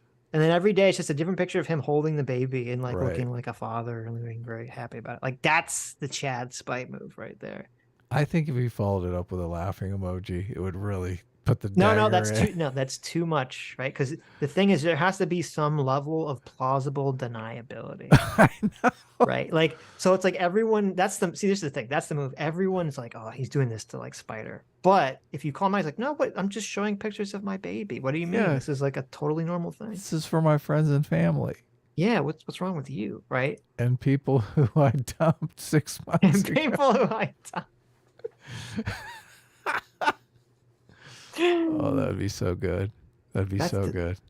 I'm curious. Does he have? I know. What is it? I've never even looked. A Twitter and an Instagram. He's got to have at least a. Jonah Hill. Probably got to have at least a. No way. An Instagram. Why would you want it? I don't know why any famous person wants a Twitter. To tell people how they feel. Oh, I guess you're right. I mean, they do it all. I mean, most of them have one. It doesn't look like Jonah Hill has a Twitter. No, I don't think he does. Okay, but does he have an Instagram? Mm-hmm. Let's see. Let's find out. He does have an Instagram, I think. Jonah. Jonah Hill. That's a lady. No, that's not. Jonah Hill. These official? tweets are protected. No, this can't be him. It only has 13,000 followers. Right. Doesn't look like he's on Twitter. I don't think he has an Instagram or a Twitter. Good job. I think he has anything. Well, good for him, I guess. He has an Academy Award. That's true. That's always nice. That would be the move. Okay, here's the move. After she drops this, he starts a Twitter account and an Instagram account just to post the baby pictures. Mm-hmm. That's the move. That's the ultimate. And he follows one person, her. Yeah.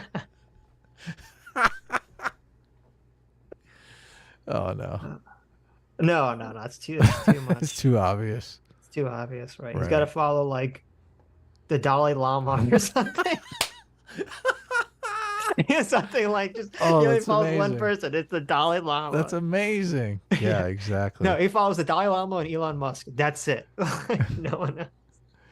Oh, that'd be great. Oh man. The Dalai Lama. Jonah, call me. Listen, I'm good for spite. Okay. Just the avatar of forgiveness. Yes. So good. I think it's taking it. I don't know. I just don't agree with it. Yeah, I don't think we know exactly how he feels from that. I think the bit about. Oh, I'm glad finally. Oh, well, maybe we can't judge him. Oh, I don't think I know how we feel. Right. I don't know. These people just seem obviously like they want to cater to an audience. They want to say the right thing. Yes. How can you not have an opinion on this? This is like so basic.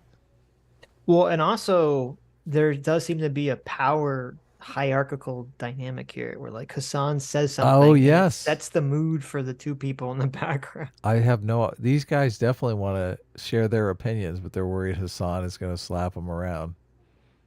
I mean, that's at least how I'm perceiving it. So. Me too. Yeah, no, I totally perceive it that way. He's like looking to Hasan for approval. Did I say ugly fucking t-shirt? Jeez. Did I say the right thing, Hasan? I don't want to mess you up with your audience. I know all these these dumbasses pay you money. All these 13-month idiot subscribers who are all losers that you can steal their girlfriend, and their mom, which is bizarre, but okay. I don't know who either of these guys are. Or OLAY Boy and I Did a Thing. Okay. I'm not familiar with their content. Their content Not creators. wanting her to do her job. Did you? That's I really. fucking insane. I didn't get a chance to see Hasan talk to Mariana Williams, but I watched it. Was it a train wreck or what happened? It's so boring. It's shockingly boring. Wow. Like, he's talking to Mariana Williamson, and it's funny because on the video it's titled like Hasan debates Mariana Williamson. Like, oh my god, maybe it's gonna get spicy. It's like so boring. The questions he asks her are pathetically lame, and he just gives like the most like timid of push. It's so funny talking about like power dynamics. He's so obviously like, oh, Miss Mariana Williamson, please, can I ask you this one little question? Oh, here's a follow-up. I mean, I'm not saying I agree with this, but this is the argument other people make. Like, it's so funny how the dynamic is in that conversation, but it's just horribly boring. Is he trying to sell her on socialism or something? No, not really. Oh, okay. Well, I guess I'll have to. Well, it's not worth. Yeah, you sell. I'm telling Adam about Hasan interviewed Mariana Williamson. And it was just really boring and not worth watching. Okay. So who's that? She's running for president. Oh. She ran in the past. She's famous for being a kooky new age lady. Loser? Oh, okay. All right. Well, I hope they had a good chat. No, it was really boring. He said it was boring. It's horrible. Boring. Man, you shouldn't. If you're talking with some crazy new age lady and you have a boring conversation, you might just be a bad question asker. Well, she's trying to really tone down on any of the new age stuff. Like, she literally says in the conversation, like, I don't have crystals. I don't have crystals? Yeah. Oh, like, well, people try to a lot say of I'm them like a do. crystal lady. I don't have any crystals. It was funny. She took like offense to it. Hasan was like bending over backwards, like, no, I didn't say that. No, I didn't say that. We just thought it. All of us. Right. We just something we all think about, you crazy people. It's sad because like in 2016 or was it 20? Yeah, it was 2016. Was it 2016 or 2020 that she was running at him? It was 2020, right? Yeah. She ran in 2020. Yeah, in 2020, I was like, oh, she's so positive. I like her. She's like a magical girl. She's Sailor Moon. You like her. You feel attracted to her aura. Yes, she has a very glowing aura. Okay. Yeah. Sitch was infatuated with her. I was. Yeah. Are you like a Capricorn or something? Maybe that's why. But now she's like retarded and terrible. Well, and I think she's in favor of reparations or something. Oh. So it's all just super terrible. Yeah, that's lame. Very sad. Very sad. How can you not be in favor of reparations? Because I hate black people. Oh, ouch. There you go. Wow. Clip it. Yeah, so. Flip it and shit. Terrible. Allegedly. That's what I've been told. Oh, allegedly. That's what I've been told. You're alleging your own opinion. You don't know. Yeah, allegedly. That's, right. Yeah. Okay. I don't feel that way, of course, but some people do. Yeah. Evil. Yeah. It's like, especially when you got like Candice Owens and all these like conservatives who, constantly rail on Muslims for like women's rights. And then like as soon as someone disrespects women here, it's like, fuck yeah, it's my hero. Yeah. This person says like a lot without comparing things or expressing a fondness for something. So that annoys me immensely. And I do not approve. Bro. Do not approve of this behavior. You don't like that? You don't like that? I don't like that. I don't like that, but that's okay. Because that's fine. Yeah, I mean, because that's, yeah, exactly. I actually like a lot. They want to be the ones who are doing the controlling. They it's just like the Catholic Church guy who's he's like, no, those are our children. Those are God's children. You can't have them. Candice Owens is like, no, we are the ones. Well, she's a woman too, so it's like a little different. But like, she's like, no, we are the ones who are supposed to be abusive to our wives, like not the Muslims. Oh, fuck. I like how they didn't understand that joke. And so they just looked at him weird. Oh, that's awful. Well, that was bad. Yeah. At least it was, well, at least it's over. Yeah, so it's midnight, so probably not going to get to the last video. So what's the last video? It was a Vosh video on the same subject. But oh, well. I feel like it would be too much at this point for... I only have so many more brain cells left. Yes. I have to cherish each and every one. Yes. The only highlight is plus I started drinking, so he also brings up the whole like Jonah Hill probably just likes to break women. He just likes to find like a powerful woman and then subjugate her and get off on it. Yeah, that's well, that's interesting a ridiculous because perspective. Yeah. Because if Vaush is saying that, if Vaush is saying that, then that's opposite of what Hasan and company say about making her to be weak and she's under his spell and that he has all this power over her. So no. He's saying that like she starts off strong, and then he breaks her down. Then he breaks her down, and like waves crashing upon the beach where she surfs. She was once a proud like stone, a mighty boulder. Yes, a mighty boulder. She's been worn down by the wave of Jonah Hill. Now she's just a sandy beach. Yes. Sandy beach. She is nothing more than a smooth pebble lying on the shore. True. Yes. That's very poetic the way you said that. Well, I guess I just had an epiphany while I was getting that chicken ready for the oven. So, yeah, what a world. S. Karen for $20 says, love and sex at the workplace is all too common. Hell yeah. It is at my workplace. Wait a minute. What? Barracks bunnies at a base is a very real thing. Some are married, some aren't, but there are always some suckers that try to marry one. I've seen it so many times. Ooh, ouch. Yeah, be careful. Yeah. Big think. See, but that's the problem is because like you meet somebody in a certain place who's doing something who you're like, this is awesome. Like I'm meeting this girl at the club or in the barracks or something, right? And you assume that she's looking for a relationship, and that's why she's engaged in that behavior. But clubbing, surprise, maybe she's not really looking for a relationship, right? She's just there to good time, have a enjoyable time, and have some promiscuous sex. Yep, with random men that she fancies, which is fine with me. Hell yeah, I encourage that behavior personally. Eric's bunnies. Wow. See, I've never thought about it like that. Now every guy who's got like a girlfriend or wife in the military is gonna be concerned. Damn. Rough. Yeah, don't worry, guys. She loves you. She wouldn't do that to you. Sure. Twitter sucks for $20. Thanks so much. Twitter sucks. Our surrogate godfather says, quote, he's an actor. So now Hasan is insinuating that Jonah is acting through these text messages to somehow emotionally manipulate this woman. That, quote, oh, well, I'm going to give a modicum of charity. No, you're not. Yeah, I missed that. Yeah, no charity. I totally missed that. Yeah, that's pretty bad if that was the implication. It's awful. Damn. Sick.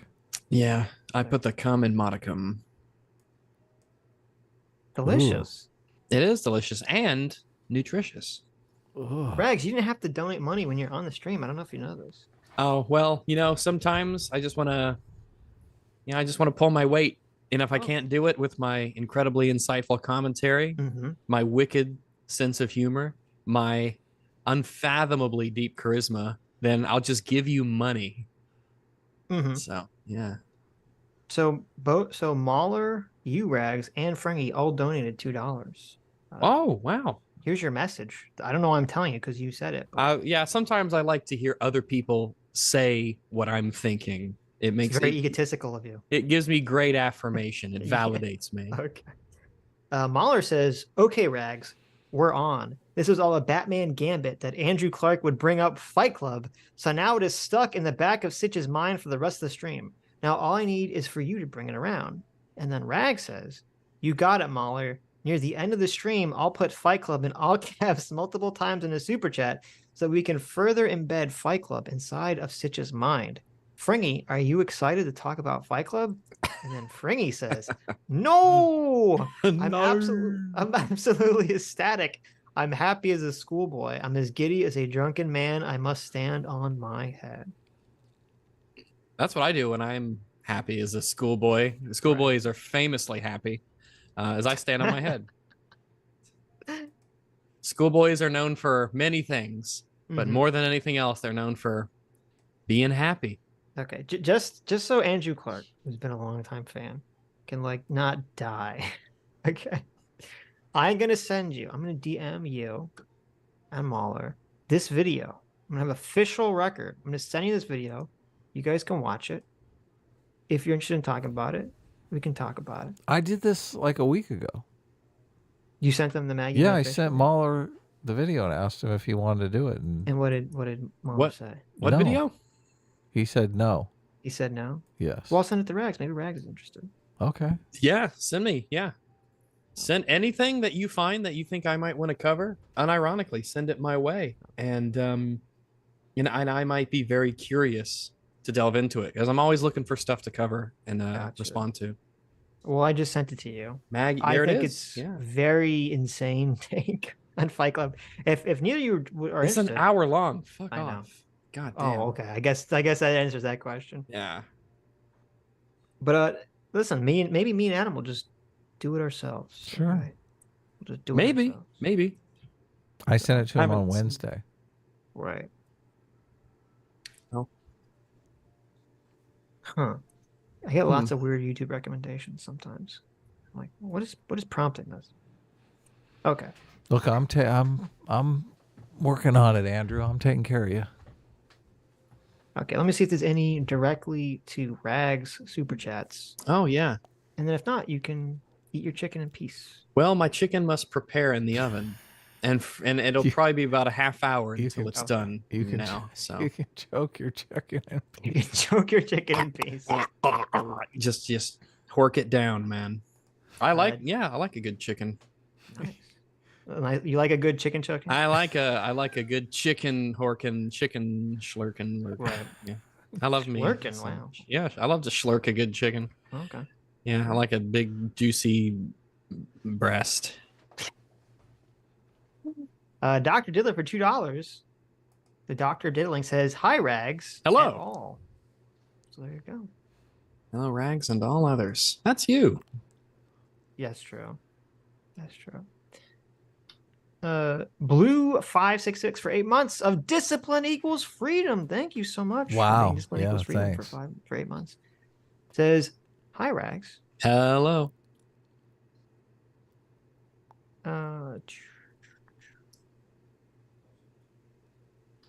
Revolt of Givia for $10 says, "Good to see Rags on the show. He should come back on next time there's some dumb lotus-pilled gay marriage debate. You know, because he is a facts and logic-minded doggo. Best right-wing podcast, heart." What's the lotus pill? What's this? Are we you? had a very Yeah. Go ahead. long, Contentious. contentious Interesting. debate. I like how I say contentious and you say interesting. So Carl, Sargon of Akkad, has a habit of coming on the show and derailing the conversation for about 3 hours. I can believe you. I can something believe that. unrelated. Yeah. I don't remember what we were streaming on. Right, but suddenly but- it became a debate about gay marriage. Oh, Yeah, has he decided he's no longer in support of gay marriage or what? Evidently, He is yeah. against gay marriage. He is. Oh, well, that's nothing surprises me anymore, I suppose. Remember when he was a liberal? That was fun. We had a very long conversation about He made it. a name for it and everything. He made a name for it and everything, and now he's The not liberalist. a liberalist. Oh, I was like, yeah, oh, that's nice, and then he's just like, nah, fuck it, we're Well, going backwards. I mean, he's done videos about why he says that the I'm trying to remember how he phrased it, the flaws inherent in liberal philosophy from like its foundation. We also had a long conversation about that. So, but yeah, we had a long conversation about Carl's anti-gay marriage. I don't really think his reasons for why are good. I would suspect that they're not. No. Well, it was really weird because his argument was like he's saying I'm not against gay marriage, but a healthy society should not have gay marriage, so therefore, gay marriage shouldn't exist. The gays should just be alone. Well, his argument was essentially that he keeps saying that marriage is historically and still should be exclusively defined by like having children. Well, that's obviously not what he said, because that's ridiculous. What did he really say?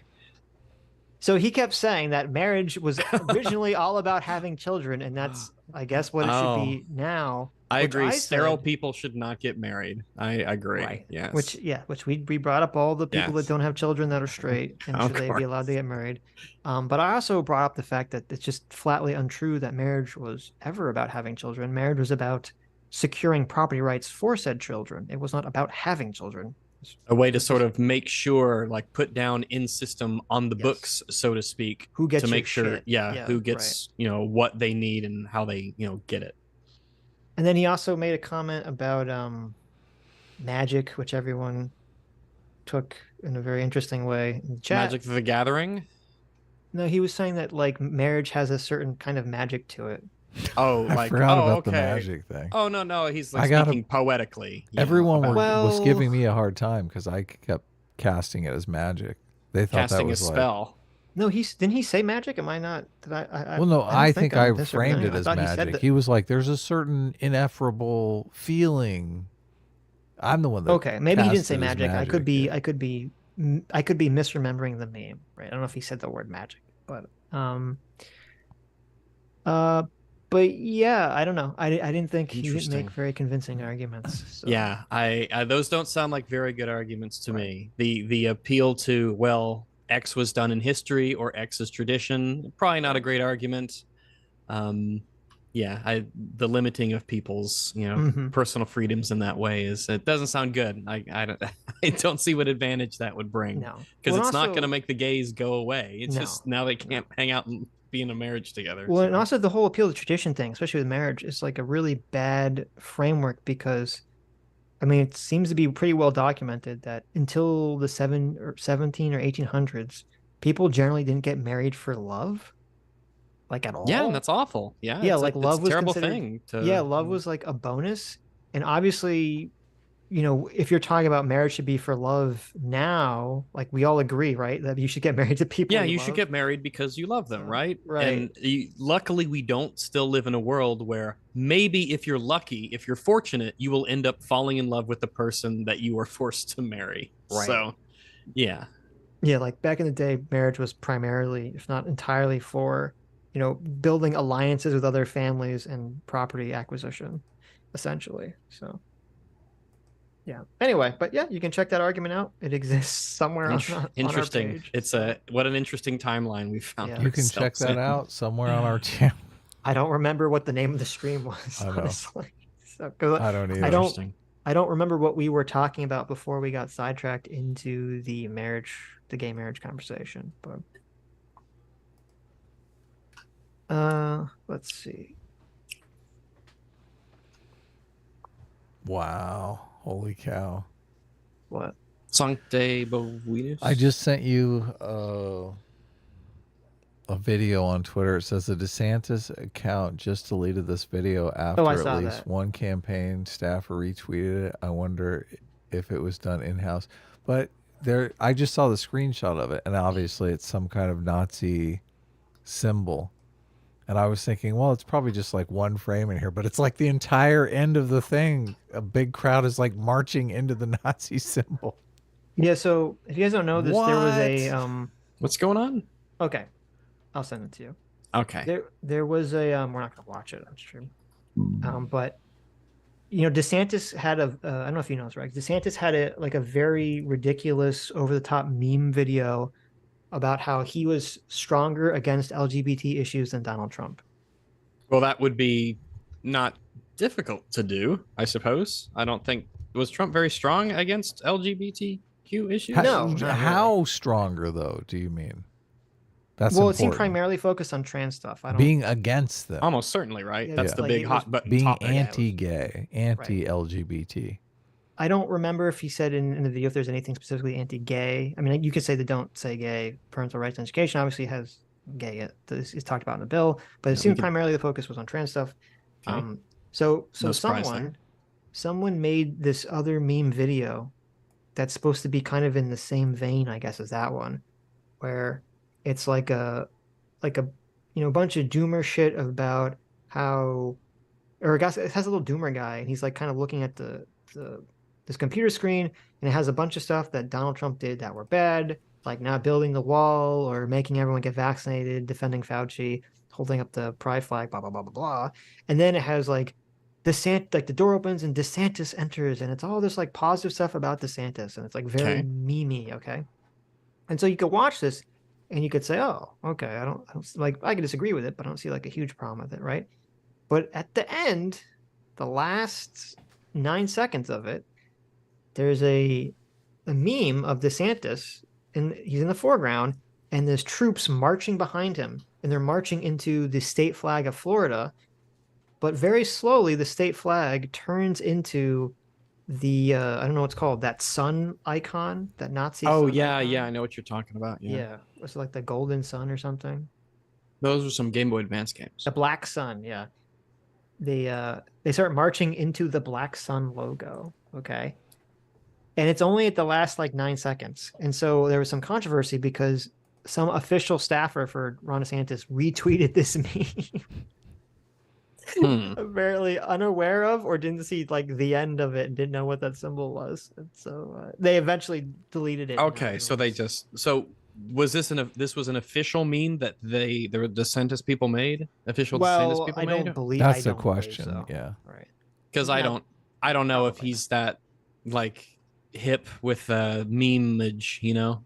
I don't think anyone in the DeSantis camp made it, or like associated officially that made it. I think someone just retweeted it, not knowing what it was. But I suppose, yeah, if they don't know. I mean, a lot of people probably don't know that that's actually like some bad symbol, you know. Sure, yeah. Right. Yeah, it's no swastika. Yeah, it's like it's like a circle with a bunch of squiggles. Yeah, it's not all reliable. The only reason I know what it is because a lot of people were pointing to, I think the Azov battalion, Ukraine has that symbol or something. So it's the only reason I know what it is. Okay. Well, it's odd.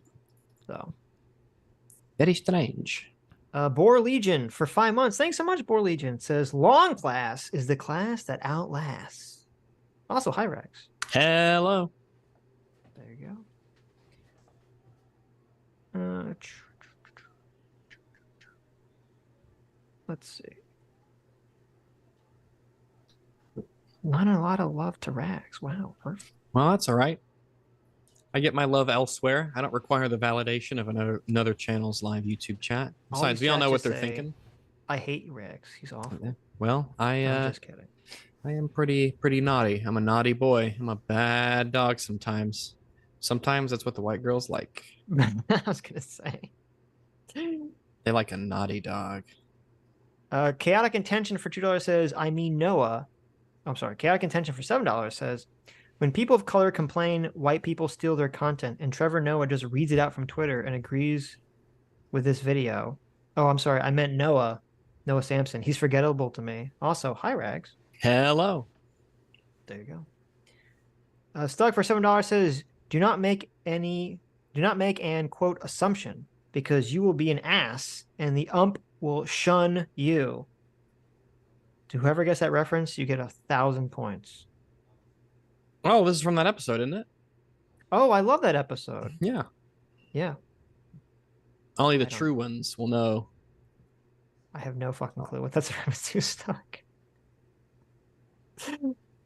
I don't know. Yeah, I don't know the reference. No, I wouldn't worry about it. That reminds me of like in what was the Office Space with the jump to conclusions mat? No, look, you don't get it. It's a mat where you jump to conclusions. Cool. Macaulay Constant for $5 says the left only cares about boundaries when it comes to crossing state lines.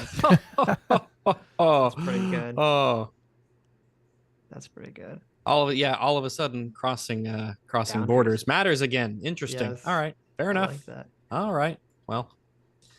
Edgy Saber for $5 says Toxic Brood in the house. Sorry I'm late, but hey now. And hi Rags. Hello to you.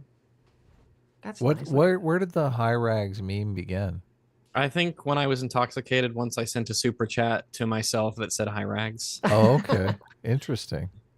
And it has been a venerable old school meme that has lasted quite a while. Yes. Look at that. Now people give you money for My devious plan. Yes. Right into my trap.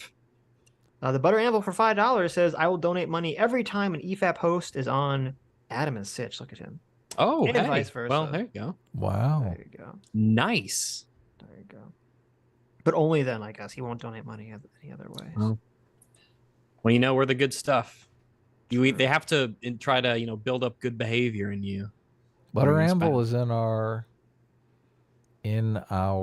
Hasan music video in the super chats. Oh, you're right. I have a feeling butter would make a very poor substance for an anvil. Make an anvil out of. But it would be far less deadly to have it dropped on you than an actual anvil. No. Is the anvil made of butter or is the anvil just buttered? Why? No, then it would be buttered anvil. Oh, it's the butter anvil. I always read it as buttered anvil in my mind. Oh, was it? Is it butter anvil no, it's just or butter buttered? Anvil. Yeah, then I can only assume that it is a butter anvil. It is an anvil made out of butter. Yes, and it's even his avatar, so that makes sense. I think this is the CT picture did the whole that fucking avatar. time. Oh, well, there you go. What's the reference there? Why is that your name? Stug for $2 says that Assumption thing is from The Fresh Prince of Bel-Air. Oh, yeah, that episode of Fresh Prince of Bel-Air, just like I said. Oh yeah, that show Just like I I said. never ever watched. Yeah, I've never seen it either. Yeah. Gosh. Someday. Probably never. Okay, let me start over. Let me go from the top. Also, you can leave whenever you want. Oh, thank you. Adam Friended for 12 months. What the fuck? Yeah, look at that. Paying Adam my Friended dues. I need my free will too, especially since I'm on the show. Right. I need my free will too. Adam Friended for 12 months. Says, getting close to finishing the comic. Buy, read, support our comic. AdamFriended.com/supervillains. That's it. Check it out. Yeah. Walking Tin Can for 7 months says, when are you guys going to have Nick Rakita on? I feel like y'all need to spend another 5 hours relitigating brand association. Please, no. Oh, you talked about that earlier. Yes, hopefully not. Oh, my goodness. I am curious. I mean, I don't want you to suffer through that, but I'm sort of curious. Awfully kind of you. Thanks. Gorosero for $1.50. Thank you. Gave us a little ice cream cone emoji. Hey, nice. Sounds good. Gross arrow. Gorosero. Is that his name? Okay. Oh, Gorosero. Yeah. Goros arrow. All right. Gorosero. Okay. Who knows if that's really his name? That's the way Sitch has been pronouncing it for 2 years now. So that's his name now. Yeah. So he's been very upset that his name is Goros Arrow, and he could be Gross Arrow. That could be. So he's like, How I'm else would you actually say that quite name? tidy. Yeah. how else would you say it? I don't know. I guess you'd say it Look, Gora, because I've Gora never is looked Spanish. at it. Gora. It means cap in Spanish. Cap? Like a hat? Like a hat. Oh, okay. And Cero, it's supposed to be like zero, like Cero. Zero. So maybe this whole time I've just been Goro saying zero? totally fucking wrong. Yeah. Goro Gorosero. Oh. Zero cap. I like my way better. No cap? That's what it means? It means no cap. Oh, no cap. Oh, shit. I hate that. No cap. Oh my god. What? Finally get his name. It means no cap. Holy shit. What's that mean? He's capless. He is sans cap. Like, don't wear a hat? It means he's sans Yes. cap, yeah. You know, like When Sans everyone from says- Undertale? I do know Sans from Undertale. So he's sans cap. Sans cap. Right. That's his hat. That's right. Yeah. Beautiful. There you go. Fun. Andrew Clark for 13 months. Thank you, Andrew. Says 13 months of free will. Great stream. 18 reigns supreme. Also, check out Benjamin the Dream Wizard. This Thursday features That Darn Kidith's Dream. Cool. There you go. She's going to tell us about her dream. Dreamer. Interesting. Nice. I want to hear the If dream. That Darn Kidith wants to like commit seppuku, she can listen. She can do Seppuku. she could do a debate breakdown of our conversation with Nick. Oh my God! Please don't.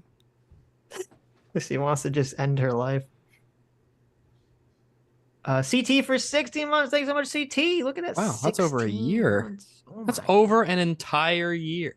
Over an anniversary. She says, "Happy anniversary." What'd you get me? Say, look, she's using the word anniversary incorrectly. Okay, I'm not the only one. Yeah. Angry Man, well, you know what we got you, CT? We got you this stream, the clip up, okay? And I know we didn't make it remotely easy for you. No, not at all. Right. And that Darketta said in all caps, we start tomorrow. Good luck. Good luck.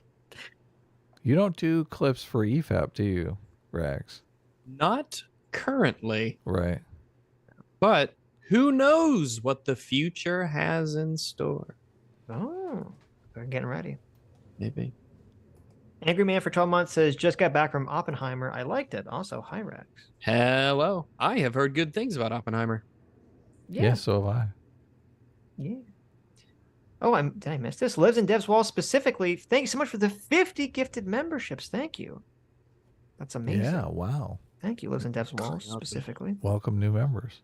I think I did get that earlier. Jack of Spades for $5 says, you know, if you combine both of your worst takes, it becomes mega based. Parents get the kids' vote until they complete 2 years of military or civilian service. Oh, wow. That's a thought. I like that.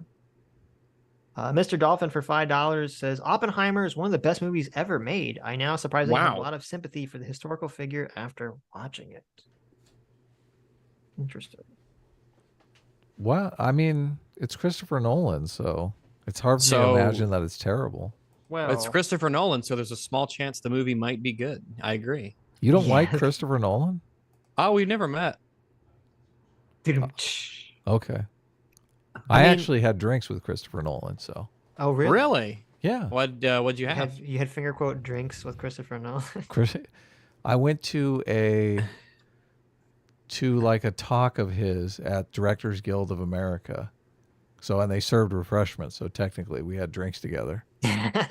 But yeah, I just how do you not like Christopher Nolan?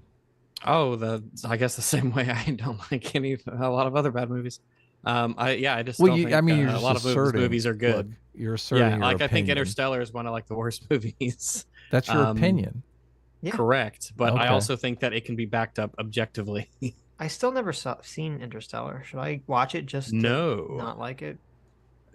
No. I think that movie is heavily carried by the acting and the soundtrack, because the logic and the characters of that movie are nonsensical. Interesting. Yeah. Yeah, I mean, as we all know, Dark Knight Rises is a crowd favorite. The Dark Knight has some pretty big issues. People like the memes, but that's about it. But weirdly, The Prestige is an insanely good movie, one of the best movies ever made. Well, look at this. Wow. You found a Christopher Nolan movie that you're saying is one of the best movies ever made. The Prestige is like suspiciously good. Like, how the fuck did you do this? And then you did all the other stuff that you did. Right. So Prestige is the only movie that you like? You don't like Memento? Haven't seen Memento. Okay, so you haven't seen Memento. You should check it out. Haven't seen Memento. Okay. No, I have not. However, I have heard very good things about Oppenheimer, and I'm excited to go to the theater and see that film. Well, there you go. Cool. Yeah, I'm ready. Let's do it. I heard it's good stuff. I'm excited to see Barbie. Not like it. Yeah, I don't know. I'll probably end up seeing Barbie. I feel like I need to know what the truth is about that movie. You guys don't have to talk about it, or is it too political to talk about? It probably won't be too. Probably not. Okay. But you never know. I doubt that. I'm only seeing it because I feel like I need to be aware of what's going on in that movie, not because I actually want to cover it or I'm interested in what's going on. So. Hill Notes in the chat in all caps says, "Hey Rags, you need to talk about Sitch and Adam saying Event Horizon is a terrible movie." I remember liking Event Horizon. I haven't seen it in a long time. I mean, it's not. I wouldn't call it terrible by any means. I've only seen it once. I remember it being pretty good, but that was a long time ago. So before I make any strong statements regarding Event Horizon, I would need to see it again. But I think it's pretty good. But yeah, I can't remember. I saw it once when I was in college, and I was like, "This movie is not good at all." Any particular things? I don't even remember it. I just remember not liking it. Yeah, fair enough. I need to see it again. It's been a long time since I have. Yeah. But it was, I only remember it because, like, in my friend group, it would be used as the metric for how bad a situation is. Because you'd be like, well, this is bad, but at least it's not Event Horizon. Not meaning the quality of the movie, but like pretty bad situation that they're in. Yeah, the situation they're in. They're like opening like a hell dimension. Yeah, it's pretty bad on the on the scale of things are not going well. That's yes. So you're like, this is bad, but it's not Event Horizon. Pretty bad. Mr. Dolph. Oh, I read that one. That darn kiddeth for 5 months. Thanks so much. Says hi, Wormy. Where's that about me? Mike Hasan, thanks so much for joining the Free Will Seekers and then upgrading to Discipline Equals Freedom. Wow, nice. Thank you. C. Paffy for 1 month. Thanks, C. Paffy. Says, quiet woman, or I'll honor you again. Yeah, that was a base Chad line from King, what's his name? From Game of Thrones. I kept wanting to say Rob. That was his name. Quiet woman. Robert. It was Rob. Yeah, King again. Robert. Oh. Remember when he's talking to Cersei, when he slaps her, and she says, "I'll wear this, you know, as a badge of honor." He says, "Quiet woman, or I'll honor you again." Oh wow. And then she just kind of like walks out of the room silently. I was like, "Oh baby." That's great. Give her another smack. Yes. Nothing My like chicken just got done. I must take it out of the oven. Okay. I shall return shortly. Nothing like justified domestic abuse. Peace. Josh Kesley, thank you so much for the $20, Josh. Speaking of what I just said, Ostracy for 16 months of Discipline Equals Freedom. Thank you so much. Ostracy says, this is it. This is the stream where we see all of Sitch's horrible misogyny laid out. Quote, don't flirt with other men when in a relationship. How dare you abuse women like that? True. Yeah, true. I didn't see a lot of misogyny. You seem to have very reasonable takes, Sitch. Yes. J-Mac for $50. Thanks so much. Our surrogate father, J-Mac, says, wow. Ethan Van Scriver loved Barbie. Really? Wow. And Critical Drinker hated it. So many people you think would agree don't. I don't know what to believe, but then again, I don't really care. Ben Shapiro's Barbie video might make good EFAP content, but it's pretty long. Ethan liked Barbie, huh? Wow. He's got, I'm not sure. Maybe he's kidding. Maybe he's memeing. Maybe he's just screwing with people. I don't know. That's why I'm curious to see it. Curious to see. I didn't see Critical Drinker's review of it yet, so. I did, yeah. Oh, you did? Oh. Yeah. Though he focused more, not so much on like, I mean, he did bring up like flaws in the movie, but most of the focus was kind of about how like the political message was hidden, and you know, from the trailer and everything. So. Oh yeah, obviously. Astra La Vista for 10 months. Says Astro La Vista says from what I've seen, Jonah's being very normal with boundaries here. True. Yes, true. I agree. Revolt of Givia for 2 months says, last week, I took a shot every time someone mindlessly accused Sitch of TDS. I died. I send this from hell, which is real, and the Mormons were right. Oh, what were we talking about? I could have warned you that, Revolt. How'd you get accused of TDS last week? I mean, we weren't really talking about Trump. We probably talked about something on Tuesday, didn't we? I kept calling that woman a monster. And then she published a video that I was like, yep, monster. Fucking monster. Oh, well, because we talked, I mean, I don't know, maybe there was some talk about January 6th. I don't remember. I'm reading Christopher Rufo's book now, and it's insane. Like it's good or bad? Oh, no, good. I mean, okay. Bad culturally, but good as in interesting. Yeah. Right. When you say insane, you mean like, not like he is insane, but like what he's pointing out is insane. Yes, yeah. Okay, gotcha. He's basically pointing out how the communist Marxist left has just taken over all of education. Yeah. Right. And relates it back to the original thinkers and just, I don't know. We're kind of screwed. Indigo Turtle for 14 months says, notice how nobody's criticizing Jonah is in stable, healthy, long-term relationships. The accusation of weaponized therapy as the sweetest of ironies. Yeah, of course. Because we know all of us who are in stable, happy relationships know what he was asking for is not unreasonable to maintain a stable, happy relationship. Oh, it's funny. I don't know if we talked about this on stream. OLAY, friend of the show, OLAY. Right. She quit leftist mafia. I know. I thought maybe we'll cover that on Tuesday. Okay, maybe we'll save that for Tuesday. No, it's not worth clipping or anything. So are you sure? Now. Yes. OLAY quit leftist mafia. It's kind of funny. She had a video on it on her stream, and the reason she gave for quitting, do you know what it was? She's better than everyone. No. I mean, that kind of was the reason she gave. The reason she gave was all the leftist mafia chatters are mean to her and don't like her in the comment section.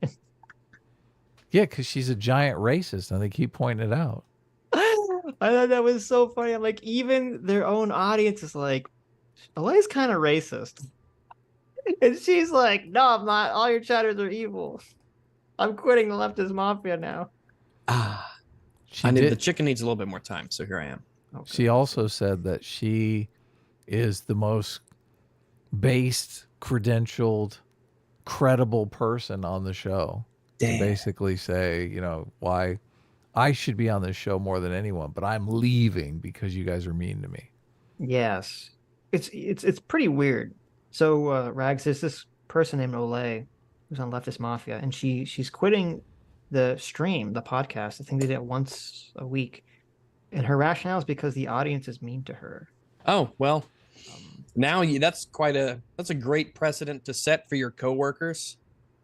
Which is weird because it's like, well, if you like everyone on the stream and everyone on the stream likes you, why would you just ignore the comments, right? Or the chat or whatever. Yeah, I mean, this is kind of part of the public business, A lot of people are going to say things about you that you don't like. You're a public figure. It's part of the territory. If you can't handle it, that's unfortunate, but you got to be able to take criticism or accept the fact that some people just won't like you. Mm-hmm. Oh. Somebody say something. I pulled out my. Hello, how are you, Sitch? How are things going? Can you hear me? Okay. I can hear you. Thank you. Okay, that's good. But it's also weird too because she was like, "Oh, I'm quitting to make time to do to make time to do my own projects." I'm like, "You stream once a week for a couple hours on a Thursday or something." And that will help your other projects. Obviously, you got a new video coming out. You can say it on, which you could promote. Yeah. Right. And she wasn't doing fucking research for these streams or something. She did zero research for the Idubbbz stream, I guarantee you. Yes. But I saw today, I think it was today or yesterday, she did a stream that was on just Jonah Hill situation and some other drama that people were talking about, the Kiki drama, which I have no awareness of. And I just clicked on it for a second, and she has her own panel thing. So I'm wondering if she just wants to do her own version of the thing or something on her channel. Oh, she's competing directly with them. How crazy Maybe, I'm is that? So. That's I thought it was kind of funny. I was like, well, just be on both streams. And it's funny because she tried to elude this aura of I don't give a fuck. She kept saying when we played the video, she's like, I don't give a fuck what your opinions of me. I don't give a fuck. I don't give a fuck. And you're like, you're literally quitting a stream because people in the comments were too mean to you. Not much of a power move, but all right. She is the meme of the guy who's crying with the smug mask over it. Yeah, a classic. The classic. She has to devote a lot of time each week to sending 50 tweets a day. Well, that's a good point. Yeah, she does tweet a lot. Well, I don't know because she blocked me. So. I don't think I'm blocked yet. Maybe here. No. Oh, nice. Should we do the Francesca Ramsey thing? Oh, that's a name I haven't heard in a long time. Yeah. Should we do that on Tuesday, Adam? The Francesca What's she up Ramsey? to these days? The what? What are we going to do? The tweet I made about Francesca Ramsey, and then she replied to it. Sure, if you want. We'll do it. We can do that on or do you want to do it now? Or do it on Tuesday? I guess it's kind of late. I don't know. What are we doing on Tuesday? Who are we talking to? Talk to anybody? We are talking to the Minds guy. Oh, okay. Yeah. Okay, so we'll say that for Tuesday. Bill Ottman. Nice. About censorship and de-radicalization. Oh, nice. We can talk about the Jewish question again. Ian set it up. Ian crossed it after last week. So that's cool. And Dev was supposed to come on, but remember he wanted to hold it off. Right. Because he's making a video about us or something. I think it's related to the Molebug stuff, right? Yeah. Well, no, we're not talking about Molebug anymore, but. Oh, okay. Orca for $2 says Wormy would be a better partner than Sarah Brady. True. Yeah. Who? Adam's cat. Wormy. My cat. Wormy? Why is your cat named Wormy? Like, pray tell. It's Wernstrom from Futurama, but we just call him Wormstrom. Yeah. Okay. Not because he has worms. That's a negative stereotype for cats. Right. Okay. We had two cats. One was named Wernstrom and one was named Nibbler. Both are obviously characters from Futurama because I love Futurama. Fair. Yeah. Yarvin was on trigonometry today. Oh, how was that? They ask him anything interesting? Marvin Yarvin? Apparently. I like the trigonometry, guys. Patrick Morgan for 5 Canadian. Hey, Patrick. Says, hey, Rags. Hello. Thoughts on the asteroid attack and Starship Trooper being a false flag? How could the bugs launch a fast and light asteroid from the other side of the galaxy? I don't know, but the bugs are capable of doing all sorts of devious things. It's in their nature. They attacked those colonists and slaughtered them, and then they attacked Buenos Aires, and they must be eradicated because they represent an existential threat to humanity. Mm-hmm. Did what book came out first, Starship Trooper or Ender's Game? I do not know. I mean, why are all these books about like bugs from space invading? What's wrong? Yeah, what's wrong with the bugs here on Earth? What's wrong with that? Oh, Starship Trooper is fucking old. Holy shit, I didn't realize it was that old. It's from 1959. Yeah, I mean, you know, the first Foundation book was written in 51. I've never read the Foundation book. That's right. I don't know, for some reason I thought Starship Troopers was from the 80s, the book or something, but okay, it's way older than Ender's Game then. So you could say, and you could say Orson Scott Card stole the bugs from Starship Troopers.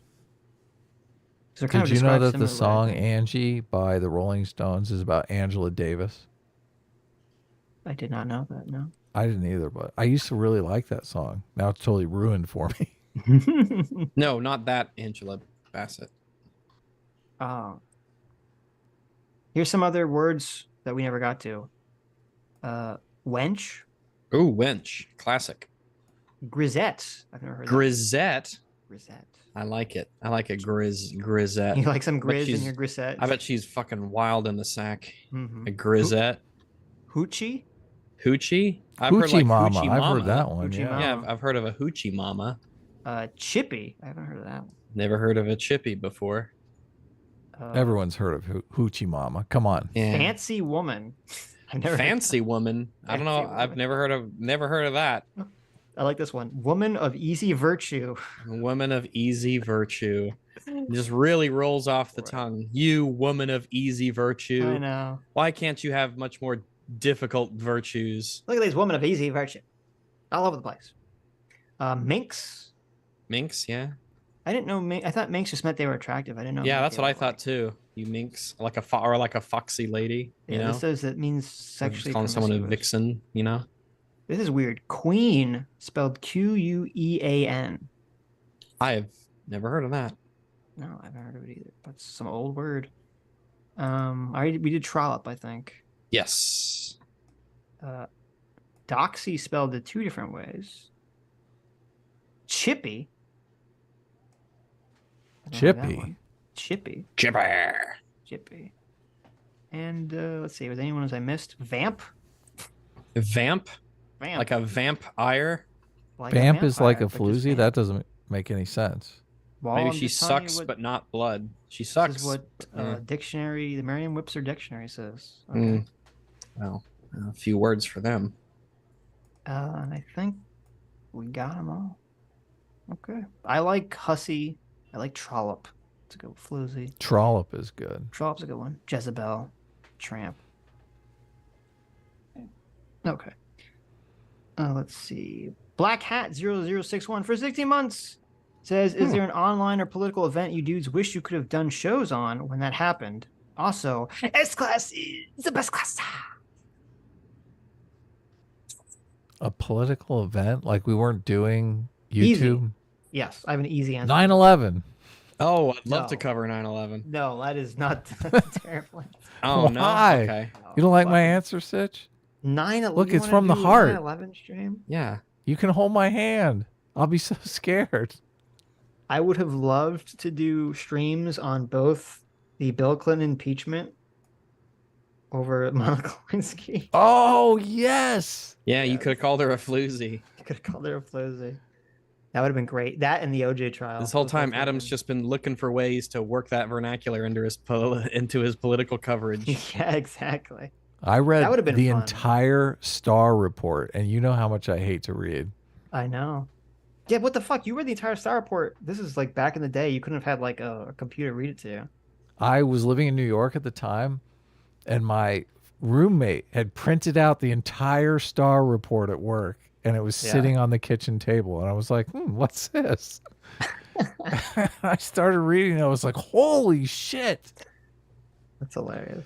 Yes, there's a lot of floozy, trollopy shit that goes. Oh my goodness. That would have been a lot of fun to cover, the Bill Clinton impeachment trial. Well, not to mention, I mean, there's the cigar stuff and dignitaries. Oh yeah, there's lots of stuff. So anyway, Patrick Morgan for another 10 Canadian says the Starship Trooper novel, The Bugs have fashion-like technology and could launch an attack on Earth. In the film, there seems to be no other explanation than it being a false flag. Sargon conveniently never brought it up. Well, here's the question. Does the movie acknowledge that, or is the movie just using a remnant from the book and it just doesn't address that? Wouldn't make sense. And I don't think that we need to necessarily I mean they're clearly capable of like anti-orbital, landing fleets. So we're not exactly sure, I think, from the movie everything that the bugs are capable of. And if they are sucking out like the knowledge from people, then who knows, what they've done with that, with the colonists beforehand, or it's we're not exactly sure how what the mechanism is for it. I did not find that book very satisfying, to be honest with you. Like that's a giant. Have you read the book, Sitch? I only read one chapter in class when I was pretending to read in middle school. Okay, well, when things finally start getting interesting, it just ends. It totally ends. Really? Yeah, they have like a big battle, and they discover like the brain of the bug and stuff, and you're thinking, oh wow, this is great. We're gonna learn more about the organism. And then the book kind of just ends before you really know anything. Well, that's bizarre.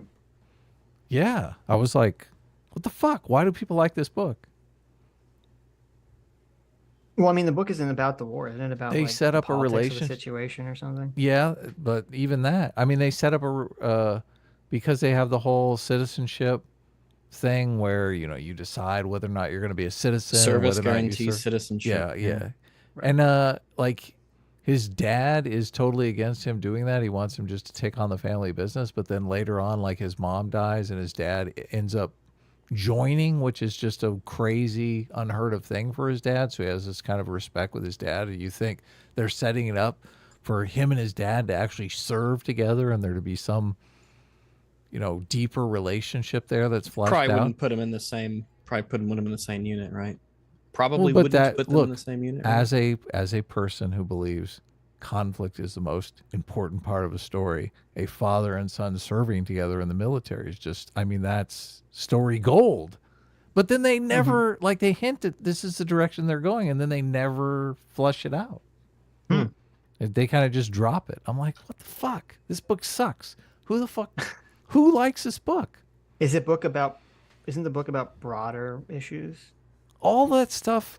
I know you don't care about that. Moral philosophy stuff is kind of interesting, but if you know anything about moral psychology, you're like, okay, well, this is completely wrong.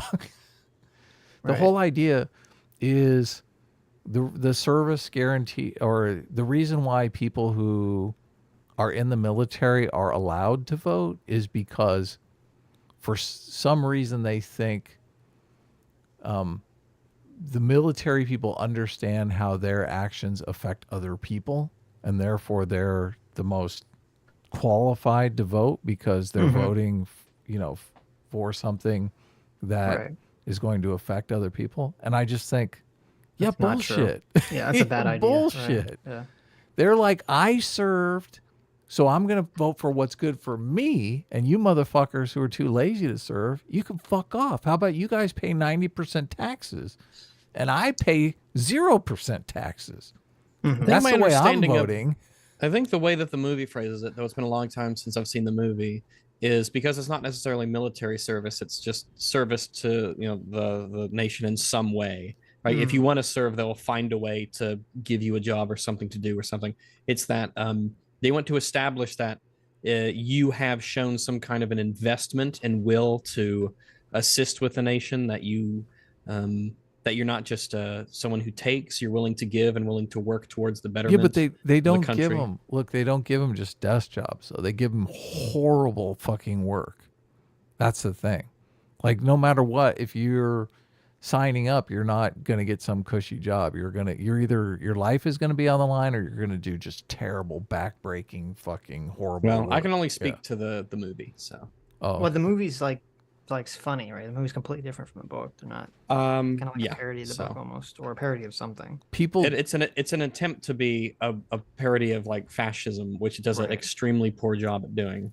Right. They will take it, like they're obligated to take anybody who signs up, and they even have like a guy who, I guess, pretends to have like a prosthetic, a fake leg and a fake arm and like a fake half a face or whatever, just to make it seem like, oh, we don't want to go in the military because look at this guy. Mm-hmm. But yeah, they try to dissuade you as much as humanly possible, but then they just will take anybody, which is kind of a weird thing. They're like, why are you trying to talk people out of it? I mean, talking about like investment society, like, is starting a business that provides a very useful good and service that increases, the economy, increases people's livelihood. Like, that's providing for the country. Of course it is. Yeah. Or, being a teacher, providing for the country, being a police officer, or just owning a restaurant so that people can eat food. Like, I just feel like there's like a million ways in which like you're, invested in buying into your society without having to serve in the military or do whatever this backbreaking labor is. And I'm saying this from someone who I do think that people should be required to do some kind of service, but that's for different reasons. So I don't think it's so that they can owe the right to vote or something of that nature. But anyway, let's see. Hennessy for 60 months. Thank you, Hennessy. Says, it's been over a year and I just ordered my copy of Supermills Anonymous. Make sure to order yours and also like the video. Yeah, thanks. Share it now. That's awesome. Getting super close now. Super close. Now I have to get it printed and mail it out to all you guys, which is going to be obviously a whole hell of a lot of work. It's going to be a lot of fun. Maybe. Iguishadox for 14 months says he wanted the stability of a committed partner. So he outlined hard boundaries for a relationship that she wanted to stay casual. Cue the backstabbing. Exactly. Yeah. Great. Great summary of the situation. Let's see. And all these guys wanting to come in and be like, look, let me help you backstab your ex. Realt of Givia for $5 says, you guys should check the pictures for some perspective. Maybe she's just not hot, but I don't see a problem with them. I did see some of the pictures. One of them, I could see she's got kind of like a lot of side boob coming out. Mm-hmm. One of them I didn't really see a problem with because it's like, yeah, it's her butt, but she's not wearing a thong. She's just wearing like a normal bikini. But again, to me, the thing is, and that's kind of why, like, to me, the pictures themselves aren't super relevant because we don't know what the context is to any of this situation. Because, like, yeah, if I saw some of those pictures in a vacuum, I'd be like, yeah, maybe I don't understand why he complains about that. Yeah, but I mean, if she's putting up these pictures and then people are like, oh, you're so hot, and then she's like replying to these people like inappropriately, yeah, or she's like, she's like flirting with people in public and stuff in front of them, like, then yeah, I can understand why the pictures are like a problem. So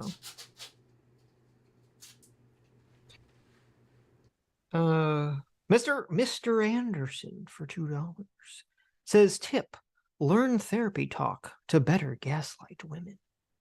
True. All beef hot dogs for $10 says, remember, kids, respectfully setting reasonable boundaries and ending the relationship if those boundaries are violated is always preferable to being a cuck. Tune in next week for more wiener wisdom. Well, thank you. I agree, all beef hot dog. You're a very wise wiener. Patrick Mulligan for another 5 Canadian says, love you, Rags, but you would and have not let other films skate by on such flimsy lack of explanation over such a critical point, like the Casa Bell. Cassius, I don't know how to say that word. You know the word. Casus Belli. Is Rags even here? I don't know the word. Maybe he's choking his chicken. No, it's a word that means like the thing that starts a war. It's the inciting incident to a war. So. Oh wow. I'll read it back when it comes to it. Jack H for 10 months says, Therapy Jeff. No, you can't use that word. That's our word. The Mongolian leprechaun surfer man from Saturn. Thank you so much for joining. Discipline equals freedom. Thank you. Woo! Boar Legion for 5 months says, long class is the class that outlasts. Also, high Rex. Blaine's Escape Corner for $5 says, kids these days will never understand rushing through your HTML assignment to watch Newgrounds on the sea of beige monitors in the computer lab. That's true. That's true. Those days are over. Even that was, well, I mean, Newgrounds was around. I mean, I guess I never watched Newgrounds on my school computers, but Newgrounds was big at that time period. Yeah. Newgrounds even exist anymore? Do people still use Newgrounds? Jeez. Now everyone has their phone, so yeah, it'd be totally pointless. Andrew Clark for $2 says, I don't. With an unhappy face. Like Metalworks $4.11.90 for 15 months. Thanks so much, Metalworks, for being 15 months member. Says, reminder, Elon simps for the Chinese government and censorship on Twitter for authoritarian government has gone up. Oof. There you go. Wow. Yeah, the China boys don't like Elon Musk because of that. Really interesting. Jay Meta, thank you so much for joining the Order of the Enlightened. Wow. Nice. Wild Bites, thank you for the £3. Sketch for 12 months. Thank you, Sketch, for being a 1-year free will seeker. Says, quote, your therapist is cucking you is the Gen Z version of your wife is sleeping with the milkman. It's funny. Wow. That's funny. So many bad therapists out there. True. Grand Dark Fang for $10 says, my answer to anyone who tells me that, quote, nothing fucking matters is to tell them to unalive themselves. They usually get offended at the notion, despite apparently thinking nothing matters. That's great. Yeah. That is the proper response. That's funny. I used to joke around when people would give me some sob story. I would say, listen, you know, I think suicide is really the only way out. Oh my God. You just can't do that anymore. People get super offended. Look, that's a fucking solid joke. You just laughed. It is a solid joke. Well, depends on the situation. Might not be a solid joke. But yeah. Solid joke for you. I don't know if they appreciate it. None of my friends have ever committed suicide over this joke. Okay. That's good. It's meant to show you that, you know, you're kind of complaining about bullshit here. Sure. I understand. Yeah. Right. Yeah, you're saying like it could always be worse. Yeah, of course. There's this interesting phenomenon that I experience, and I've heard other people experience, but people don't like to talk about it. I think it's part of why people like to watch tragedies, is that it kind of puts in this perspective, like your own problems, and you're like, I guess my problems aren't so bad. Yeah, these people totally. Over here have this like horrible fucked up thing. Totally. Yeah, you walk out of the movie theater and you think, wow, whew, my life's sane. Pretty good. Yeah, right. So, yeah. It's funny. Sometimes when you're feeling down, watch some like really fucked up movie. Sometimes it'll make you feel worse, but sometimes you're like, oh. Depends upon Gene the the Angry Sitch. Penguin for $5 says Therapy Jeff's inner therapist is self-deletion Sam. Nice. Ooh, ouch. And Grand Dark Fang for another $2 says if nothing in life matters, then why keep living? Yeah, Yeah. there's Good question. there's a good DC animated movie. I can't remember what it's called. It's the one where there's like the alternate universe where the Justice League is evil. It's pretty good. And it's the evil Batman is called Owlman, and he's played by James Woods, which is always awesome. And essentially his evil plan is that when he realizes that there's like all these different universes and each universe has like a potential, like there's like an infinite number of different universes, and all the universes are just kind of like slight variations until it gets more and more like different, kind of like an everything everywhere at once. And that's his approach. He's like, well, since there's like a million different versions of me and everything that's possible is happening, the only choice that matters is to like destroy all life. So Wow. yeah. So not the approach I would take, but it's a good movie. I check it out. I don't remember what it's called, but you can find it. Without knowing the name or anything? Okay. Well, it's like you just look up Unlikely. like, Justice League animated movie. I'm sure someone in the chat is there. You go. Just throw A some lot of the- keywords out there. A lot of the DC animated movies are really good. That one's really good. The Doom is really good. The Flashpoint movie, though I don't think it's called Flashpoint, but the Flashpoint movie, which the Flash movie is based off of, the cartoon version is very good. So, Desert Runner, thank you so much for 16 months. Thank you so much, Desert Runner, our own Sitch and Adam police officer. Says, why do so many leftist cucks have shitty mullets and mustaches? It's a great question. Yeah. I don't know the answer to that question. Trying to exude masculinity, no doubt. It's like it's like this weird combination of like 80s like grime with like hippie grime. That's how I interpret it. They took the griminess of the 70s or the 60s and they merged it with the griminess of the 80s. And this is the aesthetic we're living in currently, and it's awful. Looks straight out of Reno 911 to me. Yeah, but it's not just it's the mustache with the mullet and like the clothes. It's literally one of the worst aesthetics I've seen in my entire fucking life. And I lived through the 90s, okay? We had mom jeans and like neon shirts. I should try to grow one of those mustaches. No, I thought you're gonna grow some mom jeans. You could. Nice. Oh, you're back. Yeah. Patrick How'd the chicken go? How'd the chicken? It was nice. I just had about half of it. Wow. Fairly small thing, so yeah, it's good. Haven't ate in a while. Patrick Mulligan had some criticism for you. Uh-oh. Yeah. Well, he's wrong. He said, Rags, he said, I love you, Rags. We're just friends. But there's always a but after the I love you. Get ready for that.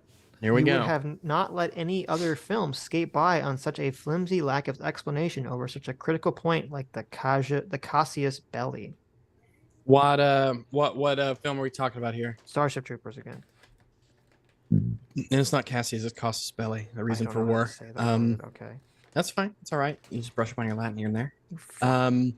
That's not true at all. I think I gave my explanation. The bugs are clearly, we didn't see the extent of the bugs' capabilities. We have no reason to believe that it's a false flag operation. This wasn't required at all, I don't think, to mobilize people against the bugs. But the idea that what we needed to do is that why not have the asteroid hit, someplace that isn't a population center? Why not just have it swing by the Earth and narrowly miss? Right? There's obviously less destructive ways to hinder yourself that would give you a reason to go to war against the bugs. And again, we don't know the full capabilities of what the bugs can and cannot do. Now, remember, they can shoot plasma bolts from their asses into space to attack invading armies. So I'm legitimately not certain what the bugs are capable of. They're extremely alien to us. They're unlike us in basically every way. So there's no evidence to suggest that it is a false flag operation. No, it is an interesting theory, and it's not one that I can confidently say is incorrect, but there's nothing that leads us to think that's true. So in lack of all of that, it was kind of baffling how utterly stupid Blizzard was, that they made the Warcraft movie first instead of doing the StarCraft movie first. Yeah. That was a horrible, because like the first couple Warcrafts, like the story's kind of like iffy. So I was like, okay, if you're gonna do Warcraft movie, just skip the Warcraft 3, honestly. But the StarCraft one, just start right off the bat. That would have been great. I think when they made it, StarCraft 2 was way less popular than Warcraft was. It was, yeah. And even though StarCraft 2 is still pretty popular, considering it's a game that came out in 2010 and is still being updated. We're trying to sell still WoW a great game. So that's I mean, WoW has more active players. It's still a game that's being modernized and having DLCs and expansions and stuff released for it. Yeah. And I would love a StarCraft movie. It's an excellent universe full of all kinds of cool characters and nifty, conflicts and stories and alliances and whatnot. But I don't think that it would sell as well as a Warcraft movie would. Maybe not, but if I was to guess, I would put my money on Warcraft. I don't agree. I think a StarCraft movie, if it was like actually well written, would be widely praised and received very well. And I think the first StarCraft game, the story naturally fits a more, movie 3-act structure than Warcraft does. At least Warcraft 1. I'm not familiar with Warcraft's story. I'm mildly familiar with the StarCraft story and Brood War story. I've played the first 2 StarCraft 2 campaigns, so I'm fairly familiar with a number of the characters. You've played StarCraft 2, but you haven't played StarCraft 1? I did, I did, but it was a long time ago, and I didn't really care too much about the single player for it. Okay. Because I was going to say, I think the storyline StarCraft 2 is awful compared to StarCraft 1. I never. Some of the characters are neat, some of the stuff's neat, but overall, it's like so-so. I think it's really carried super hard by the fact that there's a lot of really cool. The world building itself of the units and the enemies and the factions, the 3 races, and how different factions within those races either ally with each other or don't. There's a lot of really cool stuff in StarCraft that would owe itself so excellently to a movie or to a show. Or to a show, yeah. It could be I really hope they make a StarCraft 3 and take it super seriously. But as far as I know, a lot of the devs who worked on StarCraft originally are making an RTS as well. That will be out in not too long. I forget what it's called, though. They just got to fire whoever wrote the main plot for StarCraft 2 because it was. What about it? Were we talking about like of which of the 3 campaigns, or do you think all of them are pretty bad? I actually never played I never got the 3rd one because I would. Legacy of the Void. Well, because like in the first, it was very interesting. In without going too deep into it, there's a whole thing where like in StarCraft 1, Kerrigan gets taken over by the betrayed Zerg. by Minsk. Yeah, gets betrayed by Minsk. She gets turned into the Zerg, and then she's basically like a pawn of the hive mind. And then when the hive mind dies, there's this whole thing in Brood Wars about how like, she's gonna create like a better, kinder, gentler Zerg maybe. And Raynor, who's had a one-night stand with her or whatever, and kind of feels responsible for her dying, is like, he's like very trusting of her. But then the whole point of Brood Wars is like, no, it's not just that the fact that she's Zerg, she's just like a fucked up person. And she like blames her like whole shitty life on like humanity. And she is just literally evil. She's a bad person and she's not redeemable. And that was kind of like the whole point of Brood Wars. It's like, nope, sorry, she's just bad. And then so in StarCraft 2 to like totally retcon all that and be like, no, she's like good now. And Jim Raynor, remember has like this like, she's my soulmate. Like he's just so fucking in love with her. Well, like, to be fair, in StarCraft 1, right, or in StarCraft 2, the first episode, Wings of Liberty, is essentially a 2-part story, or it has like an A and B plot. The A plot and the main plot being a revolution made by Raynor's Raiders against the Dominion. And the second plot involves Zeratul and a prophecy and how they cannot kill Sarah Kerrigan. They will need her later for this evil that is coming. So that's why when they assault Char, at the end, they use the Xel'Naga artifact to essentially wipe out the presence there, which like resets her. She's no longer the Queen of Blades, and she has to go on her own thing in the second, then the Heart of the Swarm. She gets in the chrysalis, and she becomes fully Zerg, embraces and they that. totally retcon the origin of the Zerg, which I did not like. I don't know about the origin of Zerg, so there's a lot that I don't know. I just remember some of like the big beats from it, and I do need to go back and finish the campaigns because I enjoyed playing them. They were fun to play. So I need to. Yeah, no, the gameplay is fun. Oh yeah, I still play StarCraft. I was playing it today. Well, there you go. The gameplay is very fun. I like how in the story mode there's like the little upgrades and all that. Yeah, the upgrades and research points, and a lot of the times you could choose your path. And there's a whole lot of mods for it too. Don't like it. Custom. I don't like that Jim Raynor was like degraded into being this like love sick, depressed, like old man, which is not his character in the original. I don't. Well, like in the first, he wasn't. He's a proper soldier who wages a successful rebellion against the Dominion, and Zeratul. He is convinced by Zeratul to let Sarah Kerrigan live, and that they need to work very hard to rescue her and not have her be killed. I could be. I don't know because you played the missions. I played the first one. Maybe I'm thinking of the second one. He seems like he's just so infatuated with her. My memory in this game. Maybe I'm not as familiar with her. I'm mostly familiar with Wings of Liberty, but I need to go through and play Heart of the Swarm again. Campaign. In the Zerg one, he's just so like, oh my god, I'm not gonna lose you again, Sarah. I'm like, they had like sex once, maybe. Like, relax. Holy shit. Fuck. Oh my god. He's evil. Get over it. No, anyway, StarCraft would have been better. I would have preferred it. I would have preferred, because the cinematics that they did for like the Heart of the Swarm intro is like, holy shit. If this was a movie, that would be insane. Like a proper Zerg invasion of a human planet. And then like that would have been nuts. And then of course the Protoss come in to maybe help the humans later or something like that. But that would have been really cool, because that cinematic was so awesome with the Zerg pouring into the city and the siege tanks and all the Vikings and all that. That would have been great. Or if they were really determined to do Warcraft, just do Warcraft 3 and it just be about Arthas becoming the Lich King, essentially. And that would just be the movie. But anyway. I don't know how we got taglined on side quested on that. Probably Starship my Troopers, fault. I think. Some Starship Troopers questioning how I'm wrong. Yes, maybe. I brought it up like an idiot. That's okay. CT for 5 Canadian says, Tang and Kool-Aid are not mutually exclusive interests, JMac. I can like both. Yeah, you can like both, right? I don't think I've ever had Tang in my entire life. I don't even know what it tastes like. I haven't had it since I was a kid. So I remember the commercials growing up. They had the orangutan. Holy shit, I totally forgot about those commercials until you mentioned that. Tang. The orangutan Tang.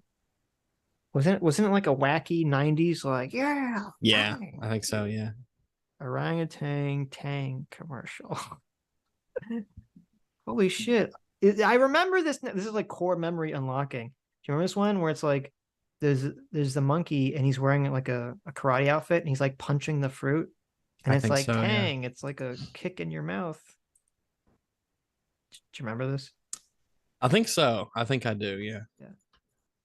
It's fun to go on YouTube and look at those like 90s commercial compilations and be like, oh shit, like I remember some of these. Wow. Okay, I gotta. Do you have the watch together up, Adam? Is Adam even here?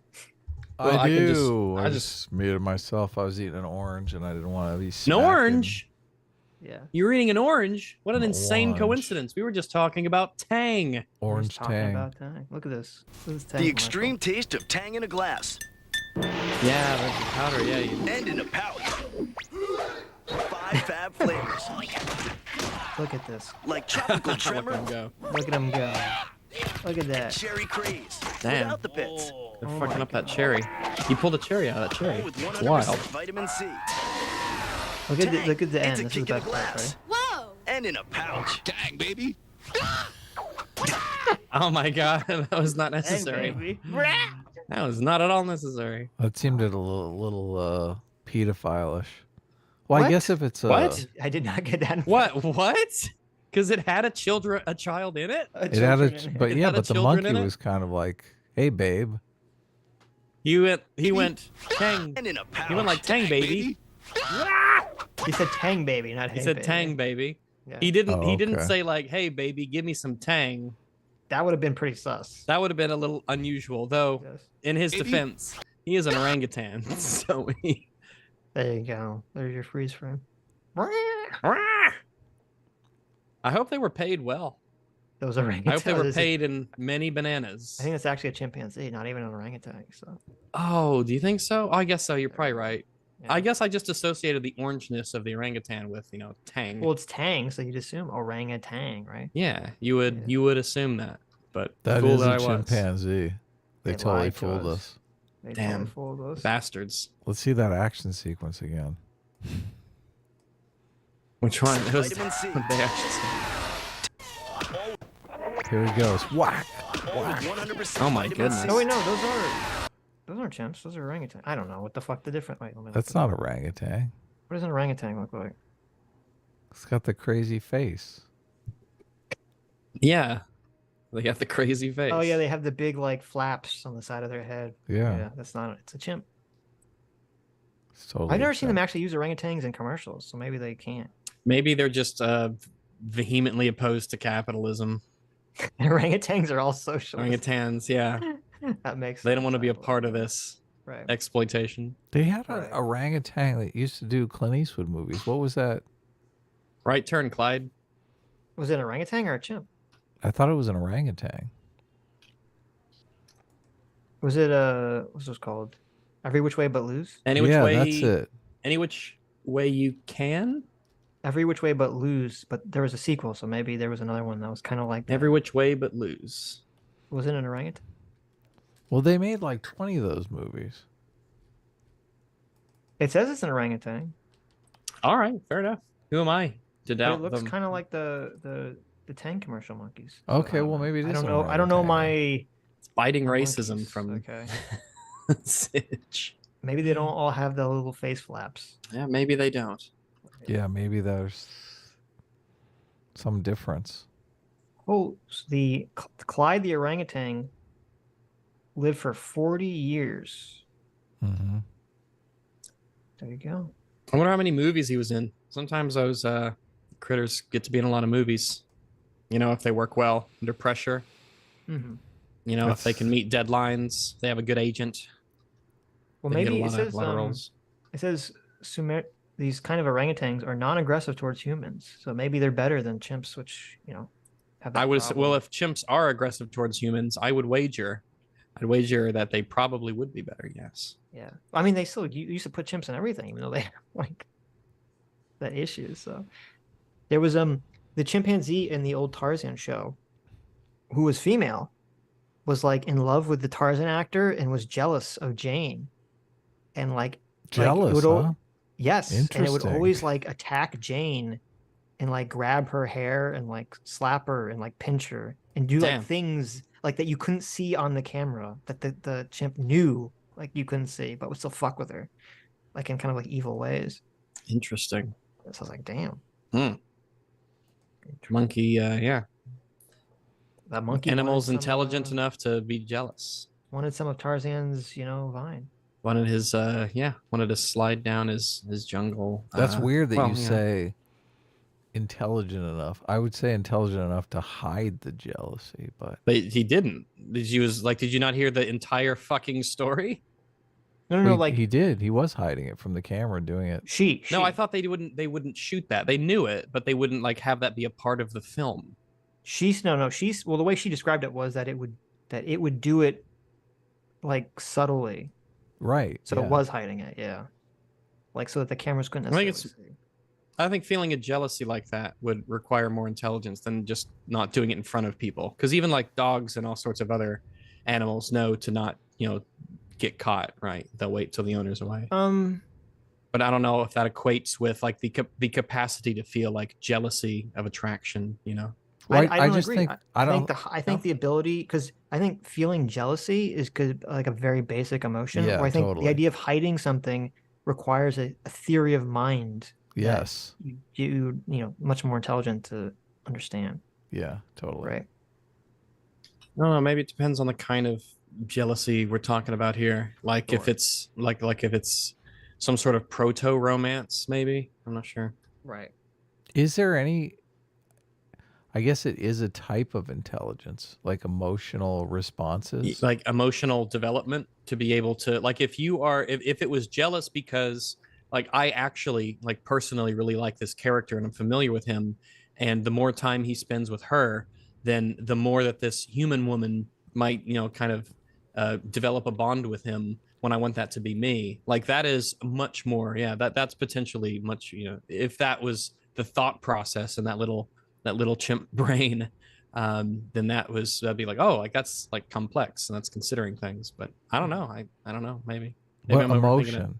Like fear or sorrow? I think fear is a pretty really basic one, right? Sorrow is more like, I think that we would probably agree that sorrow is more complex than fear, right? What was the question? Well, I think what emotion is more complicated? I would say that feeling sorrow is more complex than feeling fear. Oh yeah, easily. Yeah. Fear is probably like literally one of the first Very emotions. basic, yeah. Yeah, it's like that you feel. Well, fear, anger. I'm sure some animals don't feel sorrow. Yeah, I'm sure. do. I'm sure I think a lot of animals don't feel. I would say that most animals don't feel sorrow, but what we see exhibited in like some dogs, cats, or like elephants are famous for it. Sure. Yeah, obviously dogs feel sorrow. Obviously. Yeah. Lizards probably don't feel sorrow. Yeah, I think they could still feel sadness, but they might not feel sorrow, which requires a longer. I don't think of that as intelligence. Information capacity, right? I think of intelligence as emotional like development, maybe logical. The ability to like emotions. acquire and access, the ability to acquire and deploy knowledge, maybe to understand things. I do think it's a type of intelligence, obviously. Yeah, I think emotional intelligence is. Yeah, I think that's the thing. But I would assume most animals could feel sadness or something like sadness, because that's a motivation. That's like something that's a strong motivator to avoid after pain would be sadness. Like I'm assuming when a mother animal's protecting its young and it fails and the young dies, like it's got to feel some negative emotion, right? I mean, it's obviously this isn't like this was what it was attempting to not have happen. Right. But I bet a lot of animals are just like, well, okay then, try again later, instead of like, oh no, like actually feeling sorrow that this has occurred, like yeah, especially with the way that animals like can be like ruthless to their own young. Sure, that's true. Now, like regret might be something that I don't know if an animal can feel. I'm not sure, because that's starting to get like really up there. Some animals definitely can feel like dogs can definitely feel regret stuff. You think so? Yeah, because it'll be like, oh, the dog like bites you by accident, and then it's like licking you, like, oh no, like it's like obviously maybe, or it could be just like, oh, I've injured you, I shouldn't do that because you're like in charge, and I don't want to like challenge you. Yeah, maybe. I mean, I would classify that as like true. a primary form of not primary, like a lesser form of regret. So maybe guilt is what I'm thinking of, not regret. Well, I mean, I think dogs can feel guilt too. Like they know when they did something that they're not supposed to. Yeah, I think that dogs can feel guilt. But then again, I think dogs and cats are way smarter than people give credit for, because we used to say like, oh, they can't recognize themselves in the mirror. You've seen how this chat treats me. There you go. They say like, oh, dogs and cats can't recognize themselves in the mirror, and like we've definitely seen like videos of dogs and cats that like bark in the mirror. But we've also seen videos of like people holding their cats or their dogs, and they put the filter on their own face that looks like an animal. And then the cat freaks out looking at the screen. Yeah, they freak out, which would mean that they should realize that the screen they're looking at is why do they not why don't they snap at the image or the mirror, the image that they're looking at on the screen? How come they know to look and turn over to the human next to them that hasn't actually changed? Yes, right. That's a good point. Obviously they can recognize themselves in a mirror. If they can recognize that the thing from its reflection is different. Right. And it corresponds to something else. Lives in Deswall specifically for $2 says tea and coffee are awesome. I'm sorry, tea and coffee are answer. Reject processed powders. Oh, well, there you go. Instead of Tang or Kool-Aid, I guess.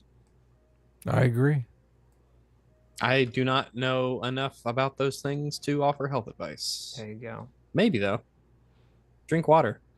Drink water. Yum. And coffee. I love me a good water. And tea. What kind of Grand tea? Dark Fang for $5 says, God, this is the Amaranth nonsense all over again. What Amaranth That nonsense? never went anywhere. That never Oh went. yeah, because it was probably horseshit. That stuff. Yeah, I'm trying to remember. I saw something recently about it, and it convinced me that it was probably fake. Probably the fact that she went right fucking back to doing exactly everything that she was doing before, right? Yeah, and she's still with the same guy, I believe. Yeah. Like, So there's yeah, never I don't believe you, lady. But then I don't know. Like, did it really? Would it be worth risking her if it was fake? Would it be worth risking her career over?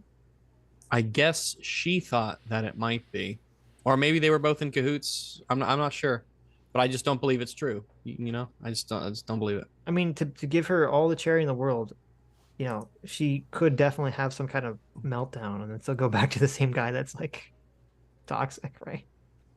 Like, I don't know. Yeah, bitches be crazy. I'm trying to remember. I saw something recently that made me think, oh, she just made it up, but I totally forgot what it was because I try not to keep in my mental space information about Amaranth. About Amaranth, yeah, that's fair. So pretty fair.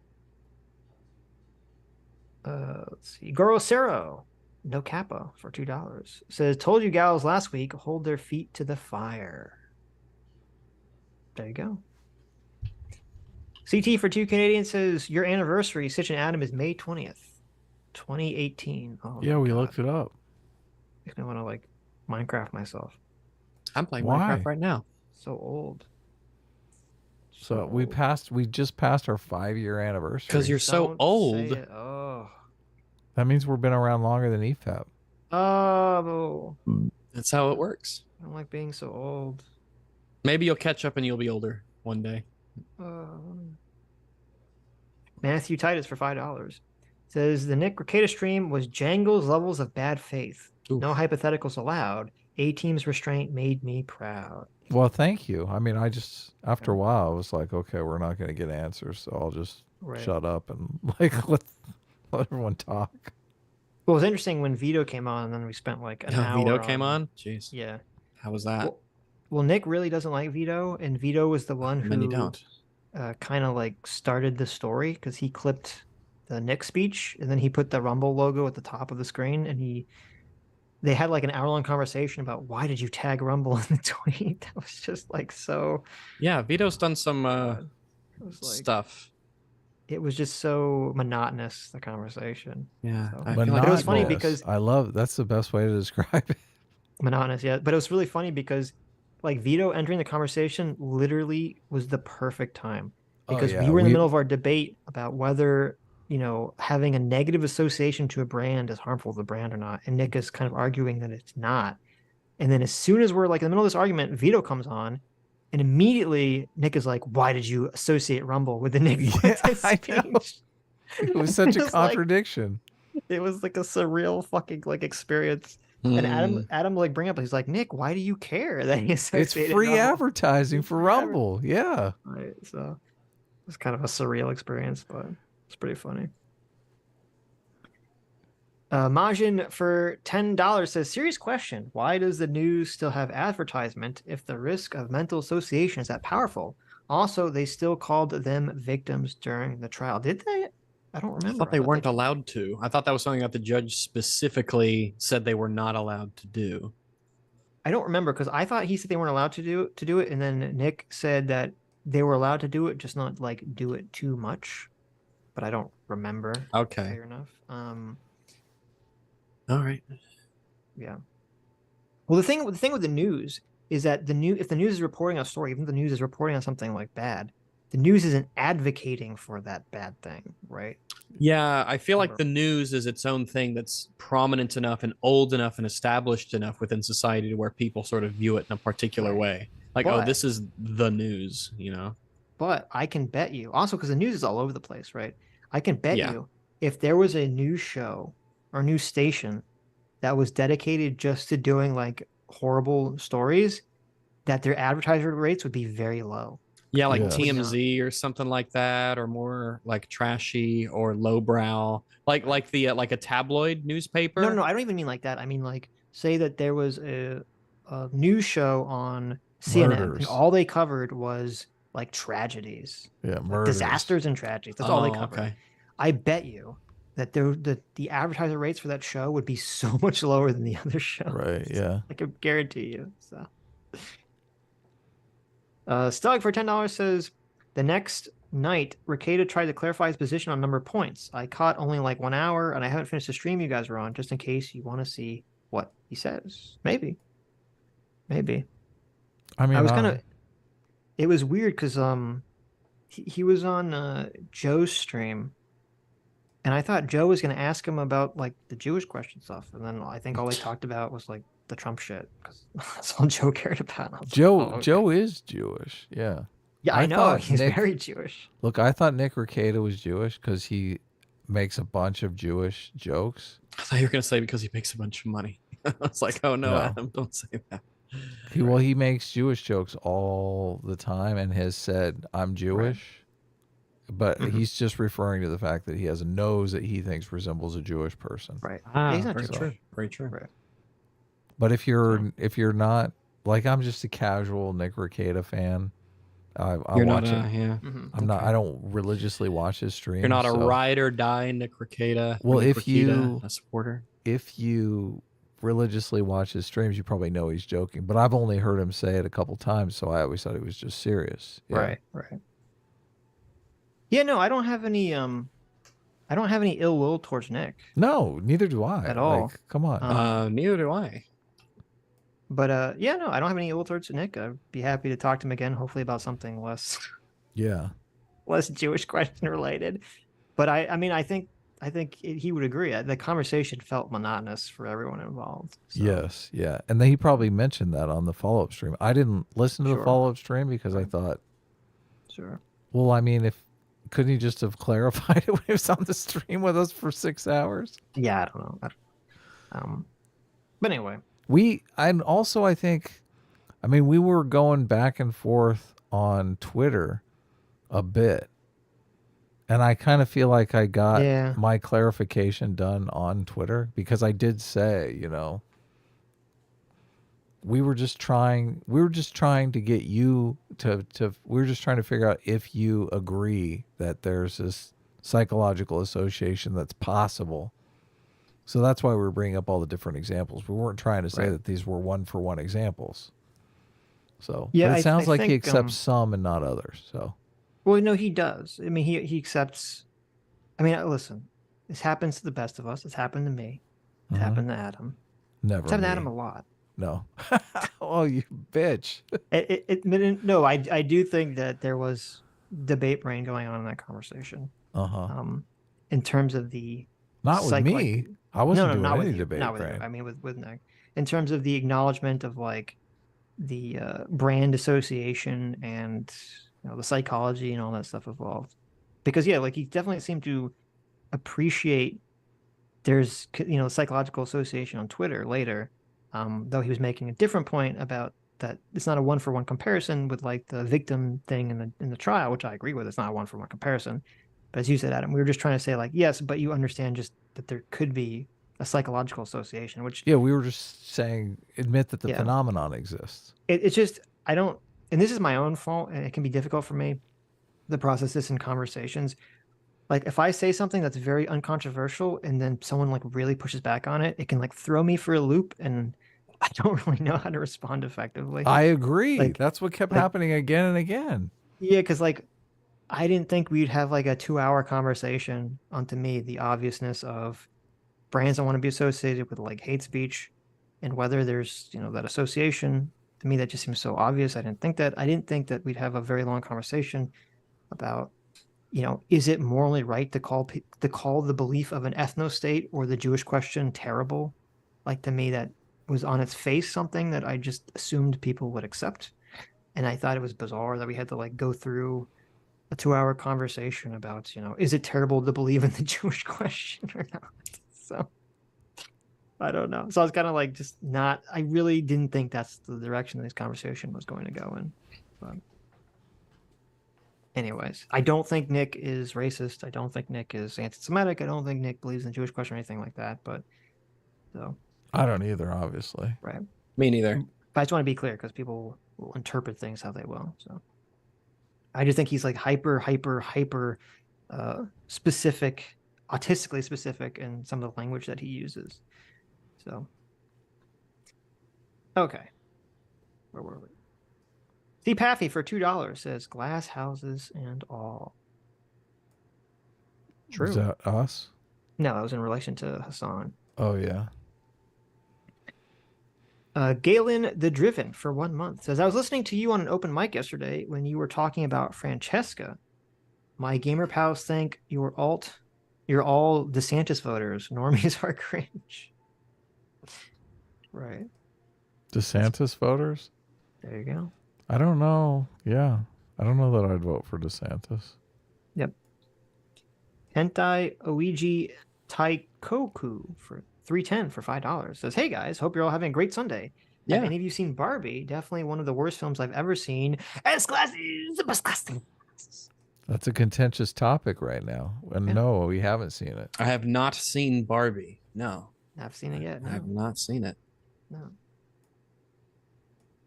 You have a popular opinion, though, obviously. I have a popular opinion? Well, no, Oh, he does. the That's super bad. chat, yeah. A lot of people think it was trash. Let's see, did I read this one? I think I read this one. Yeah, I did. Malachi Constant for $5 says the left only. Oh, I read this one, but I'm reading it again because it's so good. The left only cares about boundaries when it comes to crossing state lines.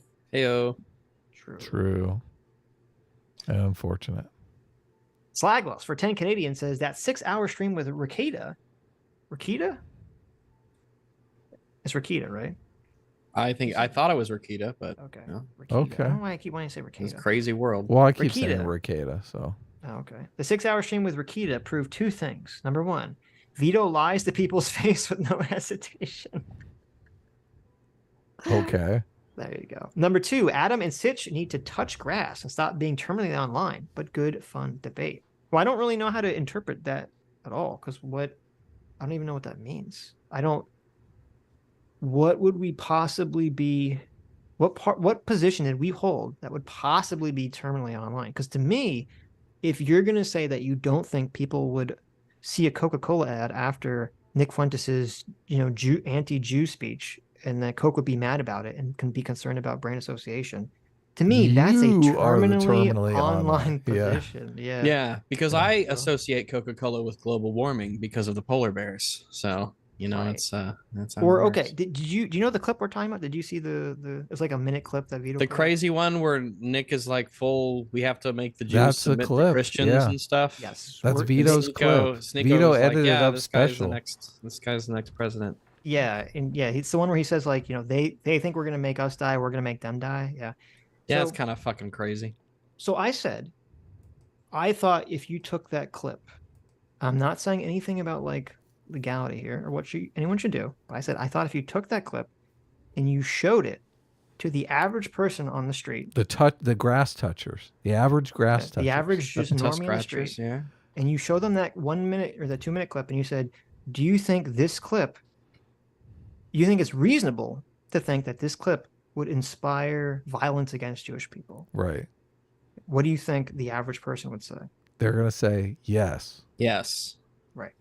So I said yes. So apparently that's a bizarre take.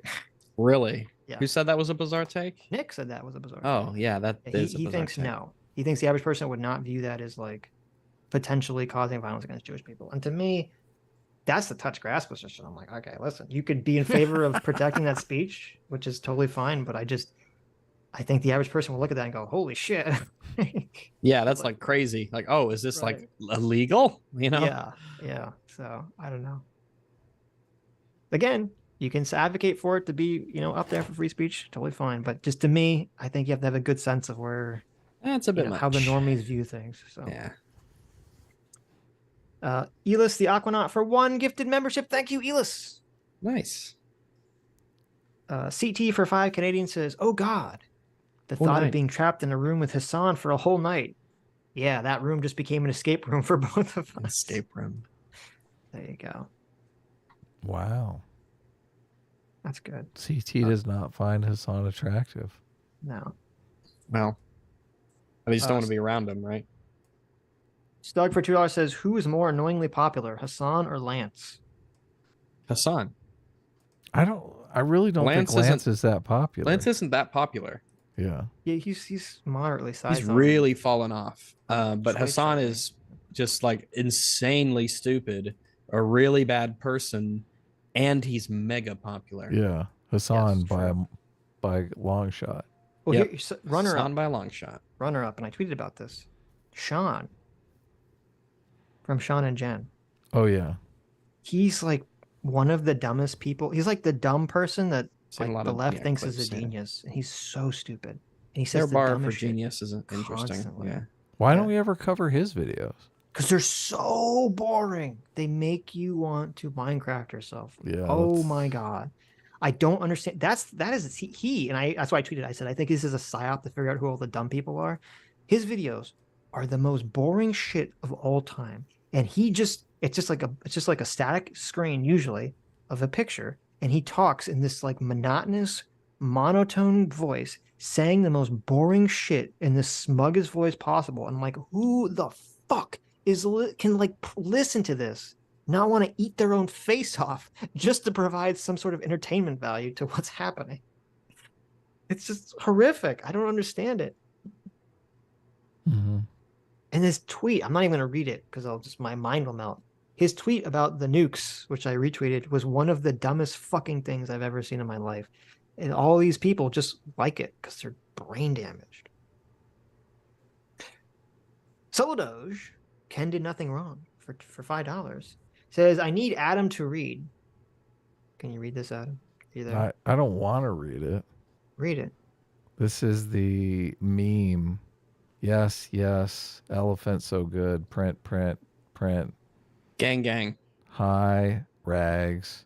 Hello. Print, print, print. Are you doing like you writer, have to do like writer. physical things? You have to do like physical things while you're reading it. So good. You're welcome, Dev, for NPC Adam. So I guess they're gonna turn me into the NPC now. Did you? No, you got to do it. I did it. No, do it good. My do it good. My duty has been Get your into duty. it. Get into it, okay? My duty has been done. Yes. Do it well. No, I don't want to do it. Elephant's You so do good. it. I'm not on screen. You do it. I'm not on screen, Adam. Well, turn your camera on. Oh, okay. The camera I don't have. Ice cream's so yum. What is your take on those? Because it's so. I think people are so overreacting. They're so dumb. They're just so dumb. Because Dev made a video on it the other day. Who did? Dev. Oh yeah, I know he did. Isn't it just when they get each one of those things, they're getting paid, right? Each one of those little things is like you have to pay to. Maybe. Yes. Okay. So you buy like the coins or the currency of whatever service you're on, right? And then you use those points to buy things that you can spend on the stream. Right. I think it's incredibly stupid. I think it's an amazing fucking grift that it's happening. I think everyone's anger and animus towards the women doing it is completely fucking misplaced. I don't give them any hatred. I think the people spending money on this shit is like the real fucking thing. Like, what the hell? It's like a lot of stuff. This is a bottom-up problem, Yes, shall we say. And boy, they are just cashing in on all those actual losers out there who are spending money on this. Did you see the clip of the one TikToker going around talking about how she's going to move to Hollywood and basically make it famous because there's the writer's strike now, so there's no competition? Hey, nice. I didn't see that. Smart. But she's one of the girls that has done one of these NPC things, and in her talk about moving to Los Angeles, she sounds like the NPC girl. Like it's like that. Yeah, That's like funny. she throws in little stuff between, talking about things of actual substance. She throws in little. One of those girls made $800,000 in 1 month. Holy fuck! Yeah. How much? $800,000 in 1 month. 800 in a month? God damn. Jeez. That's insane. God. Jesus. Asteroid That's needs to hurry up. That's some crazy kind of incentive, huh? Right. But that's the thing. I don't. Who's not going to do that? Yeah, I'm not do that shit for because they're not doing 800 anything grand a month. immoral. They're not hurting anyone. They're just making cringe shit, and they're getting paid $800,000. Like, Right. like I'm not gonna say no to that. You know, like if you want to be mad, man, be fucking mad. Like I don't understand who the fuck spending money on this shit. That's insane to me. Jeez. If they found the magic money, people want to pay them $20 to go ice cream. Yum yum. Ice cream so yum. Like I guess sure. I don't know what the Ice fuck happened cream, there. yum yum. It's very bizarre. Ice cream It's is yum weird. yum. I do agree. 800 grand. How'd you come up with that? Someone in the chat. Someone in the said chat that? said it. Wow. And I assume, like all things, it must be true if it was in the chat. Maybe not, but that's still just an idea to behold. Look at this. Lives in Dev's wall specifically for $2 says, "Can you imagine paying people to say things?" Simps. Yeah, very true. Touche. Listen, if we could get 800 grand in a month, I would do all the ice cream yum yums. I'd be eating that ice cream all damn day. See, that's the problem. Soledad wants it cheap. He's just giving us $5, and I'm supposed to dance around. It's pretty good though. You did a good one. Elephant's so good. Elephant's so good. Writer, I love writer. yeah. I love yummy object. elephants. I object to the print.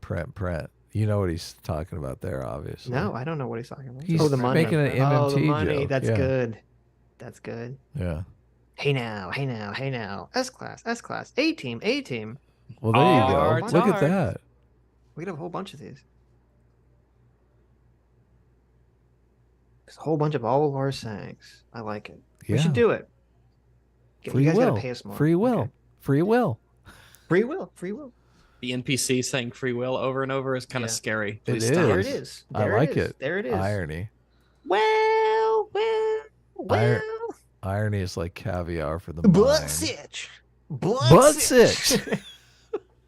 There's a bunch of these we could do. Okay. They need to make a not safe for work version of one Blood of those where she like Sitch. shows a tit or she flashes her vagina. I or am she- sure there are plenty of those. I cannot fathom that doesn't exist on already, her so- OnlyFans. She's probably buck naked. Well, actually, you know what? Maybe that's how she made 800 grand in a month, because that would actually make more Probably. sense Yeah, to me. maybe. Right? Lotus Eaters did an analytic on it and found out she made 800 grand in 1 month. Wow. Interesting. Damn. So that's where the number comes from. It's a lot of money. Yeah, the majority of the Irish should actually be directed towards the simps. Yeah, that's the issue. That's the issue. Fondue for $5 says those NPC videos activate my fight or flight response. It's so uncanny. I want to punch the screen instinctively. Make it I don't know, stop. like I just watched it and I was like, this is fucking weird. What am I looking at? Like I didn't have any emotional response. I'm like, what the fuck Yeah. is this? I have to first identify what it is I'm about to comment on because I'm just Yes. lost. And I think when I first saw it, I was like, oh, are they? I figured it out. Like I watched the same video like 5 times on a loop, and I'm like, oh, by the 5th time, I'm like, oh, they're paying them to. yeah, do like the things that she's saying sometimes like relate to the stuff on the screen. It's not one for one, so that's Yeah. what that was the confusion. Yes. I don't know. Maybe she sees something different than we do, or there's a delay or something. Well, it's probably delayed because they get like 1 million at a time, so they're probably looking at it like one at a time. So, but I was like, oh, okay, that's weird. But I don't really understand why everyone like blew up about it. I think it's just a thing that happened all of a sudden, and the right tweets went viral displaying this content. Because I don't know when it started. Maybe it's just like it's always been around, or it's been around for a long time. Dev did a good video on it, so that's something y'all can check out. Yeah, maybe. Kind of talks a little bit about the origins and sort of where it's from. Have you read Jonathan Haidt? That's another good one. We should unironically do one, or Adam should unironically do one, but he's not good enough sport to do it. He's too much of a sourpuss. Look at you. Look at you. Too much of a sourpuss. Look If I was at on camera, you. I would totally do it because I'm a cool guy. Nice. Well, I'm not, you're Zach. You're gonna be on camera soon. I enough. will. Soon enough. What are you gonna eventually. do? How are you gonna do your big face reveal? What's This is how I'll do it. I'll do an NPC. That's a great idea. That's it. The Sitch NPC reveal. Yep. I love it. We'll just drop it as a video. Yep. There you go. Maybe you should do That's your the face reveal on the 300th episode. Maybe. That's only 20 episodes away. It's right around the corner. I know. 10 weeks about. Chaotic Intention for $5 says, if T-Pain is in love with a stripper, then he should expect her to continue stripping. By that logic. Yes. There yeah. you go. There you go. There you go. There you go. Shinto. Look at this. You've had the Sammy G A team up this whole time. Of course. Wow. A team reigns supreme. Wow. Look at this. He's trying to hypnotize people to joining A team. A team. A team. A team. This PLO 2PL says for $2. There you go. There you go. Well. It's funny how you have all these like verbal tics you just don't realize until people point them out. Oh my god. Oh my god. Oh my god. A team's so gay. That's not one. Oh, it should isn't? be, Oh, though. okay. I thought it It was. should be. Maybe I'm thinking of something else. Whoa. Shinto for 10 months. Thanks so much. Says, why spend hours genuinely speculating when you can just conclude that Jonah Hill is an insecure abuser based on some DMs like Hasan? Cringe. Yep. True. Very cringe. True. All right. This is a super chat I've been waiting for all night long. Finally, okay. we've arrived. Hello for 5 Canadian. Is this the one? Yeah. What have all of your experiences been like in the dating world? Have the outcomes been good, bad, or meh? That's a long fucking question to answer. You want like my entire dating history? Look, we have 2 hours left. Yeah. It's plenty of time. I mean, it's been all of those things. Sometimes it's good. Sometimes it's bad. Sometimes it's meh. I already said earlier in the stream, I think I kind of like dropped the someone like a girl like fucked up my ability to make me like love people anymore. So obviously that wasn't a good relationship. Well, no, so what happened there? What I'm was not it? talking about. I am not talking about. Let's Why not? explore that. No. How does that make you feel? Look, normally this is done in therapy with no one else around, but let's just do it on a live stream in front of 800 this people. is the 800 person thing. Could you imagine doing therapy in front of like 800 people? You can't look. Nothing is going to be accomplished doing therapy in front of No. 800 people. But I'm curious. No. Come on, satiate my curiosity. I've had relationships that have spanned the gauntlets of Well, relationships. look. Let me see if I can make it easier. Yeah. Like a lot of times, people in relationships have this moment where, they feel like they're falling in love with someone, but they don't know if the person is reciprocating. So there's a lot of, internal debate over whether or not they should tell them that they love them, whether or not they should say, I love you. Mm-hmm. I've never had that problem. Okay. That's interesting. I'm usually okay. So my thought process. Have you ever, so you've never had the internal dialogue on? Look, even with a girl that messed you up, that it doesn't seem logical. Like, of course you would have. There's no reason to get messed up over a girl unless you're in love. Right. No, but I'm saying I've never had like the. Like what the, if she bites your penis off? That's okay. Well, that would be. Listen, that's never happened, so maybe I haven't had it so bad. Oh, okay, it's fair enough. You've changed my outlook on things. Thank you, Rags. I think you've cured me. I think you cured me. Yes. I've never had a girl bite my penis off. Okay. That's good. Thank goodness.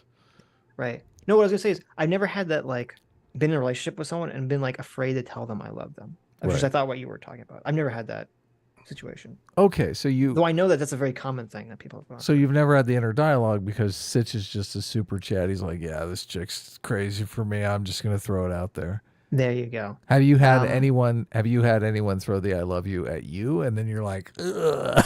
You're like, I can't hear it over all the macaroni noises I make. So. You're like, you kind of just think. let it go. You're like, oh, that's nice. I'm going to be honest. In the various relationships I have. Thank you, Sitch.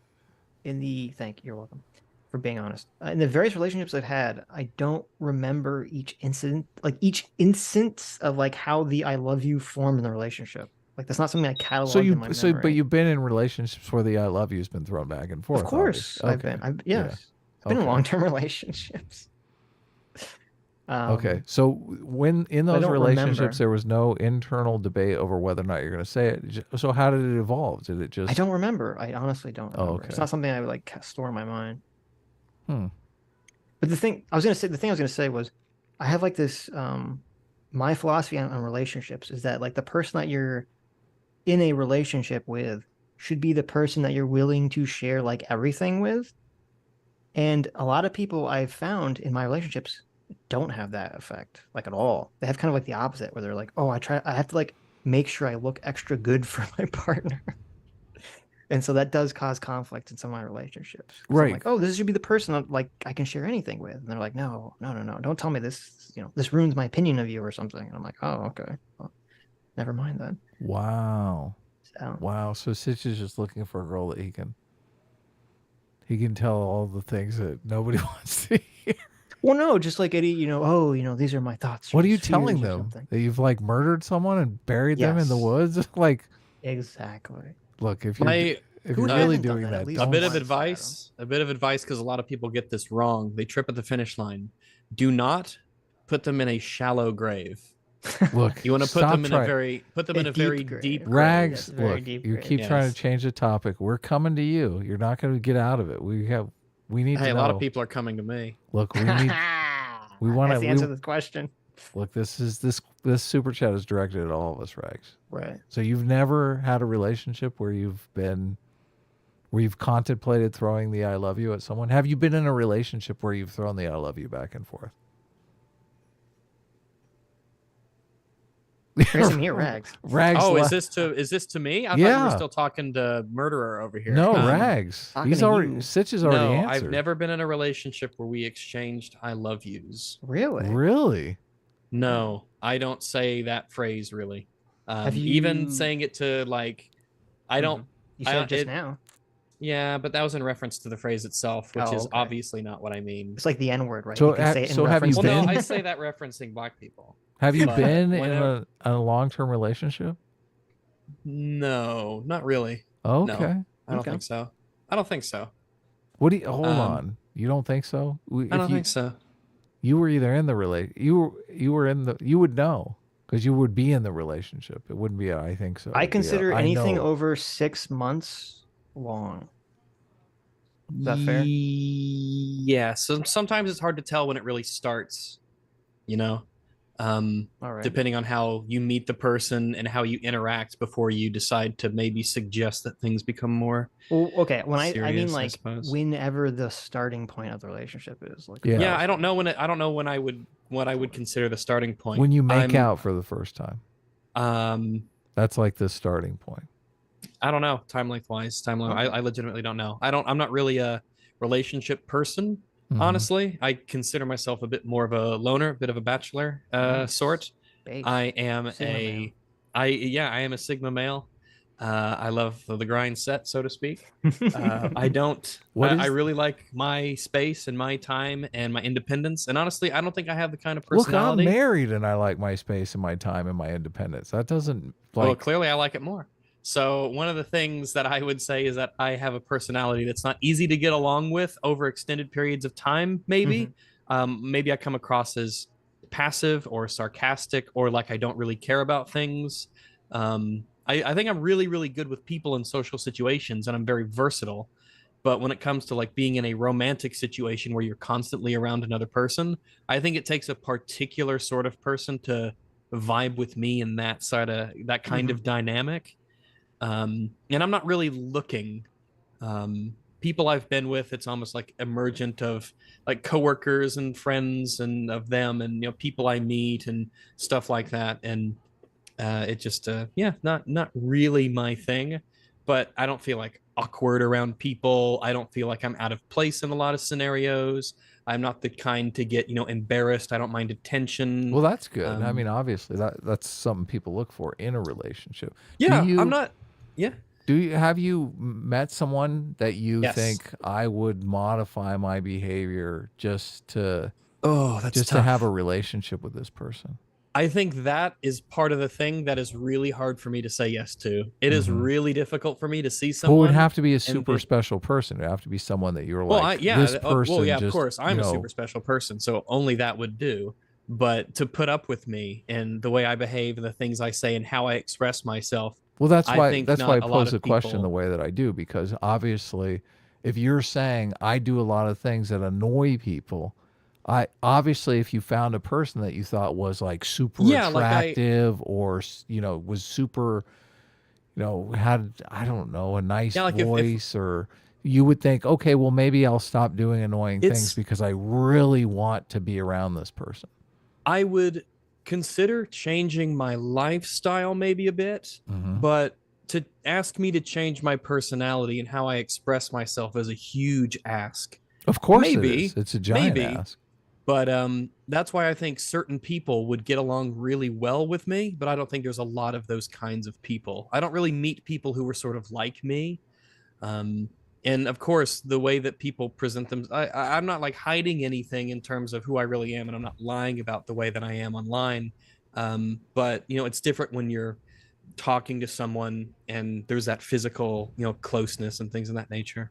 I get along well with people, but I don't really look for or seek out romantic connections.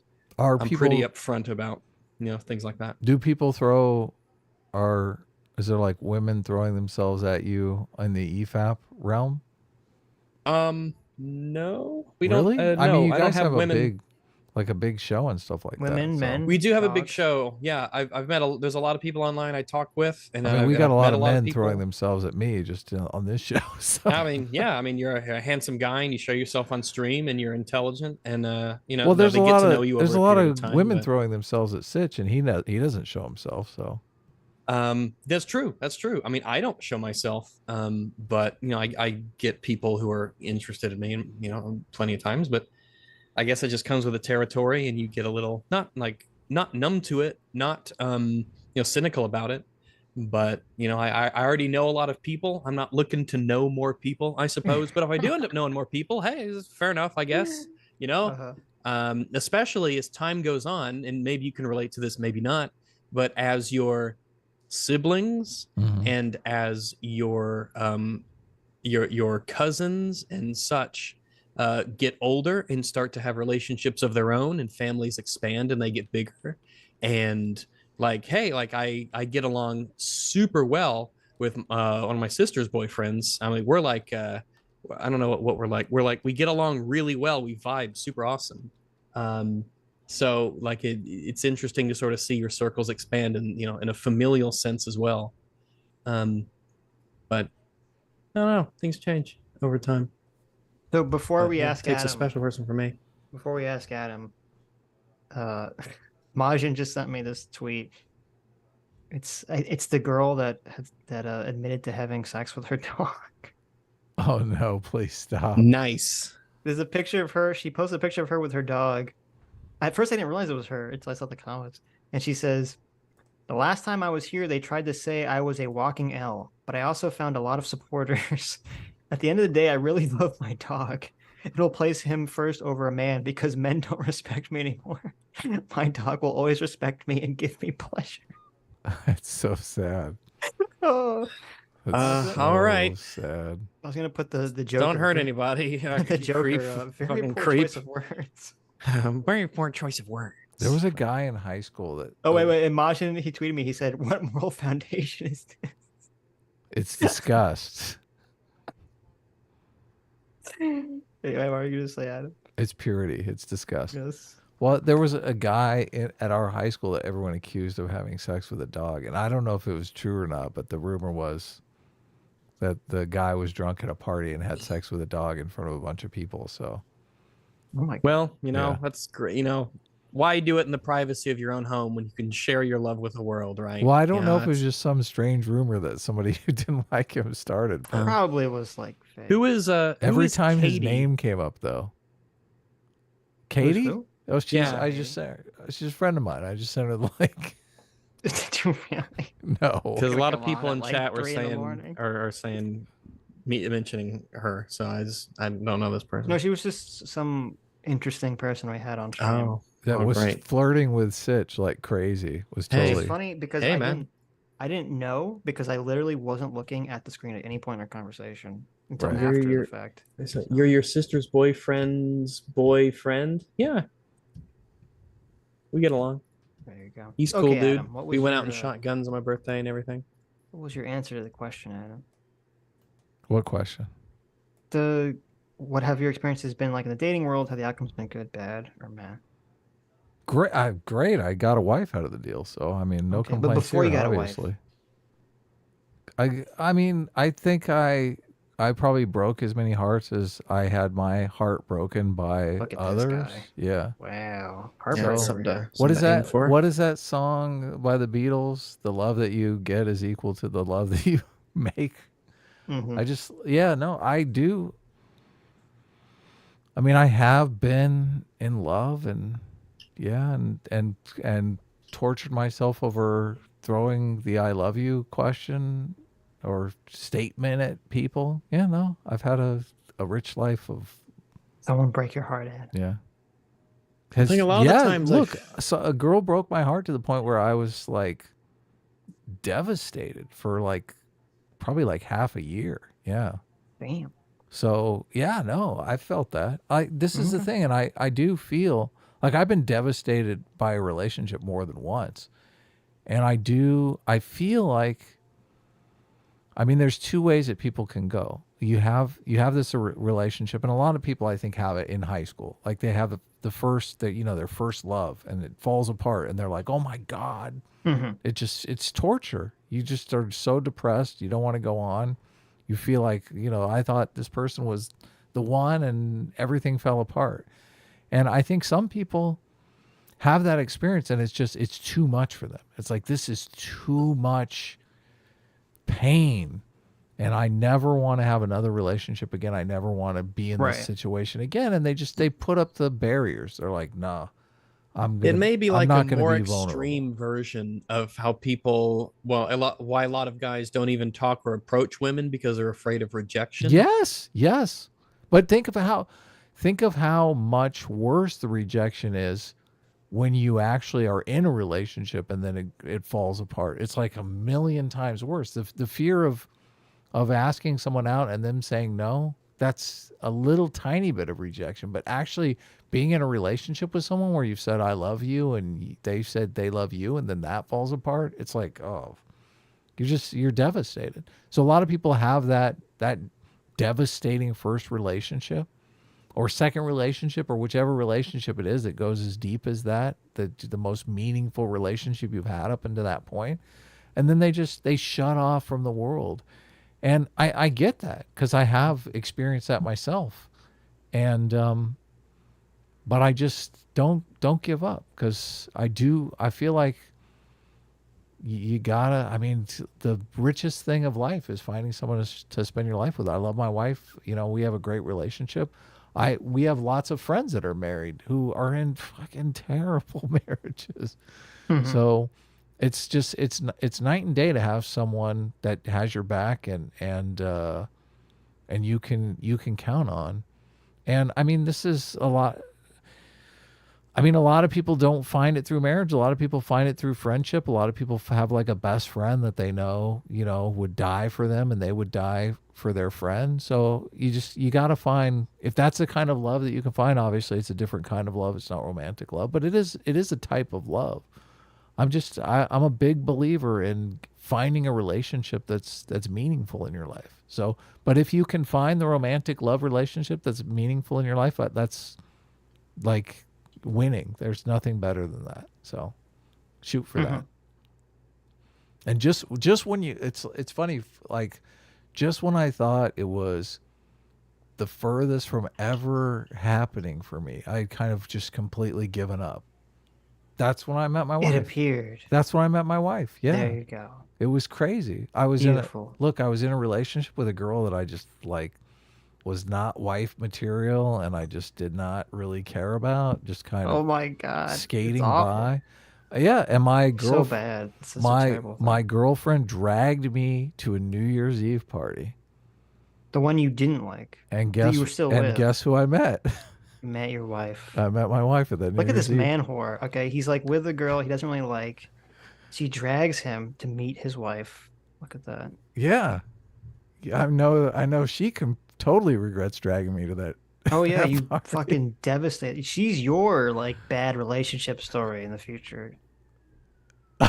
You probably. I'm glad she's not here to tell that story. Make me look terrible, right? look, I'm just being honest with you guys. So, how did you know what happened to her? Like, have you followed up with her? Yeah, I mean, she's like living happily married to someone else. She's married. Obviously, Okay. she found a husband, so it's not like you didn't destroy her forever. I wouldn't. I mean, I wouldn't. No, you want to believe you did because it makes your ego better. No, first of all, I would much rather believe that I didn't. Right. Obviously, why would I want to believe that I'm a terrible, fucking horrible person? Mm-hmm. But you know, I might be a terrible, horrible person. Who knows? Okay. Yeah. No. You're great. You're Look, wonderful. love is a weird thing. So. Yeah. Love is a strange thing. They say all is fair in love and war, but no one really says that. There's nothing fair about love. Shakespeare said that. Okay. Yeah, well, he's dead. There is absolutely nothing fair about love. Love is like the most unfair thing about being human. It's like torture, but necessary. That was in a screenplay you wrote once, I bet. No. Oh, you should put it in there. It's a good line. Yeah. Even though it doesn't really make sense, it's still a good line. It's true. Yeah. Andrew Clark for $2 says, Sitch, I have had similar experience. My dumb movie says she married Jonah Hill. She married you? Oh my God, that was that girl. That would be hilarious. But no, I've never dated that girl. Hello for 2 Canadians says, Sitch, are you single? I want to make a move. Yes, I am single. There you go. Not for my lack of trying, that's for sure. Not for my lack of trying. My New Year's resolution in 2023 was, okay, I'm going to stop pushing Sitch to like. Well, it's like you literally every time like a feminoid comes on the show. Exactly. Look, I've been good. Have I not been good? Has 2023 been like a completely different Adam? You've been good. I feel like I have. Yeah. Been good. Yeah. PLO2PL for $5 says, took me 2 months after the one, but ultimately it was a learning experience. I realized the ways I fucked up and made me a better, more aware person. Well, yeah, good. Well, good for you. See, that's exactly it. 2 months, you got off easy, man. Yeah, there you go. Sometimes it's easy to get off. Well, Sitch is married to Adam. That is true. That is true. There is that. I mean, yeah. Everyone who's felt love lorn, love lost, and knows that feeling. Mm-hmm. That's why when we were talking about this stuff, I was just like, wow. Someone who hasn't experienced that fucking tragedy of life. Look at so many songs, so much art, so many movies that are about that. Of course. Fucking tragedy of life. Yep. Yeah. Yeah, I can't wait to be able to relate to these songs about how my heart fucking broken. Well, that's why I asked, Rags. No, it doesn't have anything to do with the songs. No, in fact, I'm actually extremely fond of those kinds of messages about how good love is, and whether you have like God of War Ragnarok and other pieces of media movies across the decades talking about how good love is and how it's all worth it and the things people will do for it. Gets me all teary-eyed and sentimental. I'm a big softie deep down under the callous concrete exterior of my shield of pure sarcasm, which keeps me safe from all feeling. Based. Very based. Mega based. That's right. Vinny Dorman says, love is cringe. There you go. Love is cringe. Stug for $5 says, mostly that's true, but some actors have legitimately had sex in their films. Non-pornographic, to be clear. I mean, that's got to be super rare. I don't. What movie did the actors actually have sex in? Like, yeah, I don't believe. I'm skeptical. Stug, tell me those movies. I want to know purely for research purposes. Because I would like, why would you ever want your actors to actually have sex? I think most actors would not ever want. I'll do it. Do that. There you go. I guess it's easy for me because I just get to stick my penis in someone and it feels really good. But in a movie, I'm just gonna get porn if I Google this. That's isn't the it thing. The Brown Bunny with Vincent Gallo and Chloe Savini? Here we go. 10 movies where the stars actually had real sex on screen. Is the Brown Bunny one of them? I don't know. Is that Chloe? your name right. for? It's literally the first one. Holy shit! How do you know about this? Look, fuck. I know when it comes to Adam love. Adam knows his sex in movies. When it comes to love, Sitch, I know what it's about. Chloe Sevigny performed oral sex on co-star Vincent Gallo in the climax of the 2003 movie Brown Bunny. Did they show it? They showed her sucking on his dick? Or was she just like, you know what? She said for the purposes of artistic integrity and, you know, really getting into the role, but she really just wanted to suck a guy's cock, which, you know, I could sympathize with. I don't think I've ever seen the Brown Bunny. Sometimes you just want to suck a guy's cock. Okay, wait. This is like super sleazy. Vincent Gallo, who was the guy that she performed oral sex on, wrote and directed the movie. Yes, I know that. Interesting. What the fuck? He fucking talk about the casting couch. And then she sucks his cock. And he pitched the project to her in the first place. Did she know it? I guess. Well, I mean, I guess she agreed to all of this. So. Oh, okay. You know? Well, it did say they had some kind of romantic relationship in the past, so she's probably like giving him a blowjob in the past, not like, you know. Yeah, maybe completely out of the blue. But it's still... you don't want your first one on camera. It's no. you know, yeah. No. Tell Kim Gotta Kardashian get your that. technique down, yeah. Okay, interesting. Okay, number 2, Robert Pattinson. Really? When called on to simulate masturbating in the movie Little Ashes, felt his efforts weren't coming off as realistic, so he went ahead and did it. Okay, so apparently, if you watch Little Ashes, you'll actually see Robert Pattinson's masturbation face. What movie was that? Or he's acting and it isn't really. So who knows? Well, this is just what he claims. He claims that it was he claims. What was the movie? Little Ashes. Twilight. Little Ashes. I know you really want. Ain't knowing. Yeah, that's one of the oddly enough that romance Never heard story of is Little one of the Ashes. most sterile movies I think I could think of. Whenever I think of Twilight, like as a series, I just get like cold, you know, and I just like uncomfortable. It gives me those vibes. I don't know. It was gay sex and Little Ashes. No, he's just masturbating. Oh, that's gay. That's pretty gay. You got your hand on a cock and you're jerking it off. That is the gayest thing, to touch your own penis. Yeah, that's pretty gay. In 2015's movie Love on Netflix was a hit after TikTokers watched the opening scene, which features graphic, unsimulated sex. Okay. Thanks, TikTok. The stars of Lars von Trier 2013 film Nymphomaniac, starring Shia LaBeouf, Charlotte Gainsbourg, Stellan Skarsgård, and Uma Thurman, all perform unsimulated sex scenes in the film. Wow. How is this okay, I don't know. What was the point of doing that for some movie that no one cares about? Hey man, sometimes look, it's for art. Yeah. Wait a minute. Also a lot of people want to fuck. So yeah, but like, who wants to fuck Stellan Skarsgård? Okay, I mean, I like he's a good actor, but not exactly you know. And what year was this? I haven't seen any of these movies. 2013, 10 years ago. And what was the name of the movie so I could see how he looked? Nymphomaniac. Volume 1 or 2? I don't fucking know. It said the one with Uma Thurman and the one with where's the article? The one with Uma Thurman, Shia LaBeouf, Charlotte Gainsbourg. I'm not familiar with who that is. And Stellan Skarsgård. Does Stellan Skarsgård have sex with Uma Thurman? Because he got the good straw on that one. I mean, he looks. I mean, not terrible for his age, I suppose. Yes, but like. I mean, he's clearly an old guy, but it's not like old. It's just like, oh, that one shows more of his body. Never mind. Mm-hmm. Yeah, he's kind of like, okay. The synopsis is: a self-described nymphomaniac recounts her erotic experiences to the man who saved her after a beating.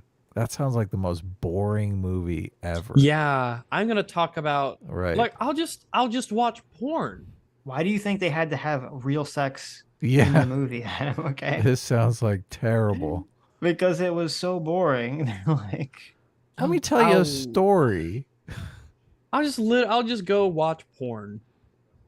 I mean, yeah, I don't even understand. See, to me, it's funny. Like, I feel like back in the day when there was nudity in a film, it was like, oh my God.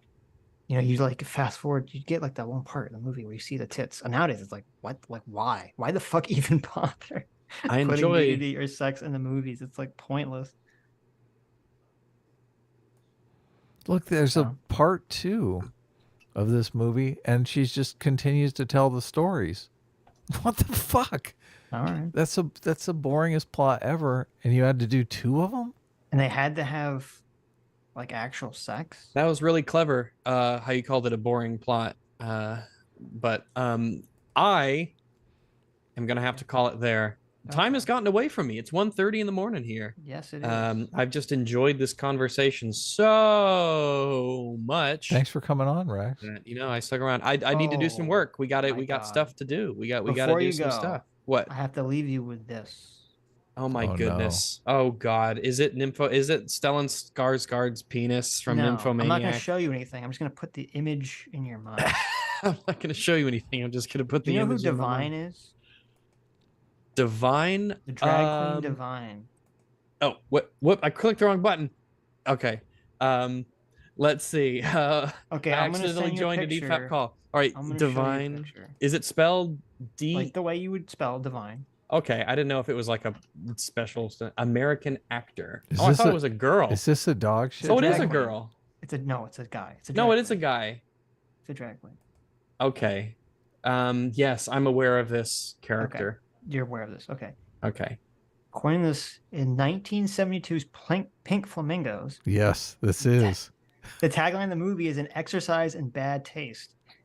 The movie features Divine, that drag queen, performing oral sex on the actor portraying her son in the movie. Wow. All right. Well, I mean, they're not actually, right?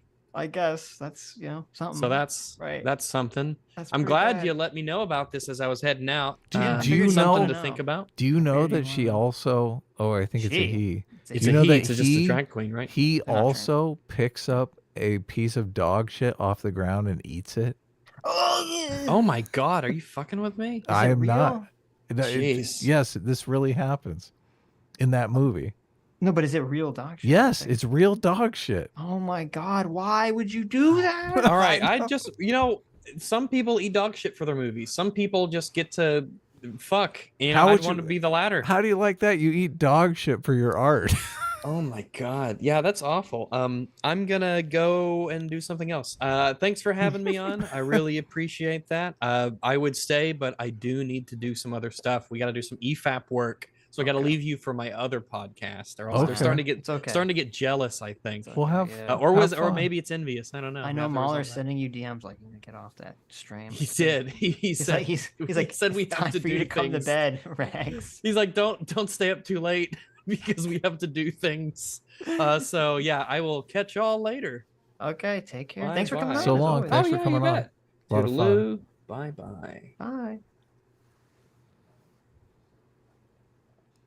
You could probably find the clip on YouTube. If I don't want to watch fucking Divine eating dog shit. It's disgusting. That's like oh my, that's worse than like her giving a blowjob to her fake son. You can tell it's real too because like she's like horrified. She's doing it. Sorry. Yeah, like my brain is melting. She has like the gag, like the uncontrollable gag face. Yes, because she's God, that's just so foul. But just kind of soldiers through. I mean, that's kind of impressive, right? No, it's not. I mean, I don't think I could eat dog shit. I would not have the will to force myself to eat dog shit. Oh my God. I couldn't manage it. That movie's like the original Troll. That's disgusting. How could you not do that and it not go viral in this day and age? In this day and age, it would. Yeah, but back in those days, like, what a fucking waste. That was the original viral video. Jesus. Oh my God. Terrible. Patrick Morgan in the chat says, who wouldn't want to have sex with Skarsgård? There you go. Mm-hmm. PLO, 2 PLs for $2 says, $2 ask you what you guys are eating after the show. Nothing now. I'm going to bed hungry. I don't think I can do it. I have some meatballs that I could eat that are already made. I should heat up, but now I'm gonna be thinking of dog poo. The dog feces in the infamous final scene are real, according to the director John Waters. The dog was fed steak for 3 days beforehand. Divine's reaction to eating it was real. Oh yeah. Fucking John Waters, man. It's horrifying. I still look. I saw that. John, come on. Why would you let him do that? If I was a director, I'd be like, no, I'm not gonna allow you to do this. We'll get some fake dog poop. I saw that. I saw the face that they made when I was 15, and I still cannot get it out of my head. It's so bad. I like John Waters, but that's unacceptable. I can't stand John Waters for this reason. He seems like a nice, that's what I'm saying. He seems like a nice guy. He's funny whenever he talks. I don't really like any of his movies. Oh yeah, his movies are terrible. Movies that I've seen, I've not been a big fan of. But he seems like a funny, nice guy. I mean, I guess Hairspray is pretty good. I like Hairspray. Oh yeah, that's how you know it's real, because you see the dog take the shit in the movie. And is it one? It's one continuous shot. Yes. Yeah. Ew. So it's fresh. It's fresh. Yeah. Oh, that makes it so much worse. Look, they fed the dog steak though, so it had to be good. No. The dog was fed steak for 3 days. This is one of the worst things I've ever heard in my life. That's how you know it's real, because it's a continuous shot. John Waters, I've lost any respect for you. I don't like you anymore. How awful is that? That is the worst fucking thing I've ever heard. That's what I thought you were going to tell Rags. You told him, like, I mean, your story was, I mean, that's horrible and everything. But this. Well, I'll be honest. When I first read it, my eyes glazed over. I thought it said he gave his actual son the blowjob. And I was like, that is fucking horrific. Holy shit. But then I was like, oh, no. It's like the actor. So. God, that is awful. Whatever you guys do, don't watch it, because you'll never be able to get the image out of your head. I'm not gonna pass. Big pass on that one. John Waters, what the fuck's wrong with you? That's I'm ruined for life. Yes, Jesus. Okay. You fucking degenerate. How many people did we chase away from the stream here? I've only seen 2 of his movies. I've only seen Hairspray, which is funny, and A Dirty Shame, which was highly overrated. Hairspray is good. Hairspray is good. Well, Hairspray is just like a normal movie. It's like Ricky Lake, right? Yeah. Dirty Shame is like not funny. It's not funny enough to be what it's trying to be. Right. But anyway. That's the second worst thing I've ever heard. The first worst thing I've ever heard was when I was watching the documentary on the Heaven's Gate people with CT. Oh, I know, that's horrible too. That was, I've never felt such physical pain and revulsion in my life. Don't they use like a serrated knife too? Oh, I don't remember what they did when they tried to castrate themselves. That thing off. They tried to castrate themselves and it just went horribly fucking wrong. And it was like the most horrific fucking thing ever. And I was like, oh my God. The guy was like bleeding out through his dick. It's just like, oh God, the way they described it was just so bad. I was like, CT can attest. I was like screaming. I was like, no, what? Hey, what the fuck? Jesus. It says in all caps, what is the narrative reason for the poop eating? There is absolutely none. It's like the ending credits. It's just like a goof at the end of the movie. It's like a goof at the end of the movie. Right. Well, you got to admit, if that happens in your movie, everyone's going to be talking about it. So it had to create strong word of mouth. I don't know why anyone would want to go see that movie. I don't know why anyone. I don't know why you would hear that. I mean, you'd hear that and you would never forget about the movie, but I don't know that it would drive you to see the movie. I would never. Yeah, that makes me never want to see it. Yeah. Right. CT says, or it went horribly right because he did end up getting castrated. No, I was like, didn't the guy die? Or I'm trying to remember. Did the guy die, CT? Like, he had some like horrific problem afterwards because they did it so fucked up and they botched it because it wasn't like because they tried to go to like a hospital, the doctor do it. Be right back. The doctors are like, we're not gonna fucking do this shit. So anyway, I'll move up. Let's move off the disgusting topics. Okay, let's see. Thank you, Stug, for that side quest. Two Girls, One Cup was fake, though, contrast. That, I mean, Two Girls, One Cup was like, that was like the internet version of this, but it was fake. Or at least I'm pretty sure it was fake. That was always the controversy. Was Two Girls, One Cup fake?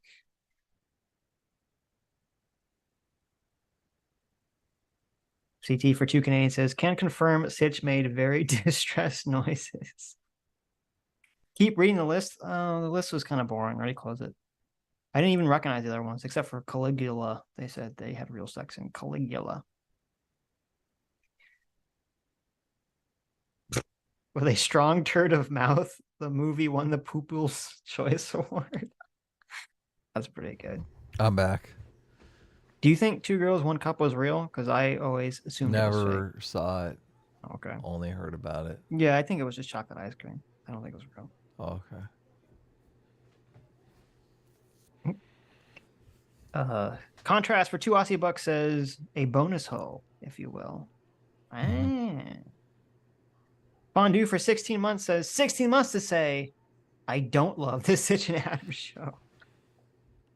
Well, thank you, Fondue. But JMac for 15 months of being outside the simulation. Thank you so much. Our surrogate father, JMac, says, I love having free will. Yeah, nice. Free will's the best. It's real the director went to jail over it? Is that accurate? No. Wait a minute. I gotta look that up immediately. Two Girls, One Cup. This is something I've not Googled in a million years. Director. Isn't that dangerous? Jail. Oh, look. Here we go. 60-year-old pornographic filmmaker Ira Isaacs was sentenced on January 17th, 2013 in the Central District of California for the federal crime of producing and selling obscene videos and distributing obscene videos online. Let's see. One such video was known as the shock porn director, has routinely made videos depicting bestiality and sexual conduct involving feces. One such video known as Two Girls, One Cup. His defense attorney argued that despite the horrific nature of the videos, they are protected under free speech. Holy shit. Well, I mean, if he went to jail for some period of time and his attorney never argued, he went to jail for 3 years. Jesus. So he did go to jail. Wait. It says, pursuant to sentencing, he served 48 months in the Federal Bureau of Prisons and had to pay a $10,000 fine. So he literally went to fucking jail. Oh, but wait a minute. Oh, no, this is... Okay, yeah, he did, because he had an original trial in 2018, but it ended in a mistrial. This is hilarious. In 2008, his initial trial ended in a mistrial when presiding judge Alex Konzinski was forced to recuse himself after it was found out that he possessed pornographic material on a website. Why would a judge... Wait, what does that mean? A judge has to recuse himself because he owns pornography? Like nowadays, that would be like impossible to get a judge that doesn't, right? Was the judge in pornography? It said he possessed pornography. Well, if he went to jail for 3 years and he never said that it was fake in the trial, then I guess you're probably right. I guess it was real, but it didn't look real. So I don't know. I'm gonna tell myself it was fake. Just it'll make me feel better. Okay. Oh yeah. Yeah. Always feels better. Ask Nick about this for the laughs. That would be a good thing to bring up. Yeah. Tell us about the Two Girls, One Cup lawsuit. Hello for 10 Canadian says, what are boundaries y'all have within your romantic connections that you're comfortable sharing? Also, Adam, I assume your relationships are always quite intense based off of your POV about love. Yeah. What are boundaries you have? I mean, I don't have anything that crazy at all that I can think of that's like worth talking about. Yeah, the boundaries are just normal boundaries, right? You know. I mean, I brought up the girl question because that happened to me, and I was totally fine with it. I was like, yeah, if you want to go make out with a girl, I don't give a shit. Oh, okay.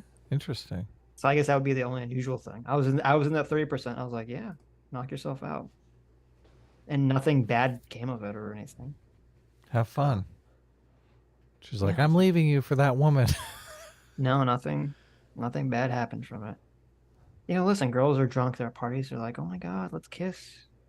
Mm-hmm. I was like, yeah, if you want.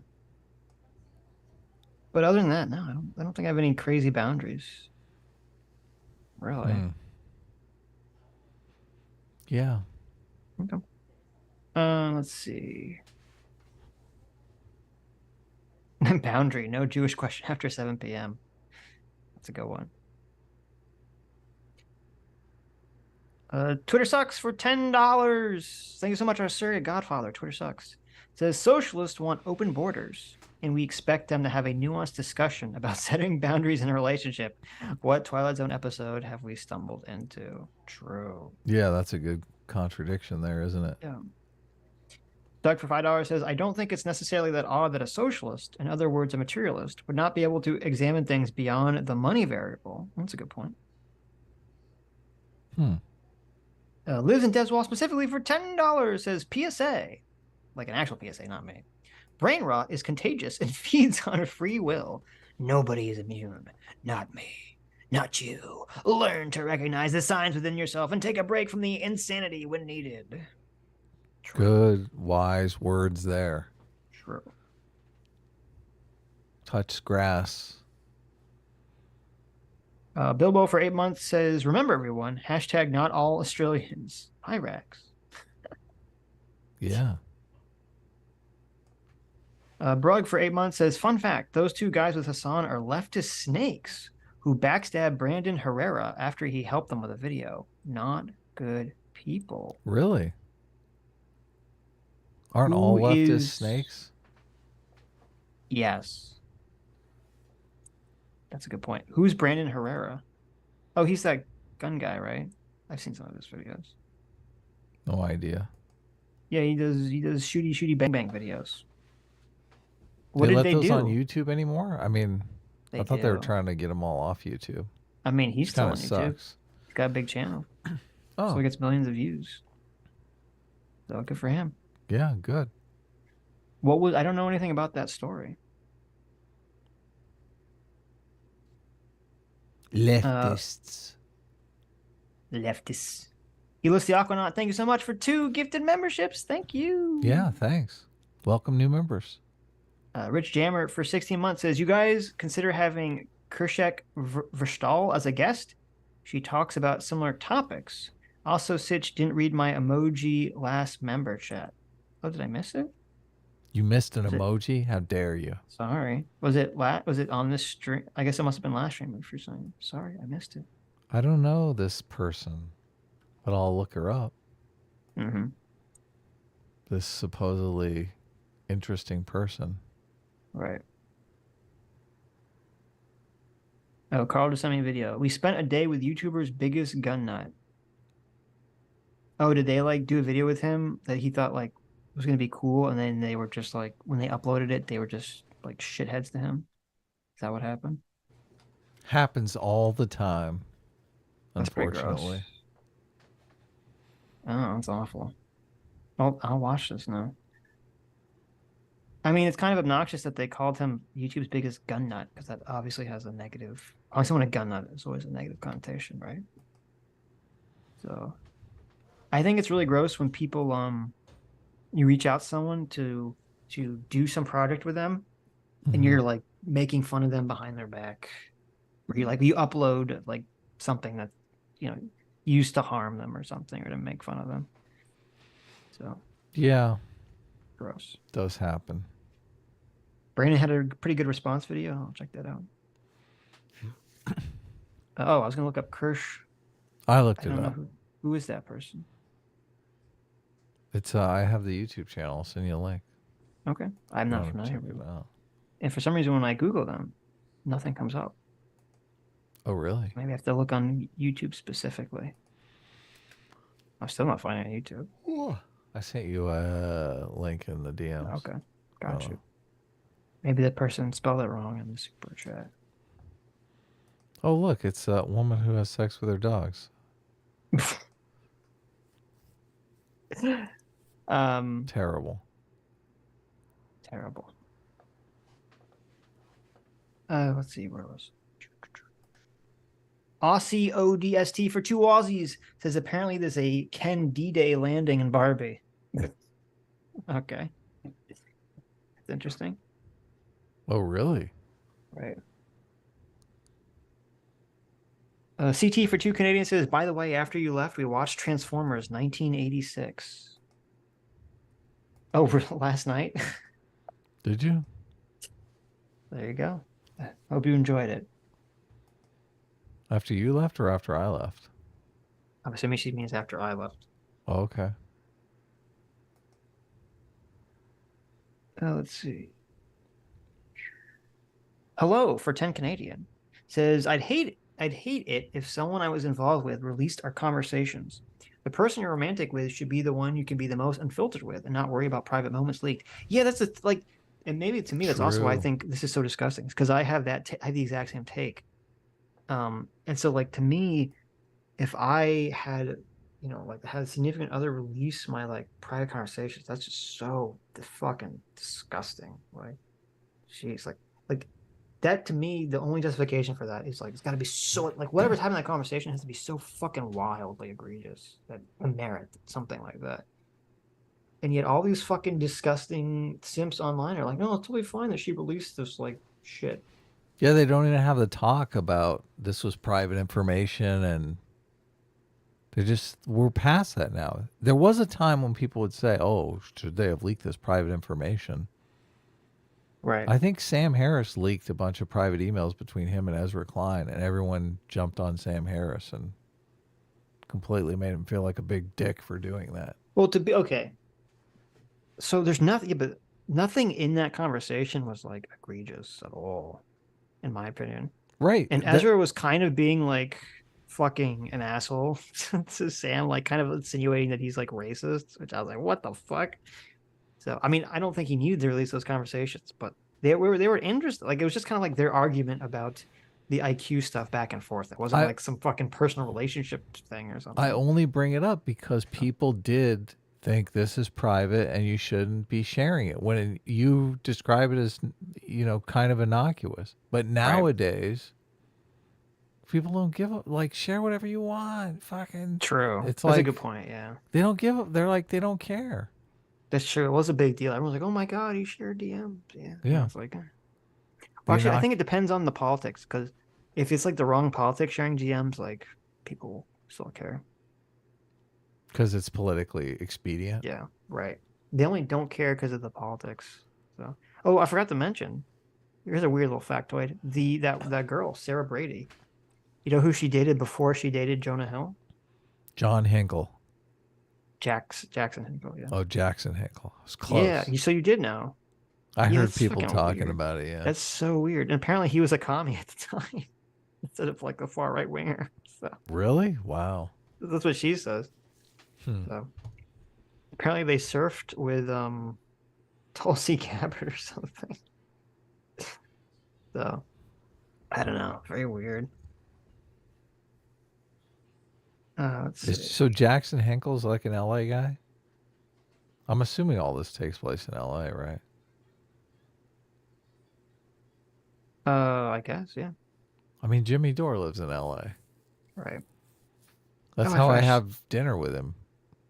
I missed this one. Sorry, Patrick. Patrick Morgan for 5 Canadian says, Rags, someone commented a couple weeks ago they have enjoyed your leftward political slide. What are they referring to? Guess more with Shoehead. With Shoehead. Well, there you go. It's funny because I thought people would always call Rags like a Nazi. So it's weird to hear the opposite. Let's see.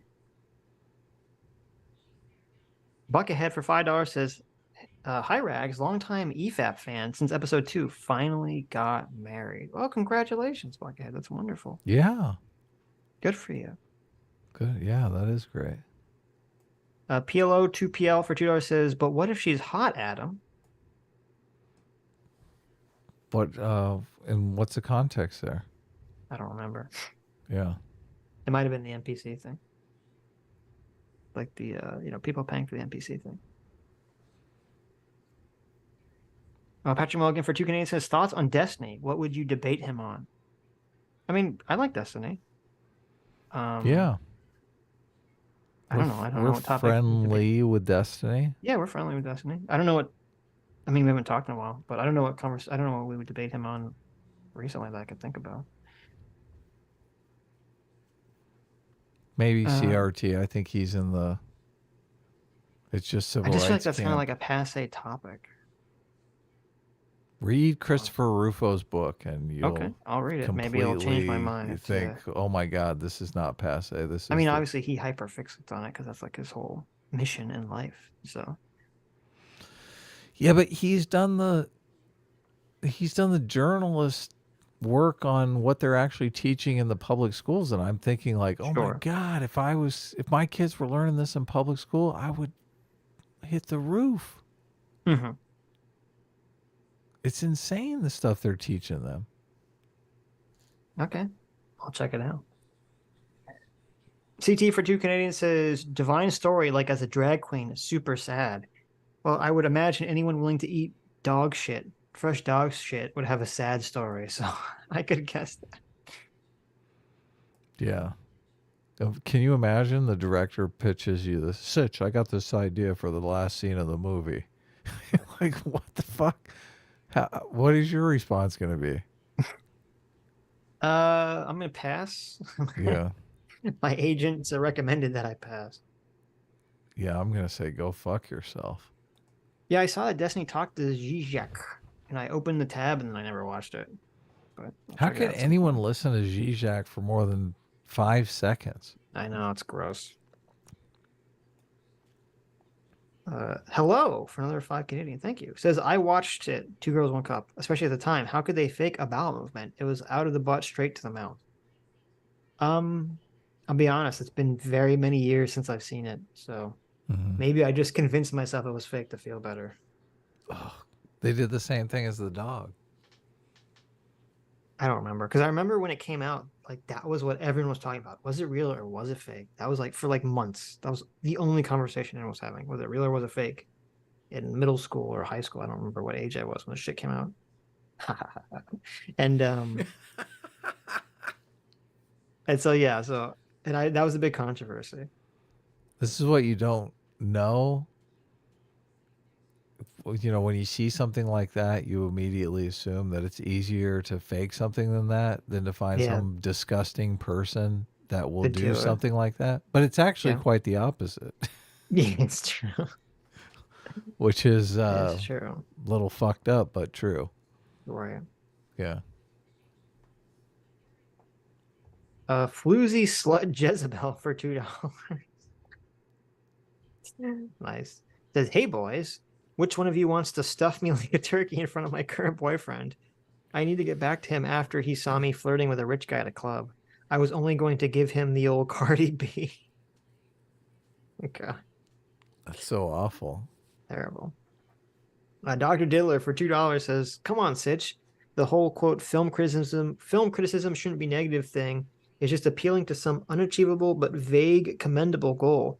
The problem is their methods to achieve it are toxic and awful. I don't know. I remember watching that video. Mauler said, hey, do you want to cover this video? And I said, let me watch the video. I remember watching it and being like, that doesn't seem that bad.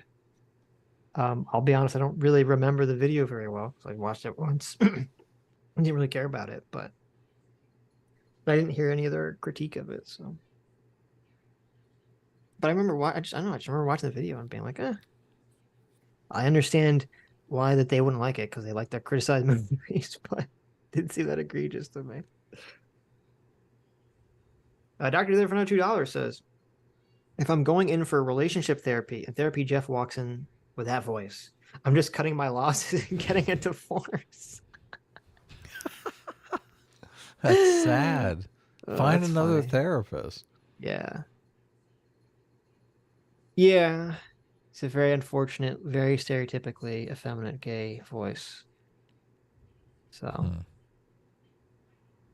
Well, I don't and know. bad advice. I can if the therapist Right. was giving, Jordan Peterson levels of good takes. I could probably stand the voice. It's that voice with just complete dog shit advice. That's awful. Yeah. Is that voice like real? Oh yeah, that voice is very real. But like, or do you have to like make a conscious decision to talk like that? No, or an unconscious decision. I think it's completely unconscious. Because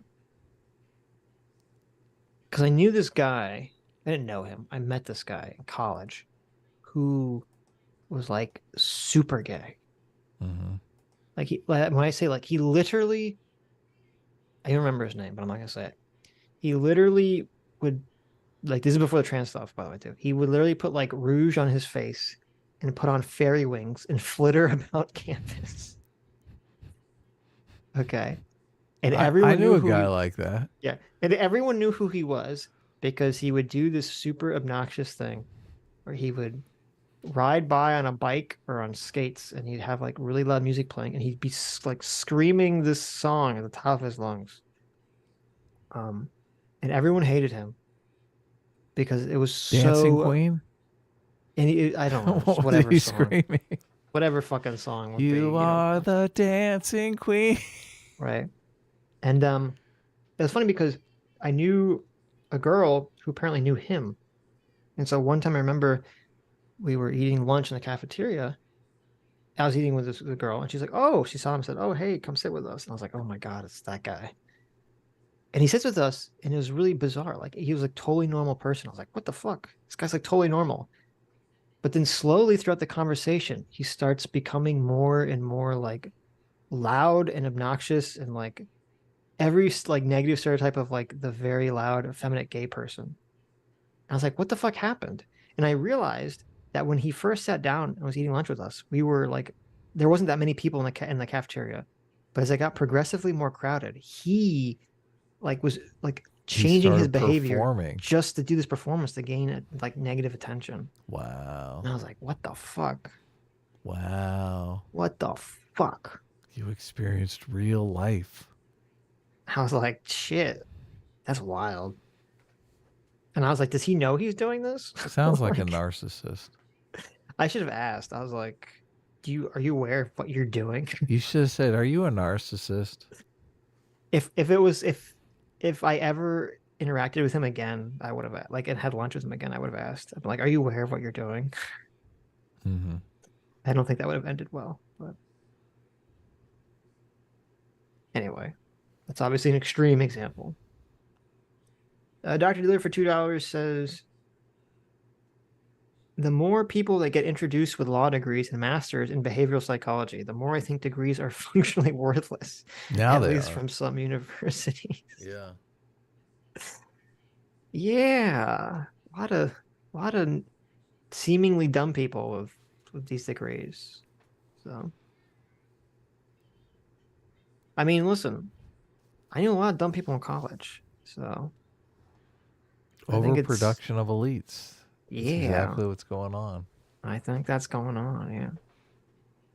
Rufo brought up an interesting point in his book. He said, a lot of people think that these people that get these African studies degrees or, you know, whatever it is, like their job prospects are nil, right?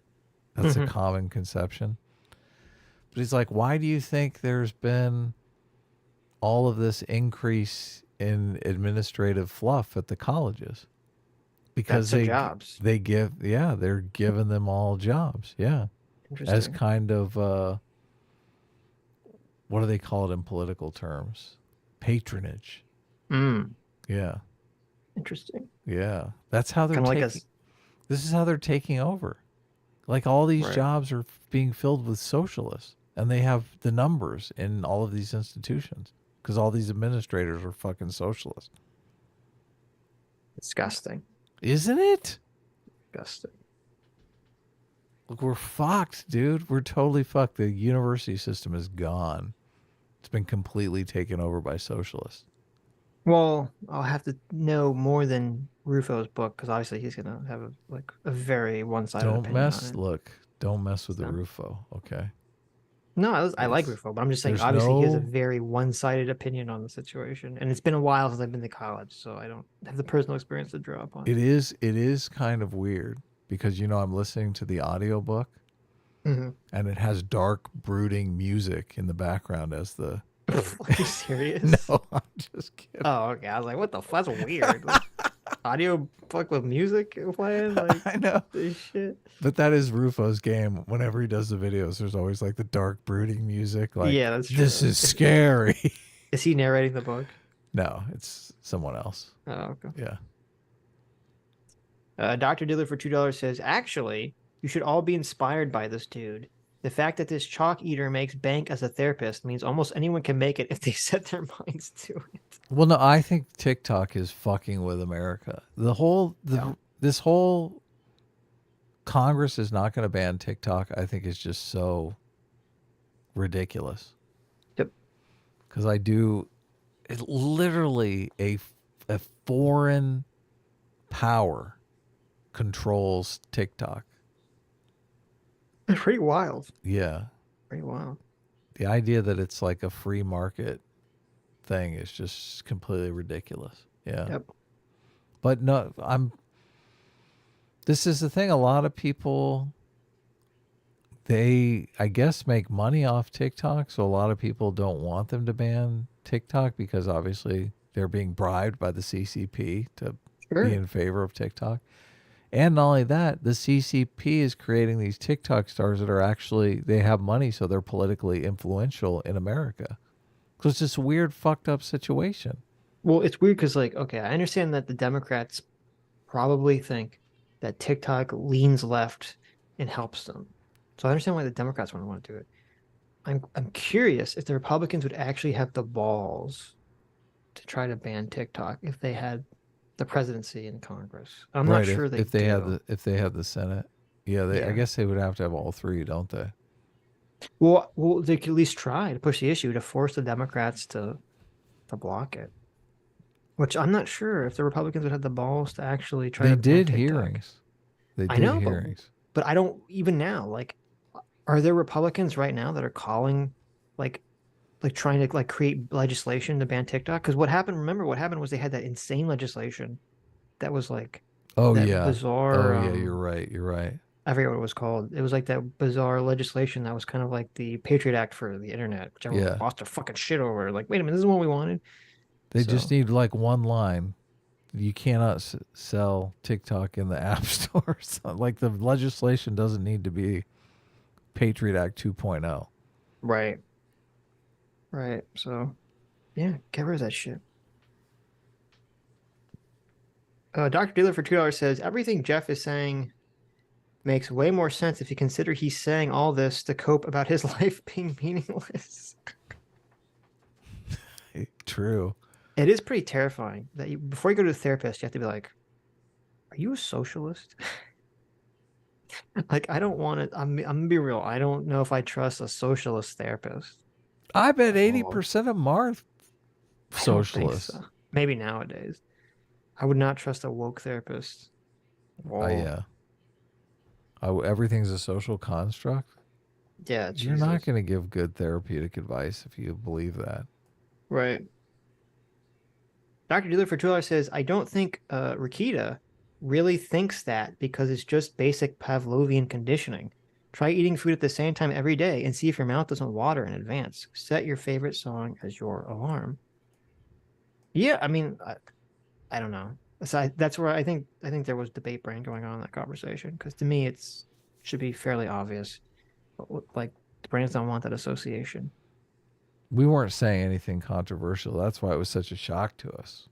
No, but it was annoying. The thing that's annoying to me, and this is something that we had to try to work on in debates. If you're debating with someone, especially if on their platform, and people are more inclined to, like, the audience is more inclined to be on their side. Mm-hmm. If someone keeps, if you make a point, and then the person says, "Oh my God, you're saying X," and then we say, "No, we're not saying X. We're saying Y." And they just keep saying, "Oh my God, you're saying X." They just keep repeating it. We need to just chill. It doesn't matter. No, I was gonna say, it doesn't matter how many times we say we're not saying X, we're saying Y. All the people that are their fans in the audience will just think that you're saying X, even though it's like like, no, I don't know how many times to tell you we're not saying X. And I think the only possible solution is that we have to be like, listen, this is our position. I need you to literally explain to me my position because I don't think you understand it. Yeah, Ricada couldn't steel man your position at all. That's what we need to work on because we keep forgetting that. Like when we're getting to these impasses where we're just repeating ourselves, we have to be like, listen, I need you to tell me my position because you're not getting it. And you keep going back to this position that's not my position. Yeah. Because they want to assign you your position. They're like, oh, don't take that position. That position is reasonable. Here, let me tell you what your position is. Right, because people kept saying, oh my God, you're so stupid. You think that if there's a Coca-Cola ad after an ISIS feed on YouTube, people are going to think Coca-Cola sponsoring ISIS. I know. And it's like we literally said like 20 times that that's not what we were saying, and it's obviously not the case. Right. There'd be some percentage of people that might think that, but that's not even what we were talking about. And it was just like, I don't know. It's just, why do we have to be in this realm of you don't think people are smart enough to know that Coca-Cola didn't sponsor ISIS? It's like, fuck, please stop. I know. It's like, no, I think most people would realize that. Yeah. I think most people would realize that. Oh my God. It was so frustrating. I know. Dr. Diller for $2 says, I also think his interpretation of morality is bizarre. Most law flows from morality. He wasn't appealing to the actual law, but some vague spirit of the law. The idea that it would be unreasonable to be scared is insane. True. I don't know. That's a weird take because it's weird because his other take about the law was the opposite. When we're talking about specific law issues, it seemed like he was very, very anti-spirit of the law and very like literal interpretation of what the law says, right? Mm-hmm. You know, he'd say if the law doesn't say this, like you have to take this like very strict interpretation of it. To me, the unreasonableness of the people viewing that as threatening or potentially dangerous, in my mind, I think it was just him working backwards, protecting Rumble, which, you know, fine. He's making a lot of money off Rumble. Good for him. So I understand why he was so mad at Vito for trying to harm Rumble. Right? Like I would be very upset for someone who's trying to harm like Rumble or YouTube or whatever platform I'm trying to make money off of. I was very upset with the people with what's his name? Yeah, the ad apocalypse. With Rupert Murdoch with the apocalypse stuff. They were coming after us, our income. Right. Yeah. Dr. Diller for $2 says, I mean, to be fair, Jonah Hill is the spawn of Satan and the font of all evil and darkness in the universe. His rescue of Kanye notwithstanding. There you go. That's so true. You had to keep saying that. True. Look, I want you guys to understand, I fucking hate Jonah Hill. But he's not that bad. But he's not an abuser, but he could be evil. Right. Yeah. He could be the love child of Stalin and Hitler's butt baby. I love that Jonah Hill has not responded to any of this either. Because who gives a fuck? Jonah Hill's like, look, I got a new baby and an Academy Award. Hasan, why don't you suck my dick? He should respond the way I said. Just keep posting pictures of him with the baby, looking happy. That's the move. It's better her just wondering. No, what I said is literally the best. Does he know about does he know the internet is mad at him for what he did to me? It's like impossible for him not to know that. Look, she doesn't know that if he doesn't respond. Oh, she knows. Like, there's no way. Yeah, it's like impossible. Dr. Dealer for $2 says, keep a close eye on what Hasan says, everyone. Make special note of him doing such things as mocking men who knit, because I promise you the next time trans issues come around, he will contradict himself. That's a very good point. Yeah. Yep. I mean, this is what's so ridiculous. Hasan is basically just a piece of shit frat bro who adopted like bullshit leftist talking points to grift, essentially, to fame and to make himself seem like he has any moral high ground. But at the end of the day, he's just a piece of shit frat bro, and he has a piece of shit frat bro mentality and it's very obnoxious because his fans acknowledge that and they just write it off because they don't care because they like him. They're like, oh, whatever. He's Well, he got the did right start. politics. He did start at the Young Turks, though. So I mean, that's probably where he picked up the socialist politics. Maybe, but he's just like a fucking frat bro asshole. Yeah, and that's his personality. His personality seems to be like petty, like peggedy, bigoted, mean asshole who's very sensitive. Yeah. And it's like, oh, but he's a leftist, so you know, you have to give him accolades. Perfect fascist dictator. Right. It's like, okay, it's good. Dr. Diller for $2 says, you should do an audible version of the comic after some time and whip your unsuspecting loyal hordes into voicing characters, specifically in roles that do not suit them. I do not need to justify this absurd idea. That's interesting. I don't know if anyone would care to see that, but maybe. Yeah. Could be fun. Could be fun. Have you ever seen the Watchmen motion comic, Adam? Yes. It's pretty cool. I watched it on YouTube. Yeah. They're making a Watchmen movie. Cartoon movie, supposedly. Oh, awesome. I'll check that out. CT for $2 says, listen, we're not talking about what I find attractive in men, but for the record, no, I do not find Hasan attractive. Have you seen that man? He's got anger issues and is terrifying. Anyway, happy late chakra pride month. LOL. There you go. CT knew someone that has like a chakra bracelet that had like the chakras on it. And someone was like, oh, is that a pride bracelet? I don't know what chakras are. You've never watched Naruto? Nope. Okay. It's what you need to do ninja techniques. Oh, cool. Yeah. I love doing ninja techniques. Right. How the fuck are you in LA? You don't know what chakras are. I don't know. You never like, there's no way you've never interacted with like hippie crystal girls? Oh, of course. About chakras? You don't talk about chakras and shit? Chakra. You don't know what a chakra is? Bracelet. Well, just a bracelet with like the different colors of the chakra, which are the colors of the rainbow. Oh, yeah. I've seen this hippie shit. Okay. Fuck yeah. Okay. I've seen millions of people with this hippie shit. Yeah, I know. I figured. I'm not a big fan of hippie shit. I also figured. Yeah. Even though you are kind of a big hippie, which is kind of funny. What do you mean? I was never a hippie. You're like a pot-smoking artist with a very leftist mentality, a left-wing mentality. I have been a pot-smoking artist, but I've never been a hippie. Hippies are the peace and love, and that's true. You've never been peace. I've never been peace and love. No. The even when you look like a hippie, you had a giant gun.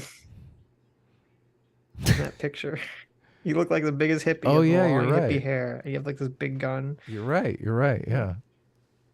Yes. What was that hair? What was up with that? You had total hippie hair. Yeah, I had long hair. Why did you have hippie hair if you weren't a hippie? I always had long hair. I liked having long hair. But okay, you know, I reached a certain age and I was like, I'm too old for long hair. Get a haircut, hippie. Yeah, that's what I thought. So now I cut my hair. You were a hippie. No, I wasn't. Okay. Hippies, they like. Bring up that picture. Let chat decide if you were a hippie. No. Hippies wear tie-dye. Look, I've never worn tie-dye in my entire life. What about spin art? What is spin art? Spin art was this thing in the 90s that was like a little, it's like a little machine that spun really quick, and it came with like paint, and you just hold it, and since it's spinning in a circle, it'd make like these cool spiral shapes. You never done spin art? Oh, and you could do it with like t-shirts and stuff. It was Listen, I hate patchouli. Do I need to say more? Patchouli disgusts me. I don't even know what that is. That's this hippie perfume all the hippies wear. Patchouli oil. I don't even know. Ugh. Okay. I've lived with hippies. I've lived with a lot of hippies. That's what how I turned you off know. hippies. That's how I know there's a difference between me and hippies. Okay. Yeah. CT for another 2 Canadians says, what? Of course I meant Sitch. Adam, in order for us to do things after you leave, you have to show up to begin with. Hippies are like environmentalists too.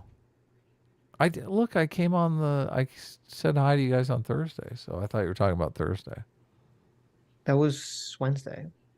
Oh, no, that was Thursday. You're right. That was Thursday. Yeah. You guys were hanging out on Saturday too, I guess, last night. Yeah. How was it going? It was Carl's birthday, so we were saying happy birthday to Carl. Oh, okay. Sweet. Happy birthday, Carl. Happy birthday, Carl. I went to the studio yesterday and was working on the comic, hanging out with Owen.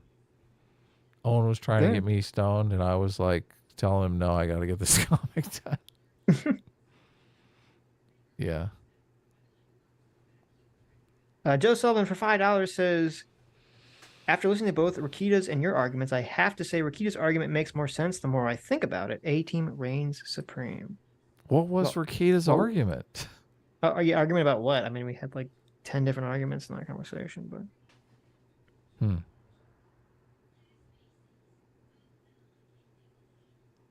Yeah, I don't think. I mean, I don't know. I didn't think Nick made any arguments that I obviously agreed with on stream. So. Yeah, zero that I agreed with too. Yep. Just look, and he kept acting like we were against, like we wanted to deplatform Nick, or we were against free speech and all of that. We didn't even get to that part of the conversation. I know, yeah. Which is weird. I thought most of the conversation was going to be about should Nick be deplatformed. Yes. And we literally Which never. Neither one of us are in favor of Nick being deplatformed. Well, I don't even know. I don't actually have a complete thought on that. Really? Yeah, and that's what I thought the conversation was going to be. I thought it was going to be kind of like us and trying to talk about like where do I think Nick should be allowed to be on a platform where he's just straight up basically advocating for the Jewish question and advocating for people to take political and possibly violent action against Jewish people. Well, this is the thing, because Rakita basically was saying, well, he's not advocating for violence because in order to advocate for violence, he has to point out someone in the crowd and say, get that guy. Sure, right. Yeah. Right. Yeah. So, but I don't know about the legality of that kind of stuff. Right, I'm not talking about legal. I'm just talking about like morally. Should it, And I don't actually know. I don't have an answer because I don't know. Because in the past, I would say 100%, yeah, just let it pass. But now I'm kind of more like, I don't know what causes more harm or good for society. I don't actually know the answer to that question. And I think I would have to take a somewhat consequentialist position on that. Well, I think CRT causes way more harm than good. I agree completely. And it's the same exact situation. But I don't think CRT should be taught in public schools. No, I mean, I think you should be able to talk about it on a platform. Yeah, you should be able to talk about it on the platform, and obviously it should be taught in college if people are paying for a college education or whatever. But if we were to take Nick's speech and just replace Jews with white people, I wouldn't feel comfortable with that, existing either. Yeah. Talking about people like trying to overthrow the whites that are controlling the world. Well, that is CRT. I know. When we brought that up, it was funny because I'm like, I think you said it. You're like, the Jewish question is literally just CRT with Jews instead of white people. Yeah. And that's why it's weird that it's like that whole conversation about reasonableness. The Jews of CRT. Right. Yeah. Which is totally true. Nick's chat was the worst thing about the interaction. I literally didn't look at the chat once because I assumed it was cancer. So yeah, I didn't look at the chat either. Yeah, I assumed it was really bad. Dr. Diddler actually sent me some screenshots of the chat. I saw that. Did he send those to you? Me, yeah.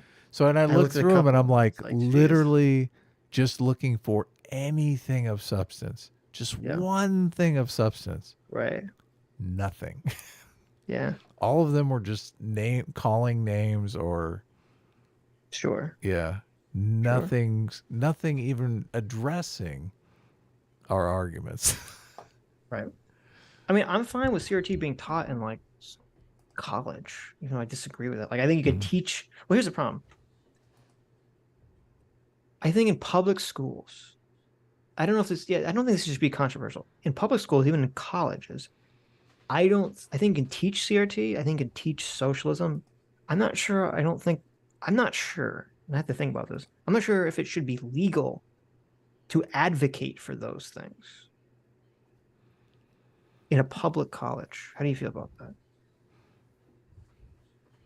Well, the thing, obviously, that I have trouble with is that you're literally setting people up for failure. You're setting people up for bad interactions with the police. Different issue. Oh, okay. Well, I'm just thinking, I don't know, like, should a public school be teaching, should the public school have teachers advocating for something that's essentially calling for the destruction of the current society? No. Obviously not in a public school setting, because you have, I mean, you have some level of recourse. Right. You know, being a taxpayer and of a citizen and all that kind of stuff. I mean, ideally, yeah, but I don't know. Maybe that's too far. I mean, again, I'm finally teaching CRT in a public college, only in public colleges, not in high schools. I don't know if I feel how I feel like it should be, whether I would be okay with being advocated for or not. Obviously, a private college can do whatever the fuck they want. I don't know. I'd have to really think about it. CRT is totally teaches that all whites are racist and cannot help being racist. Yeah, you know what? You're right. That makes it easy. I don't even have to think about the hard thought here, because yeah, I would agree that just advocating for CRT on its face is a violation of the Civil Rights Act. Yes, totally. So that makes it very simple. Yeah. If you were going to come out and you know, teach a course that all blacks are criminals, right, you'd be like, fuck you. Like, you can't do that.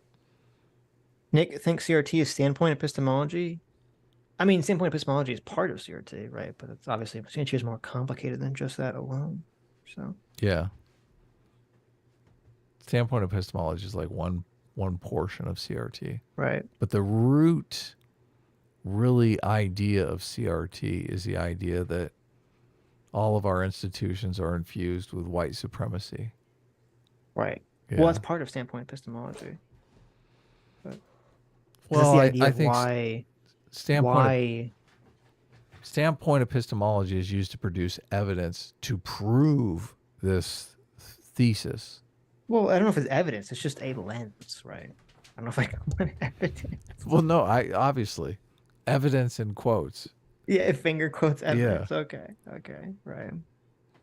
But the root assertion that, look, they do the same thing with religion. Standpoint epistemology is used to prove religion as well. People say, no, I believe in God because I've had this personal experience with God. That's the same exact thing. There's no difference. Mm-hmm. Right. They call it testimony. Testimony is the evidence. I guess we should have asked, hey, did you learn about CRT in law school? It's just a legal theory, right? Yeah, I should have asked him that. Should ask Nick Ricada that. Yeah. I mean, he might be, I don't know how old he is. He might have been too old for whenever this shit started in law school. But I don't know. People love their racist stereotypes, though. Yep. And so many people love the CRT because they want to be racist against white people. And they've got some academic reason to do it. It's just like phrenology. Yep. Back when everyone wanted to be racist against blacks, they're like, look, we have this, bumps on the skull thing. Dr. Dealer for $2 says, Nick also argued that it was unreasonable to believe that they could become violent unless they committed a crime first. Isn't the complaint that the FBI always watches these guys but never arrests them before they go batshit? Yeah, so I should have made the argument. I have a bad habit where, like, if I don't want to talk about a point, I just stop producing arguments for it because I want to move off of it. The whole argument to me about whether it's violent or not is like, I don't care about that argument at all, really. But I guess because what I should have said in the conversation, just to move off the point, was like, to me, that's a very weak argument. The whole like, has a Groyper personally done violence yet? Because you don't need that if you really want to focus on the violence. You just say, listen, that rhetoric and rhetoric about the Jewish question specifically, and rhetoric that Nick has talked about, has obviously led to other white nationalist and neo-Nazi shootings in our lifetime, right? I mean, we've seen these mass shootings. Isn't that the rhetoric that led to the Holocaust, literally? Well, yeah, sure. But I'm saying we don't even need to get to like the Holocaust, right? In our lifetime, there have been mass shootings within the last 5 or 10 years by neo-Nazis and white nationalists and white supremacists that have used and been inspired by very similar rhetoric. So does it matter that this specific group of people, you can say, has inspired a shooter, even if they're using rhetoric that's essentially the same? Yeah. I mean, I don't know. That's why I think, to me, the violence thing wasn't really an interesting topic. But well, I think you could also say that rhetoric is what led to the BLM violence. It's just not right. The races have changed, but it's still the same type of rhetoric. When it comes Police to the legal want aspect, to kill you. Right, exactly. I almost brought up, I was thinking about bringing up the Jimmy Dore thing, him with Gavin Long, too. That was obviously inspired someone, but. And also, you get into the situation where, like, is it okay? And I think Vito said this: is it okay until it happens? Because that's kind of a fucking weird, like, stance, right? Well, it's totally okay until it happens, and it's not okay. It's like, oh, okay, because that doesn't really make sense philosophically. What would make more sense is you could say, well, you can still say it's okay, and if it happens, it happens. But free speech, or your position on free speech, is that this level of free speech is still worth the risk. Like, you can make that argument. This is what was so frustrating, because like, just make that argument. Just bite the bullet and make that argument. No, I that's one of the questions that I wanted to answer, but at this point in the conversation, I was just convinced that Nick was not going to answer any question ever. And I just didn't want to introduce a question that is just another question we're not getting an answer to. But the question I had was, let's say this rhetoric does produce violence. Like, when is the tipping point for you that you're like, okay, well, you're going to cry uncle on freedom of speech because the violence is just out of hand? That's a great question. Yeah, of course it is. All right. Yeah. If this rhetoric does cause violence, and I think someone asked that at one point in the conversation, if this rhetoric does cause violence, does that change your position? Yeah. Right. Is your position rooted in the outcome, or is it rooted in a presuppositional principle? Yes. Right. So. Some people were blaming the alcohol too, but I never even really considered the alcohol. Maybe. I mean, listen, Nick is a fantastic lawyer. He's an amazing lawyer. Okay. He's very, very good at arguing. Yes, totally. He's very, very good at arguing. Good at cross-examining people, even though, like, we weren't on a stand or anything. Right. He kept wanting to ask us questions, and I'm like, oh, dude. Yeah. Stop it. Well, I'm fine asking questions. I just felt like there was a monotonous level of parsing of words. Yes. Yeah. That was very uncharitable, that we were not doing to him. No. When it comes to the legal aspect, Sitch, all you need to worry about is violence. You can make the argument if you're focused on policy, but not legally. Yeah, but this is what was kind of frustrating. Literally in the beginning of the conversation, we all said, and even Vito said, none of us think that Nick Fuentes would be did anything that would cause him to be arrested, right? Yeah. That was our position from the beginning. We said, we're not talking about the legality of the situation. We all think that has free speech under the law, right? So we're not even, to me, that's why I'm like, why are we even focusing on this kind of like violence legal aspect when that's none of our positions? And I guess the only reason that we had to hyperfixate on it was because Nick Rakita was tying in his moral position to the law specifically. He was saying, well, what the law is where I stand morally. So he's tying it back into the law, which I guess we should have countered. We're just saying, okay, that's great, but then you don't have to argue from a legal framework. because we're not talking about a legal argument here. We're talking about a moral argument. It's just that your moral argument happens to coincide with the legal line, right? But the logic doesn't have to be the same. So yeah. Why should Rumble deplatform him if he's not violating the law? Well, it depends. I mean, first of all, it depends on Rumble. Does Rumble think it's bad for business to have, people doing very explicit hate speech on their platform? Right? I mean, if that doesn't affect their bottom line, or if they want to push themselves out there as like the platform that basically allows everything but calls of violence, then yeah, maybe it'll be more profitable for them. So, but I don't know the answer to that question. If they'd get more money one way or the other. So obviously obviously the person that does Rumble knows the answer to that question.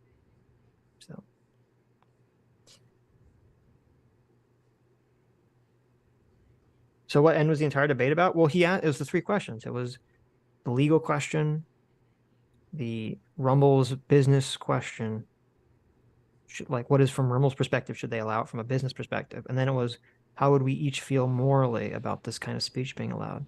Those were the three questions we were supposed to get to. And then unfortunately, we got, from literally the beginning, bogged down in whether it was reasonable to believe the fucking Jewish question.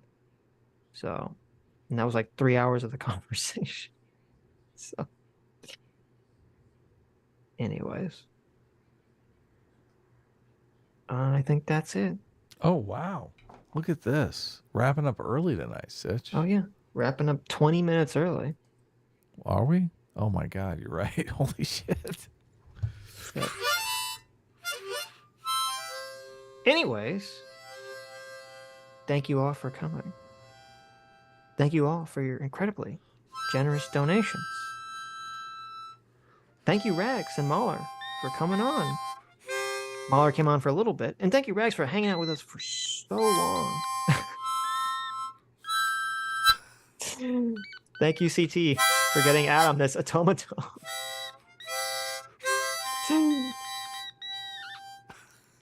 And thank you. Thank you all. You who have made it to the end of the stream. You are the true free will seekers. You are the true masters of the universe. You are the true saviors of mankind.